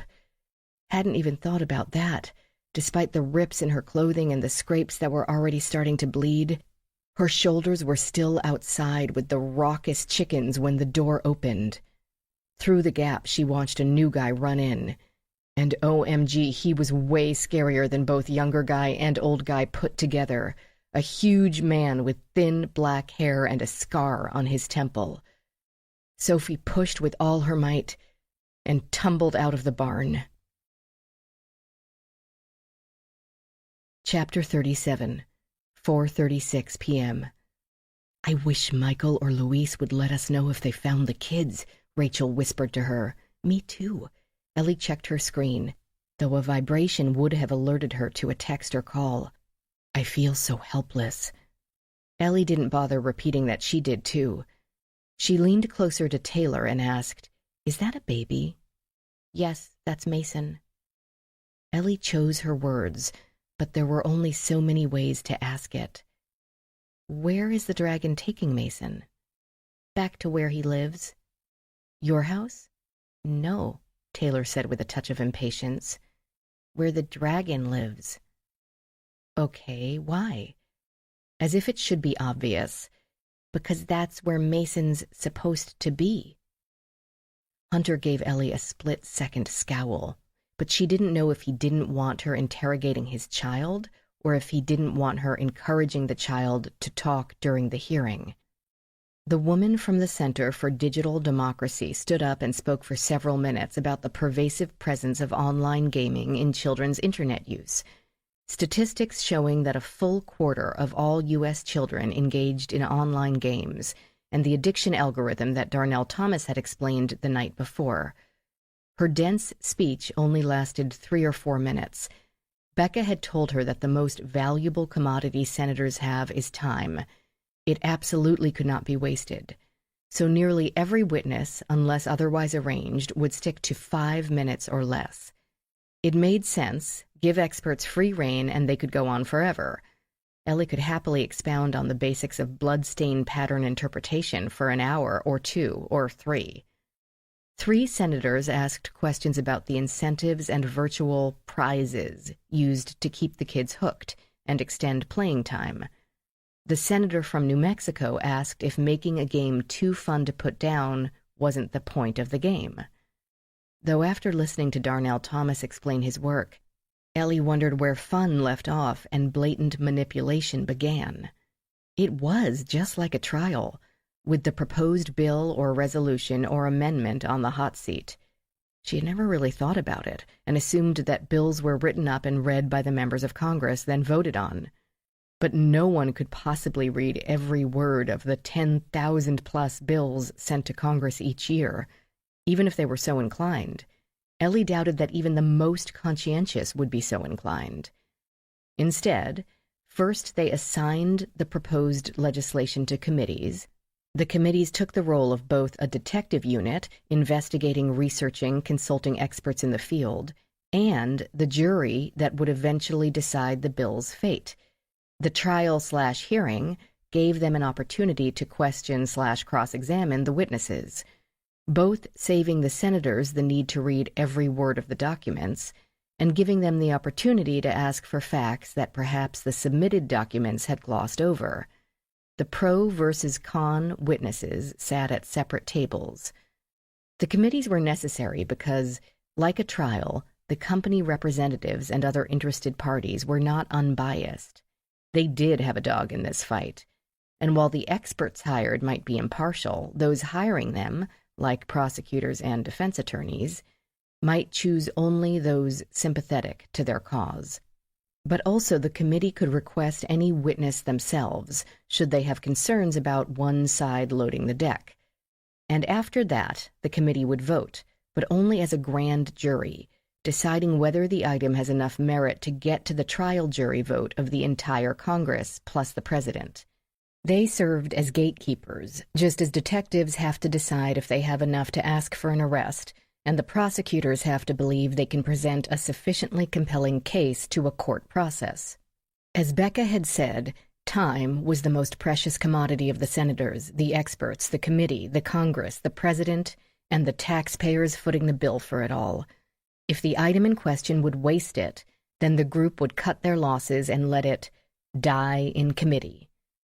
The senator from Minnesota asked if an addiction algorithm wasn't just sensible business practice. The same question Darnell Thomas had posed.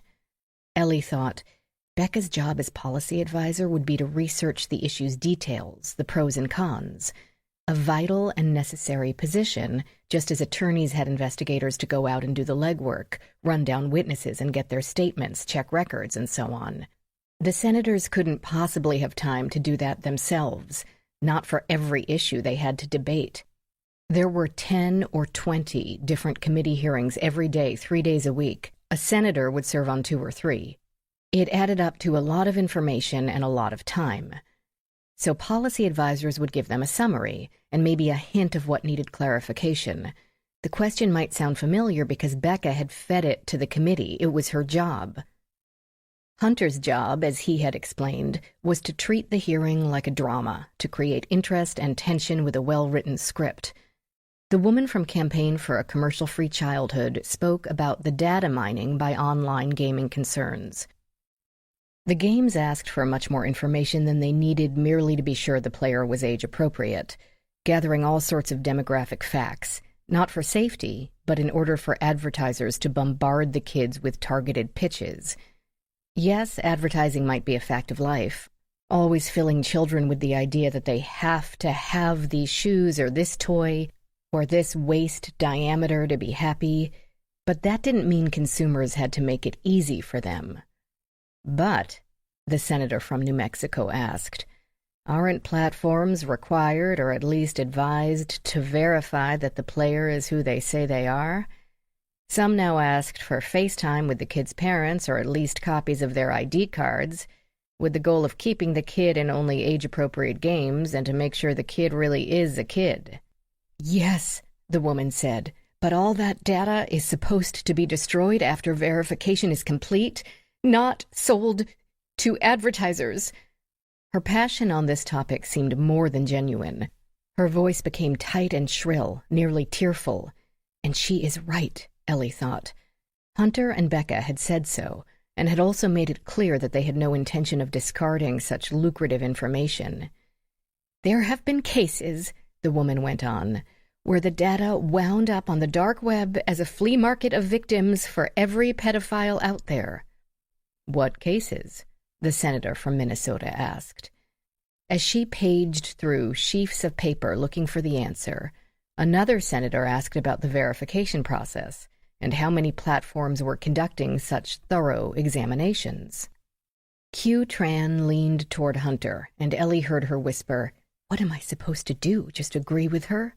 The cameras are running. Whoever has the kids is going to know instantly what happens here." "Just tell the truth," Hunter said. "I'm not risking my child." "Of course not. The FBI's following a lead. We should be hearing from them any minute." "Noah?" Darnell Thomas asked. "It's going to be fine," Hunter said, an apparently unwarranted sentiment that reassured no one. "Just hang in there. I'm going to see if I can get an update." He left the table and headed for the back of the room before Ellie could ask where he planned to go.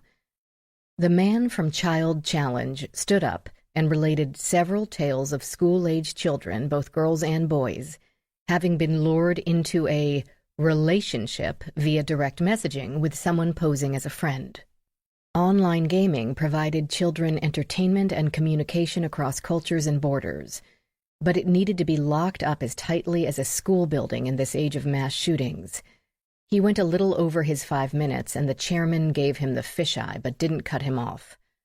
The senator from New Mexico checked her notes, then asked with an uncertain air, "Did your organization have a member named Megan Anderson?" "No, wait. Yes, we did."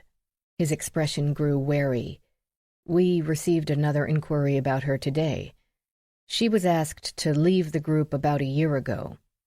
She is no longer with your organization? No. Why not? Another senator interrupted to ask who this Megan was and why she had come up. A different senator, who had been surreptitiously scrolling through his phone, set it down. The woman from New Mexico persisted. Why not, sir? She got radical.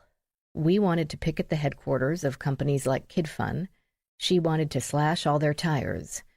We wanted to monitor proposed bills and amendments like this one here. She said we should hire hackers to install ransomware on their website and use the ransom payments to give all parents of minors a free mirroring program to transmit them a copy of every interaction their child had online.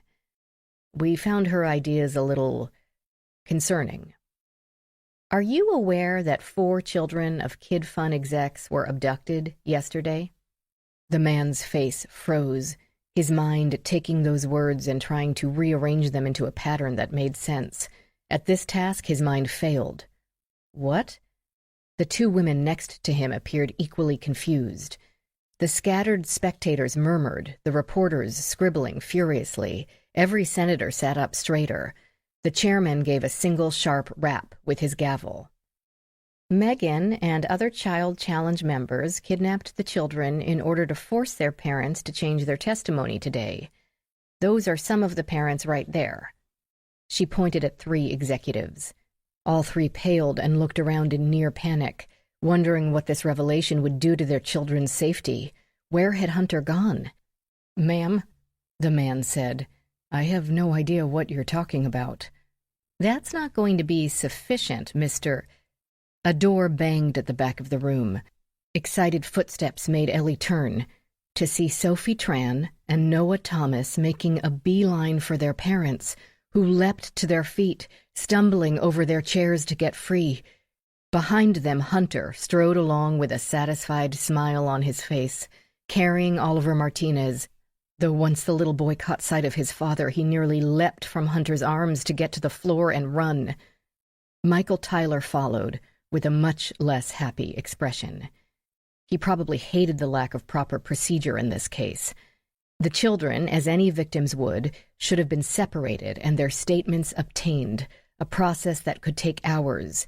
They should have been checked by doctors and counselors, given a private moment to be reunited with their families. But not even he could have resisted the plea of such children for the only thing they wanted, to feel their parents' embrace once again. Luis, however, couldn't help but beam. The screams and excited chatter as Noah and Sophie were also swept up told everyone in the room what had just occurred. The chairman didn't even bother to ask for order right away. Ellie noticed Becca filling him and the other senators in on who was who, pointing from the dais. Create drama.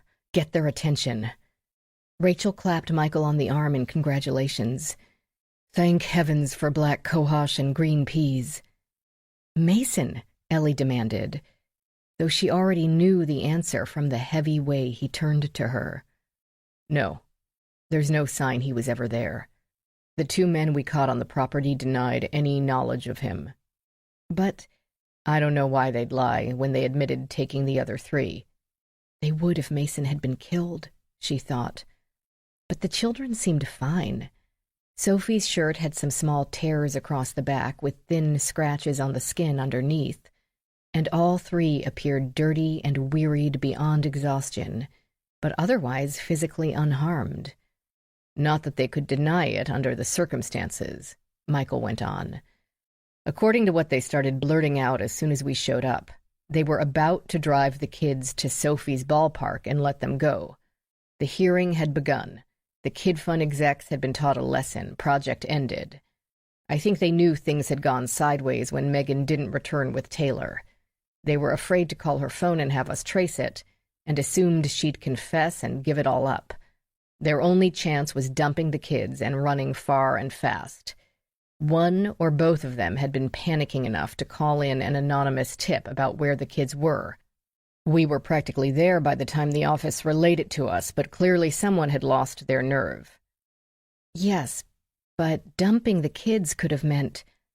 She stopped, realizing Taylor stood at her elbow, though she seemed to be asking too many questions of her father to overhear. "Why did you bring them here?" "I know," he said, hardly protocol.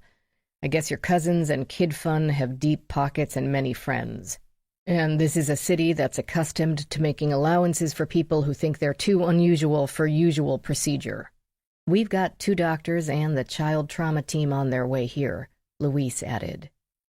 Last-minute rescues aside, the business of the country went on. The chairman eventually rapped his gavel and said, "Let me get this straight. Someone kidnapped these 3 children and demanded their parents do what? Make statements to agree with our esteemed colleagues." Here Hunter waved a hand at the table of child safety advocates. "And say that our games manipulate children into addiction, and our security procedures are designed to gather data for advertising." Except that's actually true, Ellie thought. Isn't it?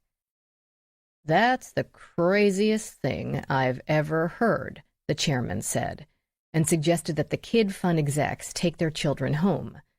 When Hunter asked, he gave the lobbyist permission to present the execs' statements, with the assurance that he could handle any follow-up questions.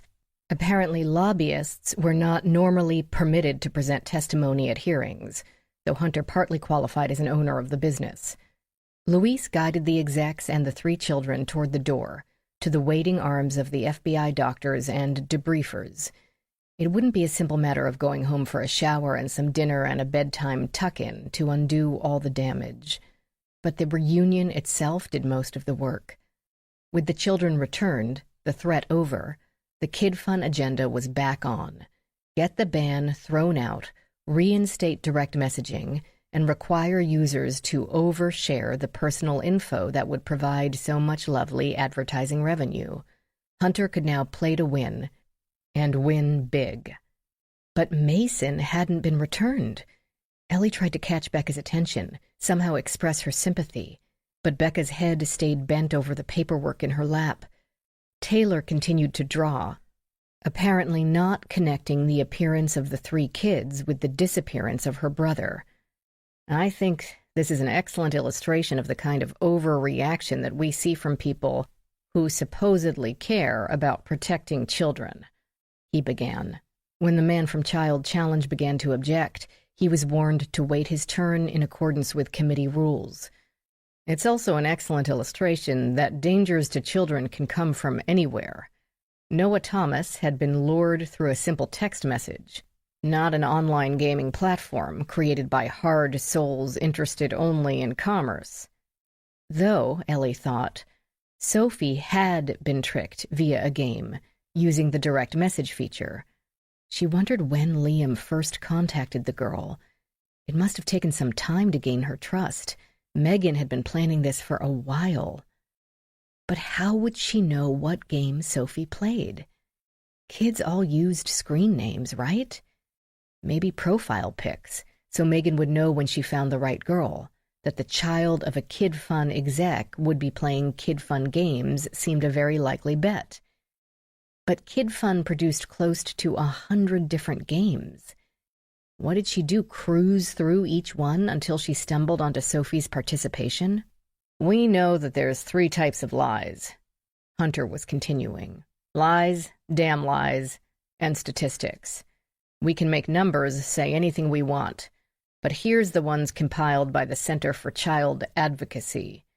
When these extra verification measures, such as requiring copies of the parents' IDs and FaceTime interviews with the players, were introduced, complaints of inappropriate contact plummeted from 19% to 2%. And, as Rachael had asked, how did she know Noah Thomas had an iPad Pro? She could have guessed, but that would risk mentioning the wrong one and tipping the boy off. Hunter held up his fingers in a 1960s peace sign. 2, he said again. Keep it simple. Give them a short statement that will stick in their minds, even if they don't really understand it. Even if you make it up on the spot, Ellie thought. Would anybody check? He violated the simple rule a second later by relating the number of children in the country who play online games. and a few biographies of kids who were isolated by geography or disability or bullying, for whom the online interactions were their only outlet. A few bad apples shouldn't ruin it for children like his daughter. He gestured toward her with the clear message, "If this were harmful, would I let my own kid do it?" 2 senators had follow-up questions for Hunter regarding the advanced verification procedures and how they differed from current practices. The 2 women from the advocacy groups tried to ask a few questions but didn't get very far. The man from Child Challenge sat with his head in his hands, no doubt overwhelmed with thoughts of damage control, wondering if repair was even possible. Finally, the chairman tapped his gavel and declared the hearing concluded. The senators voted by ayes and nays, the bill winning approval to move to the full Senate floor by a tally of 17-5, with 1 abstention and 5 absent. The man from Child Challenge left before the echoes of the gavel faded, rubbing his forehead with one hand and texting with the other. The women from the other 2 organizations walked out with matching and dazed expressions. Taylor toured the other side of the huge curved desk, scavenging pens and mint candies left behind and declaring each find in her piping voice. Hunter had gotten what he wanted. It didn't matter if the bill passed Congress in the next year. It only needed to pass the committee now. The stock price would go back up, and the IPO would make him a large fortune. He flashed his wife a smile, triumphant. She returned one that seemed only weary instead of jubilant. It had been a very long 2 days, and she still didn't have her child back. Chapter 38, 6:41 p.m. And why didn't she have Mason back? Ellie thought as she watched her cousin use the fancy coffee maker to make a celebratory cappuccino. It wasn't champagne, but still the party mood lingered. They'd pulled off a great success against a boatload of odds. Gabriel's death, executives distraught over their kidnapped children, Taylor's near abduction. With all that working against them, they'd accomplished their goal. But their kid was still missing. Why didn't they seem, devastated? Why had Becca not rushed from the dais as soon as the other children appeared, convinced that Mason couldn't be far behind? Yes, she had gained a lot of self-control since their teens, but still.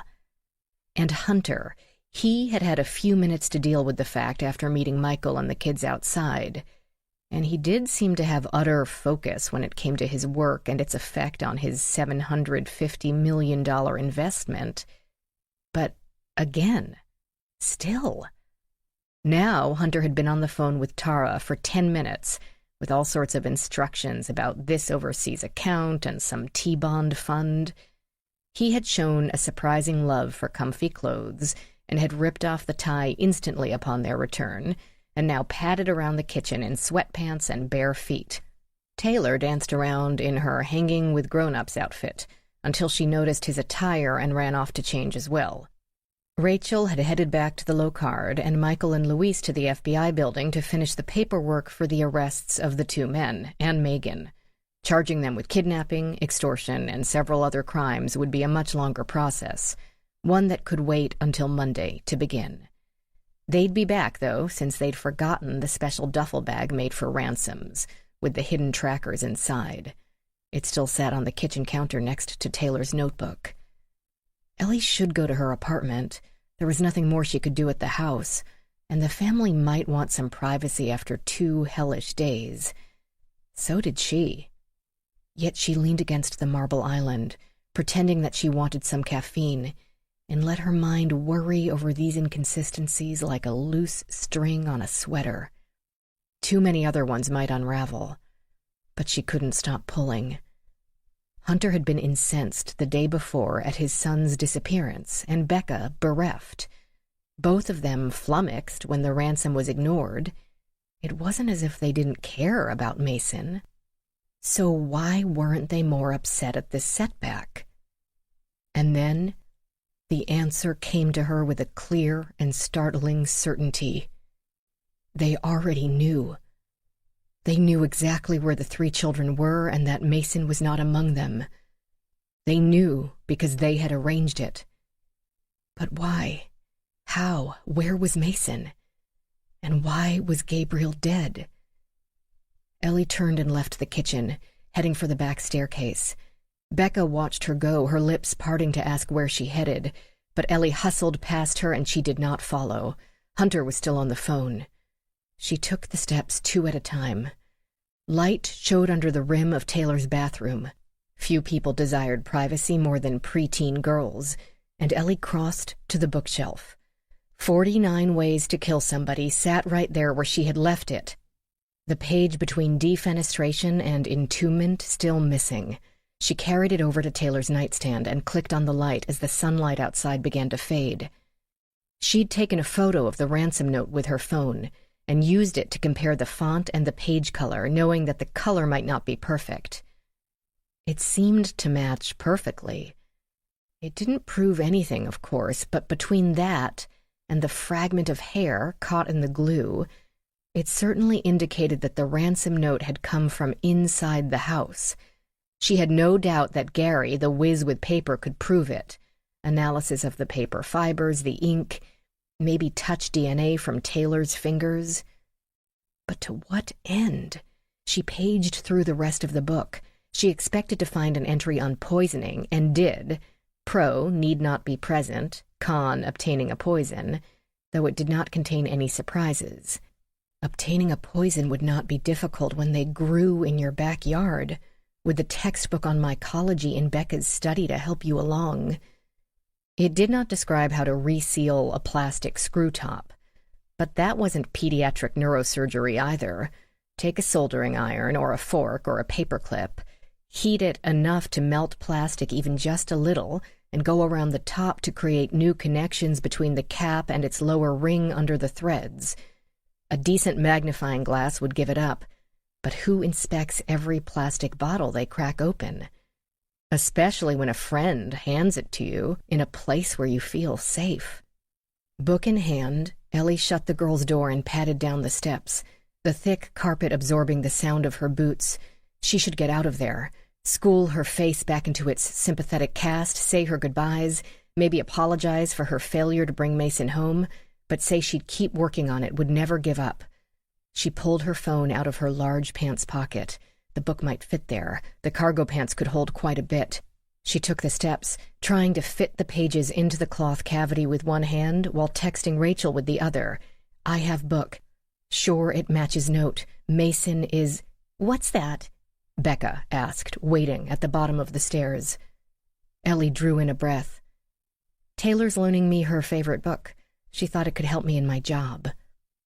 At the sight of the cover, Becca's face became still, and that, in itself, told Ellie everything she needed to know. Becca said, She loves to show off her worldliness. You ran off in such a hurry. I wanted to tell her what a brave girl she'd been today, getting away from Megan. She brushed past her cousin, so close she could feel her body heat. She needed to get with Rachael, regroup, decide on a course of action. She wished Michael Tyler had stayed at the house, someone with a gun, someone armed with a more potent weapon than the small knife she carried to cut through plastic crime scene tape and open boxes. He or Luis would be back, but when? I'll leave you guys alone. You must be exhausted. So am I. Becca wasn't buying it, she could tell. Her cousin followed too closely, too quickly, and alerted her husband the moment Ellie crossed the threshold into the kitchen. Hunter, I think Ellie has some questions.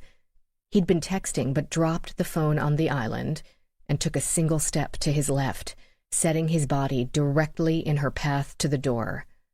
Yet his words sounded entirely natural. Really? About what?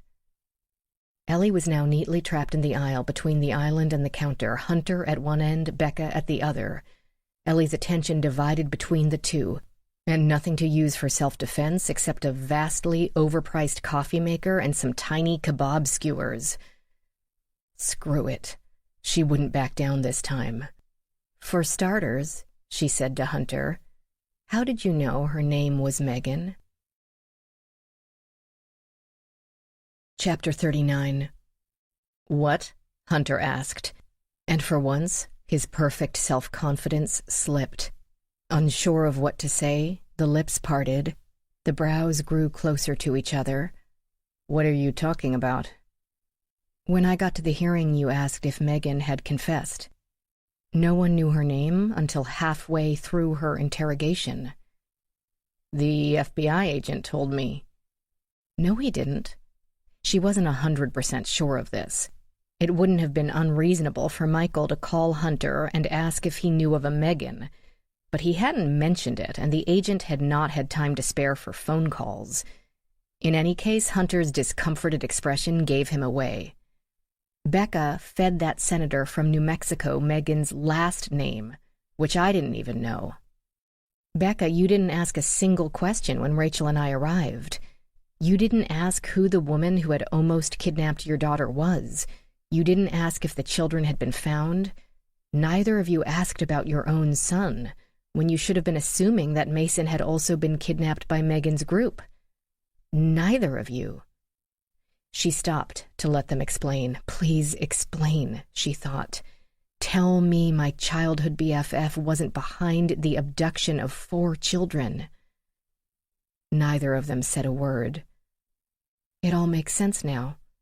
Inside her pocket, her phone gave a tiny buzz, still on vibrate mode from the Senate hearing, probably Rachael texting her back. Ellie went on, pressing, while they were off balance. How Megan knew exactly where to contact Sophie, what might tempt her. Surely you both heard all about Q's daughter from her countless meetings to prepare for the hearing and the IPO auditors. Maybe a company picnic. Parents talk about their kids, especially when those kids are, in a way, beta testing your product. Darnell would have chatted about his son's favorite electronics and his obsession with baseball. Both of you would know about Megan's threats. She wasn't going to go away, so you decided to use her. Finn. She accused Hunter with that final word. He didn't deny it, and no longer appeared discomforted. His mind had already leapt ahead to damage control. They had a problem, and would require a solution. Ellie was the problem. According to Megan's son, the mysterious Finn knew everything about Kid Fun, where the execs lived, where their kids could be found, the parents' phone numbers, photos of the houses, kids, cars, nannies, schools, when who would be out of town on business. Finn just handed it to her on a charcuterie board. Becca finally spoke. That could have been anyone at Kid Fun. Someone in HR, a secretary, the guy who services the copy machine. It's a gaming company, not the CIA. True. That's true. But you two had to get the ban dropped before the final audit, before the IPO. After that, you didn't care about games and direct messaging because you would have already cashed out. The secretary or the copy machine guy might have lost their jobs, but they didn't have $750 million riding on that hearing. That isn't proof, Becca said. Also true, so she pressed on. At the hearing, you sarcastically referred to Kid Fun as hard souls. Megan also spoke of making the hard souls writhe. Most people would either reference cold souls or hard hearts. That's not proof either, Hunter said. No, but Megan's phone with her communications from Finn, you, is evidence. And Rachael has it, who works for me. It seemed to pop out, his arrogance impossible to control. Who works for the Locard, founded on the principle that every contact leaves a trace. That applies to digital contacts as well. Sure, good luck with that. She doesn't need luck. She has Agnes. But why? Why would we do that? Becca demanded. Exactly, Hunter said. Why would I coerce my own execs into slamming the company? You both told me why. A hearing is theater. You have to create drama, establish a hero and a villain. Human beings are simple and, more important, pressed for time. Give them a narrative that presses the right buttons, and they'll open the door for you. You needed that joyous family reunion to happen right in front of the senators, so they could see the overwhelming love Kid Fun execs have for their kids. No one would doubt their intentions after that. Direct messaging and data mining be damned. These are hardened career politicians, but there wasn't a dry eye in the house. Child Challenge had been thoroughly discredited, and the other organizations guilty by association. You won the battle and the war. Hunter shook his head. It would be the wrong kind of drama if the execs told the committee that we're purposely addicting kids and selling their data to advertisers. The truth, in other words? Yes, you'd hardly want to do that. They both seemed to relax, shoulders dropping a few millimeters, yet waiting for the kicker. But you never expected it to get that far. You never thought Megan would actually do it. You thought she was a middle-aged, delusional nutcase who couldn't pull off the theft of a pen from a bank counter. You thought she'd send some nasty emails and leave a digital trail, vandalize the offices and smile for the security cameras, call in a bomb threat using her own phone. Whatever she did, how mild or how outrageous, whether the police caught her at it or she got away scot-free, anything could then be used to discredit Child Challenge at the hearing, which was your only goal. Take a potential threat and turn it into an asset, the same way attorneys might needle an expert witness until they lose their temper on the stand. At that point, it ceases to matter what they did or what they said. All that matters is perceived credibility. As Darnell said, you can get anyone to do anything online, where nothing is real, so everything is. You only need to push the right buttons. Neither of them said anything. She could swear Hunter looked a little proud. But she didn't get caught. She actually grabbed a child, your child, you thought, and left the authorities without a single clue. You knew right then your creation had slipped out of the lab and out of your control. But what could you do? Call the cops? How did she convince you that she didn't have Mason? Or did you even care? She didn't have Mason, he said stiffly. I know, Ellie said. We'll get to that later. But you did know she had 3 other children, and you did nothing. You, both of you, let her terrorize small children and their families because it served your purposes. How did it do that? Hunter said. We were losing that hearing. We came so close to losing.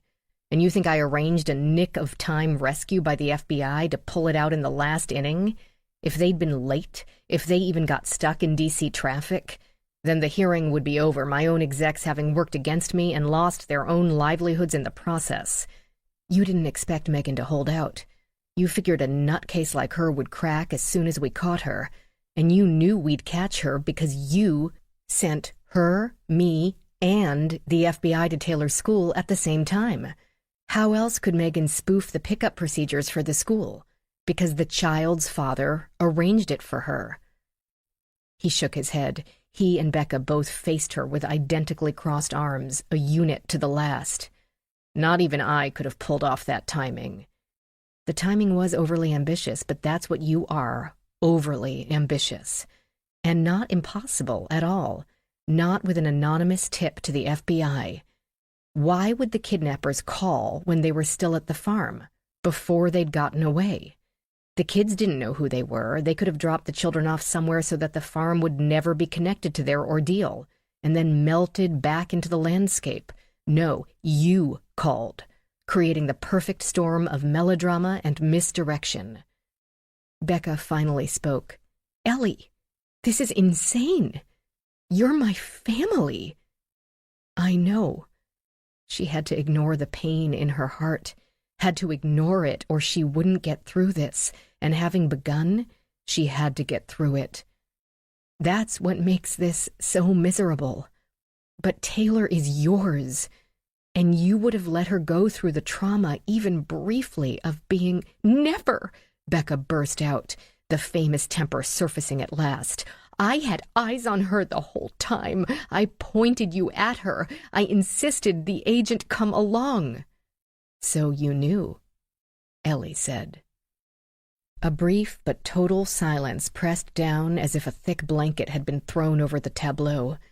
The thumping of Ellie's heart against its cage, the only movement in the room. Becca's voice cut like a sword carefully whetted. Ellie, are you still mad that I have a mom and you don't? Or that you're not my best friend anymore? Where is this coming from?" Ellie ignored this, too. "In case you haven't noticed," Hunter said, "I don't have my son back. He wasn't found on Megan's farm or whatever. So, if I'm the criminal mastermind behind it all, where is my kid?" His self-satisfied aura cracked on this last word, real emotion and real fear behind it. Ellie said, "That's what's been confounding me all this time. Nothing seemed consistent. Nothing made sense. Now I see the facts didn't fit together because they weren't related. We had 3 separate crimes: the abduction of the 3 children, Gabriel's murder, and Mason's disappearance." "Abduction," Becca corrected. "Disappearance." "Murder?" Hunter burst out. "Gabriel wasn't murdered. It was some weird virus or aneurysm, wasn't it?" "Destroying angel," Ellie said. "What's that?" "Ask your wife, the one who handed Gabriel the Gatorade, knowing that no one else in the house would drink it, the one who minored in mycology, the study of mushrooms, who had to notice the amanita growing in your woods." He looked to Becca for a denial. Ellie didn't think her expression had changed one iota, but clearly her husband knew her much, much better than Ellie ever had. What he saw stunned him. "What? Why? Why Gabriel?" "He was backing out." All the emotion she'd kept stuffed down inside her for 2 days erupted, and Ellie caught a glimpse of the young, always emotional Becca. "He wanted to cancel the IPO. He wanted the hearing to kill us. The last thing he said was he'd tell the truth about the company, and all because he had cold feet over the algorithm and the data mining. The whole company would go down the tubes because he had an attack of conscience. Everything we'd done, the risks we took, would all have been for nothing." "That was just talk. I could have controlled Gabriel." "I couldn't take that chance." "You couldn't? You didn't even think about talking to me? What do you think is going to happen to the company now?" "That's your complaint?" Ellie said. "That she made an executive decision?" "Shut up." And that quickly he put his wife's upgrade from kidnapper and extortionist to killer out of his mind and moved forward. Damage control. One glance at Becca and they were a team again. The Gabriel problem had been in the past. The Ellie problem still stood in front of them. Ellie took a breath, turned her face toward her first cousin. "Are you really thinking of a way to kill me, Becca?" A pause. "Of course not." But the pause robbed the statement of any conviction. Had they both moved closer without appearing to, or had she only imagined that? Ellie pulled the book out of her pocket. The best defense, after all. "Maybe you'll want to consult this for suggestions," she goaded. "What's that?" Hunter asked. "The source of the letters on Mason's ransom note." Once more he stumbled. "What? How is that possible?" "Because the plan had been put in place before you left town, the letter mailed before you left. It must have been tough for you," she added to Becca, "mailing that letter, committing yourself to go through with it. Of course, if you changed your mind, all you had to do was be sure to get the mail, not tough with Jenny out of town. And I'm sure Hunter here doesn't concern himself with mundane tasks like that."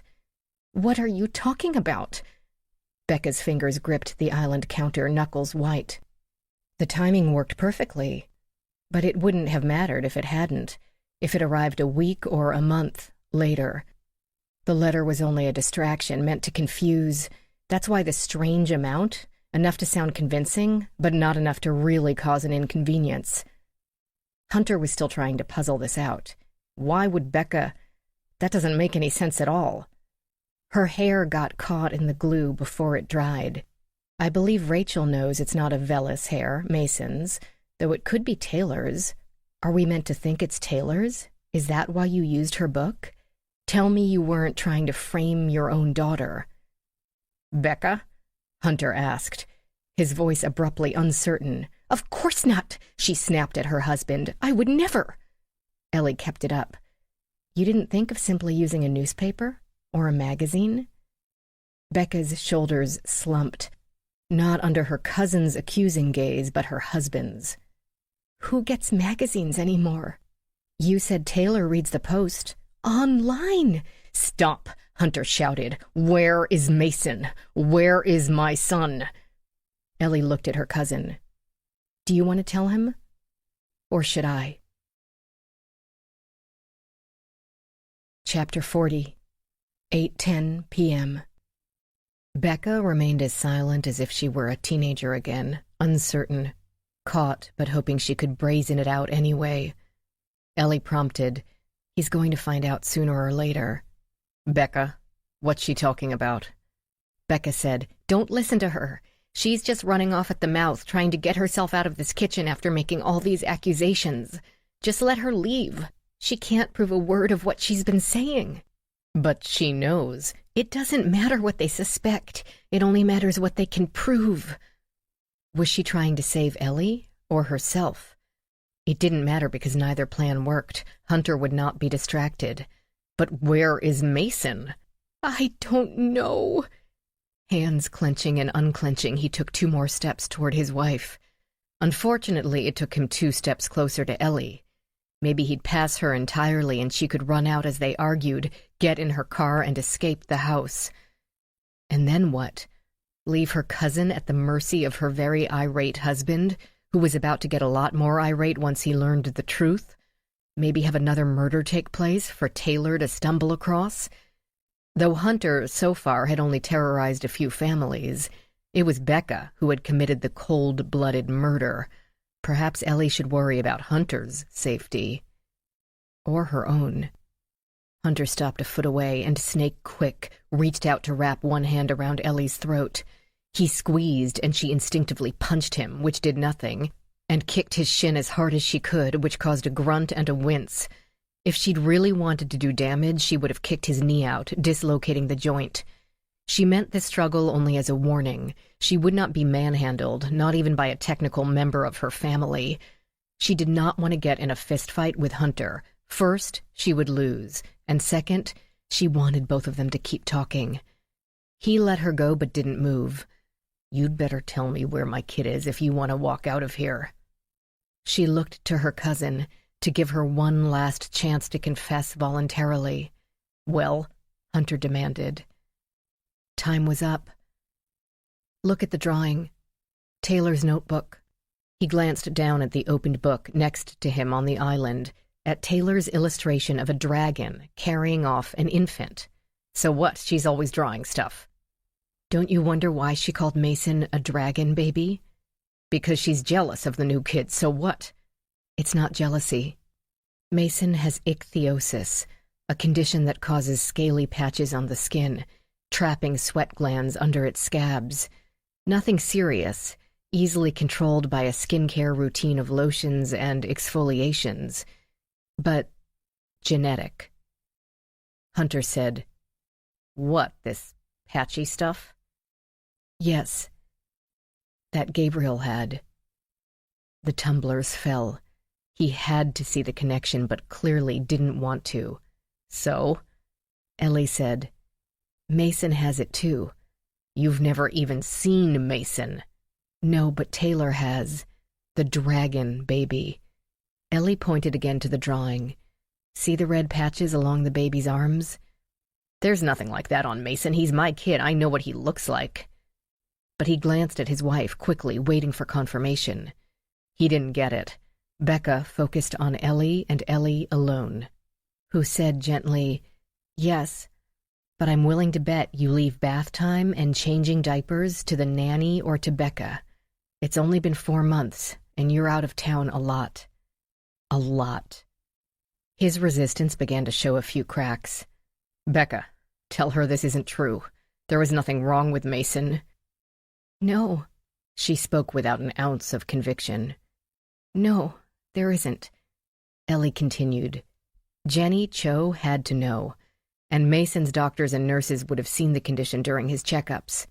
That was another reason this had to be done while Jenny remained safely out of the way.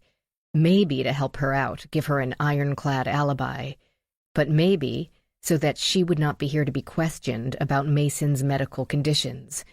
She might have even known about Gabriel, but this way Megan and her group will be blamed for his disappearance. Case closed. No reason to talk to Jenny at all. Hunter couldn't hide from this truth any longer. He turned to his wife. "Gabriel? Really? Really?" She stared at the table, at her daughter's drawing of her son and the dragon. Ellie said, "Did you even think of what this would do to Taylor? Wondering for the rest of her life what happened to her brother, if he was alive, if whoever took him would come back for her?" "Don't be ridiculous," Becca said. "Taylor is happy he's gone. Now she's got us all to herself again." "Maybe you really believe that," Ellie said. "It's still inexcusable." This sparked fire. "What the hell would you know about having children, about having a family?" Hunter also spared no sympathy for his daughter, too focused on his own humiliation. "Gabriel, really? You did—" Becca could have argued with Ellie all day and never cracked her iron shell, but she didn't last 30 seconds under Hunter's eye. "It was only a few times. You were gone so much. It didn't mean anything. I could get him out of our lives, but if you ever knew, ever suspected, you'd reject Mason and you'd leave me. Our lives would fall apart, the house, the accounts, the projects. It wasn't worth it. I had to let the baby go. And it killed me." Her voice broke on the last 4 words, so heartfelt and so piteously that Ellie almost wanted to turn away and write this off as a family conflict, to be worked out among the parties themselves. Almost. But a man had been killed. "She loves you," Ellie told Hunter. "She murdered Gabriel to keep you." "My friend?" The words burst out in ragged shards, and this time he did brush past Ellie. "You two were pretending around me, knowing all the time, making a fool." Ellie was free. She could run now, and they probably wouldn't even notice. But then Hunter's hands went around her cousin's throat, and as strong as the running and the spinning and the aerobics might have made her, Becca didn't stand a chance against his mindless rage. Her cousin was bent backward over the table, legs trapped, arms pulling uselessly at his biceps. Ellie grabbed one of Hunter's arms and tried to pull it away, the effort a sneeze in the hurricane of his fury. He did stop killing his wife long enough to shove Ellie away. Her hip slammed against the marble countertip, and her spine popped loudly enough to be heard over Becca's gasps. Ellie needed a weapon. A gun might make him rethink his strategy, but of course she didn't have one. Knives abounded, and she could stab him, but that would only make him turn on her, unless she actually killed him. The knife block included a pair of scissors, and she pulled it out. Yanking the plug of the expensive coffee maker, she cut the cord at its base. Then she approached the struggling couple and found the outlet at the end of the island. Ellie had no idea if this would work. It might kill him. It might just make him mad. Madder. It might kill him and Becca both. She inserted the plug into the outlet. It didn't have a GFI. She had to hope it dated to some far earlier remodel, before the stainless steel Sub-Zero and the Simonelli. With luck, it would at least startle Hunter into rational thought before the circuit breaker tripped and cut the power, and before he turned around and strangled Ellie instead. Becca's feet were kicking but losing strength. Ellie touched the wire to Hunter's right ear, careful to hold it well back from the hot ends. There had not been time to strip them. A tremor ran through Hunter's body, down to his bare, grounded feet. "Daddy!" Taylor stood in the doorway to the dining room, her eyes huge, both hands held out in front of her as if she could push her father away from her mother. Then the lights went out. The circuit breaker had tripped, but in the dying light from the windows, Ellie saw Taylor's mouth open for another scream, which didn't come. Instead, the girl turned and ran, springing away as fast as any rabbit. The hands around Becca's neck loosened, then fell. Hunter stepped heavily to one side and slid awkwardly into a chair as Becca rolled over, sucking in breath as quickly as she could, coughing, then sucking again. Ellie heard the rear veranda door clatter against its stops as if thrown by great force, and was in motion before she even realized what her body might be doing. Always smarter than her, it had reacted to the danger before she could form the thought. Taylor, distraught, Horrified, unable to swim, Ellie burst out of the back door across the flagstones, past George the stone lion and his no-name partner. Taylor's pajamaed form was already 3/4 of the way down the lawn with no signs of slowing. "Turn right," Ellie prayed. "Turn right and go to your tree. Climb your tree to your special alone place. Don't go to the dock." The girl kept on straight, the short legs moving with unbelievable speed. Behind her, she heard the veranda door slam once more, and a more solid sound like the thunk of a car door. "Don't go to the dock. Don't go off the end of the dock. Don't be like Benji. It's not really that peaceful." Taylor didn't turn toward the woods. Her bare feet hit the planks of the dock with a slap so loud it made Ellie wince. "Stop!" Ellie shouted, or thought she shouted. Her heart beat too loudly for her to hear. It was a long dock. It would take her a while. A splinter might slow her down, the hard wood too painful after the soft grass. Without the slightest hesitation, Taylor disappeared off the end. Ellie reached the boards only a second. It had to be only a second. It couldn't have been longer. After her, could just catch a glimpse of the white print pajama set in the water, already downstream from the jumping-off point by several feet. She had to do what Taylor had done. "Don't hesitate. Don't slow down. No time to take off shoes. I don't know what real difference shoes would make anyway." She hit the water in a most inelegant dive, more or less smacking her face and stomach onto the surface. The sting distracted her from the shock of the water, which, while not exactly cold yet, wasn't exactly warm either. She tried to breathe, and managed only to get a mouthful of the Potomac. It didn't taste great. Where is she? Ellie's body was longer, stronger. She should be within reach with one more kick. But her fingers felt only water, that nothingness heavier than air. She kicked harder, tried to lift her head out of the small waves. There, a flash of white against the greenish-brown flow. Ellie gave a frantic sprint, legs and arms in a panicked rush. Something grabbed her foot. She wouldn't have believed her body could get any more mindlessly hysterical, but it did. She flailed wildly, kicking against the tendrils, until the submerged tree branches around her ankle flowed and gapped. Another push, and her hand touched cloth. Ever so briefly, before the current took it once more out of her range, but enough to know she hadn't imagined it. Her water-blurred eyes saw the whitish shade below the surface, and then she had hold of it. With both hands, she grabbed the girl's torso and hefted her upper body out of the water. This pushed Ellie below the surface, but only for a moment. Her legs scissored. Maybe taking off the shoes would have helped, and she managed to get both their heads into the air. Taylor had gone completely limp. Ellie had no idea if the girl was breathing. She tried to grasp the girl's back to her chest, looping one arm across her from armpit to armpit in the classic lifeguard carry. But to be honest, Ellie had no idea how lifeguards dragged the rescued to safety. Though Aunt Rosalie had worked hard to teach her, Ellie wasn't much of a swimmer. With the set sun below the horizon, the shadow of the trees turned the riverbank to a deep darkness. There were no inlets or cleared land in sight, and the current felt much stronger than she had expected. She struggled toward the shore, her kicking legs tangling with Taylor's lifeless ones. Ellie didn't bother shouting for help. There would be no one to hear. A very small but grassy sliver of bank appeared ahead, and Ellie aimed for it. Easier said than done, but the water grew slightly shallower and calmer near the edge. She talked herself toward it with Aunt Katie's mantra, "I can do this, I can do this," though she was not at all sure that she could. Where is the river bottom? She should be able to reach the bottom, stand up, and pull Taylor out. But still her feet flailed in nothingness without a toehold. She heard a voice. "Here, I'll get her." A dark figure appeared on the slope only 2 feet away. Once more she pushed the girl's body upward. Taylor should breathe. She should be able to breathe. This once again shoved Ellie under the water's surface. Where the hell is the bottom? Taylor was torn from her hands, and yet she couldn't pull herself up, her feet finding only silt that didn't give enough purchase and even sucked her down farther.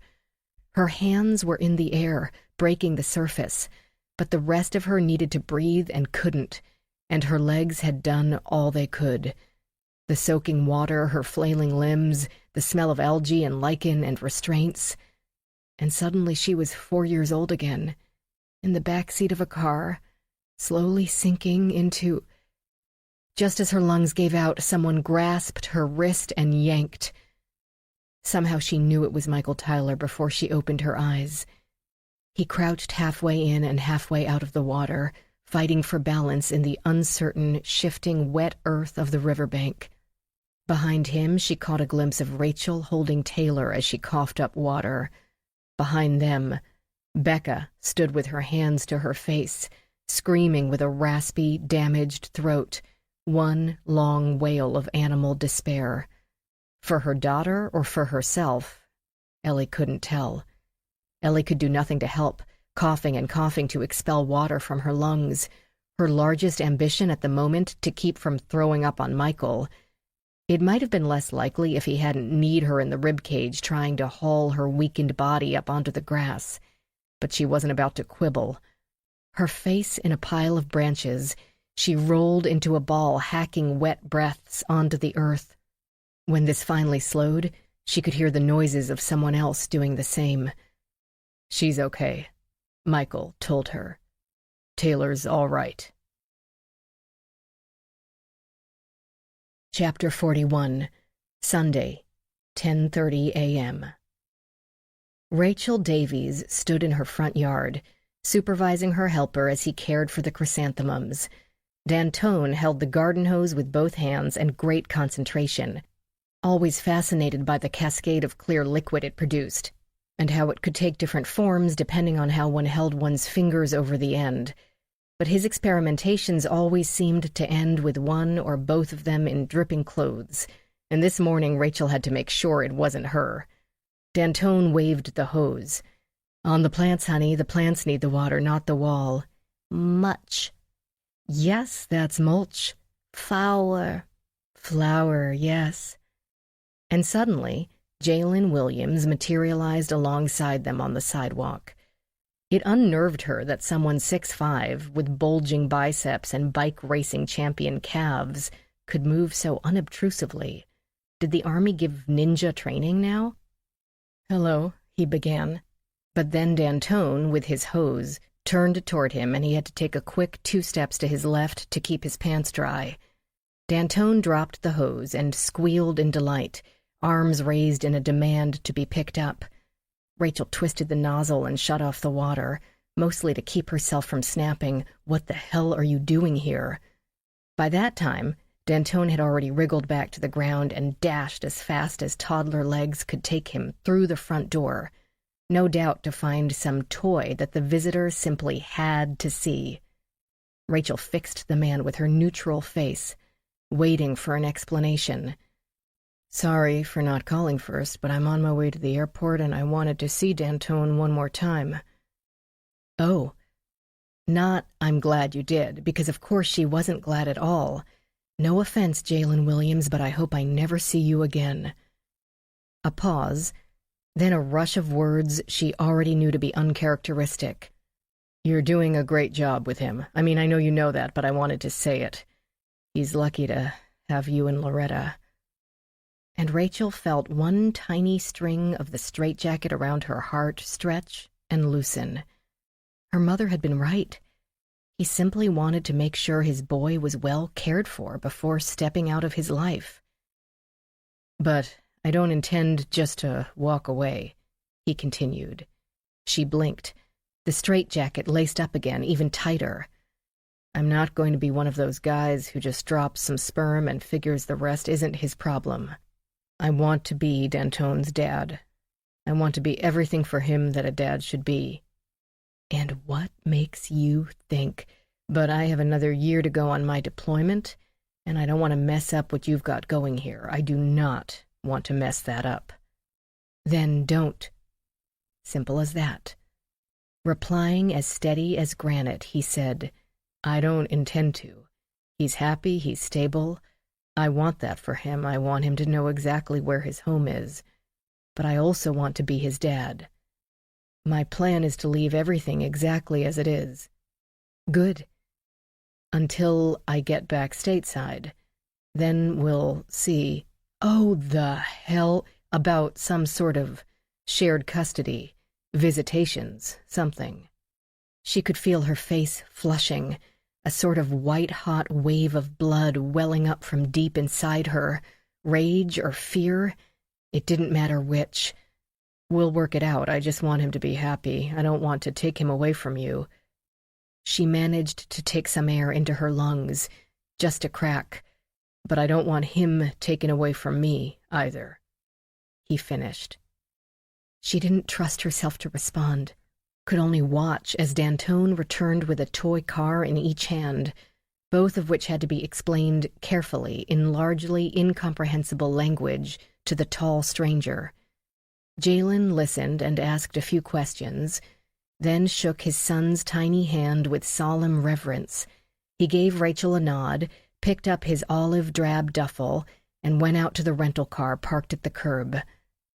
Only then did Rachael suck in a deep breath and snatch her little boy up, holding him to her, feeling his skinny but strong arms wrap around her neck, smelling his special baby shampoo mixed with a hint of Play-Doh. A year.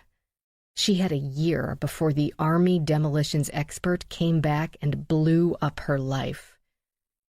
The car pulled away, and a 1960s-era Mustang in slightly faded burgundy pulled into her drive. A convertible, she noticed, and hoped Ellie wouldn't want to put the top down in this heat. D'Antone squealed at the thrill of having two visitors in the same morning and waved his cars at the emerging woman. "This is your car?" Rachael asked. Ellie beamed. "A college graduation present to myself. It's a 65. Are you sure it can make it?" "Of course it can," Ellie said. "Trust me." The drive from Washington, D.C. to Haven, West Virginia took Ellie 5 hours, but through incredibly scenic areas, including a national park, Shenandoah, and a national forest, George Washington and Jefferson. This prompted Ellie to spend 4 miles wondering why such men had to share a location. Hadn't each deserved a forest of his own? And maybe Washington got to keep his first name in order to distinguish the man from the city? And, in the sunny daylight, the roads only occasionally racked the nerves with a shoulder crumbling off into a sheer gorge, or a bridge suspended hundreds of feet above a valley of water and treetops. "Sorry about the space," Ellie said to Rachael, who sat with a copy-paper supply-size box on her lap. "It wouldn't be so bad if it weren't. Taylor, what's in here?" The girl yanked out one of her earbuds. The back seat barely had enough room for the 11-year-old next to the suitcases and boxes. "What? That? It's books." "Well," Rachael said to Ellie, "I can't argue with a girl who reads books. As long as they don't produce deep vein thrombosis. Thanks again for coming with me." "No problem. I felt like I wanted to see this to the end. And I wanted to talk to you." Ellie had been too discombobulated to question Rachel's accompaniment on this trip, and now wished she had. There were few more ominous requests in the known universe than "I want to talk to you." "About what?" "A job," Rachael said without preamble. "The Locard needs a crime scene instructor. Our current one is leaving to continue her research at a body farm in Utah. So you would have an office, 2 classes per session, and we can talk about your areas of research and getting you whatever resources you might need. You would also be expected to participate in our private contract work." Meaning, work like finding a rich lobbyist's missing child. Ellie drove 2 more miles in wordless surprise. The Locard wants me? The Locard? A place with all the equipment and materials she could possibly need? A place that worked on the most baffling, most unique, and, as an added benefit, where her ex-husband would not be working. She wouldn't have the threat of transfer to another office should staffing demand it. Most of all, she'd be able to do forensic work full-time. Rachael misinterpreted her silence and assured her, "You don't have to answer today. Let's just deliver our charge first." "I'm not a charge," Taylor said. "Sacred trust?" Rachael tried. The girl considered this, then nodded. Then she noticed a freeway sign and read the announcement of a tunnel ahead with so much excitement she nearly danced in her seat, or at least in the space allotted her by 3 suitcases and 4 boxes. Ellie guided the car into the tile-coated tunnel cut into a mountain with less enthusiasm, trying not to think about the weight of the rock and stone suspended above her. "Keep your eyes on the road and ignore everything else," her Aunt Joanna always said. Joanna had taught her to drive, having had much more patience than her husband, Paul. Everyone in her mother's family had taken the time to teach her a skill or leave her with a memory to carry with her every day of her life, even sometimes ones she didn't want. And now, that family would have to teach Taylor. The 11-year-old had shown surprising resilience, as she lost both her parents and her lavish home in less than a week. Her parents' crimes weren't an appropriate subject for such a young person, but Taylor demanded honesty. She had nothing left. Ellie wished her relatives had been as honest with her. If they had, she might not be just past 30 and still wondering how her mother had truly died, and where her father had gone. Taylor went on, "Hey, here's that bridge." The roadway over the New River soared close to 900 feet above the rushing water. "Keep your eyes on the road. Graham took me on a picnic in that park once. There's a trail with stone steps and a patio with these magnifying telescopes that you can use if you put a quarter in. Graham said when I got bigger I could get a raft and go down the river in the waves." Ellie felt a little better to hear the enthusiasm in the girl's voice. A little. When she pulled into the gravel drive of the little house in which she had spent few but formative years, Taylor burst from the back seat before Ellie could kill the engine. Aunt Katie appeared on the porch. She heard the gravel, always did. She wore a brightly colored blouse and her good yoga pants, her long graying hair brushed and pulled back with jeweled clips. The house seemed smaller than Ellie remembered. Of course, she'd been smaller herself. The oak trees had crowded in over the years. One of the 3 steps to the ground sagged in the middle, but the porch had been freshly painted, the wooden railings a newly bright white, as if in preparation for Taylor's homecoming. The girl flung herself at her grandmother, and Katie enveloped her in a hug twice as fierce. They had a quick, hushed conversation before Taylor skipped around her and into the house. The wooden screen door swung shut with one quick bang. Ellie pushed herself forward, made her feet move while Katie waited. Rachael stayed at the car, doubtless giving her the privacy needed for this incredibly awkward family reunion. Would Aunt Katie strike her? Scream at her? At a very minimum, tell her never to set foot on the property again? That she had no right to consider herself part of... And then she was there, and Aunt Katie enveloped her in a bear hug as tight as the one with which she'd just welcomed Taylor. Ellie had no choice. She collapsed into ugly cry, nose-running sobs. There, Katie murmured, patting Ellie's back just as she had so often done 15+ years before. The faint scent of ginger grass pulled Ellie back through time. "I'm so sorry." "You did what had to be done. It wasn't your fault," her aunt comforted. "But..." With shuddering gasps, ineffectively wiping her face with both hands, Ellie made an effort to speak like the grown-up she now had to be. But I put your daughter in jail," she wanted to say, and couldn't make herself. Because it wasn't true. She hadn't put Becca in jail. Becca had done that herself. Aunt Katie put both hands on either side of Ellie's face. "You did the right thing, just as we always taught you." That only made Ellie cry again. But Katie produced a few tissues, and Ellie found herself saying, "Maybe in time, maybe after, I could talk to you about my mom. I remembered something. I remembered about the crash and the water." The screen door gave another bang, and they both looked up to see Melissa. Becca's opposite in many ways.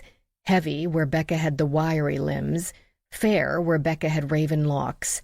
but identical in their thorough disdain for people who crossed them. She gave Ellie that look now, that cold, haughty stare that said, "You lent Becca your book before you gave it to me. You sat with Becca on the bus instead of me. You sent my sister to jail. You're not really my best friend."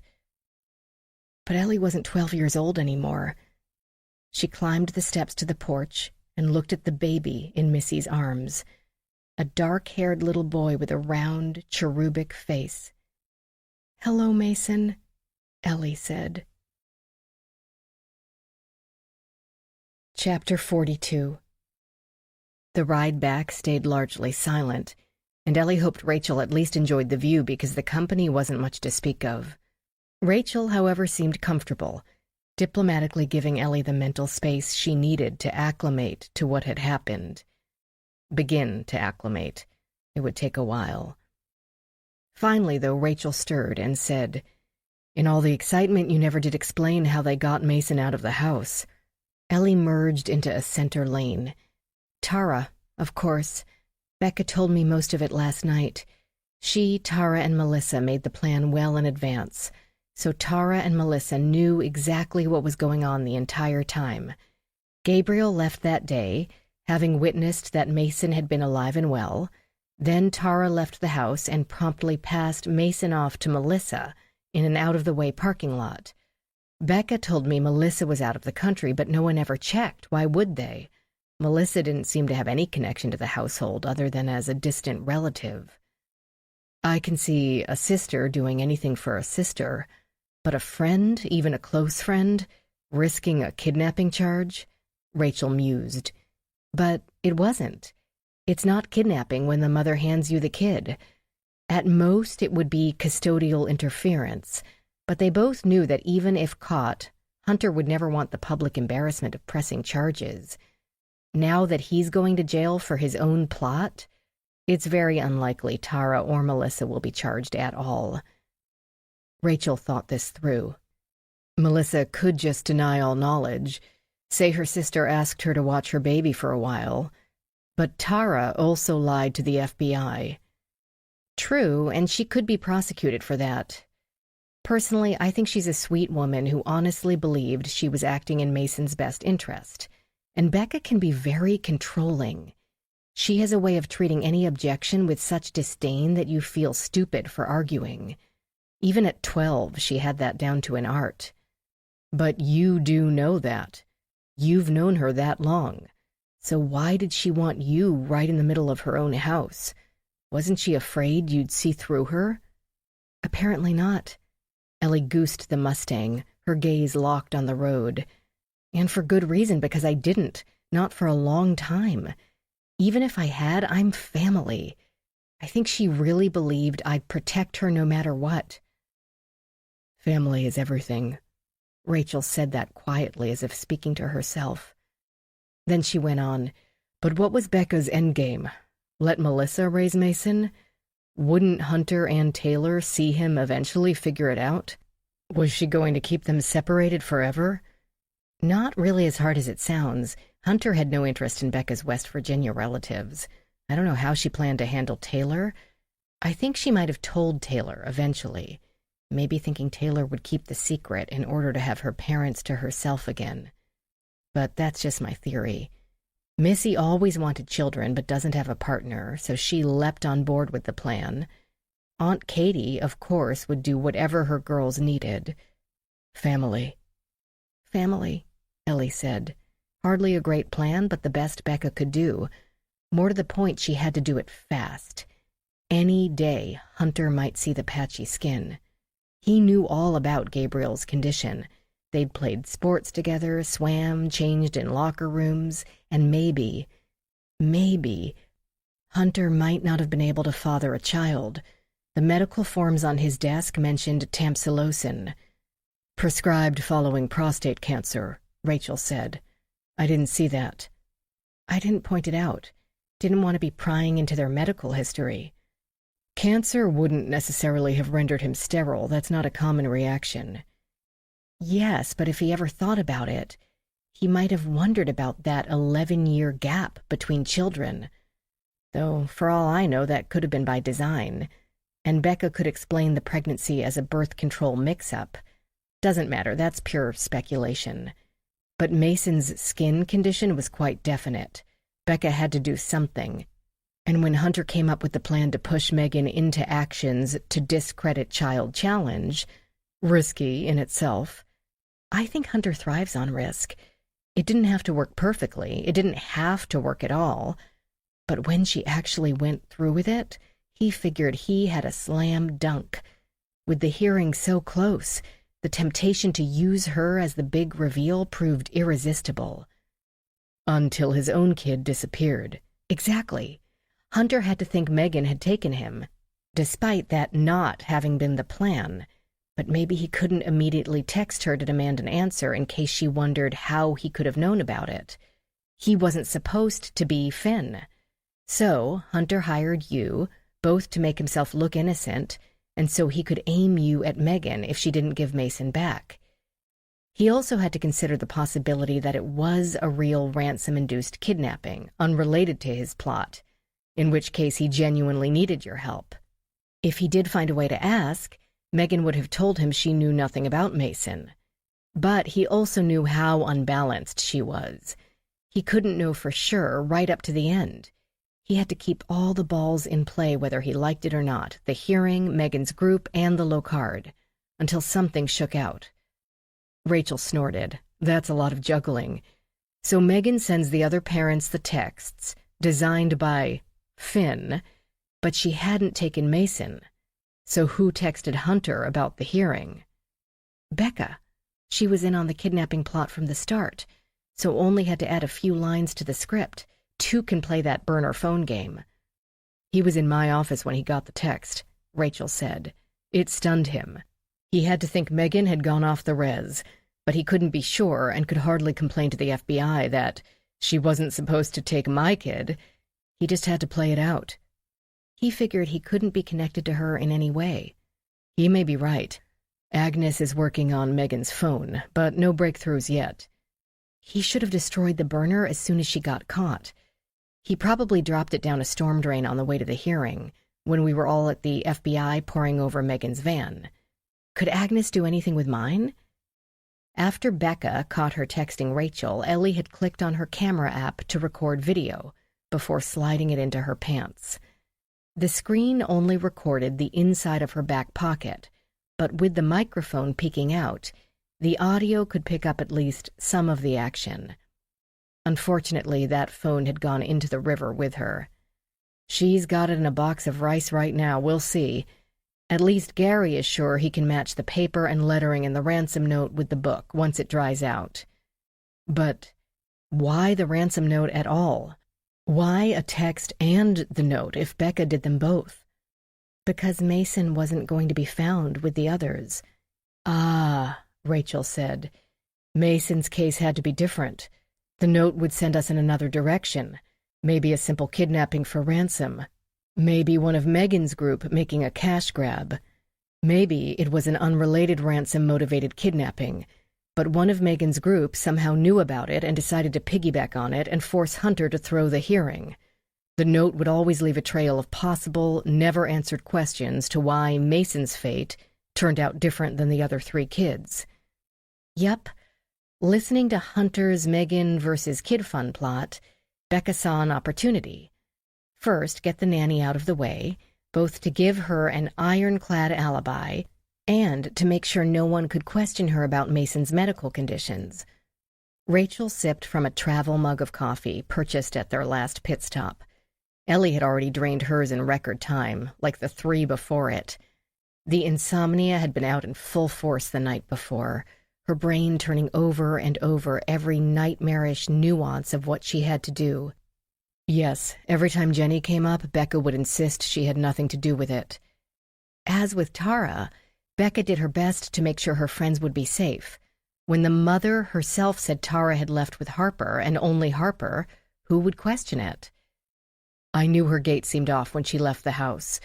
My theory had been that Harper hadn't been there at all, but then Gabriel said he saw the little girl. Oh yes, it was Harper in the baby carrier. They simply took out Tara's all-organic diapers, piling them in Mason's nursery, and put the sleeping Mason in the bag.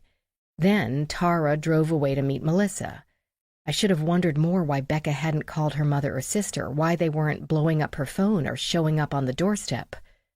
Organic diapers. They were stacked on the changing table.